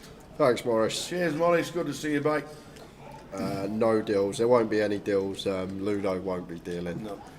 And who do you guys have in the booth? Although he's short stack, I'd still be going with Ludo. I think most experience in this spot, even with a short stack, and still would have my money on him right now. And this time it's his time to get 4 deuce of diamonds in the small, but not going to get involved facing Josh's open. And a couple of pickups from Josh uncontested puts him up to 1.8 million. Who is your favourite player, Tower? Favourite player at this table? All of them. In the world? Don't really know.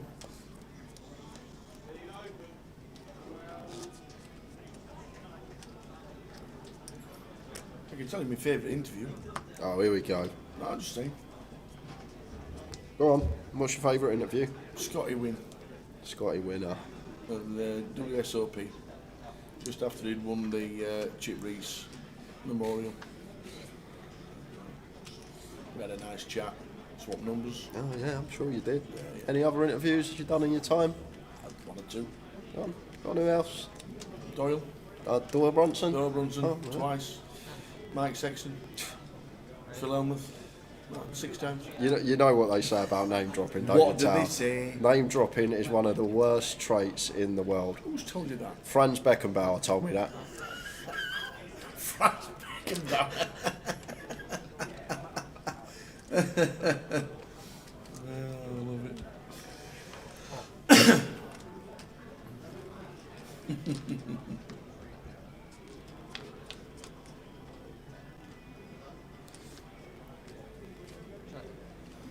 Josh Jack 10 suited raises to 110. Callum defends from the big blind. We see Queen 9-4. Rainbow, so nice board to continue on here for Josh with the backdoor flush draw as well. Best 100.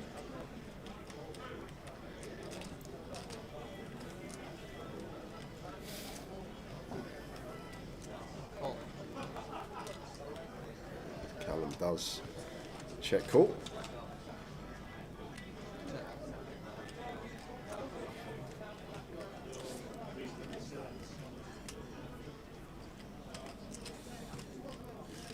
Seven of hearts on the turn. I wouldn't mind seeing a second barrel here from Josh, just because versus big blind range tower, Callum's going to have like a lot of 9x, a lot of 4x that calls once and will fold to a turn barrel. And we have Jack 10, which is a nice combo to go with because we remove some Queen Jack and Queen 10 from Callum's range. So I'd love to see the triple off here from Josh with this particular candidate. And 7 of hearts on the turn, does double barrel. Really like this from Josh. I know I gave him a bit of stick with the pocket freeze hand earlier, but I always give people credit when I think they're playing well, and that's a lovely little double barrel there from Josh. Nicely done, sir. Well played. Not playing like it's the biggest game he's ever played, isn't it? 40 bigs and chip leader. But look at them stacks. 2.1, 1.9, 1.9, 1.1. Ludo wins some doubles, he's a chip leader.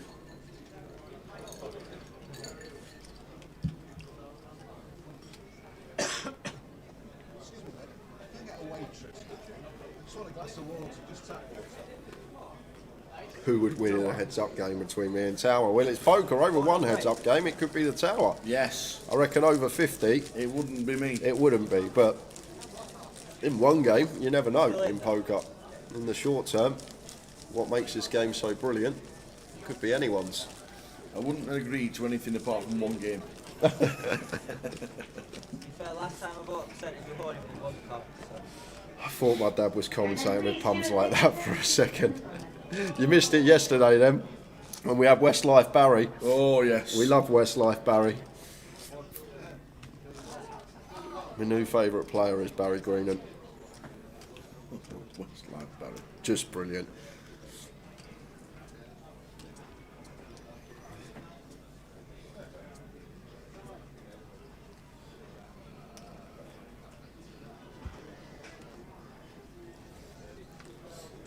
Tenth in the free roll is. Do you get anything for 10th? Yeah, top 16. Lovely. Cash, I believe. Awesome.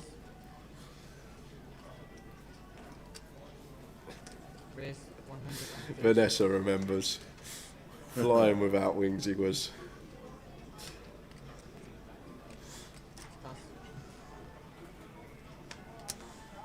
Ace 8 for Ian, and Josh can definitely defend this one. Oh, it is fairly meaty though, 2.5x north of from Ian. I think 4-handed can still defend as covering stack as Josh, but just going to take the tight approach and let it go. Would have been out of position. There has been some awesome moments over the weekend. Westlife Barry, Tower asking me to get my chopper out on stream. Just, there's been some classics, honestly. There has been some classics. Been a very entertaining 5 days of coverage. Thoroughly enjoyed here in the booth. Hope you guys in the chat have enjoyed it too.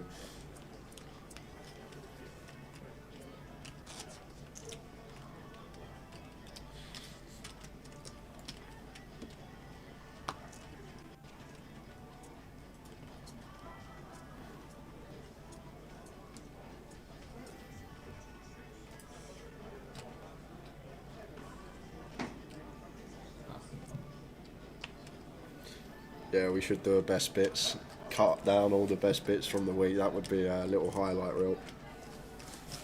How long before the ticket lands in your account? It will be tomorrow at some point, Nim. Definitely before 6 o'clock because the closer kicks off in the evening. But it will be tomorrow. I've already sent the list over to the online guys. They've received it. They said all good.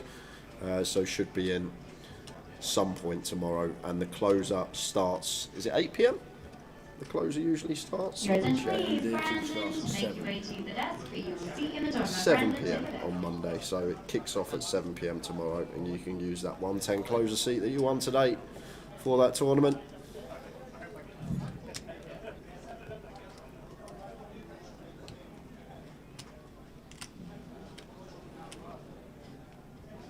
Yeah, we do have 12 days in London. If you do have 12 days in London, I hope you get a booth with a bit of room. And back to the action, because we got an all-in here from Ludo, shoving for 20 BBs as the short stack now, facing Callum's button open, and Callum here with the ace-9. Maybe thinking about calling this one off here, Tower, because Ludo will have some worse ace-X, that's for sure. We'll have hands like King, Queen, King, Jack that we're in front of, some pairs that we flip against.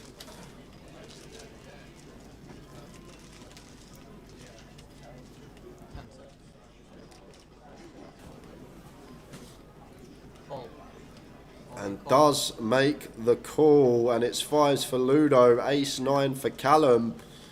Here we go, big flip. And the call, Here we go. Ludo, pocket fives. Chip leader if he wins.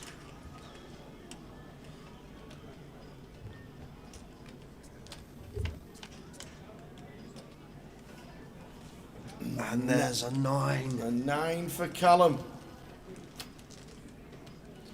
A 9 for Callum. Now Ludo needs a 5, but 1's dead. Ludo, the most experienced and most decorated player at the table, is facing Elimination. Yeah, and 5 of hearts is the only out here, Tower. And it's a 3. He's going to shake the hands of the players and say good luck everybody. Well done one and all. Ludo out. Good luck everybody, he says. Good luck guys. 25,230. Yep, favourites don't always win in this game. That is true. Flip of a coin, flip of a card, anything can happen. And ace 9 takes out the 5s.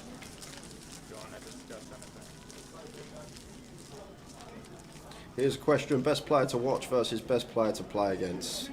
I love watching TJ on the stream. Terry Jordan, if you know Terry, he's a very fun player to watch. Gets involved, likes putting people in spots, doesn't mind putting the money all in. Very fun to watch. Best player I've played against, I could list many.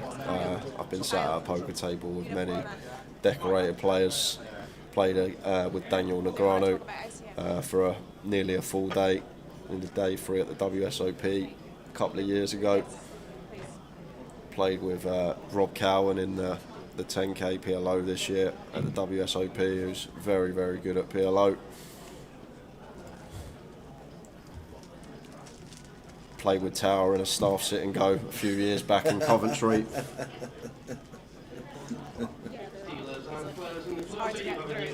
What's going on here? Was it a good call with the ace 9?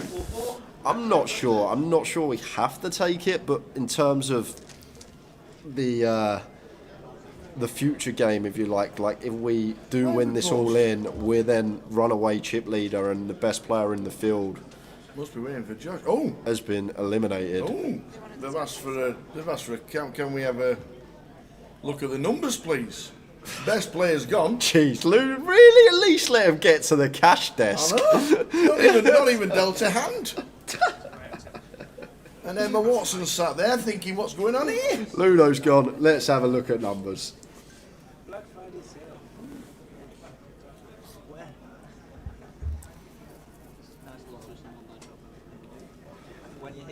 Wow. There we go. Someone's ran the sim for us. Similar stacks. Ace 8 off is a fold. Ace 10 off is a call. Ace 9 off right on the border. So break even, I'm guessing, for Ace 9 offsuit. Okay. So if it is break even and we have the chance to bust Ludo, then I guess we veer more towards call. Yeah. That's what the robots say.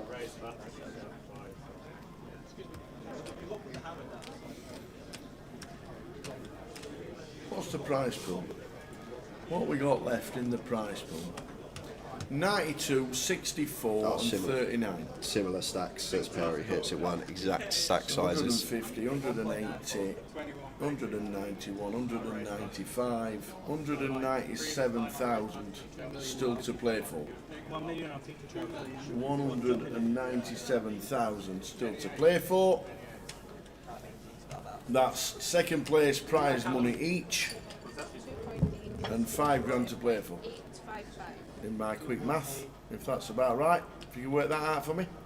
But they won't just give everyone second place prize money because they'll have to do the ICM numbers, right? Unless you just decide to chop the money equally. Well, they might do. Yanis Liparis isn't there, Tower. Well, that's true. I'm having it all. You can have what's left. Okay. Josh is a Blackpool lad. Yes, satellited in for £140.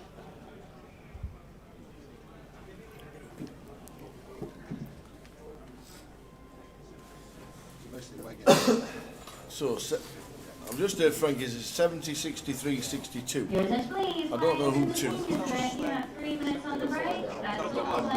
have no idea who to. 3 minutes remaining in the break. 19, 174, 175.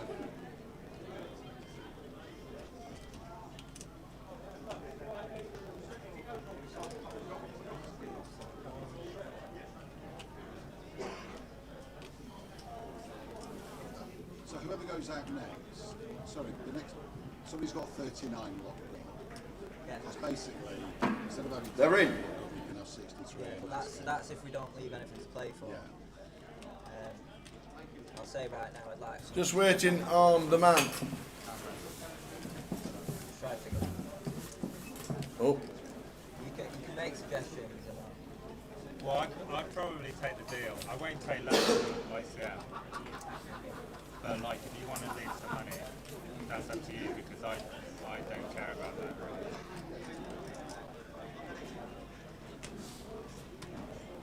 What about you? Well, I'm happy with the ICM deal and just, why don't we all take $1,000 off and play for it? No, the satellite was £140 in the live in the club.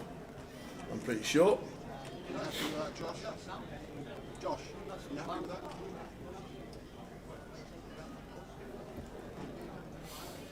So we're just trying to work out the figures.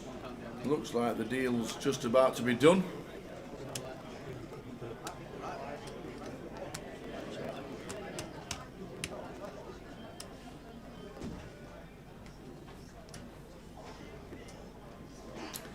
Well done, Mr. Gascoigne on the left-hand side. Well done, Callum. Yes, I am. Ian, who plays a lot of his poker at Dustle Dawn in Nottingham. A lot of his time spent there. Was in Vegas in the summer. I saw him there quite a few times.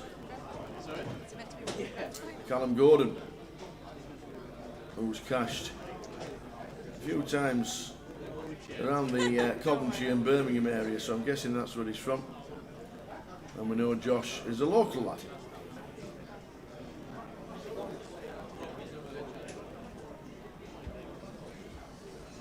It's been about 5 minutes. That did a bit of a deal.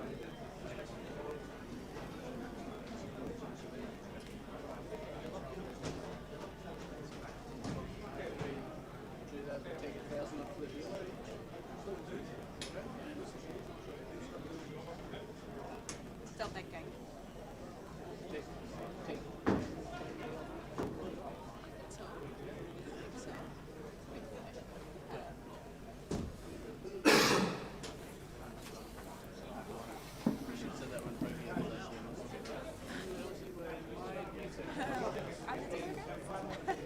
Imagine. Attention players and the seniors, you have a new level. So still chatting, they've run away. So have a quick chat, don't know what's happening regarding the... I think they've been given a maximum of 5 minutes by Frankie. I like that.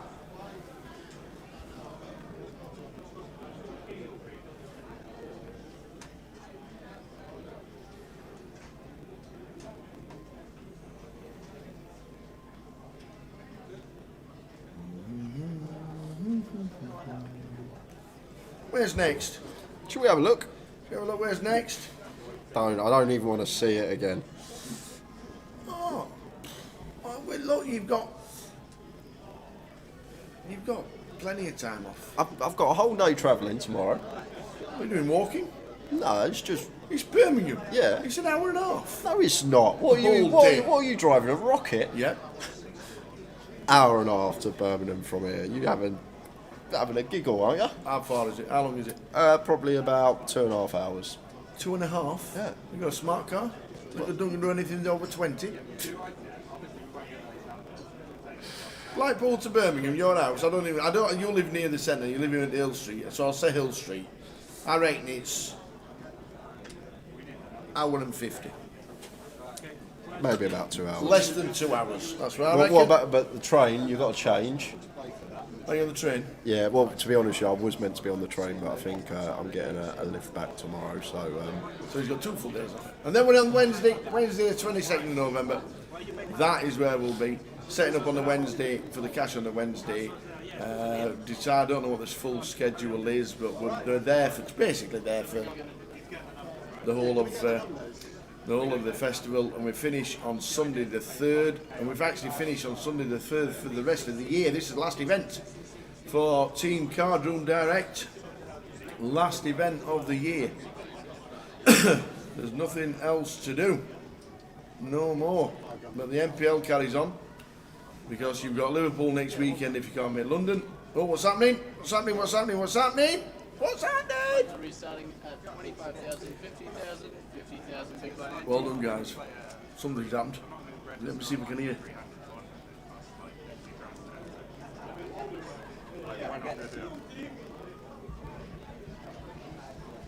It's like VAR. But there it is. £68,675 for Callum. Ian Gascoigne 62,198, and Josh Radley 61,000. I tell you what. How do you know there was 5k to play for? I didn't. You said all take second and leave 5k to play for. Yes, I worked it out. There was £197 to play for. Not- First, second, and third added Not together. having that. Not having And then that. if you divide that by 3, that comes out at 192, and there's 5 left. Sometimes. Sometimes. So 68, 62, 61, and they're playing on for £5,000. Well done, one and all. Well done indeed. I know it is, Brad. I know we're on a 30-minute delay, but he has not moved from that seat in the last 45 minutes, and we have no interaction with the outside world here because you cannot get any signal, can't connect to any Wi-Fi. Nope. I just added first, second, and third up what was left, and it comes to 197,000. So take second place prize money, which was 192 in total, and then play for the rest, which was 5,000.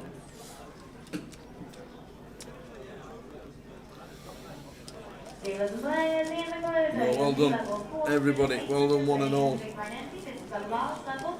We're now playing for £5,000.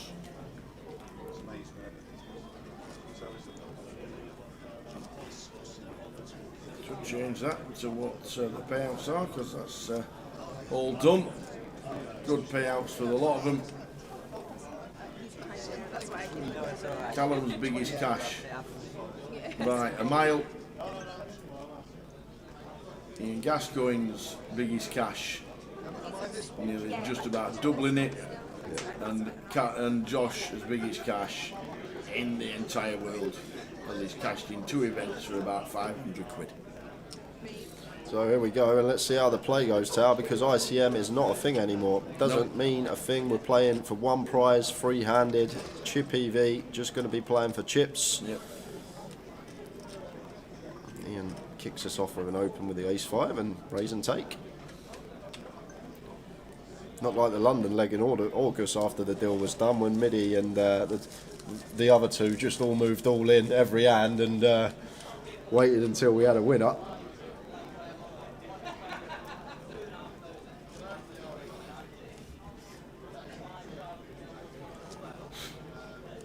So Brothers thinks it's a good deal.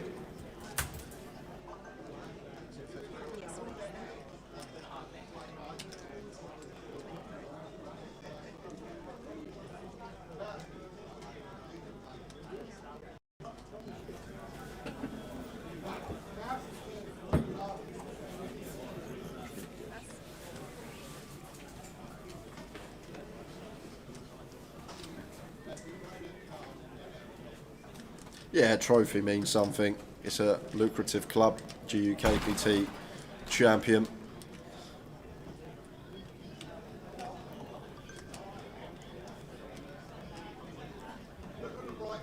Complete from Josh, Ian with ace jack.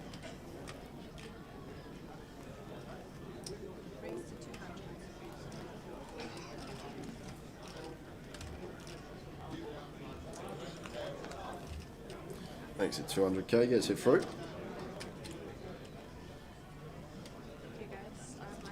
There's still plenty of time left for this, guys. I could still see this lasting another 2 hours at least, with still heaps of big blinds in play for free-handed. It just depends how the guys want to play. Do they want to sort of pump because the money's locked up and just run with it, or do they just want to keep playing normally and play their best game and try and take the trophy and the extra £5,000 that's up for grabs?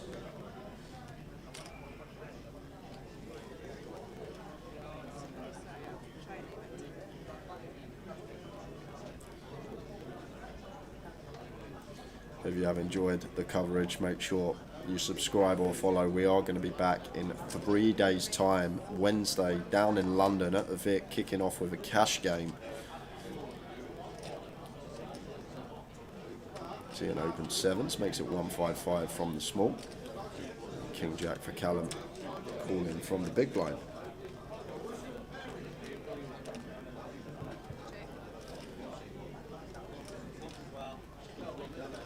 Check on the flop, and a jack on the turn. Does give Callum the best of it. Checks back again. And 4 on the river, and Ian checks once more, and Callum has to go for value here now. Once checked the whole way, we just always got the best hand. And Ian going to pay it off with the sevens. And Callum up to 3.2 million. Do you travel into the Vic, David J, or get a hotel? Well, I will be getting a hotel. I won't be commuting from Birmingham to the Vic for 12 days in a row, Brad.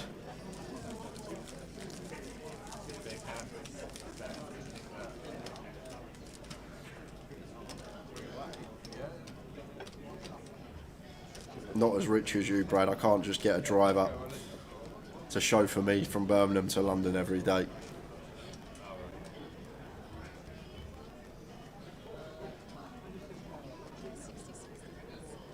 Yeah, I've been there a year and a half now. I've been in Brum. Over a year and a half. Be 2 years in Feb.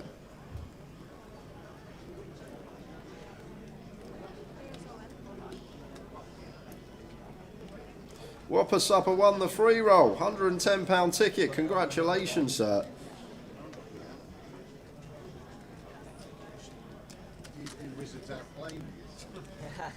Yeah, just gets a raise and take through on the button. You would have thought after that hand where on the bubble where I had a set, you had a bluff. Did you have a set? How are we doing, Peter Mock? Tuning in. Back end of the stream. It's still, I reckon, a good 2 hours left of this, because everyone seems to be playing normally. Sometimes you get a situation after a deal where it's just getting rattled in for no reason, but seems like everyone really wants that trophy.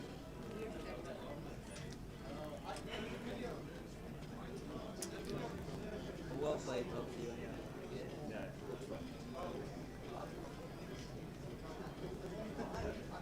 Yep, they have done a deal.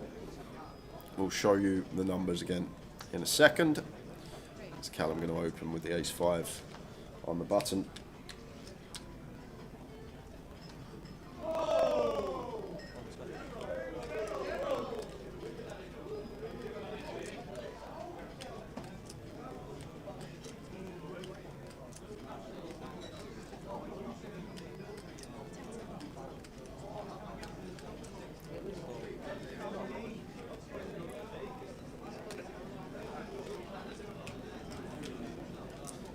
Well, here we go. So Josh has loosened up a bit, pills the 4 deuce in the small blind.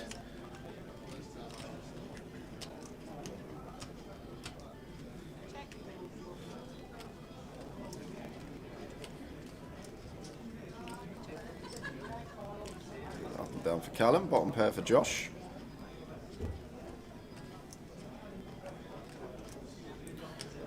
Queen of diamonds on the turn. Yeah, the 110s for the closer tomorrow.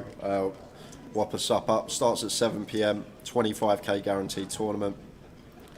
Closer on Grosvenor Poker.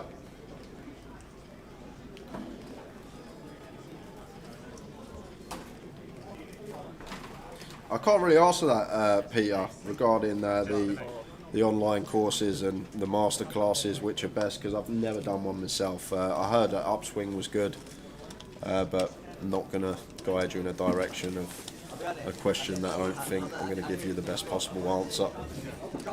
If you are just looking to improve everything out there on the internet these days, and you can just watch some videos on YouTube, and we'll prop that up.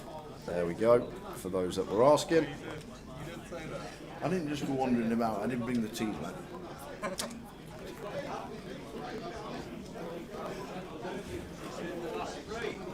Well done, everybody.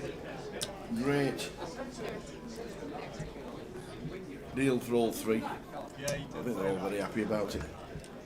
And I was going to take out the extra 5k and the trophy. That's the question now.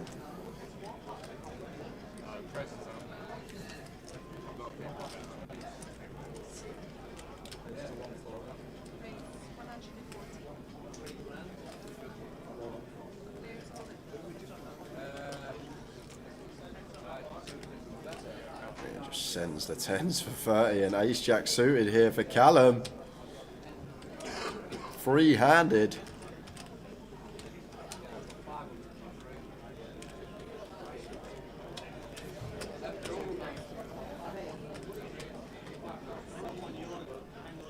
Nothing you can do. Probably get every other chip to get the extra money. Might run it here as Callum. I would. I'd run it. There we go. There's the all-in.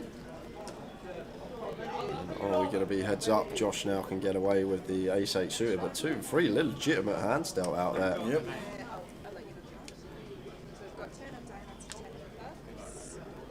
Ian doesn't even seem fussed, Tower. He's sitting there on his phone. Doesn't really seem too bothered. Texting away. He's done his bit. He's got his 62k locked up. 10 still in front.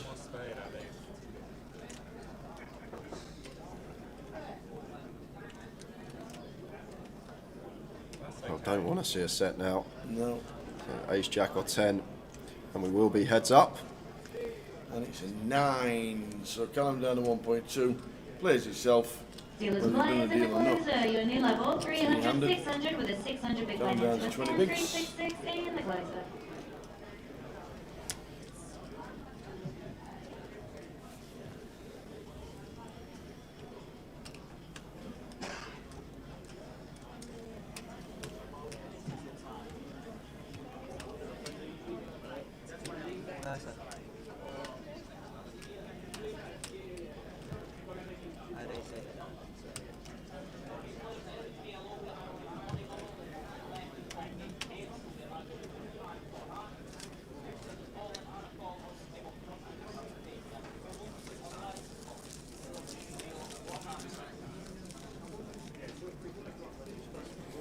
There we are. Right up again for you, Rakshi, as you missed it. That is the deal. Well done, Callum, Ian, and Josh. Great deal. 5,000 to play for, and the trophy.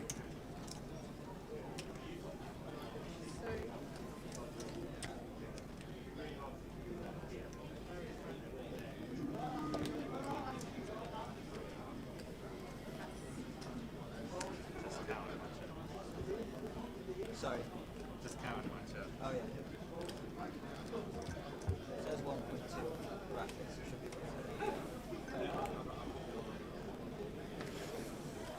Who knows? Who knows? Yeah. Callum 19 bigs, Ian. Now big chip leader. We need all the chips to get the extra 5k.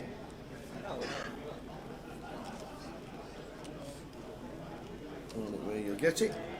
We both had around 2.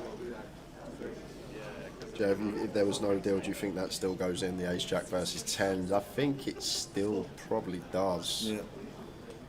Free-handed ace jack suited, monster hand, just 2 big hands colliding.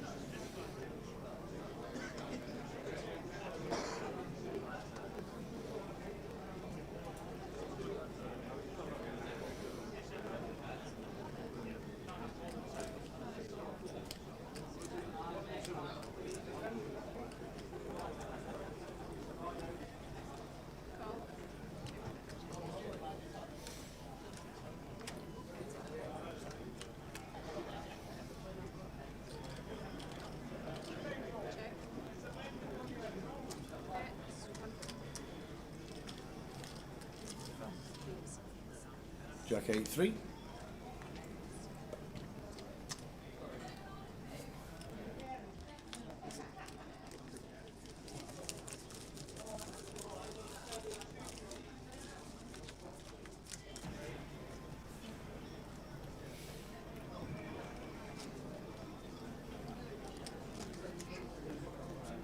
Jay, why is the London event 12 days? Because it's the grand final. It's always the biggest leg of the year to close things off before Christmas.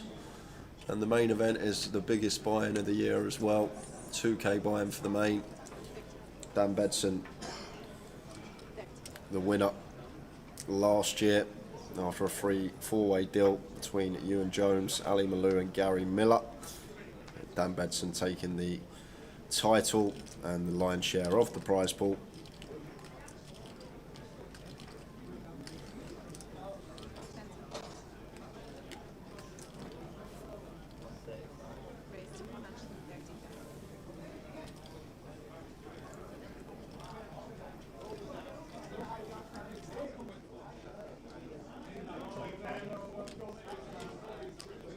Your attention please, Stuart Singleton, seat in the tournament. Free bet from Ian with the ace-9 suited. And this time does choose a bigger size than what he has been choosing before. 3x this time.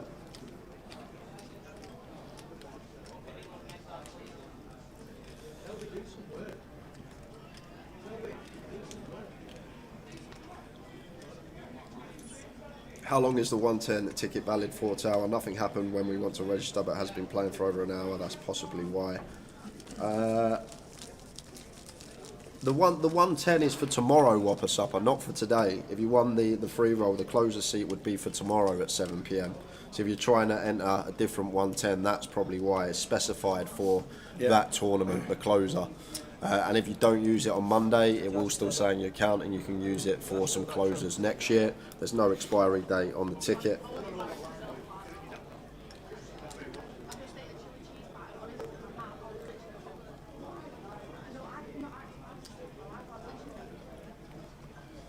And just been told we're going to be going on break in 25 minutes time. Wait, if we get there, we might just stick it in, you never know.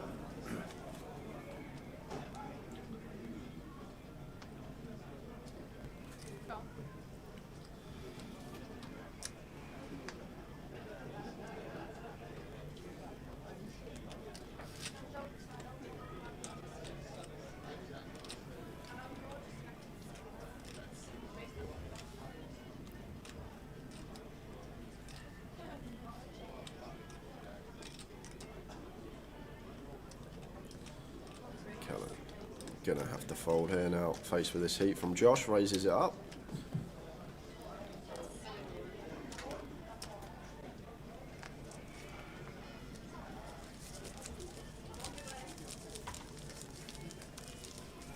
Want to go for a bit of fresh air when we finish? Oh. No? What, stroll down the prom or something? Oh. No? You don't fancy it? Nah.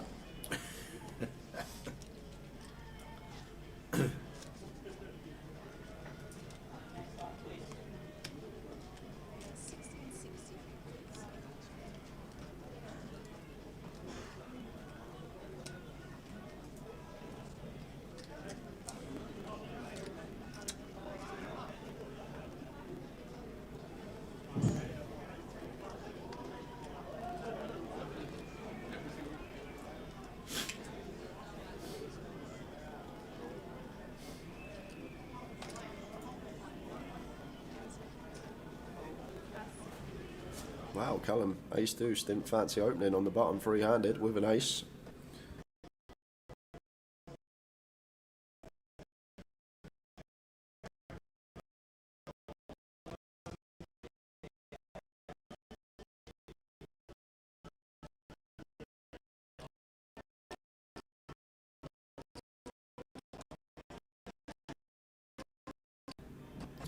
Yeah, so just connectivity issues here, guys. We know it only takes 20-30 seconds to sort out. Boss is going to be busy for 2 days, and we're only back on Wednesday, making sure we're all smooth, ready for London.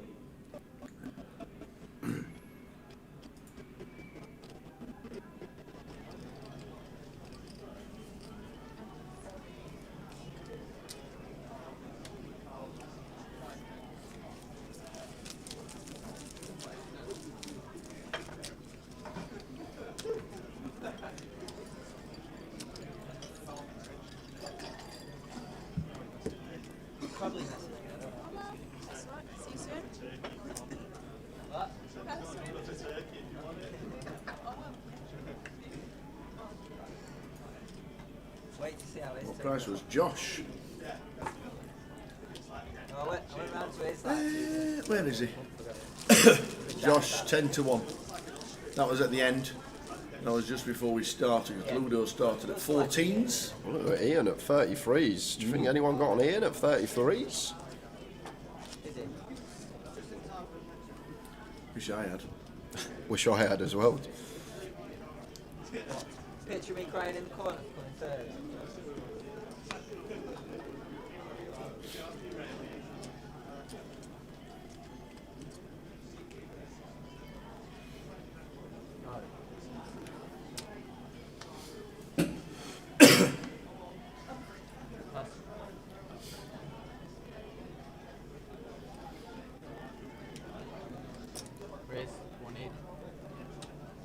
Yeah, with an ace, blind on blind. Would have just shoved here, tower. Yeah. As Ian. Either way, Callum's going to get to put it in now.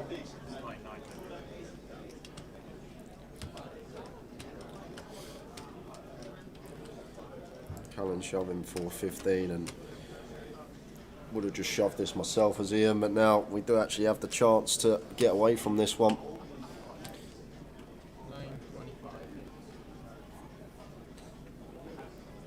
It's so much better to call a king queen, a queen jack suited than the ace deuce off. Once you finish your hand, you will wait up to 15 minutes. That's all players in the closer. Finish time break. Then have a 15-minute break. Any players wishing to enter or re-enter this event, registration will be closing in 15 minutes. Deal's been done. Money's chopped. Bottom 5k to play for. I won't play for it. I know it's not worth it.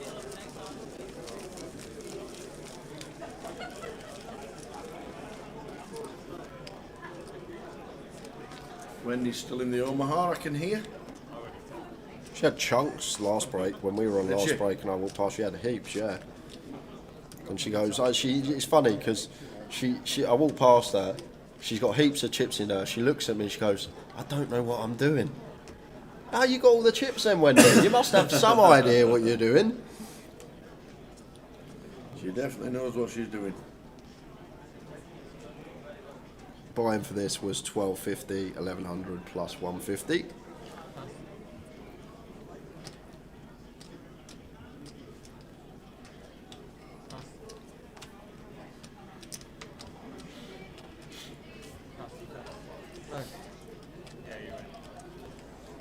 So can Ian close it out and the extra £5,000? Did it? Final two tables. There's two tournaments at the grand final regarding PLO. We have the first one, which is just 4 card, 5 PM on the 23rd, and then we have the PLO 4, 5, 6 high roller, so 4, 5, and 6. Gamble. Gamble, gamble. He's like the blind, so I wasn't really too fussed.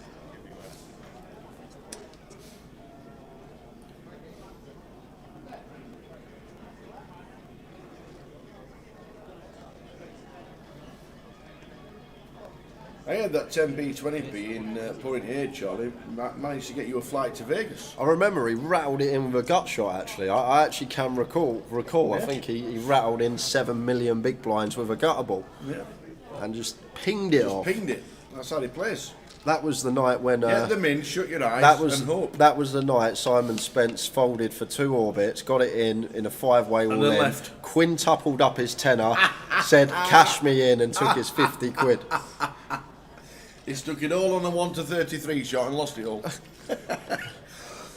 Excuse me. Callum turns the straight. How do you catch yourself in after 10 minutes?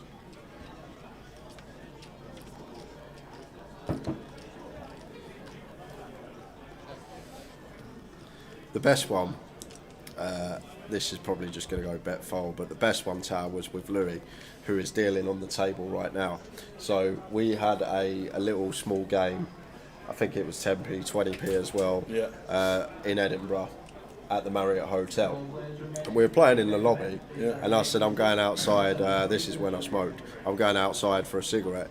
And I looked at my hand, my six cards, went outside for my cigarette, and I played my hand through the window versus Louis. And I ended up winning like £100 pot in a 10p, Stood 20p outside. game. Stood outside, didn't look back at my cards or anything. And then literally I was stood outside telling them what to bet, what to do, what to call. And I went all in on the river, and Louis was like, oh, there's no chance he actually knows what his hand was to call. And I was like, through the window, nuts, nuts. Brilliant. I bet he loved that. Oh, it was funny. I bet Louis took it on the chin like a Oh, good. God. I bet he did. Standing outside, playing my hand through the window. We've had some laughs to the dealers and the staff over the years when we wind down after work. There's been some stories and some fun antics.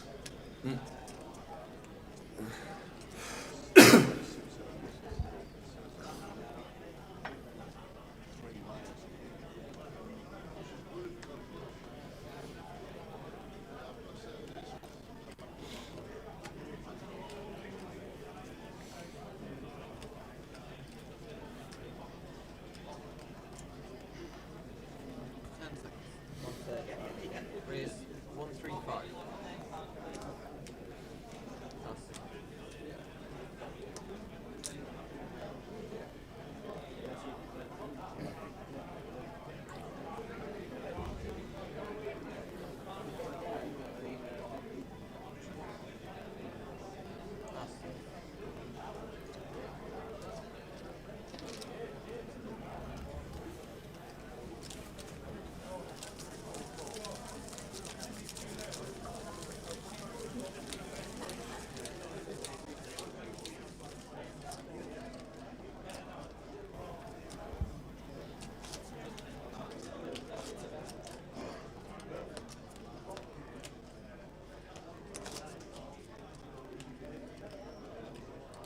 Big find in that. 16 minutes to go until we get to this end of session.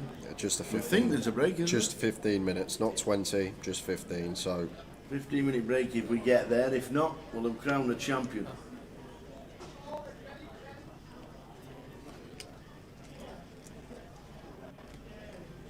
that's wee Mark in the chat. How we doing, Mark? How we doing, Mark? How's things? How's Glasgow?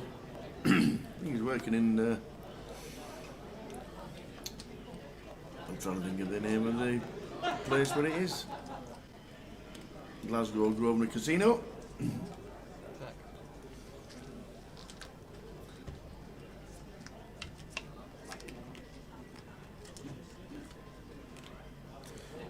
Blind on blind, Callum flopping best, former top pair. Just going to come out firing.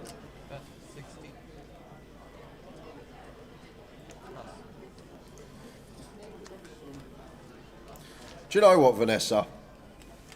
Because you've been here since we started the stream and you haven't left all weekend, I will throw you a €10 token. You've been in the chat all stream, every single day, every minute of every day you've been there watching. So drop me your alias in the chat and I'll get you a €10 token sent to your account.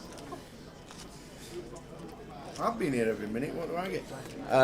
You get Cup of tea? Yeah, you get a cup of tea. Good lad. I'll make you a cup of tea on the break. Your last lead.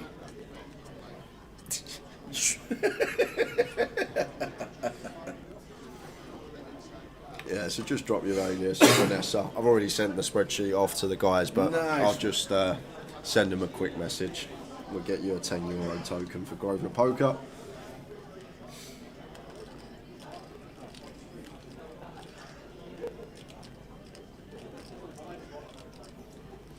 I'm glad you changed your name though on YouTube because we didn't actually know who you were. Now we know you're a Vanessa. Before you were a VDW and we had no idea.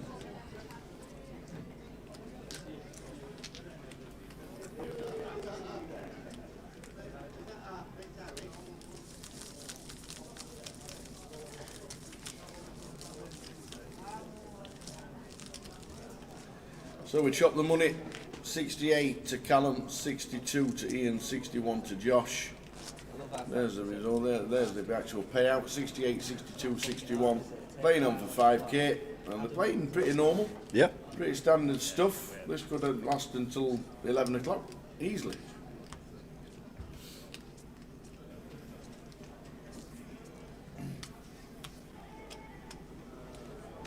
The trophy This is 1,600 off each of them.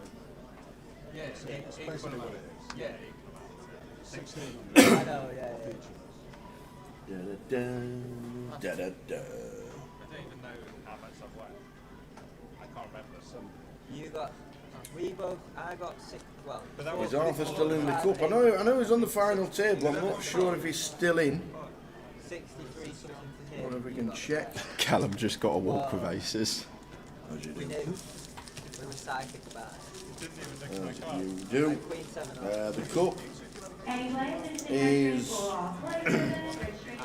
Let's have a look. As the Wi-Fi decides to stop. Well, it's not been working, to be fair. Where we're actually sat. The closer's down to 3. Arthur Harvey finished 4th for £7,190. Thanks, Vanessa. I got it. Thanks for being tuned in the whole stream the last 5 days. It's been great to have you in the chat. And I'll get you that token sent via Grosvenor Poker.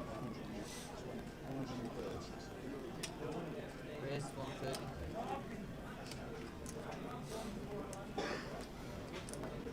Well played, Arthur. That's what I said.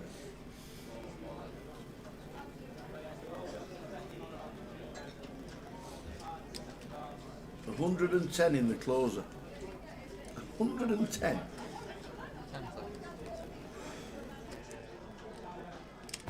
$110. Fabulous.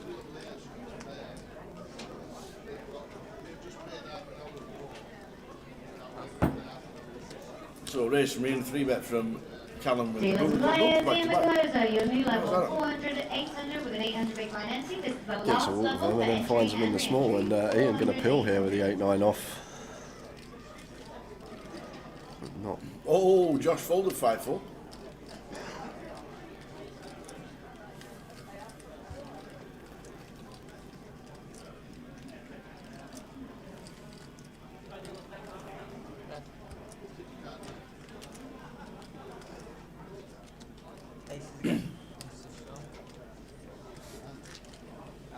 I'm going for the hat trick. I wish he didn't raise there. He doesn't raise there, you raise. And I flat, I've got 2 times. You're just please, players in the closer, you're welcome to start racing your seats. We have just over 3 minutes on the race. That's all players in the closer. 3 minutes. Don't see that very often. Back-to-back aces. That's very hard to do. Yep. Tower's math skills are on point today, so he'll let us know the odds of that. 1,376. You, what? So, I don't know. I've never seen anything like That's that. right. You made the bolt. What? Spot on. Get me. Of course it's not right. Of course it's not right. His face then, he was like, oh.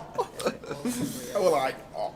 Uh, What is it? 221 squared, so 48,000. 48,000 to 1, just over. 48,000 to 1. Wow. Close. When he's in the zone, he's one of the best players I've ever seen. He does spunk up.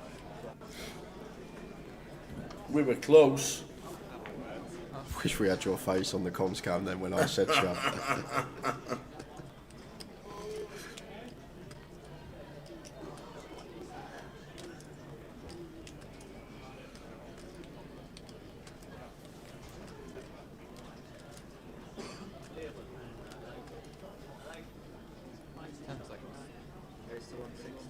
Raise 160.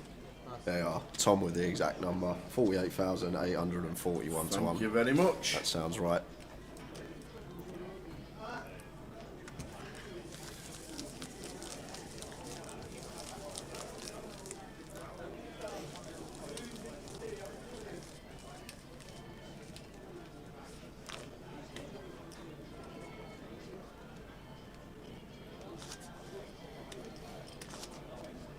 Yeah, it could have been a Tower Things question. That would have been a good one. Don't start with the multiplications and all that malarkey. I can't do my 5 times table. I'm only 221 times table.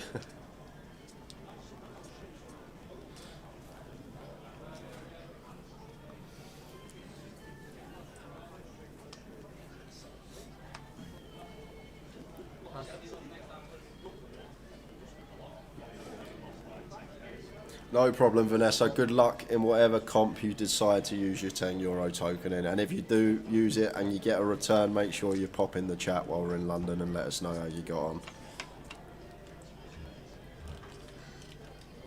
Queen on the flop for Callum, so out in the lead.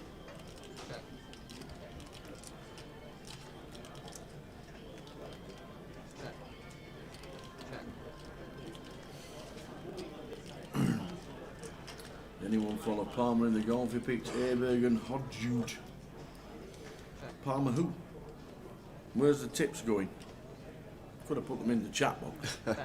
We love a tip. I put my tips in the chat box. Speaking of tips. What?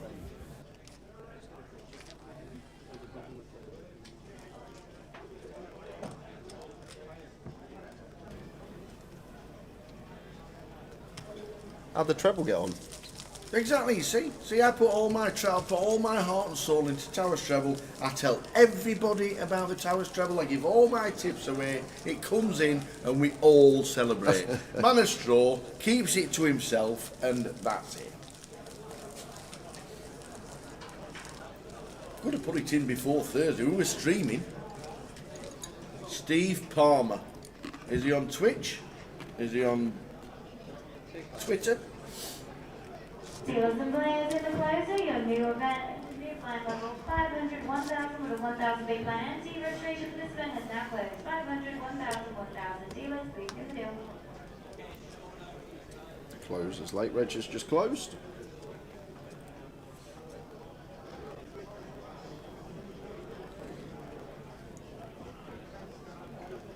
Tendo suited for Ian. Just going to let it go. King 5 for Callum in the small blind.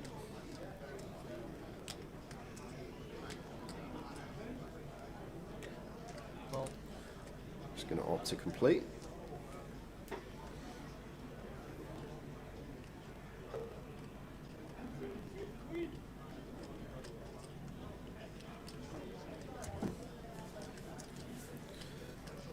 King 4 off here. One we could go for the raise as a bluff as Josh. The high-low old King X.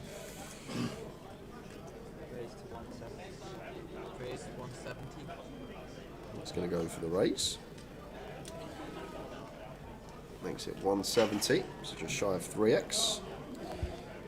Back on Callum now with the King high.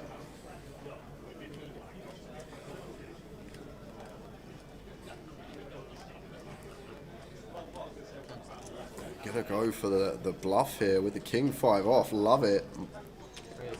Same sort of hand that Josh has. Nice little bluff candidate. The offsuit high-low King X, blind on blind, makes it 420. Now Josh just can't continue with this particular holding.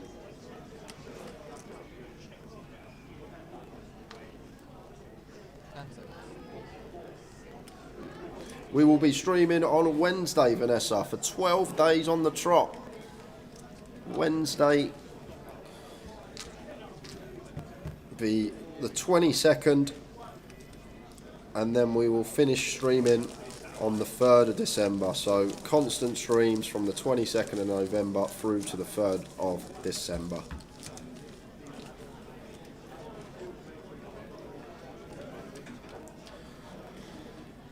Merry Christmas.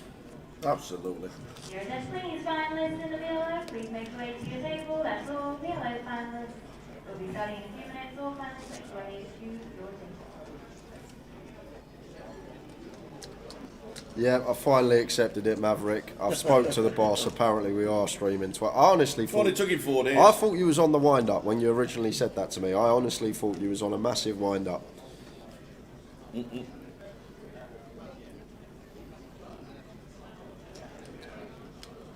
Just like I remember, when was it? Was it the Vic last year?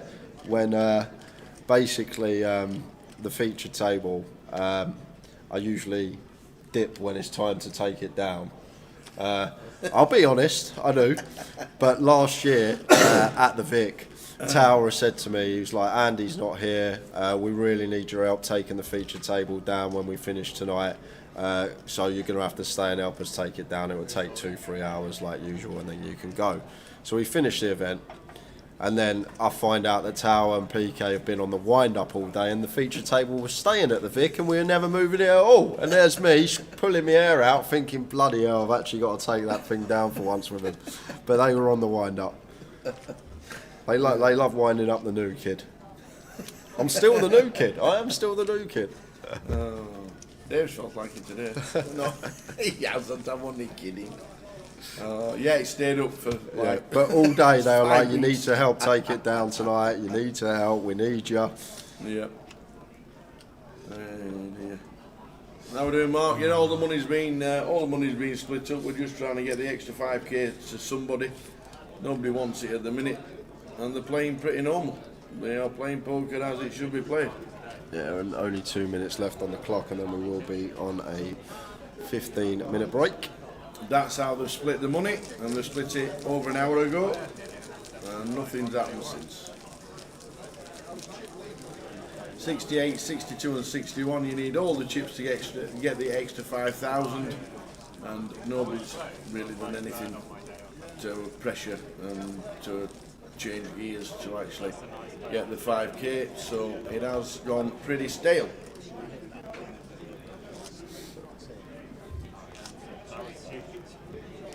And dates for Blackpool next year. At the end. October the 30th to 10th of November is the later Blackpool. The one earlier on in the year is in March. I just realised. Come on. GUKPT London finishes actually on the 1st of December next year. You get even longer off next year. Right, longer. Yeah, and then we'll get there, and next year, 2024, we'll be in Blackpool here, and you'll go, oh, by the way, we're streaming 27 days at the grand final. We got 27 days to stream. Finishes on the 1st of December next year. Can't be nearly bonfire night soon. Time we're done. Ian, in earnings, is the biggest one on the table. Over $300,000. Plays a lot in Vegas. Does nearly all his money at Nottingham. All his winnings, most of them come from Nottingham. He's had a few results in Vegas. Likes to travel over to Ireland for the Irish Open as well. He's cashed a few times in that. But he does do a lot of his playing poker in Nottingham. And this is going to be the last hand of the session, guys. Josh with the Ace-King suited opens. We've just got a new deck on, and still not got some whole cards showing here, but we're going to sweat this hand with Josh. Freeway action just before we head out on a break.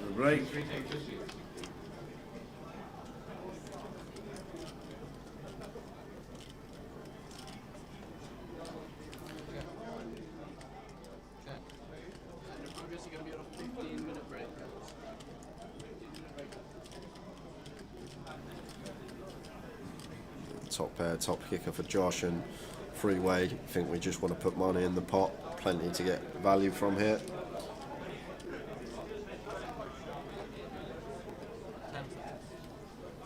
And it does fire, and looks like 2 quick folds. So that's going to be a 15-minute break for us, guys. Yep. We are going to be back at just after 1:45. We will see you in 15 for what? Yeah. 20, just after 25 to. Just after 25 to, my bad. We will see you in 15 minutes. 15 minutes.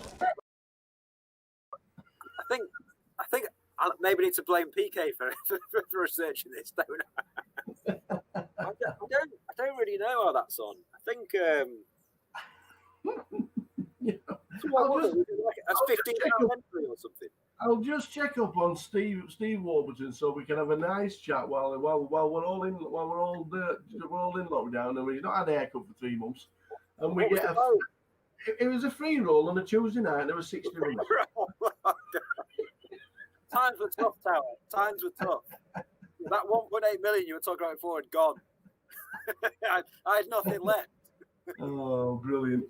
All right, actually. No, I remember what happened. We basically gone to Blackpool to watch. I don't know if we're watching the darts or a footy Oh, match. right, okay. I And think you, what we did, we all rang Dina, yeah. and we made Dina extend the late reg, just so we could get to this thing. And it was one of those classic ones where you basically want to bus quite soon so you can go to the bar and just have a few drinks. But yeah, I ended up final table in it. Yeah, ridiculous. The UK Poker Championships in 2018, the High Roller. Your final table, you finished 8th for 7,000. That wasn't the story. The story was Mr. Jake. The story was Mr. Jake Cody and the viral video that you were involved in and crazy scenes. How did that all come about? How long have we got? Well, is it really that long? The short version, what I remember is we'd all been out the night before, and I mean we'd all been out to the point of in day 2 of this tournament, there was 5 or 6 people who hadn't arrived. You know, Jake for one, not mention names for other people, but Ludo and all the Scottish boys. Yeah. And with about, 50 people left, I remember Jake saying, if I win this tournament, it'll be so unjust that I'll put it all on black. And Ludo was on the rail, and Ludo heard this, and he never shut up about it from 50 all the way down. He was on the rail with the drink, obviously, and he said this. And all of a sudden, me and Jake were on this file. I have no idea how I was there or he was there. First thing he did was get shots for the table and stuff. He had the tournament director literally over every hand because he was showing cards and chat. You know what I mean? He was just whatever. And so I think he got 3-handed, and I'm not entirely sure. I think they might have done a deal, did they, or something? Or I'm not sure how it ended. All I saw was the video about an hour later. Was it straight after the? Was it literally straight after the tournament finished? It was literally straight after, and obviously when I busted, I was sulking because I always sulk when I bust. I basically went and played cash, and then the next thing I remember, honestly, is Jake coming up to me and saying, "I don't really want to do this, but I've kind of been forced into it." Rob Young, by the way, Young had walked in the casino to pick up his car keys, so he wasn't even to be there. And he'd basically heard from Scally, Jake basically wants to do this. Rob being Rob was just like, yeah, fine.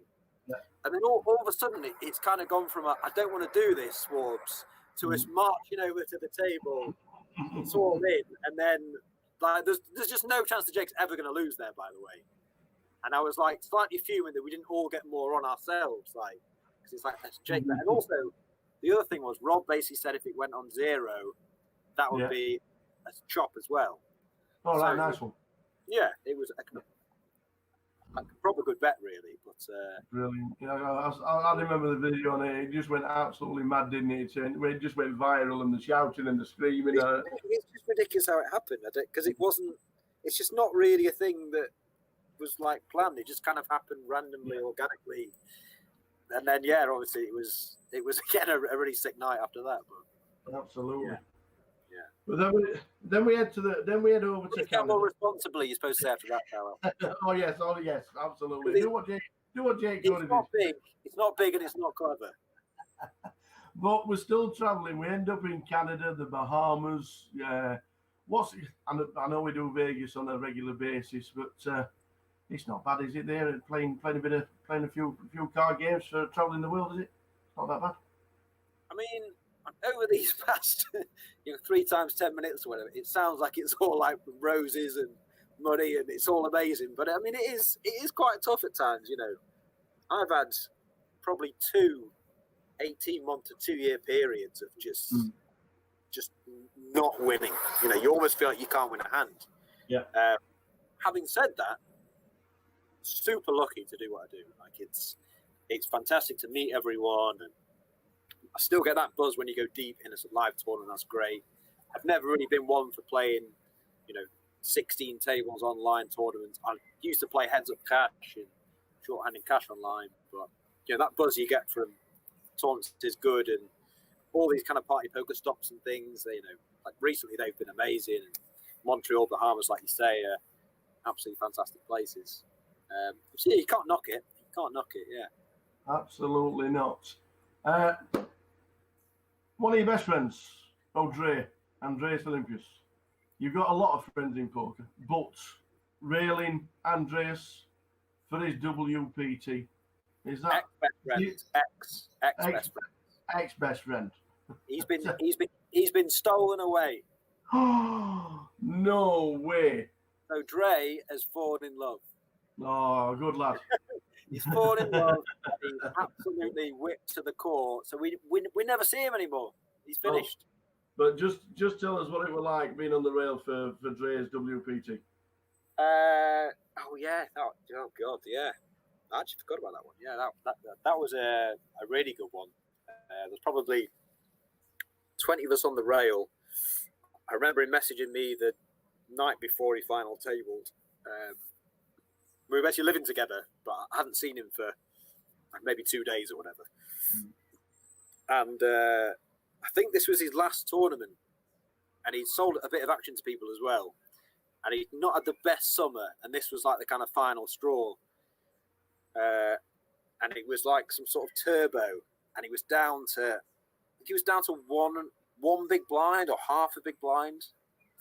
And he'd spun that half a big blind to 15 big blinds, then made the final.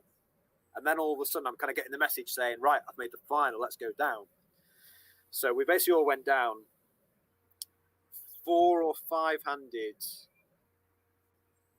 What's that? Do you remember that guy who came second in the World Series main? Is it Jay Farber? Is his name? Oh, you're asking me to remember? I think it's called Farber. It's like the kind of guy that basically runs like the Vegas nightclubs. Okay. He's basically trying to organise some sort of deal between the last 4 or 5, because I think he's got a piece of the guy or whatever. so basically, me and Drake decided that we basically didn't want to do a deal, and so we had to pretend that we were ringing our backer back home and saying, "Is it okay to do this deal?" Completely lied and just blagged it and said, "Oh no, I'm sorry, we can't do the deal because our backer in England is saying no." This was all complete nonsense, just because we thought that Dre would basically win because he was playing well, and it was like I think there was 5 left. He was definitely the best player, and then from there, it was the best final table of all time. He just won 6 of 6 all-ins. Yeah. Everyone was constantly cheering. It was fantastic. That is probably the best final table I've ever always seemed to be the bridesmaid, but he came up trumps at the WPT. It was, and it was great because Dre is a fantastic guy. He's such a nice guy. So it was great to see. Yeah, we are just about to end an hour with the tower, so we're going to quickly run through some quick fire questions if you're ready. Go on then. The best poker player you've played against? Midi, by far. Tom Middleton. He will put you under it like no man you've ever seen. You can go out for a beer, you can go out for a dinner with Midi, and 2 minutes later you'll be on the poker table and it'll just be putting you bang under it. Tom Middleton. Who is your poker nemesis? Tom Middleton. No, it is though. It's not even. It is Midi. Every time I play with him, I probably win 1 of 30 hands. And if you play it live, you probably only play 6 or 7 a time. So, yeah, Midi. The most underrated poker player you know. Did you ever watch Catchphrase? Yes. And there was a guy who got asked the questions at the end and he kept saying Turkey, Turkey, Turkey. This is me saying Midi, Midi, Midi. Midi is an unbelievably highly rated player, but I still think he's the most underrated player, genuinely. Because I don't know, when you kind of talk to people, they think he's good, but I genuinely don't think people realise how good he is. He's got absolutely no fear playing live. And let's move on to the next question because my cock is so far up the top. I need to stop. If you could have one superpower, what would it be? To see these cards. No. Do you know what I'd do if I had a superpower? Of all the things you could do, I would attach a zip to Wilkersooth's mouth and I would close it forever. And let's leave it at that. Favourite food? God, favourite food? Where's that come from? Question that we Huge fan just of thought. food. Huge fan of going out with everyone and eating together and stuff. I like all foods. I'm a huge fan of like a guacamole. I'd like to put guacamole in everything. And finally, would you do anything differently? At the time, a lot of things, but I'm not really one for dwelling on what you've done in the past. You can only move on, mate, can't you? So nah. Awesome. Steve Warburton, you've been an absolute superstar. And when I said at the beginning of this, I believed you. I genuinely believed you. One of my favourites. I 100% mean it, because you are one of the nicest guys to sit down, to chat, to laugh, shoulder to cry on if you want it, and you've been there and done. Yeah. I love you, buddy. You're an absolute star. Steve Warburton, thank you very much. And thanks, everybody, for watching An Hour with the Tower. Ta-ta.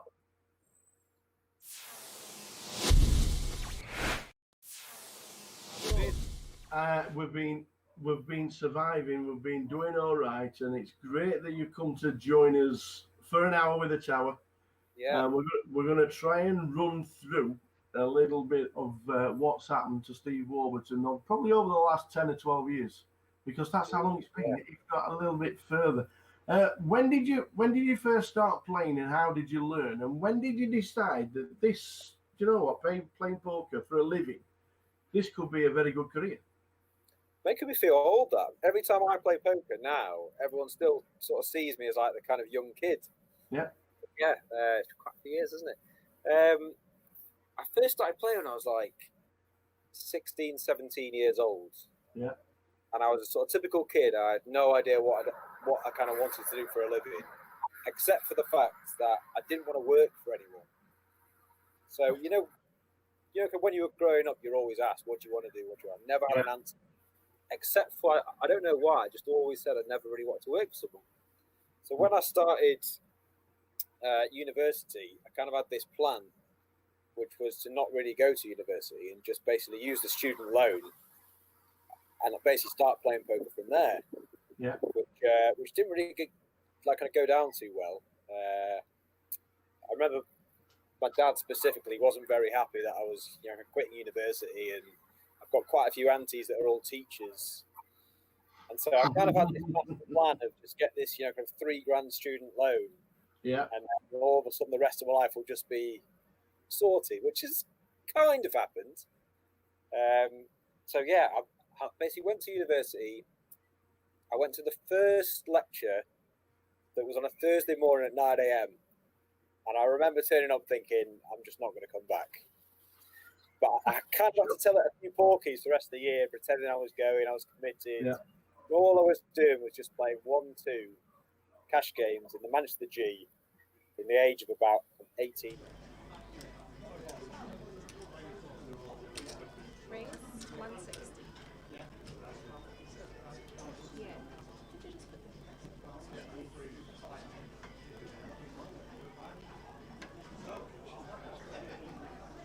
Yes, sir, I can boogie if you say you can't go wrong.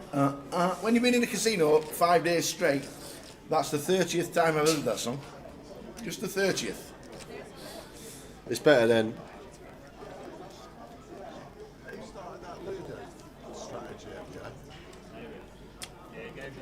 But do you prefer this, or do you prefer Leeds when it's all 5 days?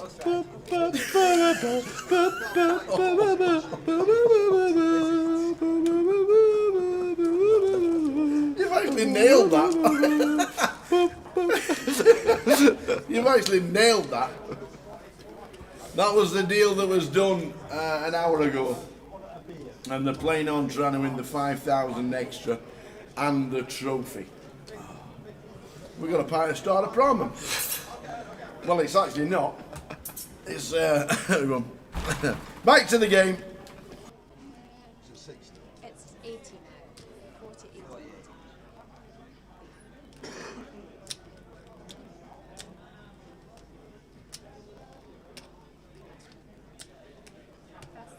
Could have got me one tower.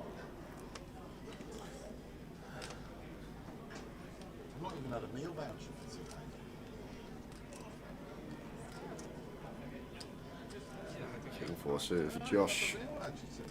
You should add it to the price. Oh.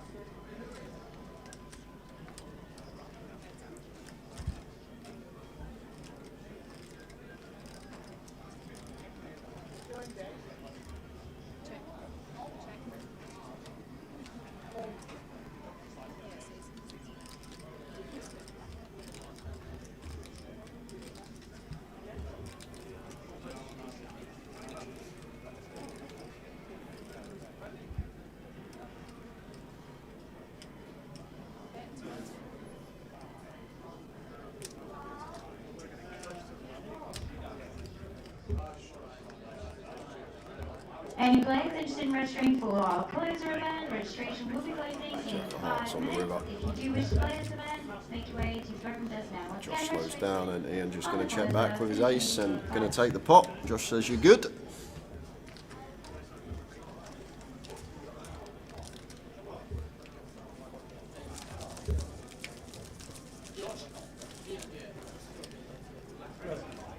Surprised if we get to the next break, we get up to 20 to midnight, 2 hours.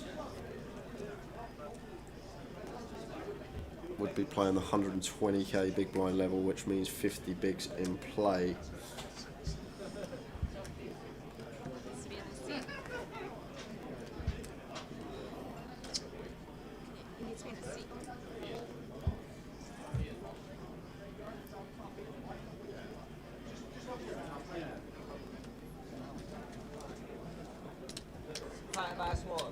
You're at 40. I'm 40. Yeah. Sorry, I didn't want to kill your hand. No.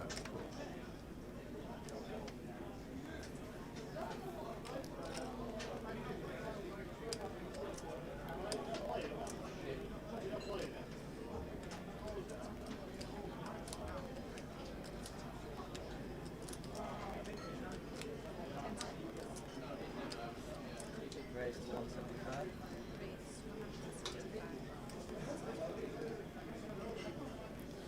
Josh makes it 175 and just going to be raising take. I'll tell you what I do like, no one's just spinning it in and they're still playing this properly for the 5k and the title. Sometimes a deal's made and chips are flying everywhere, but these three all seem like they really want that title of GUKPT main event champion Blackpool 2023. Your attention please, players in the closer. You're welcome to start retaking your seats. We have just over 3 minutes on the break. That's all, players in the closer. 3 minutes on the break.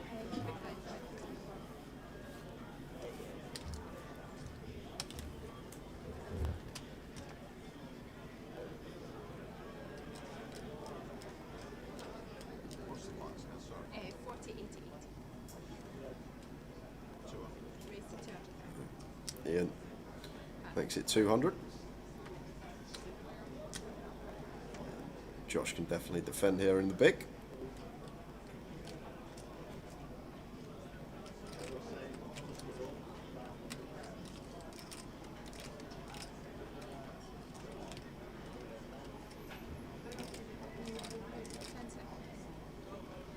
Oh, we're not going to defend Josh. Tight lay down there with the 8-9 off. Just going to let Ian take that one, raise and take.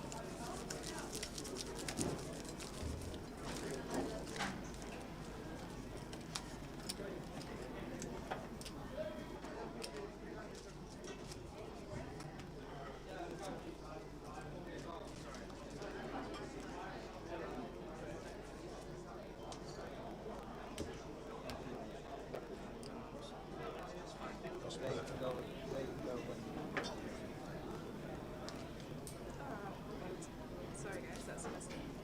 Sorry. No, it's alright. It's nothing happened. What was this one here? On, I think it was day 2. I had my hand like there in seat 1, and it flips a card and showed me, and I was like, it was bad. It was Wendy. Did she forgive you? Yeah. It was only short, really, wasn't it? 2 hours, 15 minutes. 15 minutes I had to go and get. Look what I've got. Look at that. Pint of Star Prom. Oh no, it's not. It's honey and lemon. Last off. Fighting through it. Honey and lemon. And set for the duration. And look what he got me. No, didn't even bring me anything back from his break. To be fair, I could have got it as well. But it was nice, Vanessa. Quick 15 minutes to just recoup. Could still be another hour and a half, 2 hours for us this evening, but we will see how things pan out. Yep, Josh wants a trophy. That's what he wants.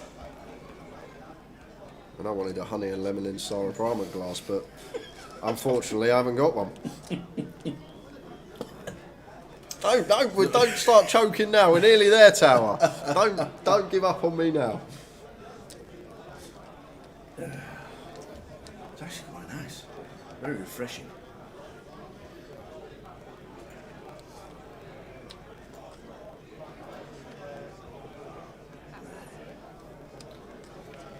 Can Josh take down the trophy? That's what he wanted to do, playing for £5,000 and the trophy. If you've not seen the deal, now the money's there, but this is what they dealt for. 675. 62,198 for Ian and 61,127. Playing on for £5,000. Josh Radley, local lad, wanted to play for the trophy. That's why they left the 5k there.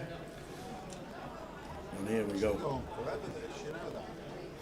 We are down to 3. It's been a great watch. Well done to Ludo for his 25k as well. No, I feel great. I feel absolutely fine. I just don't want it to break. It's prevention is better than cure. Is that what they say? Prevention is better than cure, and that's what I'm doing. I didn't know they actually said that, but I like that. Yeah. I do like that.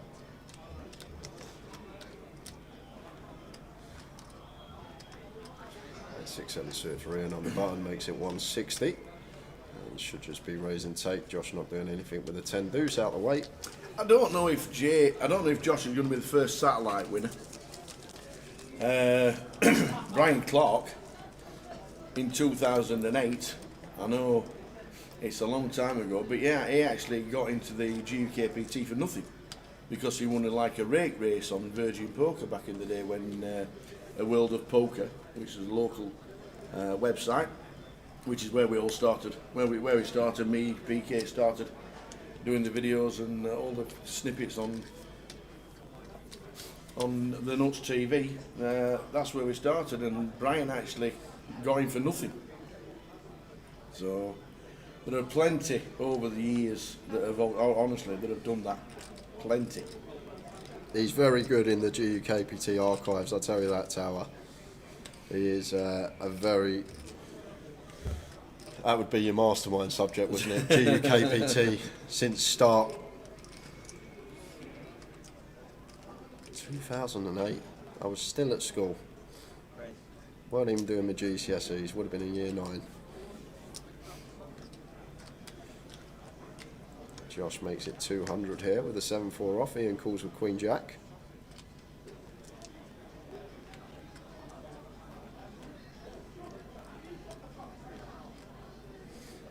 And he opened the 7-4. Nice looking flop, flopping up and down straight draw here.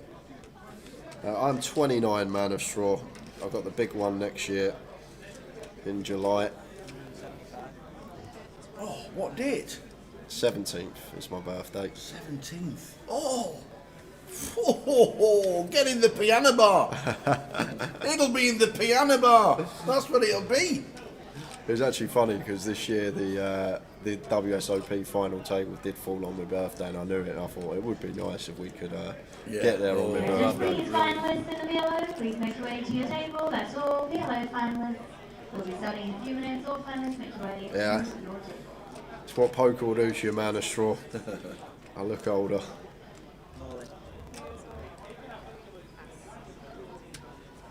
Commentary takes its toll, and Josh just sends it with a 7 high. Gets it through. Yeah, needs to get all the chips to get the trophy. And the extra £5,000. What did you put me on, right? What did you put me on? race time.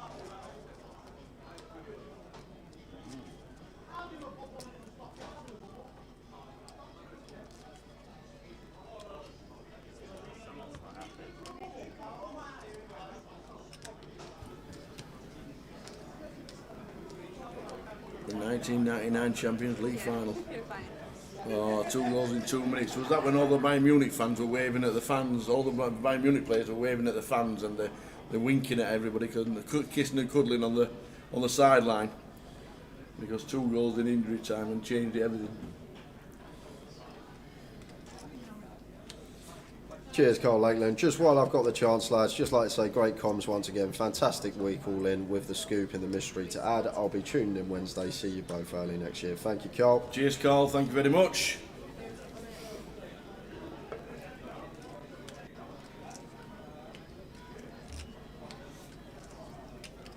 And Rick, I just want to say really appreciate the work you two both put in and the team. Rarely watch live as I'm such a huge fan that I'm always an hour or 2 behind on YouTube. At 1.3 speed.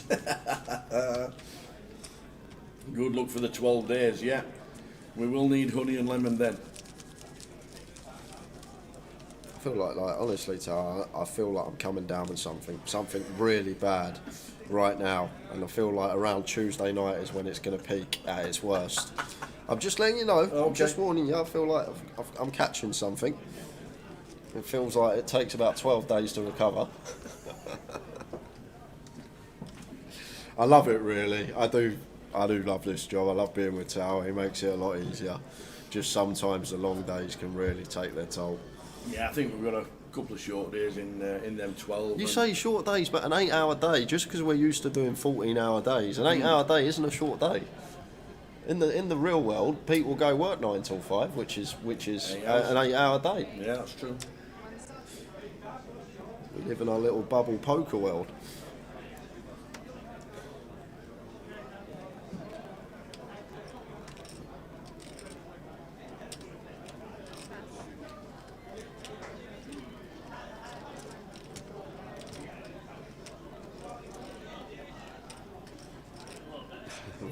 Vanessa's going to make sure I don't get poorly. How's she going to do that?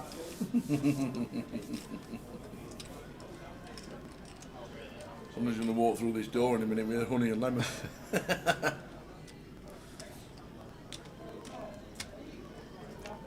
No, man, a straw. I'm not going out to Vegas. I would have loved to, but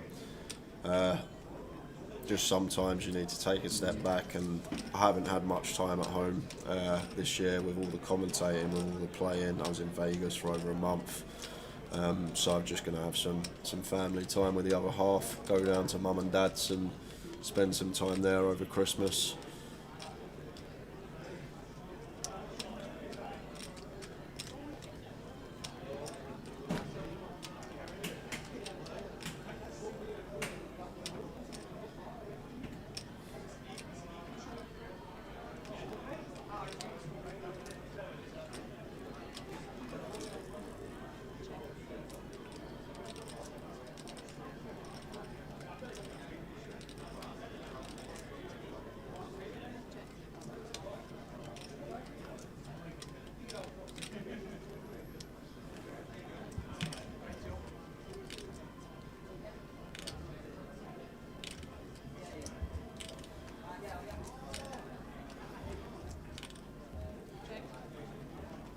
Some River goes check, and 7-5 looks like it's going to be good for Ian.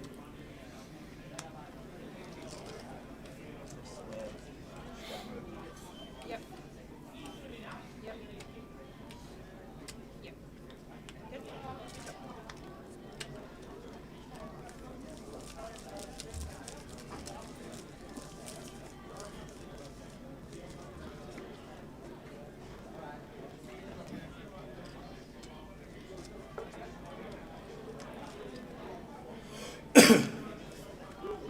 So, final 3.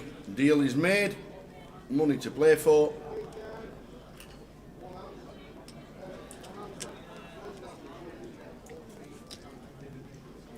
On with the honey and lemon.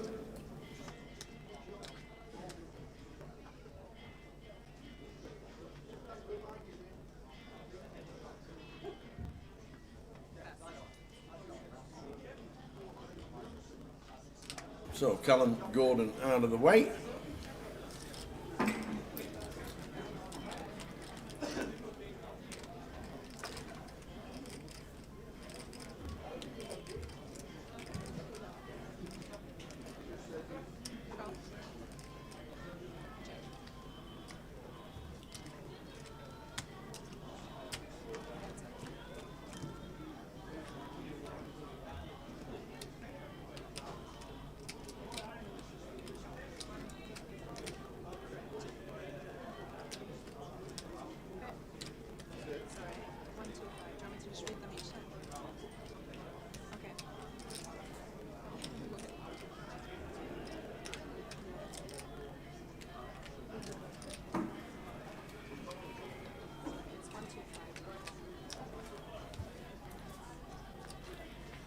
So 6-2 king flop. Check call from Josh with the deuce. Down to 11 bigs now. Josh wanting to play on for the trophy. Needs to get a double up soonish.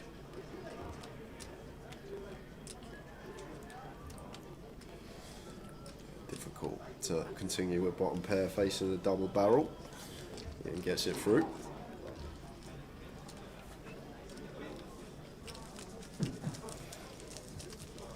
Money was chopped.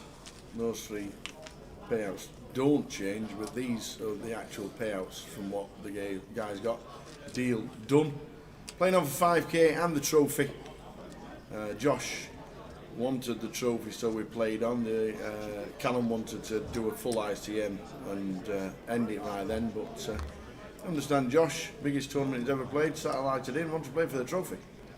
So that is exactly what they're doing.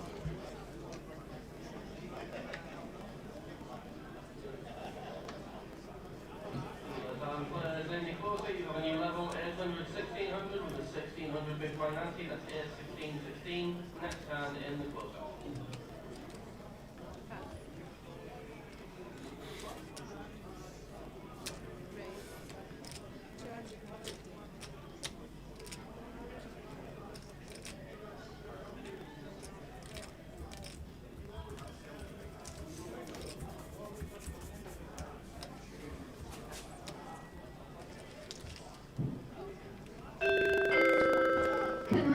Please come to the front reception, thank you.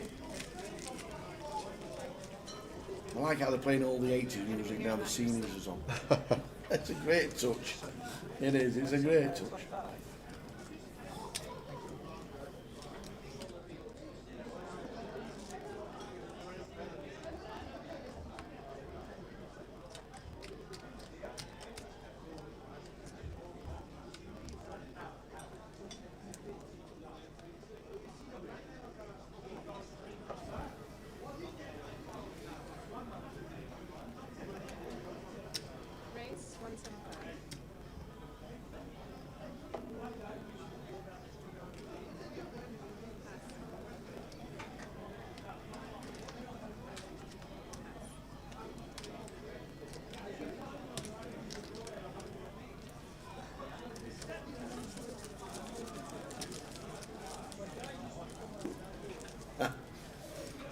Yeah, hello, hello. Comes back again. Ooh, Renee. Hello. Good morning. Here he comes. The killer. Here comes. They've sent out for the special unit. Here they come. Here he is. Demon Deck Louis comes to the table.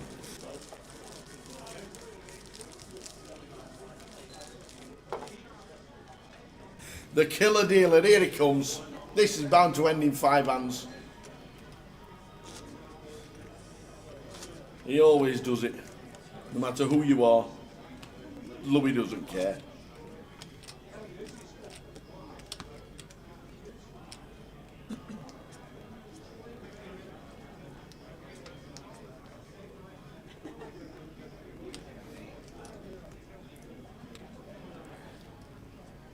Free-handed, definitely open this one. Playing for chips is Callum.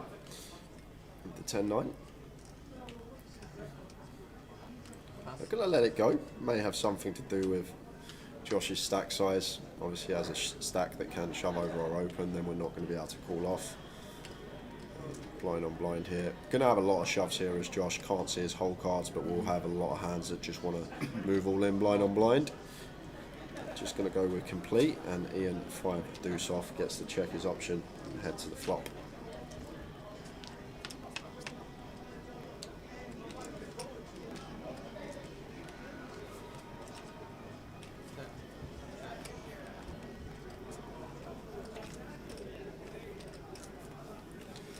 Ian could have definitely had a stab here, Tao, with 5 high and dummy and gut shot. They're going to go for the delayed stab on the turn once Josh checks to us again. Fires for 200k.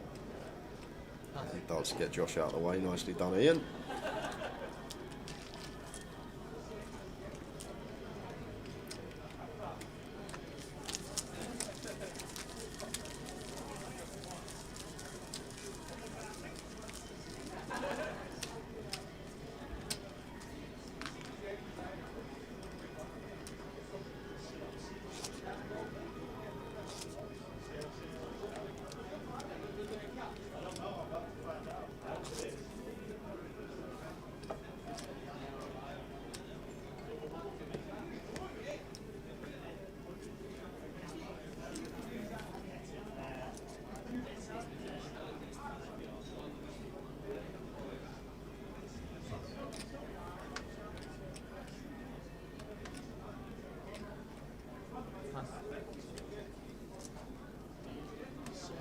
Josh with the 8-3, Ian with the king 3. Josh gets out of the way.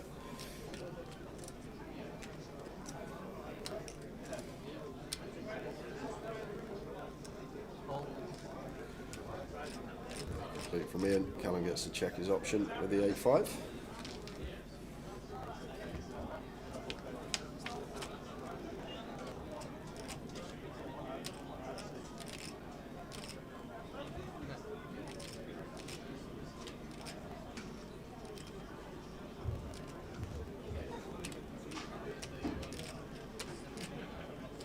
Jack 7-9 is the flop. Nice one to stab with for Callum. Double gut shot here. And does. Gets it through. 3 left. That's my chopper tonight. I haven't had to get the chopper out tonight, Big M, put it that way. Everyone's been well behaved in the chat, so still one of my moments of the weekend. It's very rare I go into hysterics where I can't get a word out because I'm just bursting out with laughter, but that was a moment that got me, and I couldn't catch my breath. It was just every time I went to speak, I was just giggling like a little bit. Oh, just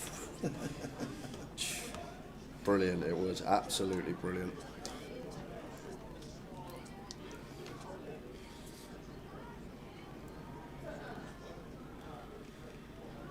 Pocket 8-3 and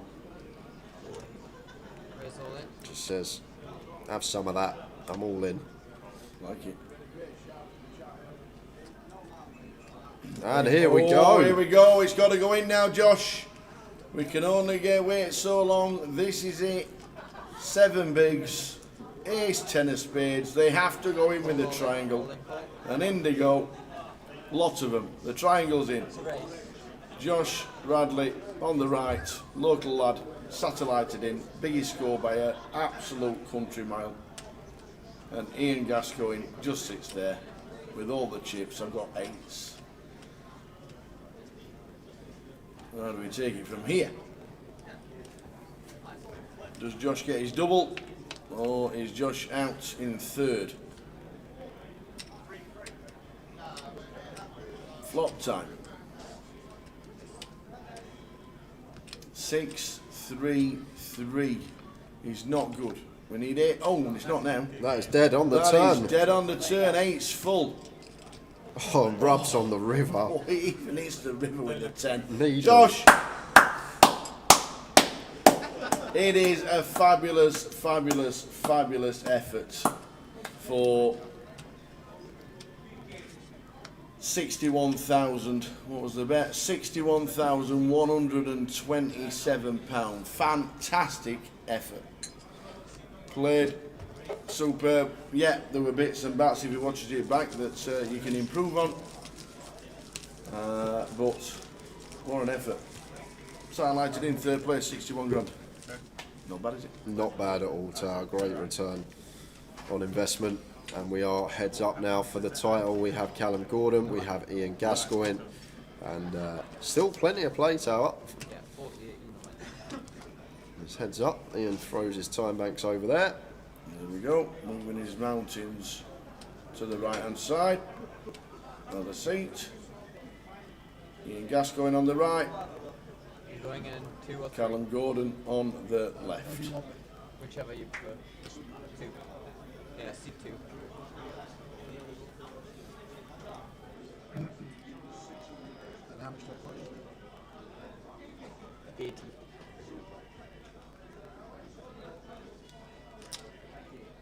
Yeah. Nice one there.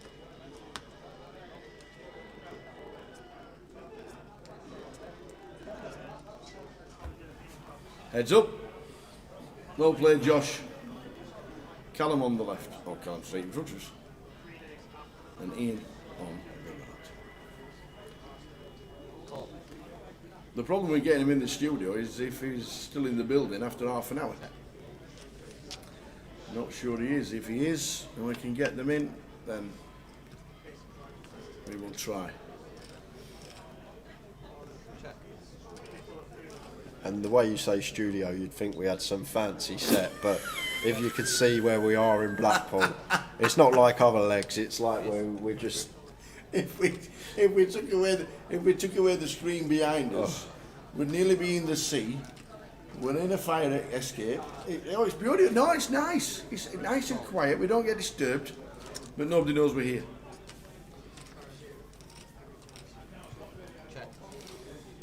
Six of diamonds on the turn. And second pair here for Callum. May fancy a little stab. Once check 2. Feel like Jack's going to be best hand enough of the time. Expect Ian to continue barreling with some queens. It does go for the stab for 200k. And Ian snap calls. Just going to be happy at the moment as Callum. Feel like we're going to have the best of it enough of the time. We're now definitely going to have the best of it enough of the time. See what size Callum comes with here. That 800 plus.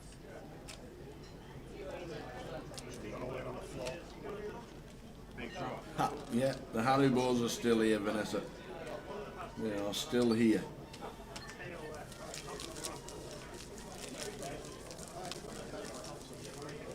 $34 bigs is the short stack still, Tower. Yeah. And the heads up, it only takes one hand.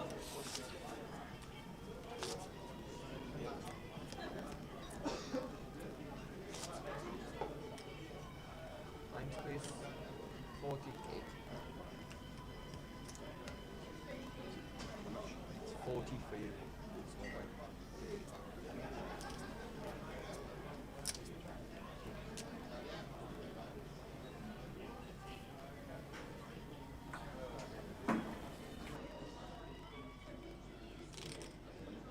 Raise all in.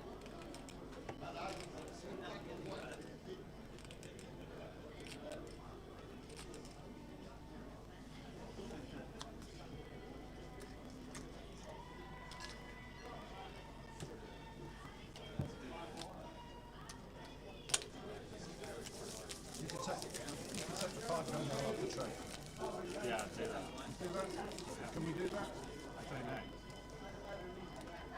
What's going on here, Lou? He's taking the headset. What's happening? They want to know. Absolutely no if idea. can take the trophy, which I'm take 5k. That would be allowed of us. So yeah, you technically get first place. I'm First technically place on the first place trophy. on the trophy. Yeah. If we take for 5k. Ian Gascoigne has offered Callum the 5k, and Ian Gascoigne wants the trophy, and he's taken the trophy. What? He's just taken the trophy for. Ian Gascoigne has just said to Callum, if I give you the 5k, I'll take the trophy. Is that all right? And he went, How much money has Ian got? Off you go, Tower. Off you go. So, guys, I'm off. That is that. So the guys have just agreed to finish it there and then. Ian goes to Callum, I'll tell you what, you can have the 5k we're playing for, I'll take the trophy, job done. And the handshake's been done, it's all been agreed. So that's it for here in GUKPT Blackpool. The winner is Ian Gascoigne. He's going to take home the trophy and £62,198, and Callum will take home £73,675. But just getting everything set and ready for the interview and the trophy presentation. But thanks to everyone that has been with us the last few days. It's been a great stream. It's been a great festival. Numbers have been great here in Blackpool. The mini setting records again. All the side events have been busy. It's still packed in the club now for the closure that's going on. And we had a great day 3 field coming back today. 17 come back, whittled down to the one winner. 3-way chop was done between Ian, Josh Radley and Callum Gordon. 3-way, all taking home a huge sum of money. But it's been agreed that Ian Gascoigne is going to be our champion and he will be taking the trophy home. Callum gets a little 5k booster. And now we're just getting it all set and ready. Tower is out on the floor and we'll be heading over shortly. Ian's ready for the photo. You've got to do the interview first, Ian. He's ready for the photograph. You've got to do the interview first, my man. Ready for the winner's picture. Tower's set and ready on the floor. We're going to head over now with Tower and Ian Gascoigne. See you in a bit, guys. GUKPT champion.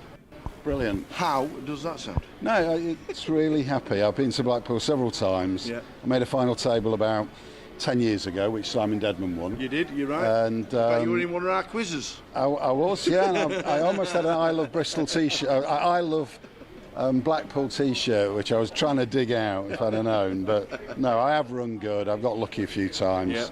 Sorry, Phil, for spiking the 9 on the turn. Excuse me, my last £2.80 in my account went on Phil. Oh, did so it? Yeah, when you got the 9, I'm like, well, I'm sorry about that. And the King on the River against. But you know, there you go. It's, what, 28 levels? It sorts itself out in the end. You're a day 1 chip leader as well. Yes. That means we're going to see you in Coventry. Yes, I'll look forward to that. I was that's a nice little additional bonus, and I look forward. I'm sure that'll be a great comp in Coventry. Yeah. You play so much poker in Nottingham. You've got a load of Nottingham friends. We were all in the same chat box in Vegas as well. Yeah. Blackpool, how's it treat you? No, it's been good. I love going to Blackpool. It's always windy and wet, but apart from that, it's great. It's great. Loads of guys in the chat watching and rooting for you. When you did the deal, were you happy? Was it that? No, I'm more than happy with the deal. I think at that stage, that it can change so quickly. Yeah. And the ICM seemed really good. I was more than happy with the deal. And to be the chip leader and get the trophy is fantastic. Obviously, you got Ludo sat there. We all know what Ludo does. Well, he is hard work. I mean, he is something to tussle against. And I think once I played a bit soft against him at one stage, and he just took advantage. And then we started playing back against him, and unfortunately, he got it in with a pair, didn't he, against the guy. I think everyone was getting a little bit tired of him, so he got called by ace-9, and the guy hit the 9. So, but he's a great player. Yeah. Just a quick word for Josh. Like, satellited in, biggest comp he's ever played and turned it into 60. Well, I didn't know that, but he played really well, really strong. I mean, I didn't know that was his biggest ever comp and that he satellited in. And I know he's local, so that's really good for all the local fans. Absolutely. And good for them. I hope they have a great night out tonight. Absolutely. Well, we're going to get Kyle with the trophy because you are champion here in Blackpool. I'm just going to get out of the way. Ladies and gentlemen, can I have a big round of applause for champion here in Blackpool, Mr. Ian Gascoigne.